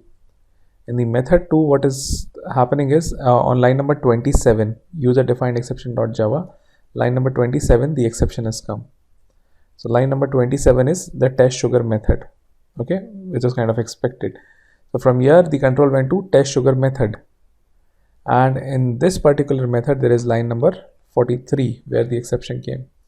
So let's go to line number 43. Line number 43 is here, thrown you the sugar is low. So this is how you verify the information from the stack trace. The same situation happens for the high sugar exception. You start with the main function, you go to the method 1, from here it go to method 2. Method 2 calls test sugar method, and from here you get an exception that the sugar is high. So that is the importance of the print stack trace method, and it is very important in case you get some issues. It is very helpful for the purpose of debugging. Okay, so this is it from the exception handling module on core Java. So let's start with the first topic that we have, that is how do we define threads. So before coming to this particular topic of how do we define thread, let's try and get a little bit of preface on what these threads are all about. Why do we need threads, and do we see them in the real life or not?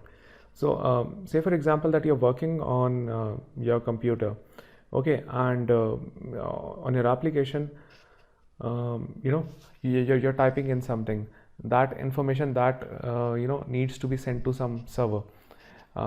Meanwhile that information is sent to the server, you get some response displayed on some widget on the application.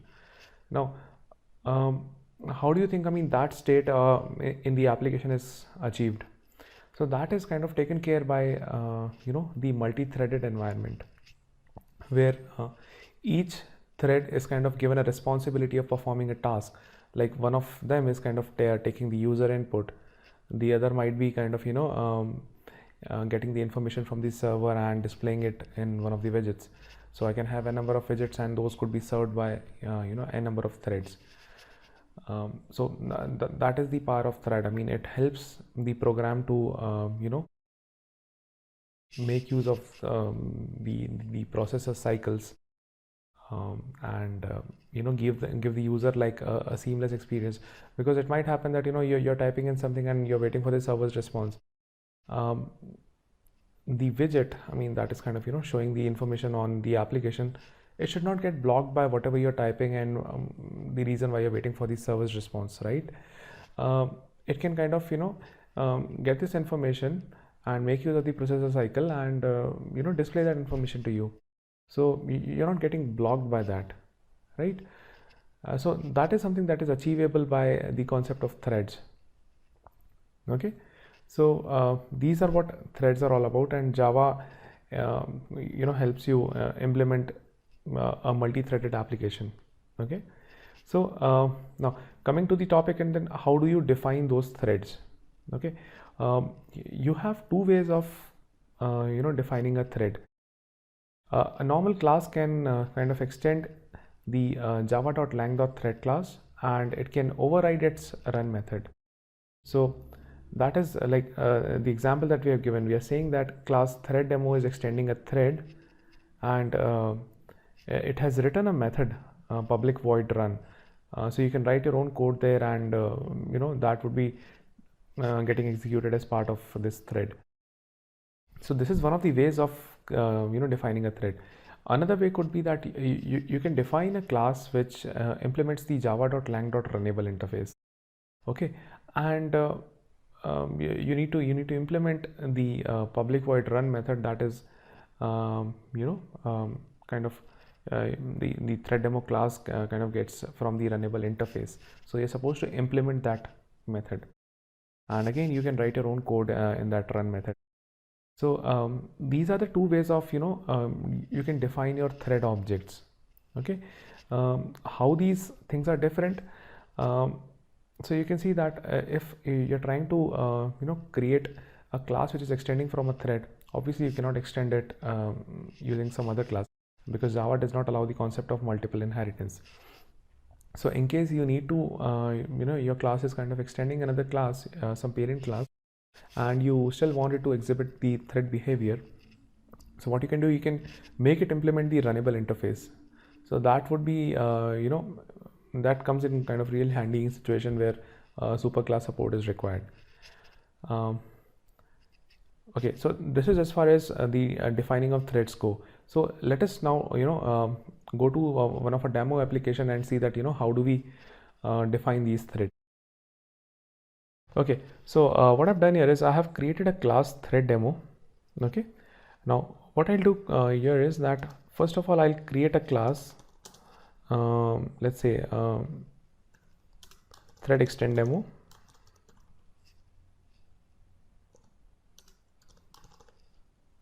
Okay, let's say thread extend class, and it is extending class thread. Okay, so I'm defining a class thread extend class, and it extends the class thread. I'll be overriding the method here. Let's say public void run, and I'll just say a statement system dot out dot println.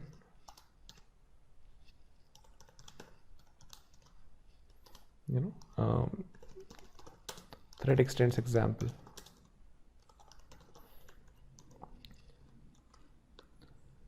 So what we have done is we have created a class, it is extending the thread class, and we have overridden the method run here. So that is one of the ways of creating a thread class. Now let's say that we have another class thread which is implements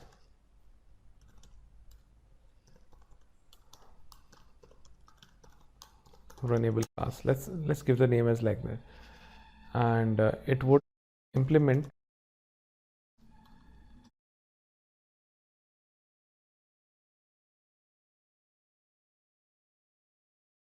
runnable interface.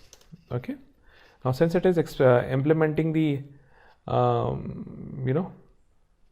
runnable interface, we'll have to write the method run here. So let's say we'll just make use of the same method run here. It's a public, and it's the public void run method. In this run method, what we are doing is we are giving a sysout statement saying that thread implements example.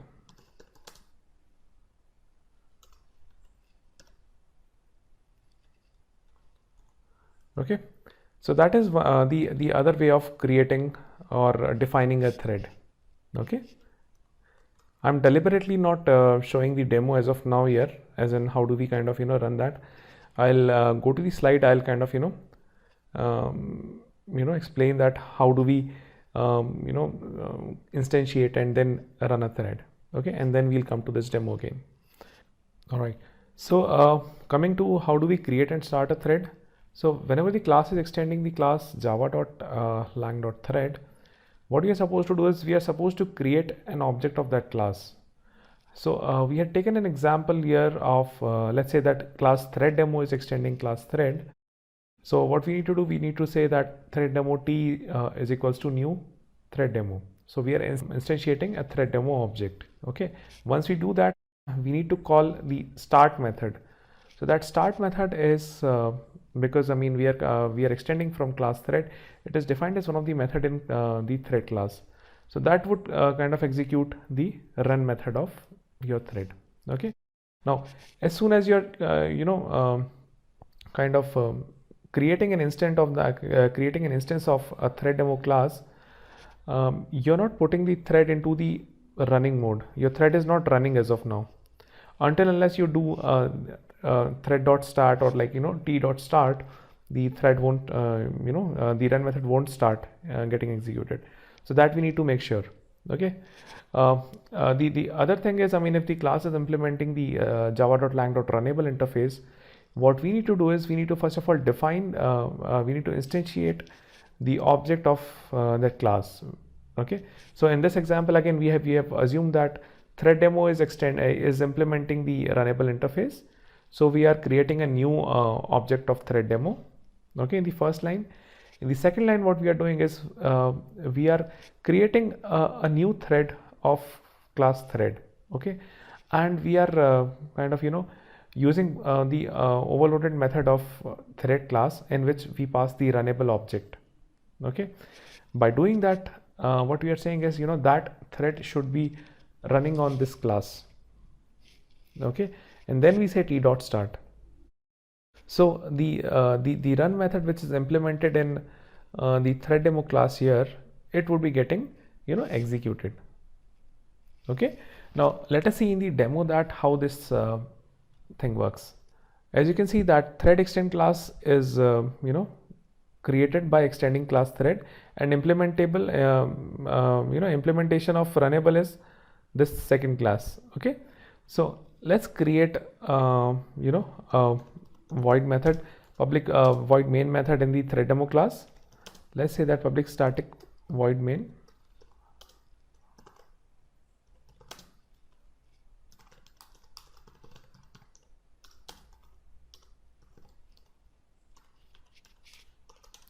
All right, now first we'll see how this extend thing is the thread extends class would be used. Okay, so what we'll do, we'll say that thread extends class, say t is equals to new thread extends class. So we have instantiated. Okay, now once we have done that, what we'll do, we'll call the start method for executing this. Okay, now let's run this program and see that what happens. So even before running that thing, I just want to comment it out, the t.start method, and run this. So when I run this, you can see that nothing is happening on the build here. You're not seeing any output here. You're not seeing any of the run method getting executed. So that shows that until unless you explicitly call the start method, okay, your run method won't be executed. So let me now just uncomment the start method and execute the code again.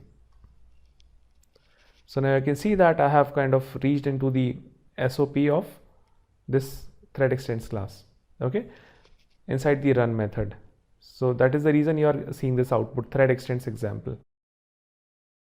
So this is how if a class is extending a thread, it can be instantiated and started. Let's take the second example. So for that, let's say that I have a threads implementable class, say object is equals to create a new instance of that.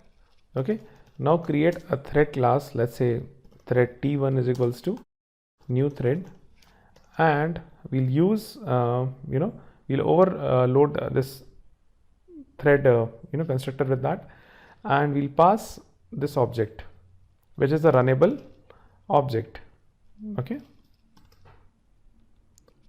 let me kind of give this, it'll kind of give you a better sense. Okay, this is my runnable object, and what I'm doing is I'm passing into the thread constructor, and once I do that, again, I mean, I'll first of all execute it. So once we execute this, all you can see is the thread extends example SOP is coming. The thread implements example SOP is not coming on the screen, and the reason again is because we haven't started the thread t1. So now let's say that t1 dot start, and once we do that, let's run it again. So you can see that now the thread implements example SOP is also coming, because you're reaching into the run method of thread implements runnable class. Okay, so this is these were the examples of how you can define, create, and start a thread. Okay, now let us see that what all different states we have in thread. Okay, now coming to different thread states. So any thread which we have in Java that has either of these 5 states that I'll be kind of going through. Okay, so the first state is the new state. Okay, so this is the state of the thread in which the thread instance has just been created, but the start method has not been invoked on the thread. So we just saw an example of not invoking the start method, and because of that the run method wasn't called. So till that time the state of the thread is in the new status. Okay, now the second state is the runnable. Okay, the runnable thing is that it's a state of a thread in which it is eligible to run, but the scheduler hasn't selected it to be a running thread. Okay, so see, it can happen that my scheduler is kind of working upon, let's say, 10 threads. Okay, and all of them are eligible to run. Basically, I'm kind of calling the start method for all 10 of the threads. Okay, so all 10 of them are kind of eligible to run, but my scheduler can only pick one of the thread, right, for making it as the current execution. So until unless that is not getting selected, all 10 of them would be called in the runnable state. The next state is the running state. So as soon as the scheduler chooses that thread to be as the the current process, it goes to the running state. The next is the wait, block, or the sleep state. Okay, so what all these states are? So in this particular case, what can happen is my thread goes into a running state. Okay, and then say it is waiting for some IO to happen, or some other input it's waiting for. So in that particular case, what the scheduler does is it puts the thread from the running state into the wait state. Okay, It can also happen because because of the IO, my thread execution is kind of stuck. Okay, I cannot proceed until unless I get a response from, say, the disk. Okay, so in that case, the state of the thread is in the block state. Okay, it cannot proceed further than that. The other could be the sleep state, in which the programmer itself kind of codes the logic of making a the thread go into a sleep state. So a programmer can write a logic for that. Okay, so these wait, blocked, and sleeping states are the state in which the thread is alive but it's not eligible to run. Okay, the scheduler won't pick it up. The last state is the dead state. This is the state in which the run method of the thread gets completed. Okay, and at that time, the thread no longer remains a separate stack of execution. Okay, what happens is it joins either the main method or some other thread it's kind of is getting joined to. So in that case, the thread goes into the dead state. Okay, so now let us move to the next topic. Okay, so coming to the next slide. So in this particular topic, we'll be seeing that how do we prevent the execution of the current thread which is going on. So far we have seen that how do we initialize a thread, then create a thread, and then start it. So in this context, I mean, we'll be kind of seeing that what happens in case we want to stop the execution of those threads. Okay, so before doing that particular thing, let's go to the demo again. Let's try and create like 2 or 3 threads and see, I mean, how they are behaving.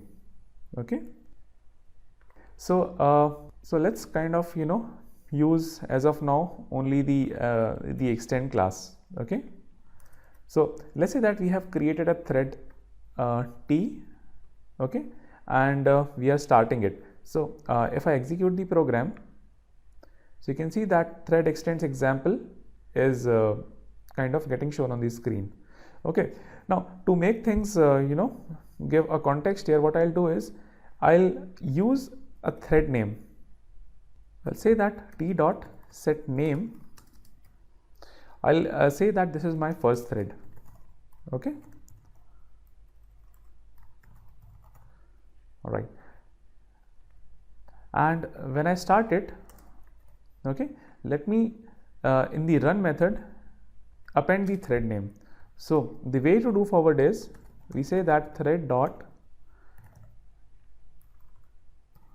current thread dot get name. Okay, so what I've done is I have set the name of the thread which I'm running, which I'm starting, and in the example, as in the run method, what I'm doing is in the SOP I'm appending the current thread's name, and we'll say that thread is okay. Now if I run my program again, what you'll see is you'll see the name of the thread getting appended to it. Okay, now this was how do you print the current executing thread's name. Now let us say that we want to create some 3 threads here. So what I'll do is I'll say that, or maybe I'll say it is T1. Okay, I'll say that this is my thread T2, and I'll give some name to it. Let's say it is like the second thread. I'll use that again and I'll give a third thread. Say T2 dot set name, T2 dot start, give a T3 thread, set its name, say it's a third thread. Okay, and I'll say T3 dot start. Okay, now once we have done that, okay, let us now run the program and see what is getting printed on the console.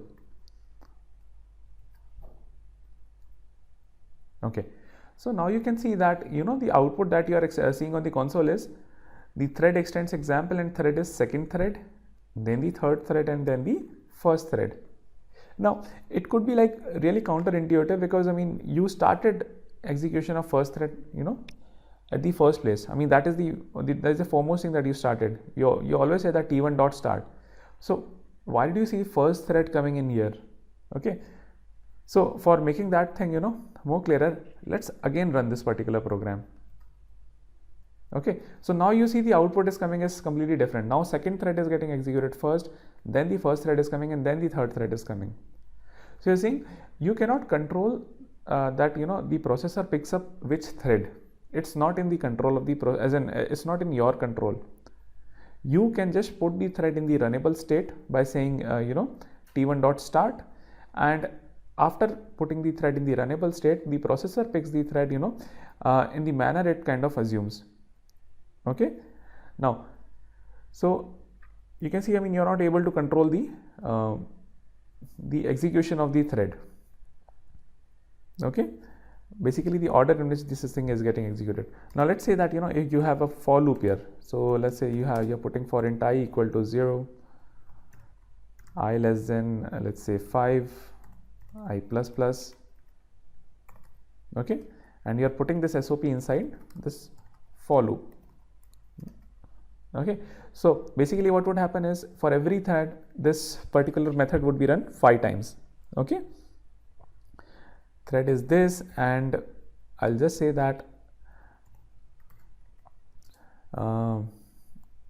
for time, let's say I, for time, for iteration I, let's say, let's put the value of I here.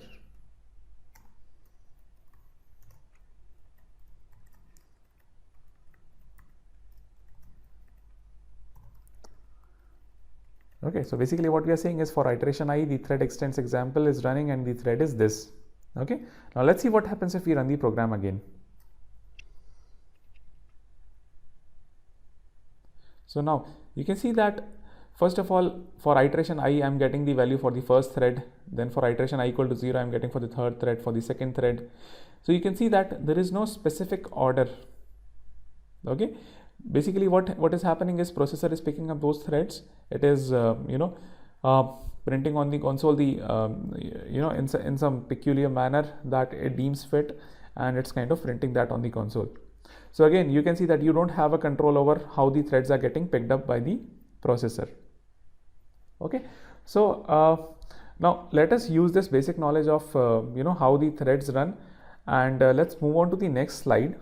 All right, so having seen now that how the threads are getting picked up by the processor, there are 3 scenarios that we would be discussing in how do you prevent the thread execution. So one of the scenario is in which the thread goes into the sleep state. Okay, so that is something that we would be discussing. How do we kind of make a thread go in the sleep mode for like some amount of time. The second option is that the thread goes into the wait status. Okay, it goes into the wait status because it wants to complete an execution of a particular task, or say for example a different thread altogether. And the third thing that we would be discussing would be that a thread is getting blocked for acquiring an objects lock. So say that you have for example that let's say that you have an account class. Okay, and for that account class you have an object, and on which say 2 of the threads are running. One is trying to withdraw the money and the other is trying to deposit. Okay, now these 2 threads, say for example I'm kind of starting these 2 threads on the same object. I should not be writing and reading simultaneously from it. Okay, once a write operation is kind of performed, like say for example if someone is trying to withdraw, okay, at that time I should not be doing a deposit, or maybe the other way around, like if someone is trying to deposit, before he is doing that I should not be doing a withdraw operation on that. Okay, so in that case what is happening is I need to block either of the threads because I need a control on the the account object. So that is another thing that we would be discussing. Okay, now so the first thing is, I mean, how do you make a thread go into a sleep mode? Okay, so the three operations that we would be kind of again discussing in this sleeping of the thread would be, one is the thread.sleep method. Okay, so in that case what happens is a thread goes into a sleep state for some specific amount of time. Okay, the second method that we would be discussing would be thread.yield. So what this yield method does is that it asks the current thread to give up the processor time, okay, for some amount of time, but it keeps the thread into the running state, a runnable state. In the sleep mode that we were discussing, what happens is the thread goes into the sleep mode. So just try and remember the different states of the thread that we had discussed. Okay, sleep mode is different from a runnable state. Okay, it's in the basically the wait state, almost like that. So in yield, what we do is we give up the current thread gives up the processor, and but it keeps the thread in the runnable state. So and you don't have a control as to when the thread would kind of wake up and start the operation. The other thing that we would be discussing would be thread.join. So in case of thread.join, what might happen is, again, let's take an example of what we were discussing right now, that if someone is trying to read an object's value, he should not he or basically that thread should not proceed unless someone is writing some value into it. So the reader thread would ideally want to wait until someone has written some value into it, and then kind of give the exact current state to the outside world. So in that case, we make use of thread.join operator. So what it does, it kind of makes the current thread wait for the end of the execution of some thread it wants to join to. Okay, now let's go to the demo that we had been seeing, and let's quickly see how do these methods run. Okay, so these are the three threads that we have written: thread T1, T2 and T3. Now coming to the first method that we want to discuss would be the sleep method. Okay, now let's run this program, and let's say that, okay, so we have gone this method, and let's say that we want to make this particular thread go into the sleep mode. So what we need to do is, we'll say that thread dot current thread dot sleep. Okay, so in this particular thing, what we'll do, we'll provide the milliseconds for which we want the thread to go to the sleep status. So let's say that we want to go and put this thread in the sleeping status for, let's say, 3 seconds. Okay, now let's start the program and see what is the output of that. But before doing that, I mean, we are seeing that this is showing an error. Okay, let's hover over it and see what is the issue coming. Okay, so what happens is, this thread.current thread.sleep is it basically throws an exception, interrupted exception. So basically we should be catching hold of that particular exception. So let's do one thing. Let's put the entire thing inside a try catch block. Okay, let's say there is a catch block, interrupted exception, let's say IE, and let's just print that exception. Okay, let's say that we print the value of, okay, and let's move the entire for block into the try catch. All right, so now let us execute this program. Okay, so what we are doing is, we are starting 3 threads, and in that thread, after printing the first statement, basically after printing every statement, we put the thread into the sleep mode. Now let's run this program and see what is the expected outcome out of it. So you can see that different values of threads are getting printed, the execution stops for a time, and then you see the output coming. Okay, and now it would be the 5th iteration that comes. Okay, so now you can see that, I mean, the total build time for this, total run time for this was like 15 seconds. If you can see from here, so total time is 15 seconds. The reason is every thread is getting executed 5 times and every thread sleeps for like 3 seconds. So 3 into 5, 15 seconds of total runtime is kind of taken by this particular operation. And as you would have seen from the output there which was coming, the values were getting printed for every iteration, and then it momentarily stopped, okay, for a blink, and then the next set of threads kind of started printing its value. So this is how the sleep operation work. You put the current thread which is getting executed into a sleep mode for some amount of millisecond. Okay, so this is as far as the sleep operation goes. And as we have seen that we need to this particular method throws an interrupted exception, so it has to be either kept inside a try catch block, or the method, it has to declare that it throws this exception. So that we need to make sure on that. Now before moving on to the demo of the next yield method, thread.yield, let's have a look at what are the different priorities that we can assign to a thread. So the idea behind the yield method is that the current thread gives up the execution of the processor, okay, gives up the execution and the control of the processor, and the processor picks up some other thread. Now this some other thread is kind of determined by the priority of the threads. So let's have a look at what all are the different priorities that we can provide to the threads, and then we'll have a demo of the yield and the join methods.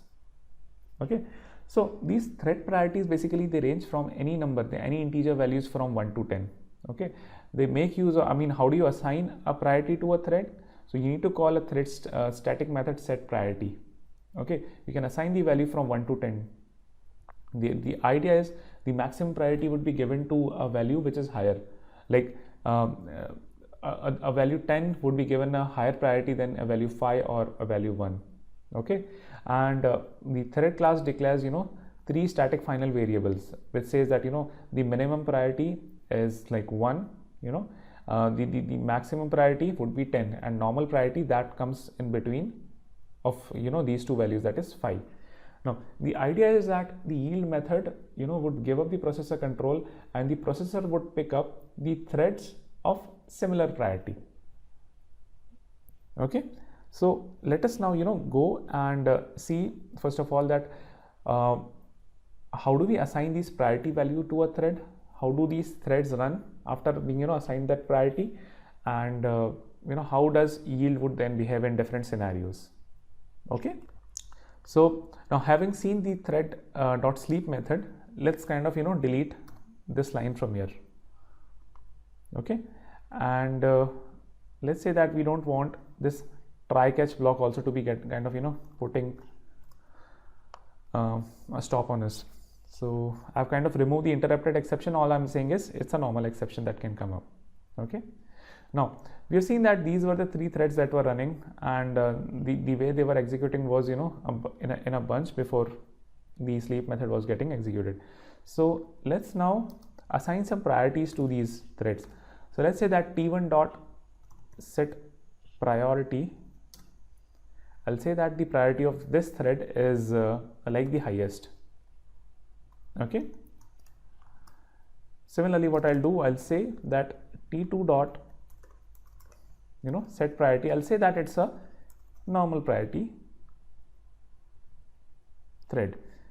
For the third one, let's say that this t3, it's having a minimum priority, so it is 1. Okay, the other way could be that you can say that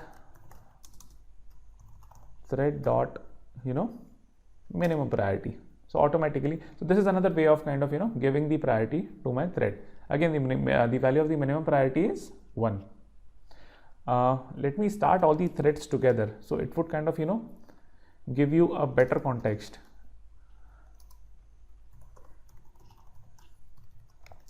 So what I'm doing is I'm starting all the threads in this manner. So first of all, I'm starting at thread T3, which is having the minimum priority. Then I'm starting the thread T2, which is having the normal priority. and then T1 which is having the highest priority. Okay, now, let us see then how these threads behave in this manner after assigning like a different priority to each of them. Okay, so now you can see the values that are kind of getting printed for the thread with highest priority, that is 10. Now 10 is the first thread. So you can see the first thread almost got executed before everything else, before the third or the second thread.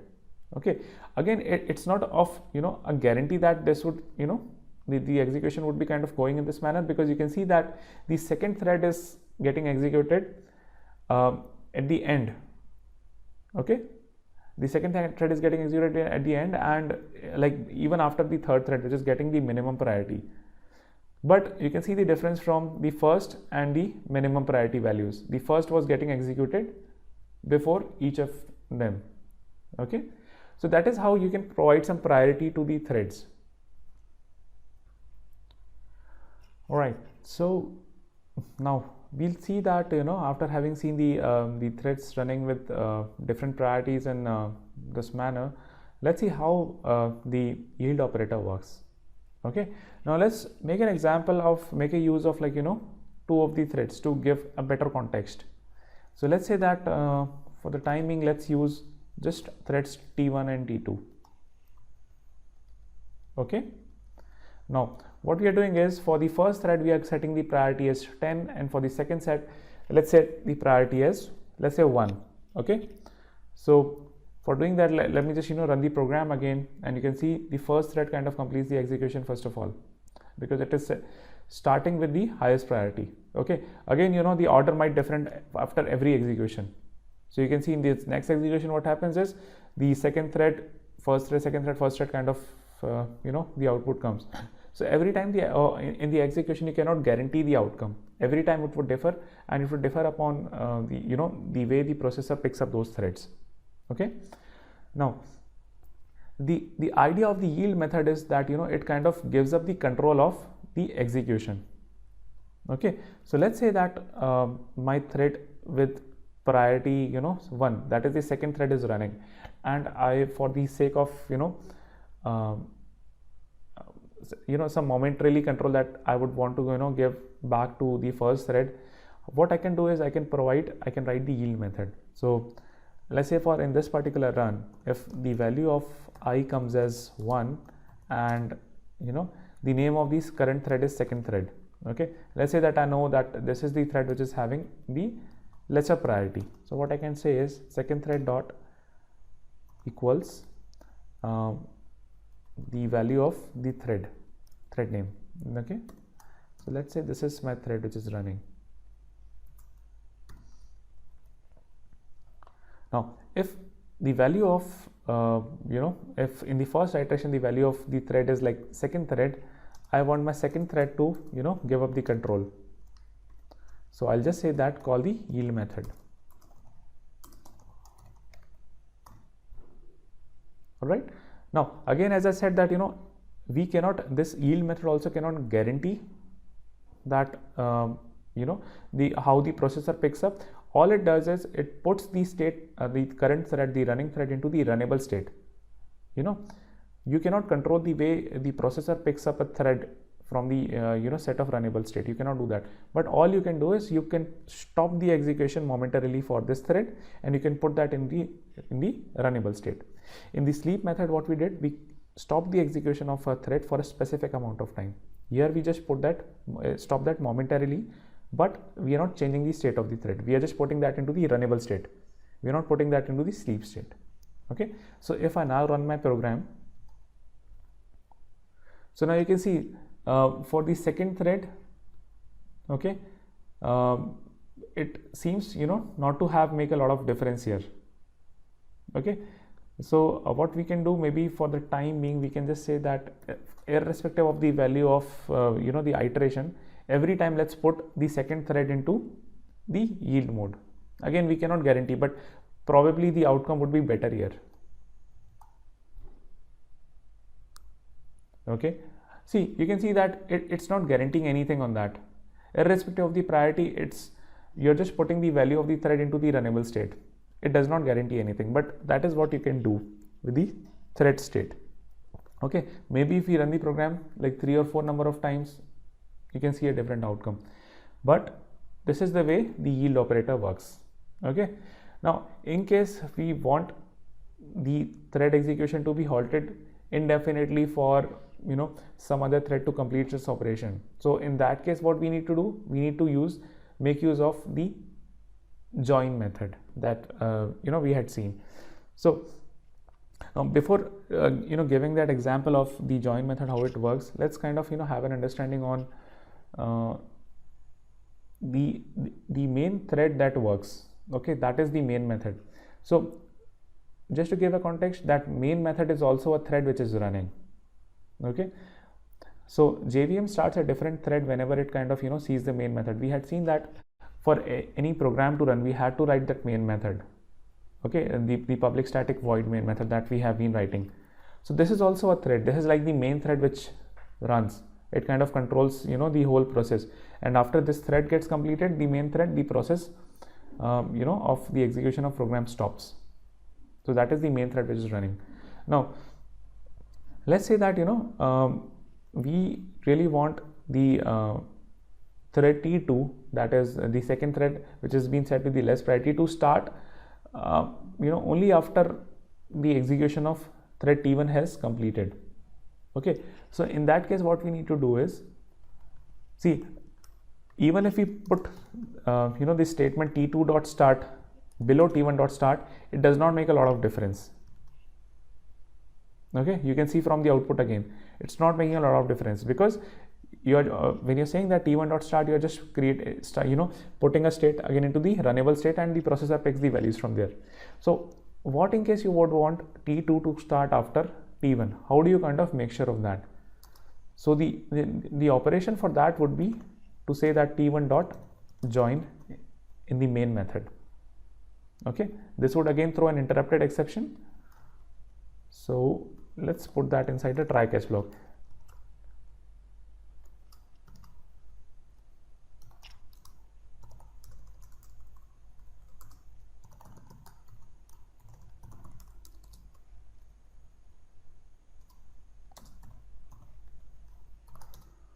And let's just print the value of the exception here.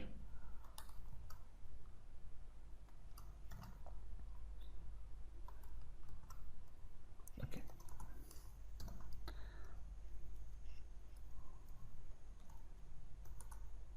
now the idea of the join method is that when you say T1 dot join, so in that case it means you're saying that for the current thread, that is the current thread here is main.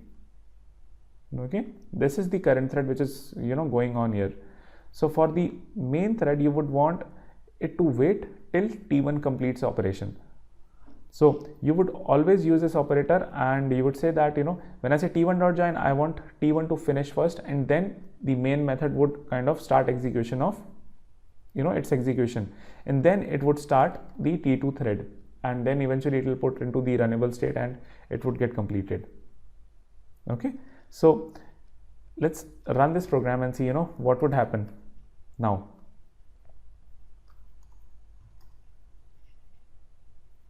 So you can see that now I am seeing always the first thread is getting executed first. First thread, which is irrespective of the priority. I can set the value, the priority value is same for both of them. I'm setting the priority values for both of them, and I'm again running it. So you can see always the first thread is completing its execution, and then only the second thread starts. You can start that operation like n number of times. It doesn't matter. It will always work, because the idea is T2 dot start has not even begun. The execution has stopped till T1 has completed the execution, which is very evident from if we put up system.out.println here. We'll say that before putting T2 in runnable state. Let's run the program now. So you can see till the execution of the first thread is completed, you're not even putting the T2 into the runnable state, and that's the reason you're seeing all the outputs for the second thread coming later than the first thread. So that is the whole idea of the join method. When you would want, the current thread to go into a suspension mode till an execution of the different thread completes, you would want to use the join method. Okay, so this is, so far, I mean, we have seen the sleep method to put momentarily or for a brief amount of time a thread into the sleep mode. We have seen the yield method that just puts the thread into the runnable state. It does not guarantee that the order in which threads would pick up. It just gives up the control momentarily for the current thread's execution time. And then the third thing that we have seen is the join method, which does, it stops the execution of the current thread till a specified thread gets completed. Okay, so this is as far as these three methods go. Let's move on to the next method. All right, so let's start with the next topic, that is synchronization. So if you remember, I mean, we discussed some while back that say that you have an account class with you, okay, and it kind of has like two methods. One is deposit amount, and the other is like withdraw amount. Okay, now assume that this account is like owned by like two people. Okay, now in a scenario when these two people are simultaneously trying to withdraw some amount from that account, ideally what should happen is, I mean, they should always be checking some that if the amount that they are trying to withdraw, if that is existing in the account or not. Okay, but there are scenarios in which if these two account holders are simultaneously checking, it might happen that at the time of checking, what happens is both of them are kind of get an information as to the value in the account is kind of available to be withdrawn, and then they proceed on with the withdrawal method. Okay, but it might happen that so say for example my account is having like 50 rupees, okay, and both the account holders are trying to withdraw that amount simultaneously. So in case they are checking simultaneously, they would each see that the amount in my account is 50 rupees. And after that, I mean, if they are making the withdraw operation, for the first person it would be successful, okay, but for the second person, if he's trying to make that withdraw method, if he's trying to call the withdraw method, there would be an overdraft in my account, right? Because it had already checked, and at that time the balance was like 50 rupees. But before it was able to withdraw the amount, the first account holder was able to withdraw the amount, and because of that there is an overdraft in my account. Okay, for getting away on these complicated situations, what we have synchronization enabled in Java. So basically, synchronized methods are those methods that prevent more than one threads for accessing simultaneously the critical method code. So in this piece of in this example, the critical piece would be a person checking the amount and then withdrawing. So the synchronized methods kind of make sure of that scenario. Okay, so that only a single thread can access that piece of code. So how do we create a method as synchronized or a block as synchronized? By using the keyword synchronized. And for making a block of code synchronized, what we need is we need the object as the argument. Okay, so basically we should be having that in this example, we should be having the object of account, right? The joint account which is held by these two users. So we should be passing this object as the argument for getting its log. The other thing that we would want to understand from here is that in case a thread kind of occupies the lock on that object and it goes in the sleep mode, no other thread can attain the lock. Okay, so the idea is very simple. In this example, let's say that you have an account class. There are two account holders who are trying to withdraw the amount. Okay, so whenever the method that gets called for withdrawing the amount, that would be kind of put in a synchronized block, and both the holders would have to first of all acquire the lock on that object. Once you have acquired the lock on the object, even if one of the holders kind of goes in the sleep mode, one of the threads for that holder goes in a sleep mode, the other thread would not be able to occupy the lock on the same account. So that is something that we should be kind of taking care of. Okay, so this is as far as synchronization goes. Now let's quickly see a demo of the same example. We'll create a class, account class. We'll kind of create two threads for two account holders.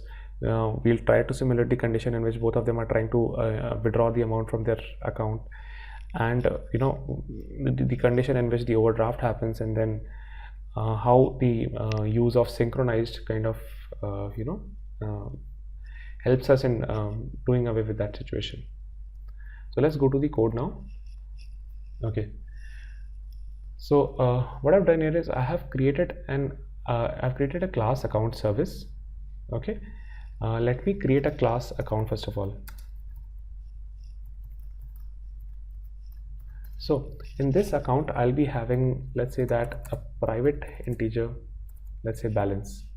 Okay, let me expose two methods here that would return me the balance, and that would help me in the withdraw method. So I'll say public int get balance,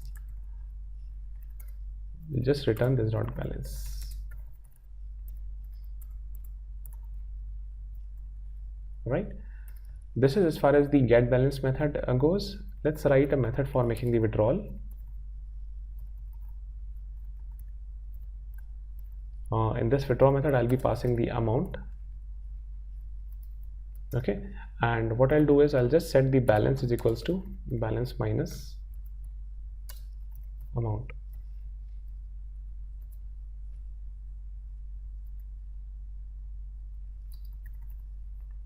All right, so this is as far as the account class goes. Okay, you have a balance, you have a method for accessing the balance, and you have a method for withdrawing the amount. In this method we are reducing the balance after deducting the appropriate amount. Okay, so once you have written this account class, let's go to the account service class that we are writing. So we want this particular account service to be thread enabled. So we'll say that it implements the runnable interface.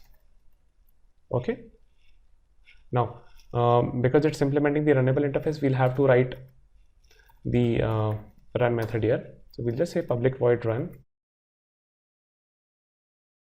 and we'll write the implementation in this run method. Okay, now let's write a main method here.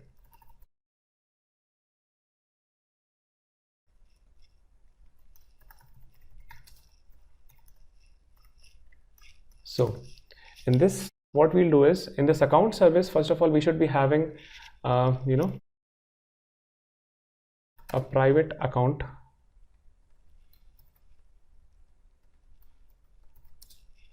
Let's give the name as joint account. Okay,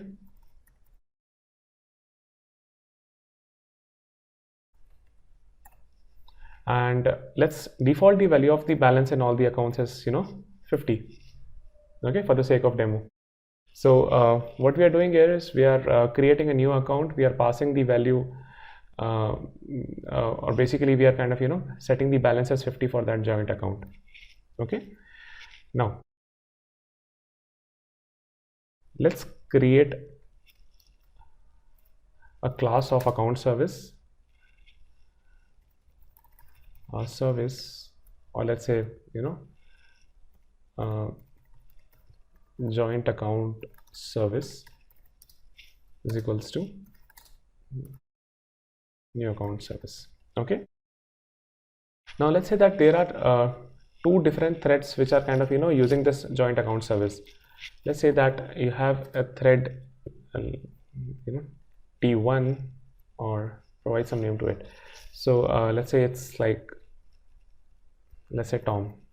Okay, all right, so we are creating a new thread, and we'll just say new thread. We'll pass the account service. Okay, let's set the name of Tom thread as for getting a better visibility on which thread is accessing the method. Let's say the name of this thread is Tom. Okay, now let's create the other thread for the other stakeholder. Let's say it's like Harry. Right, we'll pass the same joint account service object to it. Say that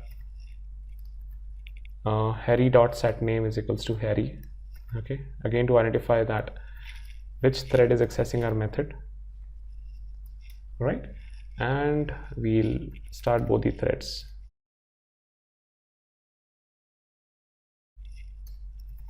Okay, and we are starting the other thread as well.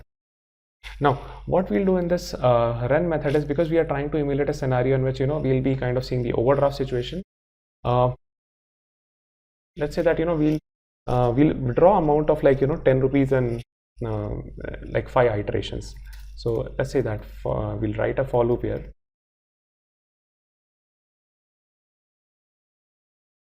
I less than 5, I plus plus, and let's write a method to that withdraws an amount of 10 rupees.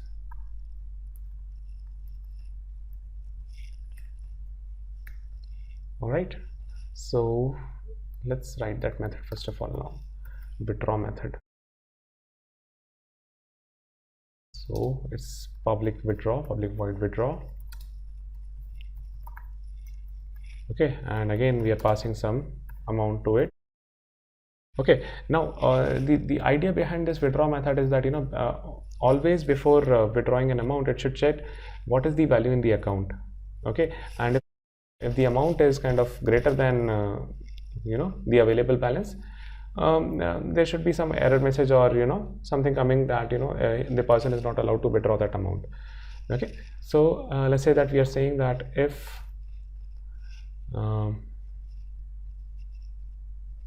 like amount is greater than the joint accounts balance.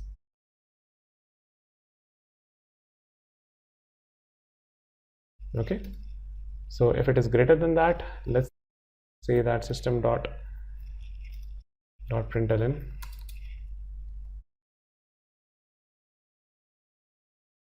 the amount is greater than available balance.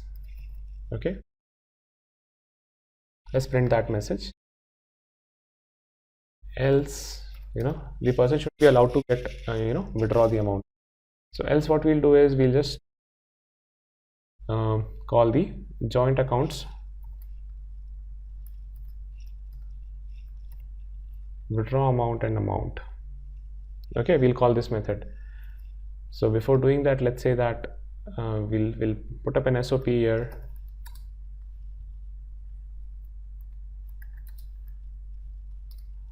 Saying that the balance is available, and let's print the thread name. Okay, for let's say owner. Okay, we are just setting the name of whoever is trying to access this particular method. So we'll get the name of the thread that is trying to access this piece of code. We'll do the same thing here as well for the system.out.println and the error message. Okay, all right, and having written the method for withdraw amount and calling it from the run method, we should be good to go for showing the issue with this particular piece of code. Also for the sake of better understanding, if the joint account, okay, the value in the joint account is kind of getting lesser than the balance. Let's kind of, so we'll say joint account dot get balance if it goes less than 0, and this is what the situation we want to demo, that the overdraft situation has happened. let's say that the value in joint account is, you just display the value. Okay, so in the joint account dot get balance, we'll just print it. All right, so now let us run this program and see what happens.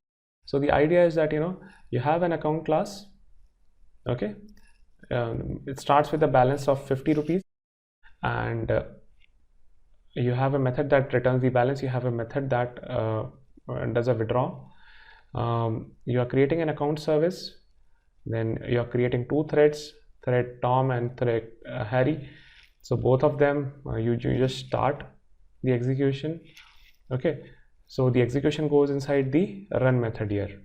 Okay, and this run method, what we are trying to do, we are trying to do a withdraw of 10 rupees. Okay, now that withdraw operation, what happens is,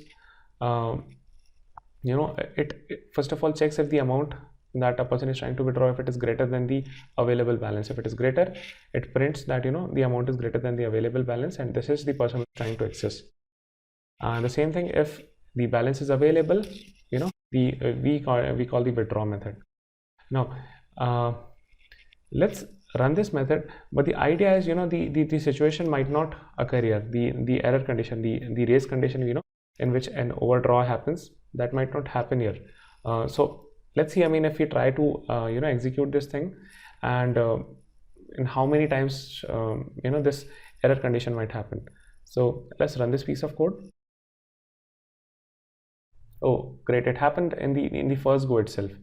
So now you can see that the balance was available for owner Tom. It was the amount was greater than the available balance. The reason this particular thing is coming ahead of the normal the black SOP is the priority of the error is kind of higher than the out message. So let's kind of print an output message here. It'll be kind of easier for us to figure out. Again, I'm running the code, but the idea is this situation, the overdraft situation. Now this value is something that should never happen, because we are checking this condition here. We are always checking if the amount is greater than the joint accounts balance. A person should never be allowed to withdraw the amount. Okay, so this situation never should happen. Now let's run this piece of code again.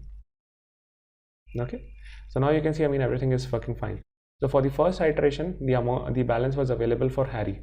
Okay, if you want, I can just print that what is the value available. But the idea is, the first iteration, Harry withdrew 10 rupees, then Tom, then Harry, then Tom, then Harry, and then again it was saying that the balance is available for Tom. But ideally, after the 5 iterations, the amount should be reduced to 0. And because it was available, there was a withdraw operation happened, and because of that, the balance that was reduced to minus 10 rupees, which is an incorrect condition. Okay, so as I said that the value that is coming, the minus 10, that is an incorrect value, and that's happening because of the overdraft. Now let's try and see how do we resolve this particular issue. So let's try and make use of the synchronized block of code that we just understood. So let's say that this is my block of code, which is making a decision. First of all, it is checking if the amount is available, and then it is doing a withdraw operation. So I would want to protect this particular piece of code, and I don't want 2 threads to be simultaneously accessing this thing. Okay, so what I'll do is I'll surround this piece of code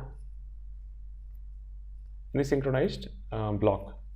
Okay, so when you do that, automatically only a single thread would be getting getting a hold of this piece, and once that is done, everything should be taken care of.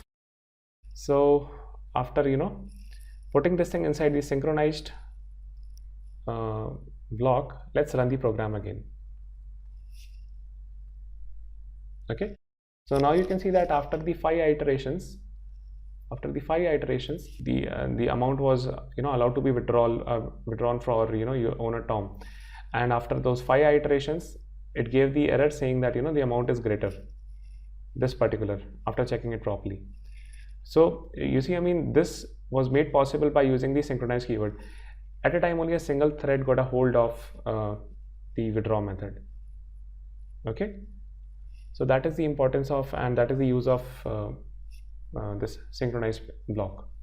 You kind of make sure that this race condition never happens, and only a single thread gets the control of the critical piece of code. Okay, so this is as far as the synchronized methods and block of code goes. So one more thing, just to add to this, the use of synchronized. So far, we just saw that how we were using this synchronized keyword with the block of code. We could have just used this synchronized for the method. It's synonymous of whatever we are doing here. So we could have just defined the method as synchronized, and then only a single thread would have gained the control of this particular method for the same object. So that is one of the ways of doing this, but the idea is in real life, this particular piece or this particular method, I don't want to synchronize the complete code for that method. There could be a scenario in which I would just want to protect a small piece of my code, and I don't want that to be kind of entered simultaneously. So I can put synchronized in that block of code by making use of the synchronized block. Okay, so now let's move to the next topic, in which we see how the threads interact with each other. So now comes the topic about the thread interaction.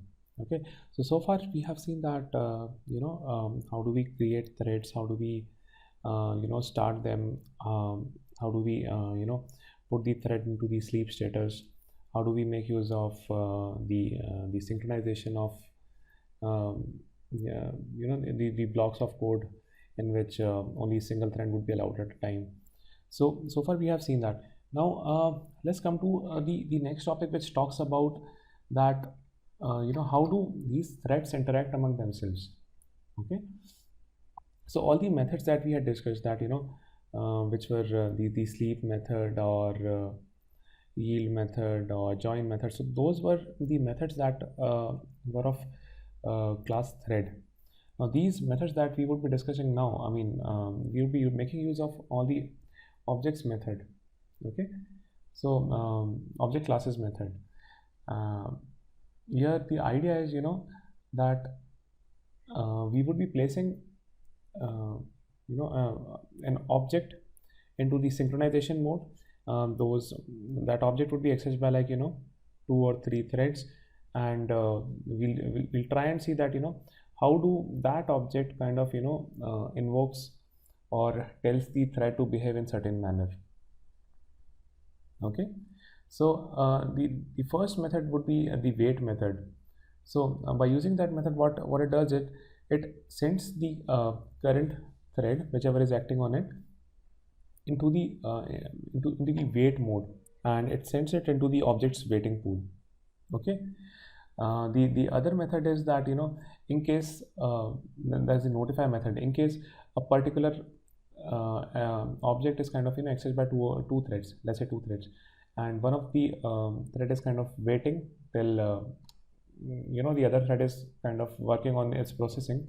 So how do thread B calls thread A? So it makes of that object makes use of the notify method, and using that notify method it sends a signal to the thread which is waiting in the object's waiting pool. Now the use of the notify method is applicable only in case 2 threads are working on the same object. So in that way one of the thread could be called if it's in the waiting pool, and if the number of threads that are acting on an object are greater than 2, then in that case we make use of the notify all method, because a signal which is sent to the threads which are waiting in the pool, we don't have a control as to which thread would be invoked later on. Okay, but by making use of the notify all method, what we do is we send a signal to all the threads which are in the object's waiting pool. Okay, and as I said that these all methods, these need to be called from the synchronized context. Okay, only in case my object is is kind of inside the synchronized block of code, and only in that case we can call these three methods, that is wait, notify, and notify all. Now let's have a demo and see how these threads would interact. So for this particular demo, let's think of a scenario that we have like a shared queue between a producer and a consumer. Okay, now a producer is something that adds an item into that shared queue.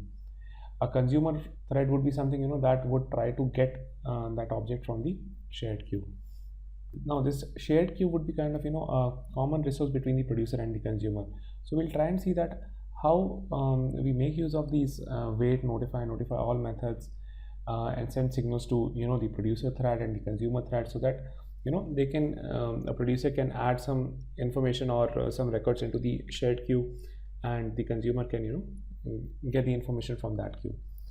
A consumer should not be getting that information if the queue is empty, and a producer should add the information in that queue only when the queue is empty, because it doesn't make sense if producer keeps on adding those items in the queue and if the consumer is not consuming them. So we'll try and see that in the demo, and we'll make use of the wait, notify, and notify all methods and see how these threads interact. So let's quickly go on to the code. So in this particular case, what I've done is I've created a class thread interaction demo. Okay, now let's say that you have two classes. One class is producer, let's say that it extends a thread. Okay, and we'll create another class consumer.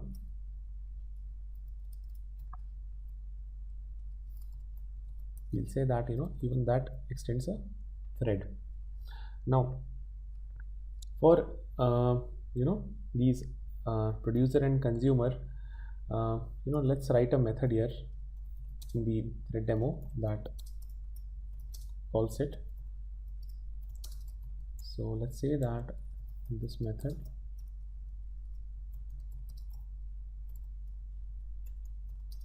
okay, let's create a linked list, which is like which would act as like a shared queue. Let's say it's a shared resource.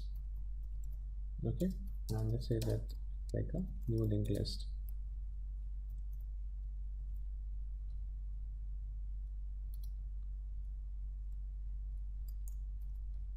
All right, so this is one of our linked list. Let's create a producer thread here. Let's say that producer P is new producer. Okay, we would want to pass this shared resource into the producer thread. Okay, because this is something that has to be shared by the producer and the consumer. So let's write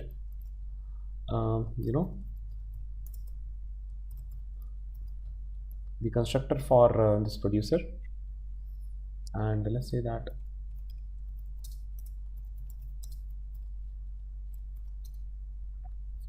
we'll just call the super method from here. Okay, say that it's the producer thread,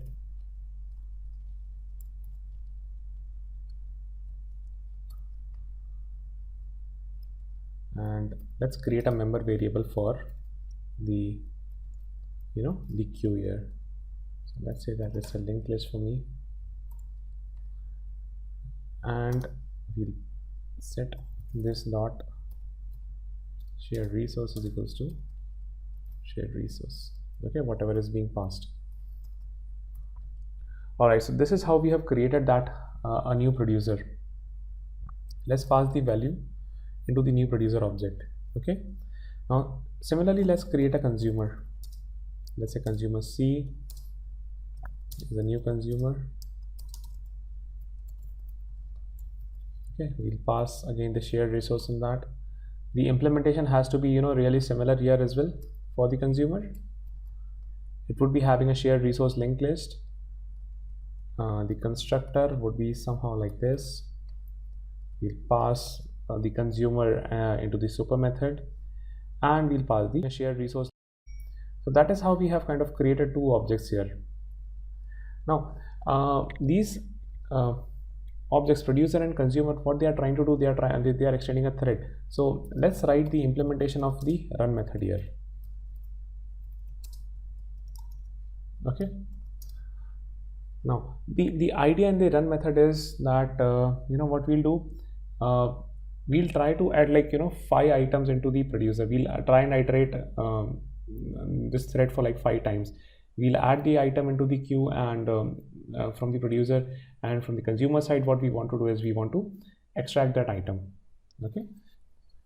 Okay, so we'll be writing a for loop here. We'll say that for int I is equals to 0, I less than say 5. We'll increment the counter here. Now what we are supposed to do in the producer is that we should only be adding into the producer if the shared resource is empty. Okay, that is the whole idea. And we don't want that shared resource, both producer and consumer, trying to access it simultaneously. Like we have seen the example of the account, both of them, if they are trying to access that particular thing simultaneously, it might, because of the thread trace condition, I can get an incorrect result. So let me kind of synchronize this, the shared resource. So we'll put the synchronized shared resource here.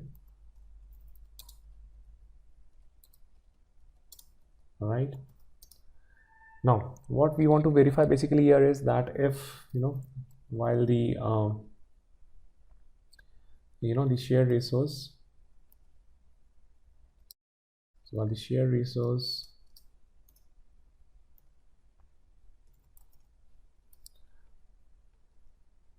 so while it's not empty, we need to wait. Okay, the idea is if the shared resource is not empty, I should not be adding anything into the shared resource queue. All right, and let's put up an SOP here saying that in the wait mode, let's say in the wait mode in producer,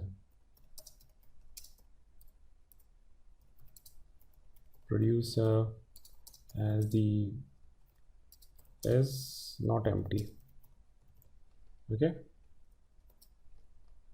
you'll say that this producer thread is kind of waiting because the resource is not empty. And what we'll do is we'll make use of the shared resource dot wait method. All right, now having put this wait method here, it would throw an exception, so we need to take care of handling that exception here. So we'll put that inside the try catch block. Let's put the interrupted exception, IOE, and let's put these SOPs and the wait method inside the try block. All right, now what we have done is we are waiting for the shared resource. Let's just print an SOP here that system.error.println caught exception.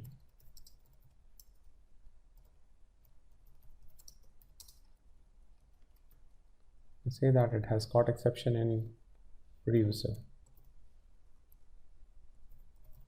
Right now, so till the time this shared resource is not empty, we need to wait. Now once it got empty, what we need to do is we need to add something to the shared resource. So let's add the counter I into that. Let's say that shared resource dot add, we'll add an object I. Okay, and after doing this adding, what we have done is we have added some information into the shared resource. Let's notify the other thread that is waiting for this activity. All right, so let me just quickly go through the code again. So what I'm trying to do here is I'm trying to do 5 iterations. I put the shared resource as my synchronized part. I don't want to allow two threads acting on this part simultaneously. So that's the reason I have put the synchronized. Now I'm waiting on this shared resource. I'm trying to see that, till the time it's not empty, I need to wait. So I'm calling the shared resource.wait method, and once it gets empty, what I need to do, I need to add an item into it. Okay, and then I'll just notify. So the similar implementation has to be, going into the consumer. Okay, it would be little different, but we'll try and make use of this similar implementation here. So far, the consumer, what it should be doing is almost like the opposite. We'll again do 5 iterations. We'll put the shared resource into the synchronized code. Now here we'll see that, till the shared resource is empty, we'll have to wait. Okay, so in the wait mode in consumer, we'll say, okay, because the shared resource is empty. So till it is empty, we need to wait. Okay, now once there is some information into there is some item into the shared resource, let's just remove. Okay, and then we'll notify.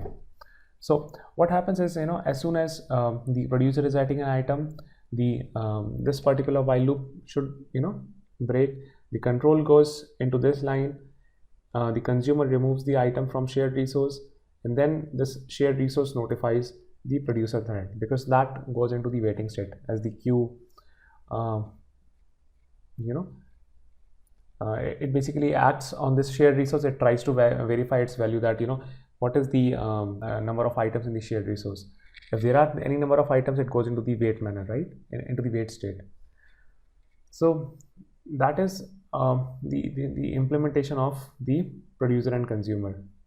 Okay, now let's try and run this particular thing, and before doing that, let's put up an SOP saying that I'm adding an item. So let's say that, so it kind of would give us a better sense here. We'll say that system.out.println in producer, and adding whatever value that we have added, and yeah, that should be it. In consumer, I think that should be fine. All right, so now let's run the code and see what happens. Okay, so let's run the code and see what happens. So okay, we are not saying anything. Okay, the reason is because we haven't started the threads, producer and consumer. So let's start the threads here. Let's say p.start and c.start. All right, so that way the producer thread would also be getting started along with the consumer thread. So now run the program. Okay, so now you can see that first of all, the control goes to the producer. It adds a 0 here because for the first time the shared resource is empty. Okay, so it goes into this loop. It does not go inside the while loop. Okay, and after that, after adding this particular resource for the second iteration, it goes into it goes inside the while loop, and it says that it goes in the wait mode. Similarly, for the consumer initially, because the item was not there, it went into the wait mode, and then as soon as the producer added 0, it just removed that item. And because it removed that item, okay, because it removed the item from this line, the control went back to the producer, and then it came out of this while loop because it was waiting here. Then it added 1. All right, and then the consumer removed, then again the producer added 2, then the consumer removed, it added 3, and it added 4. So that is the whole idea of how these threads interact using the wait and the the notify methods. Okay, so having seen the implementation of the notify and the wait method, now let's quickly see the implementation of the notify all. So what we'll do, we'll try and enhance this example, and we'll try to make use of the notify all in this example itself.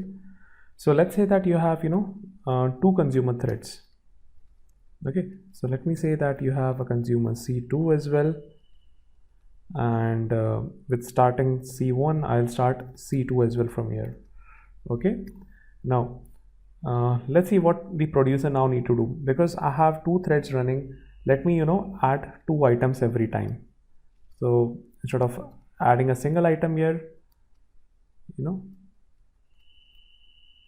what I'll do is I'll add another item as well.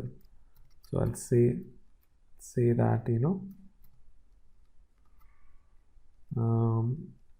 share resource add I+1 as well. Okay, after modifying the producer, let's move on to the consumer. Okay, so what we'll do in consumer is that so basically if you try to see from here, I mean there are 2 threads that are running for the consumers. Okay, so after I remove from the shared resource an item, let me just put the current thread into the into the sleep mode, so that I give the opportunity to the other thread for removing this item. So for that, what I'll do is .current thread .sleep, and let me just put it for like 200 milliseconds. Now because it's like the sleep method, I'll have to put that inside the try catch block.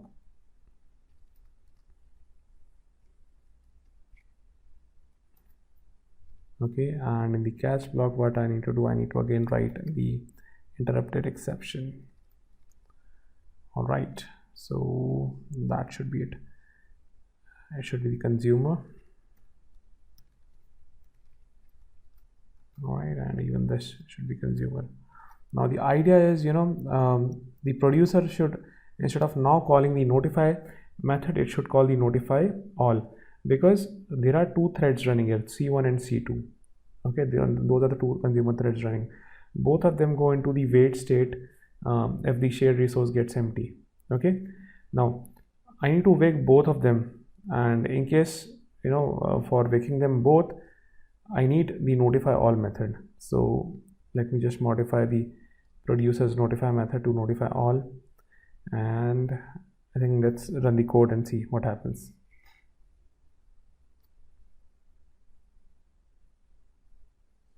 So you can see that you're in the producer, you're adding item 0. So you're not only adding item 0, you're also adding the item 0 and 1. So let me just update that, adding item 0 and I+1. So that is all you're adding in the item. And from the from the shared resource, let me just put up an SOP and tell you that, say you're removing from consumer, let's say the item I.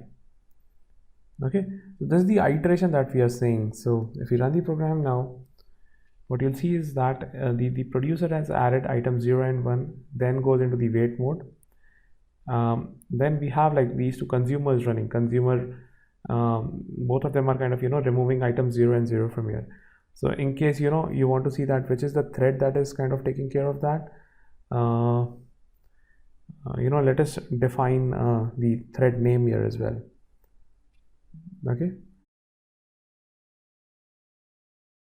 for doing that, what we'll do is we'll update the consumer class. We'll say that the constructor expects like a string name. Okay, we'll pass the name for the consumer. Okay, we'll pass some value here. We'll say that it is C1, it is say C2, or let's say just C and C2. Okay, and while we are removing the item from the consumer, let's say that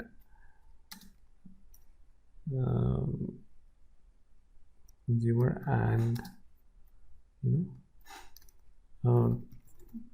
print the current thread's name. Okay, now let's run the program. Okay, so you can see that first of all, for consumer C2 thread, I'm removing the items. Okay, then I I add from using the producer 2 items 1 and 2, and then I make use of consumer, the consumer C. So that is the way I'm kind of showing that which consumer is deleting the item from the shared resource. So this is as far as the notify, wait, and notify all methods go. So yeah, that's it from the threads module. First and foremost, the basic question which comes to everyone's mind is, what exactly is Java? Java is a general purpose programming language which is object-oriented, class-based and concurrent, which is mainly designed to have a fewer implementation dependencies as possible. Java, which was called as an oak earlier, which was still being developed, the name oak was used by Gosling after an oak tree that stood outside his office. And basically, it is one of the object-oriented programming language, meaning that it is based on objects that work together to make the programs do their jobs easier. Java is all around us, and the Java code looks like C, C++ or C#, but the code written in those languages will not work in Java in most cases without being changed, right? Now we will get into the next question. What are classes and objects in Java? Classes and objects are basic concepts of object-oriented programming language which revolve around the real-world entities. A class is a user-defined blueprint or a prototype from which the objects are created. In simple words, a class is like an object constructor or a blueprint for creating objects. Class has several variables and methods.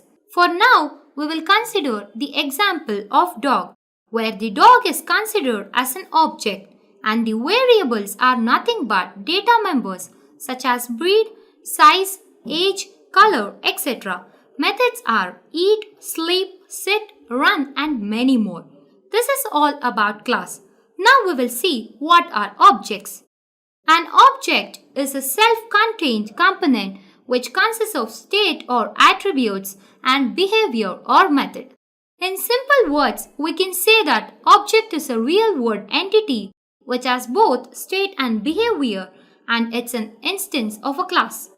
For example, we will take pen, which is an object. Its name is Reynolds. Color is white, known as its state, and it is used to write, so writing is its behavior. Let's jump on to the next interesting question which has been asked in every interviews. That is, list the top 10 features of Java. We will see to it one by one. Java is easy to learn, where it can be learnt in a short span of time because it uses English-like syntax and it is concurrent.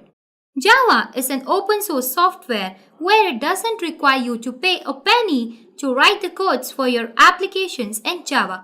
Since everyone loves to build the software for free, Java provides it. Java finds its use in real-world applications. So guys, let us discuss some of the technologies that makes use of Java in the real world. Java is used in Android applications, web applications, e-commerce, server applications, scientific technologies, and in many frameworks. Opportunity with high salary.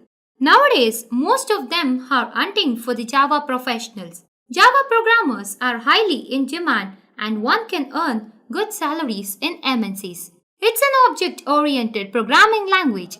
Everyone knows it is impossible to write a program without object and class. The concepts of Java are relatable and much easier. This property makes Java a flexible, system modular, and extensible programming language. Java has powerful development tools. Take Java to the peak level.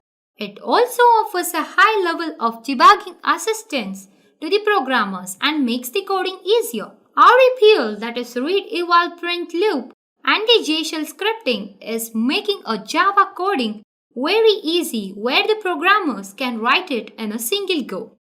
Java has rich APIs, which made Java a successful language. It doesn't have any compatibility issues and it handles wide set of procedures and functions. Also, it provides Java for input-output networking and database connections, that is JDBC. Moving on to the next feature, that is Java is present everywhere. Yes, of course, Java is omnipresent. It is not limited to a single domain, be it desktop applications, mobile applications, web applications, and many more. Moreover, it's also used in banking, retail, and all will use in one or the other way. So, it's not going out to the market anytime soon. Java is portable and versatile. It's an open source and platform independent where the Java supports the famous tagline that is Aura, that is write once and run anywhere. It helps in dynamic coding and it's highly secured. Java has tons of resources and community support. It is one of the mature programming language that requires lots of resources which are available online, and there are also free and paid online courses on multiple online forums like Stack Overflow, Quora, Reddit, etc. It will help them to clarify the doubts which results in the growth of community itself. Now we will jump on to our next question. What do you mean by JDK, JRE and JVM? Explain with any one difference. JDK is a software development environment used for developing Java applications and applets. It includes the Java runtime environment, that is JRE, an interpreter or a loader, that is Java, a compiler, that is Java-C, an archiver, jar, a documentation generator, that is Java doc, and other tools needed in Java development. Java Development Kit, in short JDK, is a kit which provides the environment to develop and execute the program. JDK is like a kit or a package which includes two things. One is the development tools, that is to provide an environment to develop your Java program, and one more is JRE to execute your Java program. JRE stands for Java Runtime Environment and may also be written as Java RTE. The Java Runtime Environment provides the minimum requirements for executing a Java application. It consists of a Java virtual machine, core classes, and supporting files. JRE, that is a Java Runtime Environment, is an installation package which provides environment to only run the Java program on your machine. JRE is only used by them who only wants to run the Java programs, that is end users of your system. Coming to Java Virtual Machine, it will convert the bytecode to machine-specific code. It is platform dependent and provides core Java functions like garbage collection, security, memory management, and so on. It's known as virtual because it provides an interface that doesn't depend on machine hardware and other operating systems. That is why it makes Java program write once and run anywhere. Java Virtual Machine, that is JVM, is a very important part of both JDK and JRE because it is contained or inbuilt in both. Whatever Java program you run using JRE or JDK goes into JVM, and JVM is responsible for executing the Java program line by line. Hence, it is also known as interpreter.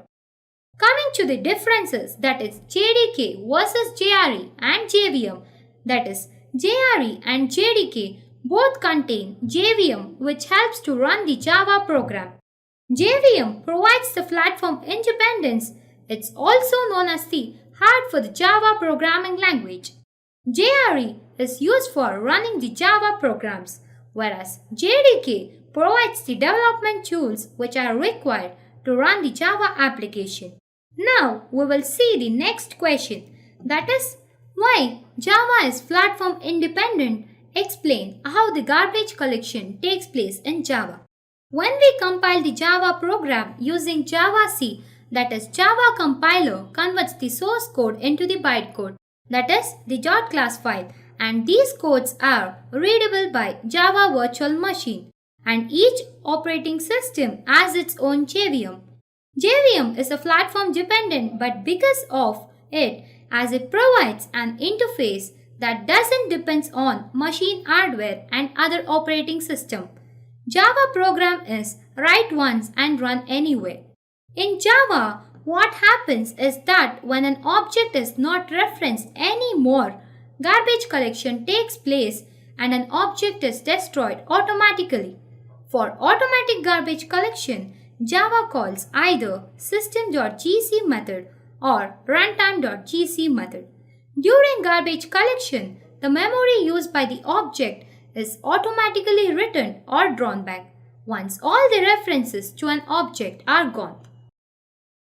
Our next question is, explain why Java is not 100% object-oriented programming language and how it enables high performance. Java is not completely an object-oriented as it supports the primitive data types such as long, byte, int, and so on, which are not objects. In Java, we use the data types such as float, double, byte, int, and so on, which are clearly not object-oriented. Therefore, Java is not considered as 100% object-oriented. Coming to the performance, Java uses just-in-time compiler, that is JIT, to enable the high performance. JIT is used to convert the instructions into the bytecodes. Coming to our next question, that is, what gives Java its write once and run anywhere nature? The bytecode, that is, the Java compiler, converts the Java programs into a class file, that is bytecode, which is the intermediate language between source code and the machine code. This bytecode is not platform specific and can be executed on any computer. For example, it can be written in Windows machine and it can run on Linux machine. Explain the basic structure of Java with an example. Structure of a Java program is the standard format released by language developer to the industry programmer. Sun Microsystems have suggested a structure for the Java programming language for developing the Java applications. Here is an example. The first line says about the package details. A package is nothing but a collection of classes, interfaces, and subpackages. A package is imported by default and this package is known as default package. Coming to the next line, that is class hello, that is nothing but class followed by class name. A class is a keyword used for developing the user-defined data type and every Java program must start with the concept of class. Coming to the class name is nothing but it will represent a Java valid variable name treated as a name of a class and it is case sensitive. Coming to the data members, that is int a, b, where it represents either the instance or static and they will be selected based on the name of the class. Next is the void display, says the user defined method.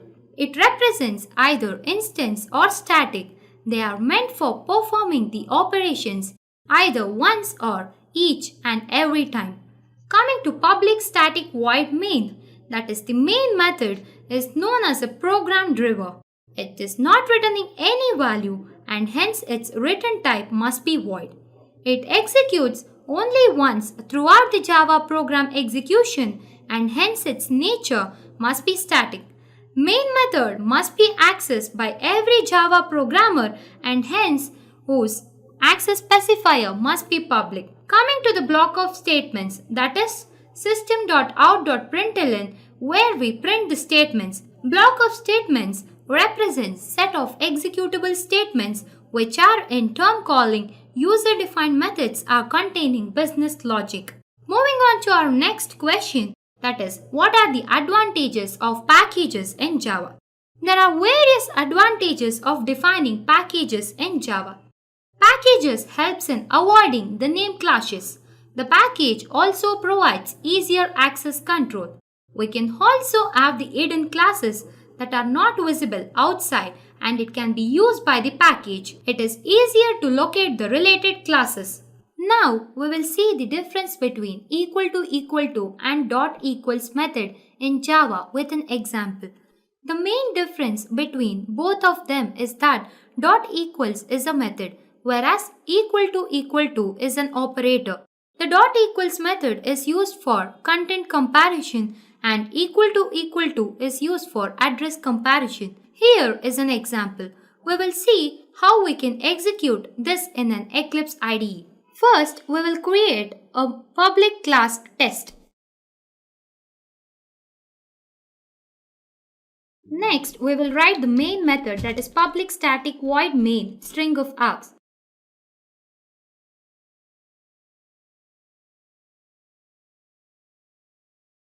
Next, we will create two string objects, namely S1 and S2.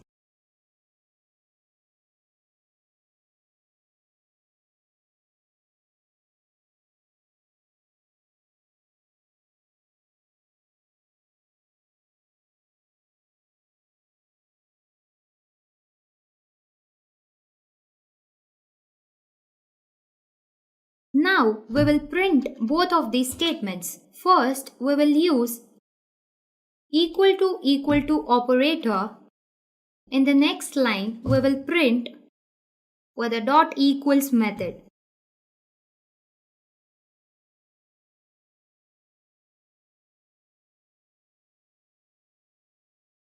Now we will see the output. Run as Java application. Now the output comes as, for the first print statement it is showing false, and for the second thing it is showing as true. In the above example, we are creating two objects, namely S1 and S2. Both S1 and S2 refers to different objects. When we use equal to operator as shown in this line, it is for comparison, then the result is false, as both of them have different addresses in memory. Coming to this thing, that is dot equals method, the result is true. Why? Because it's only comparing the values given in S1 and S2. Now our next question is about OOPS concepts. We will see this one by one with an example. OOPS concepts include inheritance, abstraction, polymorphism and encapsulation. We will see this one by one with an example. The first concept is inheritance, means that one class can extend to another class so that the codes can be reused from one class to another class. Existing class is known as superclass, whereas the derived class is known as subclass. For example, assume that to inherit a class we use the extends keyword. Here, class XYZ is a child class and class ABC is a parent class. The class XYZ is inheriting the properties and methods of ABC class, which is represented as class XYZ extends ABC. Coming to our next concept, that is encapsulation. That means binding of data and code together to protect the data from the outside world. It helps in hiding the details of how an object does something. Assume that it's just an inner layout used in terms of implementation. For example, we will consider the mobile phone, where the inner details of how the keypad button and the display screen are connected with each other using circuits. Next concept is abstraction, where it is used for hiding the unwanted data and giving the relevant data. It helps you focus on what the object does instead of how it does it. Assume that it is an outer layout used in terms of design. For example, again we will consider the mobile phone, where it has a display screen and keypad button to dial a number. Coming to our last concept, that is polymorphism. Polymorphism, nothing but many forms. A single object can refer the superclass or a subclass depending on the reference type, which is called polymorphism. It is nothing but a single action performing in different ways. Polymorphism can be performed by method overloading or method overriding. Any object that verifies more than one is a relationship, then the object is said to be polymorphic in nature. For example, let us consider a class animal and let cat be a subclass of animal. So, any cat is animal. Here, cat satisfies the is a relationship for its own type as well as its superclass animal. What is the differences between method overloading and method overriding in Java? Explain with an example. First, we will see the overloading method. Overloading occurs when two or more methods in one class have the same method name but different parameters. It follows compile time polymorphism. Now we will see the example. Here we have created a class name as dog with a method called bark and we have printed it as hoof. Coming to the overloading method, it will come with the for loop. Again we will print it as hoof. In this overloading example, the toBark method can be invoked by using different parameters. Compiler know they are different because they have different method signature, that is nothing but method name and the method parameter list. Because in the first method, that is public void bark, there is an empty parameter. In the second method with the same name, that is public void bark, it is with the int num. So it is nothing but having different method signature. Coming to our next concept, that is overriding. Overriding means having two methods with the same method name and parameters, that is method signature. One of the method is present in the parent class and other is in child class. Overriding allows a child class to provide a specific implementation of a method that is already provided by its parent class. It follows runtime polymorphism. Here is an example. Here we have created a class called dog and we have extended using that hoon. And the program continues as follows. What happens in the above example is that the dog variable is declared to be dog. During compile time, the compiler checks if the dog class has the bark method. As long as the dog class has the bark method, the code compiles. At runtime, a hoon is created and assigned to dog. The Java Virtual Machine, that is the JVM, knows that dog is referring to the object hoon. So, it calls the bark method of hoon. This is called as dynamic polymorphism. Now we will see our next question, that is difference between string, string builder and string buffer with an example.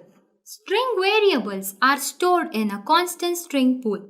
Once the string references changes the old value that exists in the constant string pool, it cannot be erased. Now we will see the example where in a constant string pool we have assigned the string name, object and the value assigned to the string as book. That is string object equal to book. Assume that the name has changed from book to pen. Now what happens? That is, the older value remains in the pool whereas it has been replaced by the pen. Now we will see what is string buffer. Here string values are stored in stack. If the values are changed, then the new value replaces the older value. The string buffer is synchronized, which is thread safe, and the performance is slower than the string builder. Here we can see the stack with a name called book, that is string buffer name equal to book. Once the name value has been changed to pen, then the book is erased in the stack. This is how the string buffer works. Coming to the string builder, that is, this is same as string buffer except for the string builder which is not threaded safety, means that it is not synchronized. So obviously performance is fast compared to the string buffer. Now we will see our next question, that is explain about public and private access specifiers. Everyone knows methods and instances variables are members. Public members are visible in the same package as well as outside package, that is for other packages. Here you can see the public members of class A is visible to class B, that is within the same package, as well as it is visible to the class C which is in different package. Now we will see what exactly is private access specifier.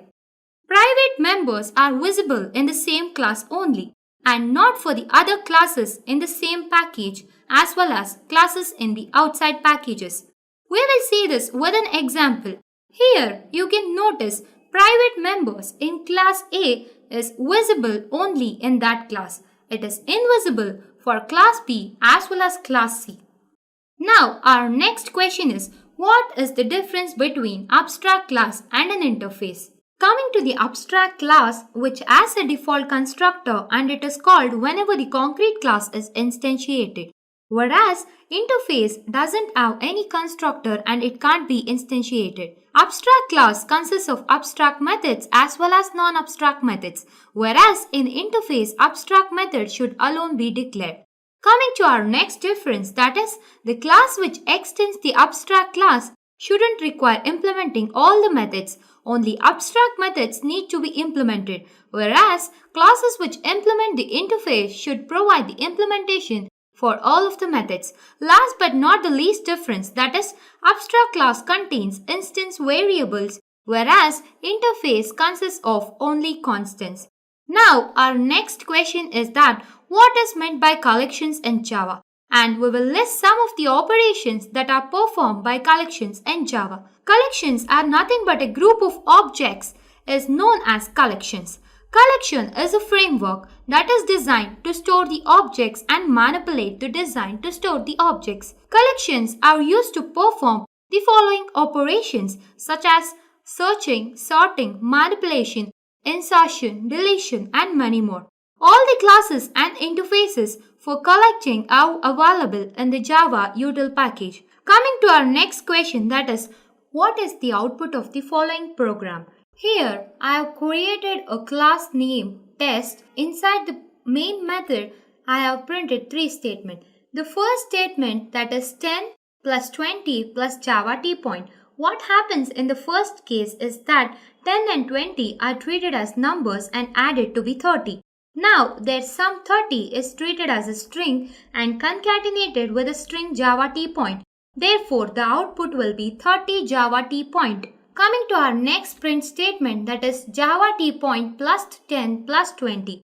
What happens in the second case is that the string Java tPoint is concatenated with 10 to be the string Java tPoint 10, which will then be concatenated with 20 to be Java tPoint 1020. Same thing happens in the third case, that is, but here the case is multiplication, where the numbers 10 and 20 will be multiplied first and then the result 200 is treated as a string and concatenated with a string Java tPoint to produce the output 200 Java tPoint. Now our next question is, what exactly is multi-threading? What are the two ways of implementing multi-threading in Java? Multi-threading is a programming concept to run the multiple tasks in a concurrent manner. Within a single program, threads share the same process stack and running in parallel. It helps in performance improvement of any program. Runnable interface is used in Java for implementing the multi-threaded applications. Java.lang.runnable interface is implemented by a class to support the multi-threading. Multi-threaded applications can be developed in Java in any of the two methodologies. Following are, by using the java.lang.runnable interface, classes implement this interface to enable the multi-threading. There is a run method in this interface which is implemented, and also it can be developed in Java by writing a class that extends java.lang.thread class. Now our next question is, what is thread, and explain the states of thread along with how do you implement thread in Java. A thread helps, facilitates multitasking and multiprocessing within a program. It utilizes CPU effectively and helps improve the performance of the application. Java enables the user to use the multiple threads at a time. It can be run in parallel with other programs without any interruptions. This helps in reducing a time for the process. For example, assume that if a program takes 60 seconds to execute, we can use 6 threads, which will give us the result in 10 seconds. A thread in Java can be in either of the following state: ready, running, waiting, and then dead. First, coming to the ready state, when a thread is created, it is in ready state. Running, a thread currently being executed in the running state. A thread waiting for the another thread to free the certain resources is in waiting state. Last but not the least, that is the dead state. Here, the thread which has gone dead after the execution is in the dead state. Java provides two ways to implement thread in a program. Interface java.lang.runnable has an instance java.lang a thread which requires a task to execute through an instance. The thread class already implements runnable, so a user can directly override run method by extending the thread class or by implementing the runnable interface. Now we will see a small program for an increment and a decrement operators. Here we have created a class name operator and inside main we have declared int a equal to 4. In the first print statement, that is x++, what happens in the first case is that here plus plus is nothing but the postfix operator which is used in which in turn returns the value first and then it increments. Hence its output will remain as 4 itself. Coming to the second print statement, that is plus plus followed by x. But this is not the case in the second print statement where plus plus operator is in priority and it is prefix. So it increments first and then it returns the value as 5. What happens in the third print statement? Here minus minus represents the decrement operator. In the third case, postfix, that is minus minus operator, is used in which it returns the value first and then decrements. Hence, its output will be remain as 4 itself. But in the last case, what happens is that minus minus operator is in priority and it's a prefix. So it decrements first and then it returns the value 3 as you can see in the program. What is constructor and how many types of constructors are used in Java? The constructor can be defined as a special type of method that is used to initialize the state of an object. It is invoked when the class is instantiated and the memory is allocated for the object. Every time an object is created using the new keyword, the default constructor of the class is called. The name of the constructor must be similar to the class name and also the constructor must not have an explicit written type. Based on the parameters passed in the constructors, there are mainly two types of constructors in Java. One is the default constructor and one more is the parameterized constructor. Coming to the default constructor, it is one which does not accept any value. The default constructor is mainly used to initialize the instance variable with the default values. It can also be used for performing some useful task on object creation. A default constructor is invoked implicitly by the compiler if there is no constructor defined in the class. Coming to the parameterized constructor, it is the one which can initialize the instance variables with the given values. In other words, we can say that the constructors which can accept the arguments are called parameterized constructors. Coming to our next question, that is, what are the differences between constructor and method in Java? A constructor is used to initialize the state of an object, whereas method is used to expose the behavior of an object. A constructor must not have any written type, whereas the method must have a written type. The constructor here is invoked implicitly, whereas the method is invoked explicitly. The Java compiler provides a default constructor if you don't have any constructor in the class, but in case of method, it is not provided by the compiler in any case. The constructor name must be same as the class name, whereas the method name may or may not be same as the class name. What is exception in Java? Explained with an exception handling keywords. Exception is an error event that can happen during the execution of a program and disrupts its normal flow. Exception can arise from a different kind of situation such as wrong data entered by the user, hardware failure, network connection failure, and many more. Whenever any error occurs, Java Runtime Environment, that is JRE, tries to handle it. Java Exception Handling Framework is used to handle the runtime errors only. Compile time errors are not handled by Exception Handling Framework. Here, there are mainly 4 keywords used in exception handling. They are throws. Coming to the throw, sometimes we explicitly want to create the exception object and then throw it to halt the normal processing of the program. Throw keyword is used to throw the exception to the runtime to handle it. Next is throws. When we are throwing any checked exception in a method and not handling it, then we need to use the throws keyword in method signature to let the caller program know the exceptions that might be thrown by the method. The caller method might handle these exceptions or propagate it to its caller method using throws keyword. We can provide multiple exceptions in the throws class and it can be used with main method also. Our next keyword is try-catch. We use try-catch block for exception handling in our code. Try is the start of a block and catch is at the end of try block to handle the exceptions. We can have multiple catch blocks with a try and try-catch block can be nested also. Catch block requires a parameter that should be of type exception. Our last but not the least, that is finally keyword. Finally block is optional and can be used only with try-catch block. Since exception halts the process of execution, we might have some resources open that will not get closed. So we can use finally block. Finally block gets executed always whether exception occurs or not. Coming to our next question, that is how many types of exception can occur in a Java program? There are basically two types of exceptions, that is checked and unchecked. Here, an error is considered as an unchecked exception.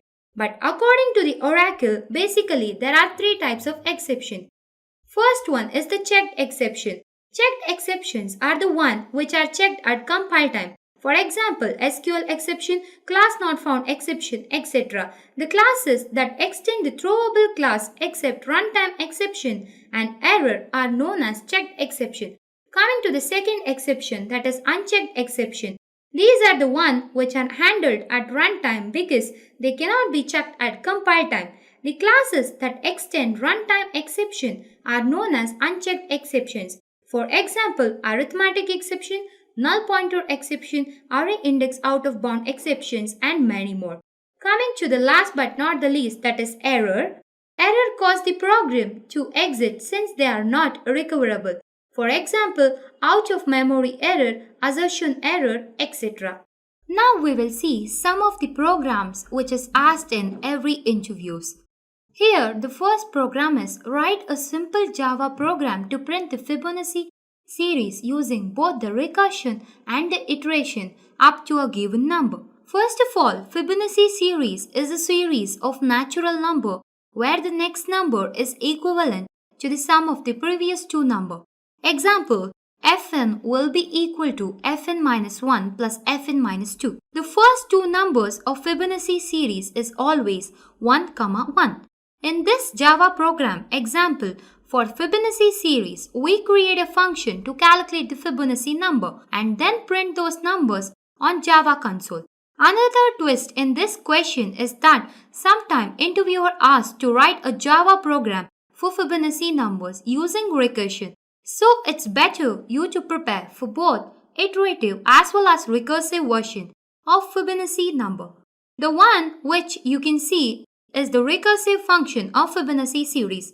Here, the system.out.print is printing n1 plus n2 where it is printing 1 and 1.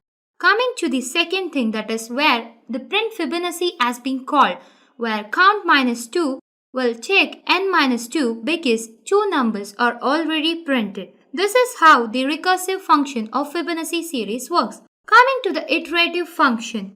Now we will see the iterative function of Fibonacci series. Here we have printed the Fibonacci series. Here it will take the input from the user where it calculates based on the sum of previous two numbers. Here it is printed as int sum of previous two will be num1 plus num2. And then it is assigned the num2 to num1 and after that the sum of previous two numbers will be assigned to num2. This is how the Fibonacci series for both the recursion as well as iteration works. Now we will see the program to check whether the given number is prime or not. A prime number is a number which is divisible by only two numbers, 1 and itself. So if any number is divisible by any other number, it is not a prime number. Here is a program and the program is continued as follows. What happens here is when you run the program, the output will be 29 is a prime number. What happens in the above program is that for loop is used to determine if the given number is prime or not. We only have to loop through 2 to half of the number because no number is divisible by more than its half. Inside the for loop, we check if the number is divisible by any number in the given range, that is 2 to num by 2. If it is divisible, then the flag is set to true and we break out of the loop. This determines the number is not a prime number. If number isn't divisible by any number, flag is false and number is a prime number. This is how the program of prime number checking works. Here is a Java program to check whether the given string is palindrome or not. Enter any string as input. Now we use the for loops and the if-else conditions along with the equals ignore case method to conclude whether the enter string is a palindrome or not. Here is the source code for a Java program to check whether a string is palindrome or not. The Java program is successfully compiled and run on the system. Assume that we are entering the string input as mom. If we reverse the string also, we will get the same. This is what palindrome is. Now we will see the main program where it has been asked by many of the IT companies. That is, write a Java program to find the factorial of a number. Before going through the program, let us understand what factorial is. Factorial of a number n is denoted as n factorial and the value of n factorial is 1 into 2 into 3 up to n minus 1 into n.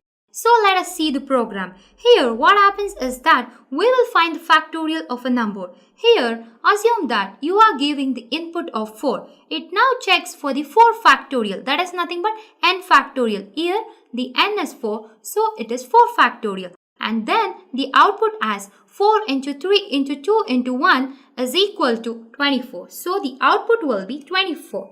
What are the differences between throw and throws keyword in Java? The throw keyword is used to throw an exception explicitly, whereas the throws keyword is used to declare an exception. The checked exceptions cannot be propagated with throw only, whereas checked exception can be propagated with throws. The throw keyword is followed by an instance, whereas throws keyword is followed by class. The throw keyword is used within the method. The throws keyword is used with the method signature. You cannot throw the multiple exceptions, but in case of throws, you can declare multiple exceptions. For example, public void method throws IO exception, SQL exception. Now we will see a small program for throws keyword. Here what happens is that try is going to execute it as throw 90 and the catch, for example, it will caught the exception.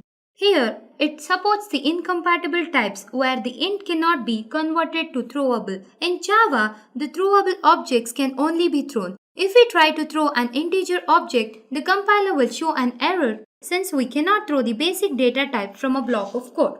So let's test our understanding of today's session with the help of a few simple questions. The first one is, a Java interface can contain, is it A, public static final variables only, or is it B, public abstract methods, or is it C, abstract methods and implemented methods both, or is it D, public static final variables and abstract methods both? The second question for today is, the order of execution of constructors in Java inheritance is it A, base to derived classes, or is it B, derived to base classes? Is it C, in any random order, or is it D, none of these? Please mention your answers in the comment section below and we'll let you know if you got it right. Okay guys, a quick info. If you're looking for an end-to-end Java training, we at Intellipaat provide that course to you and you can check those details in the description. Okay guys, we've come to the end of the session. I hope this session was helpful and informative for you. If you have any queries regarding this session, please leave a comment below and we'll love to help you out. Thank you.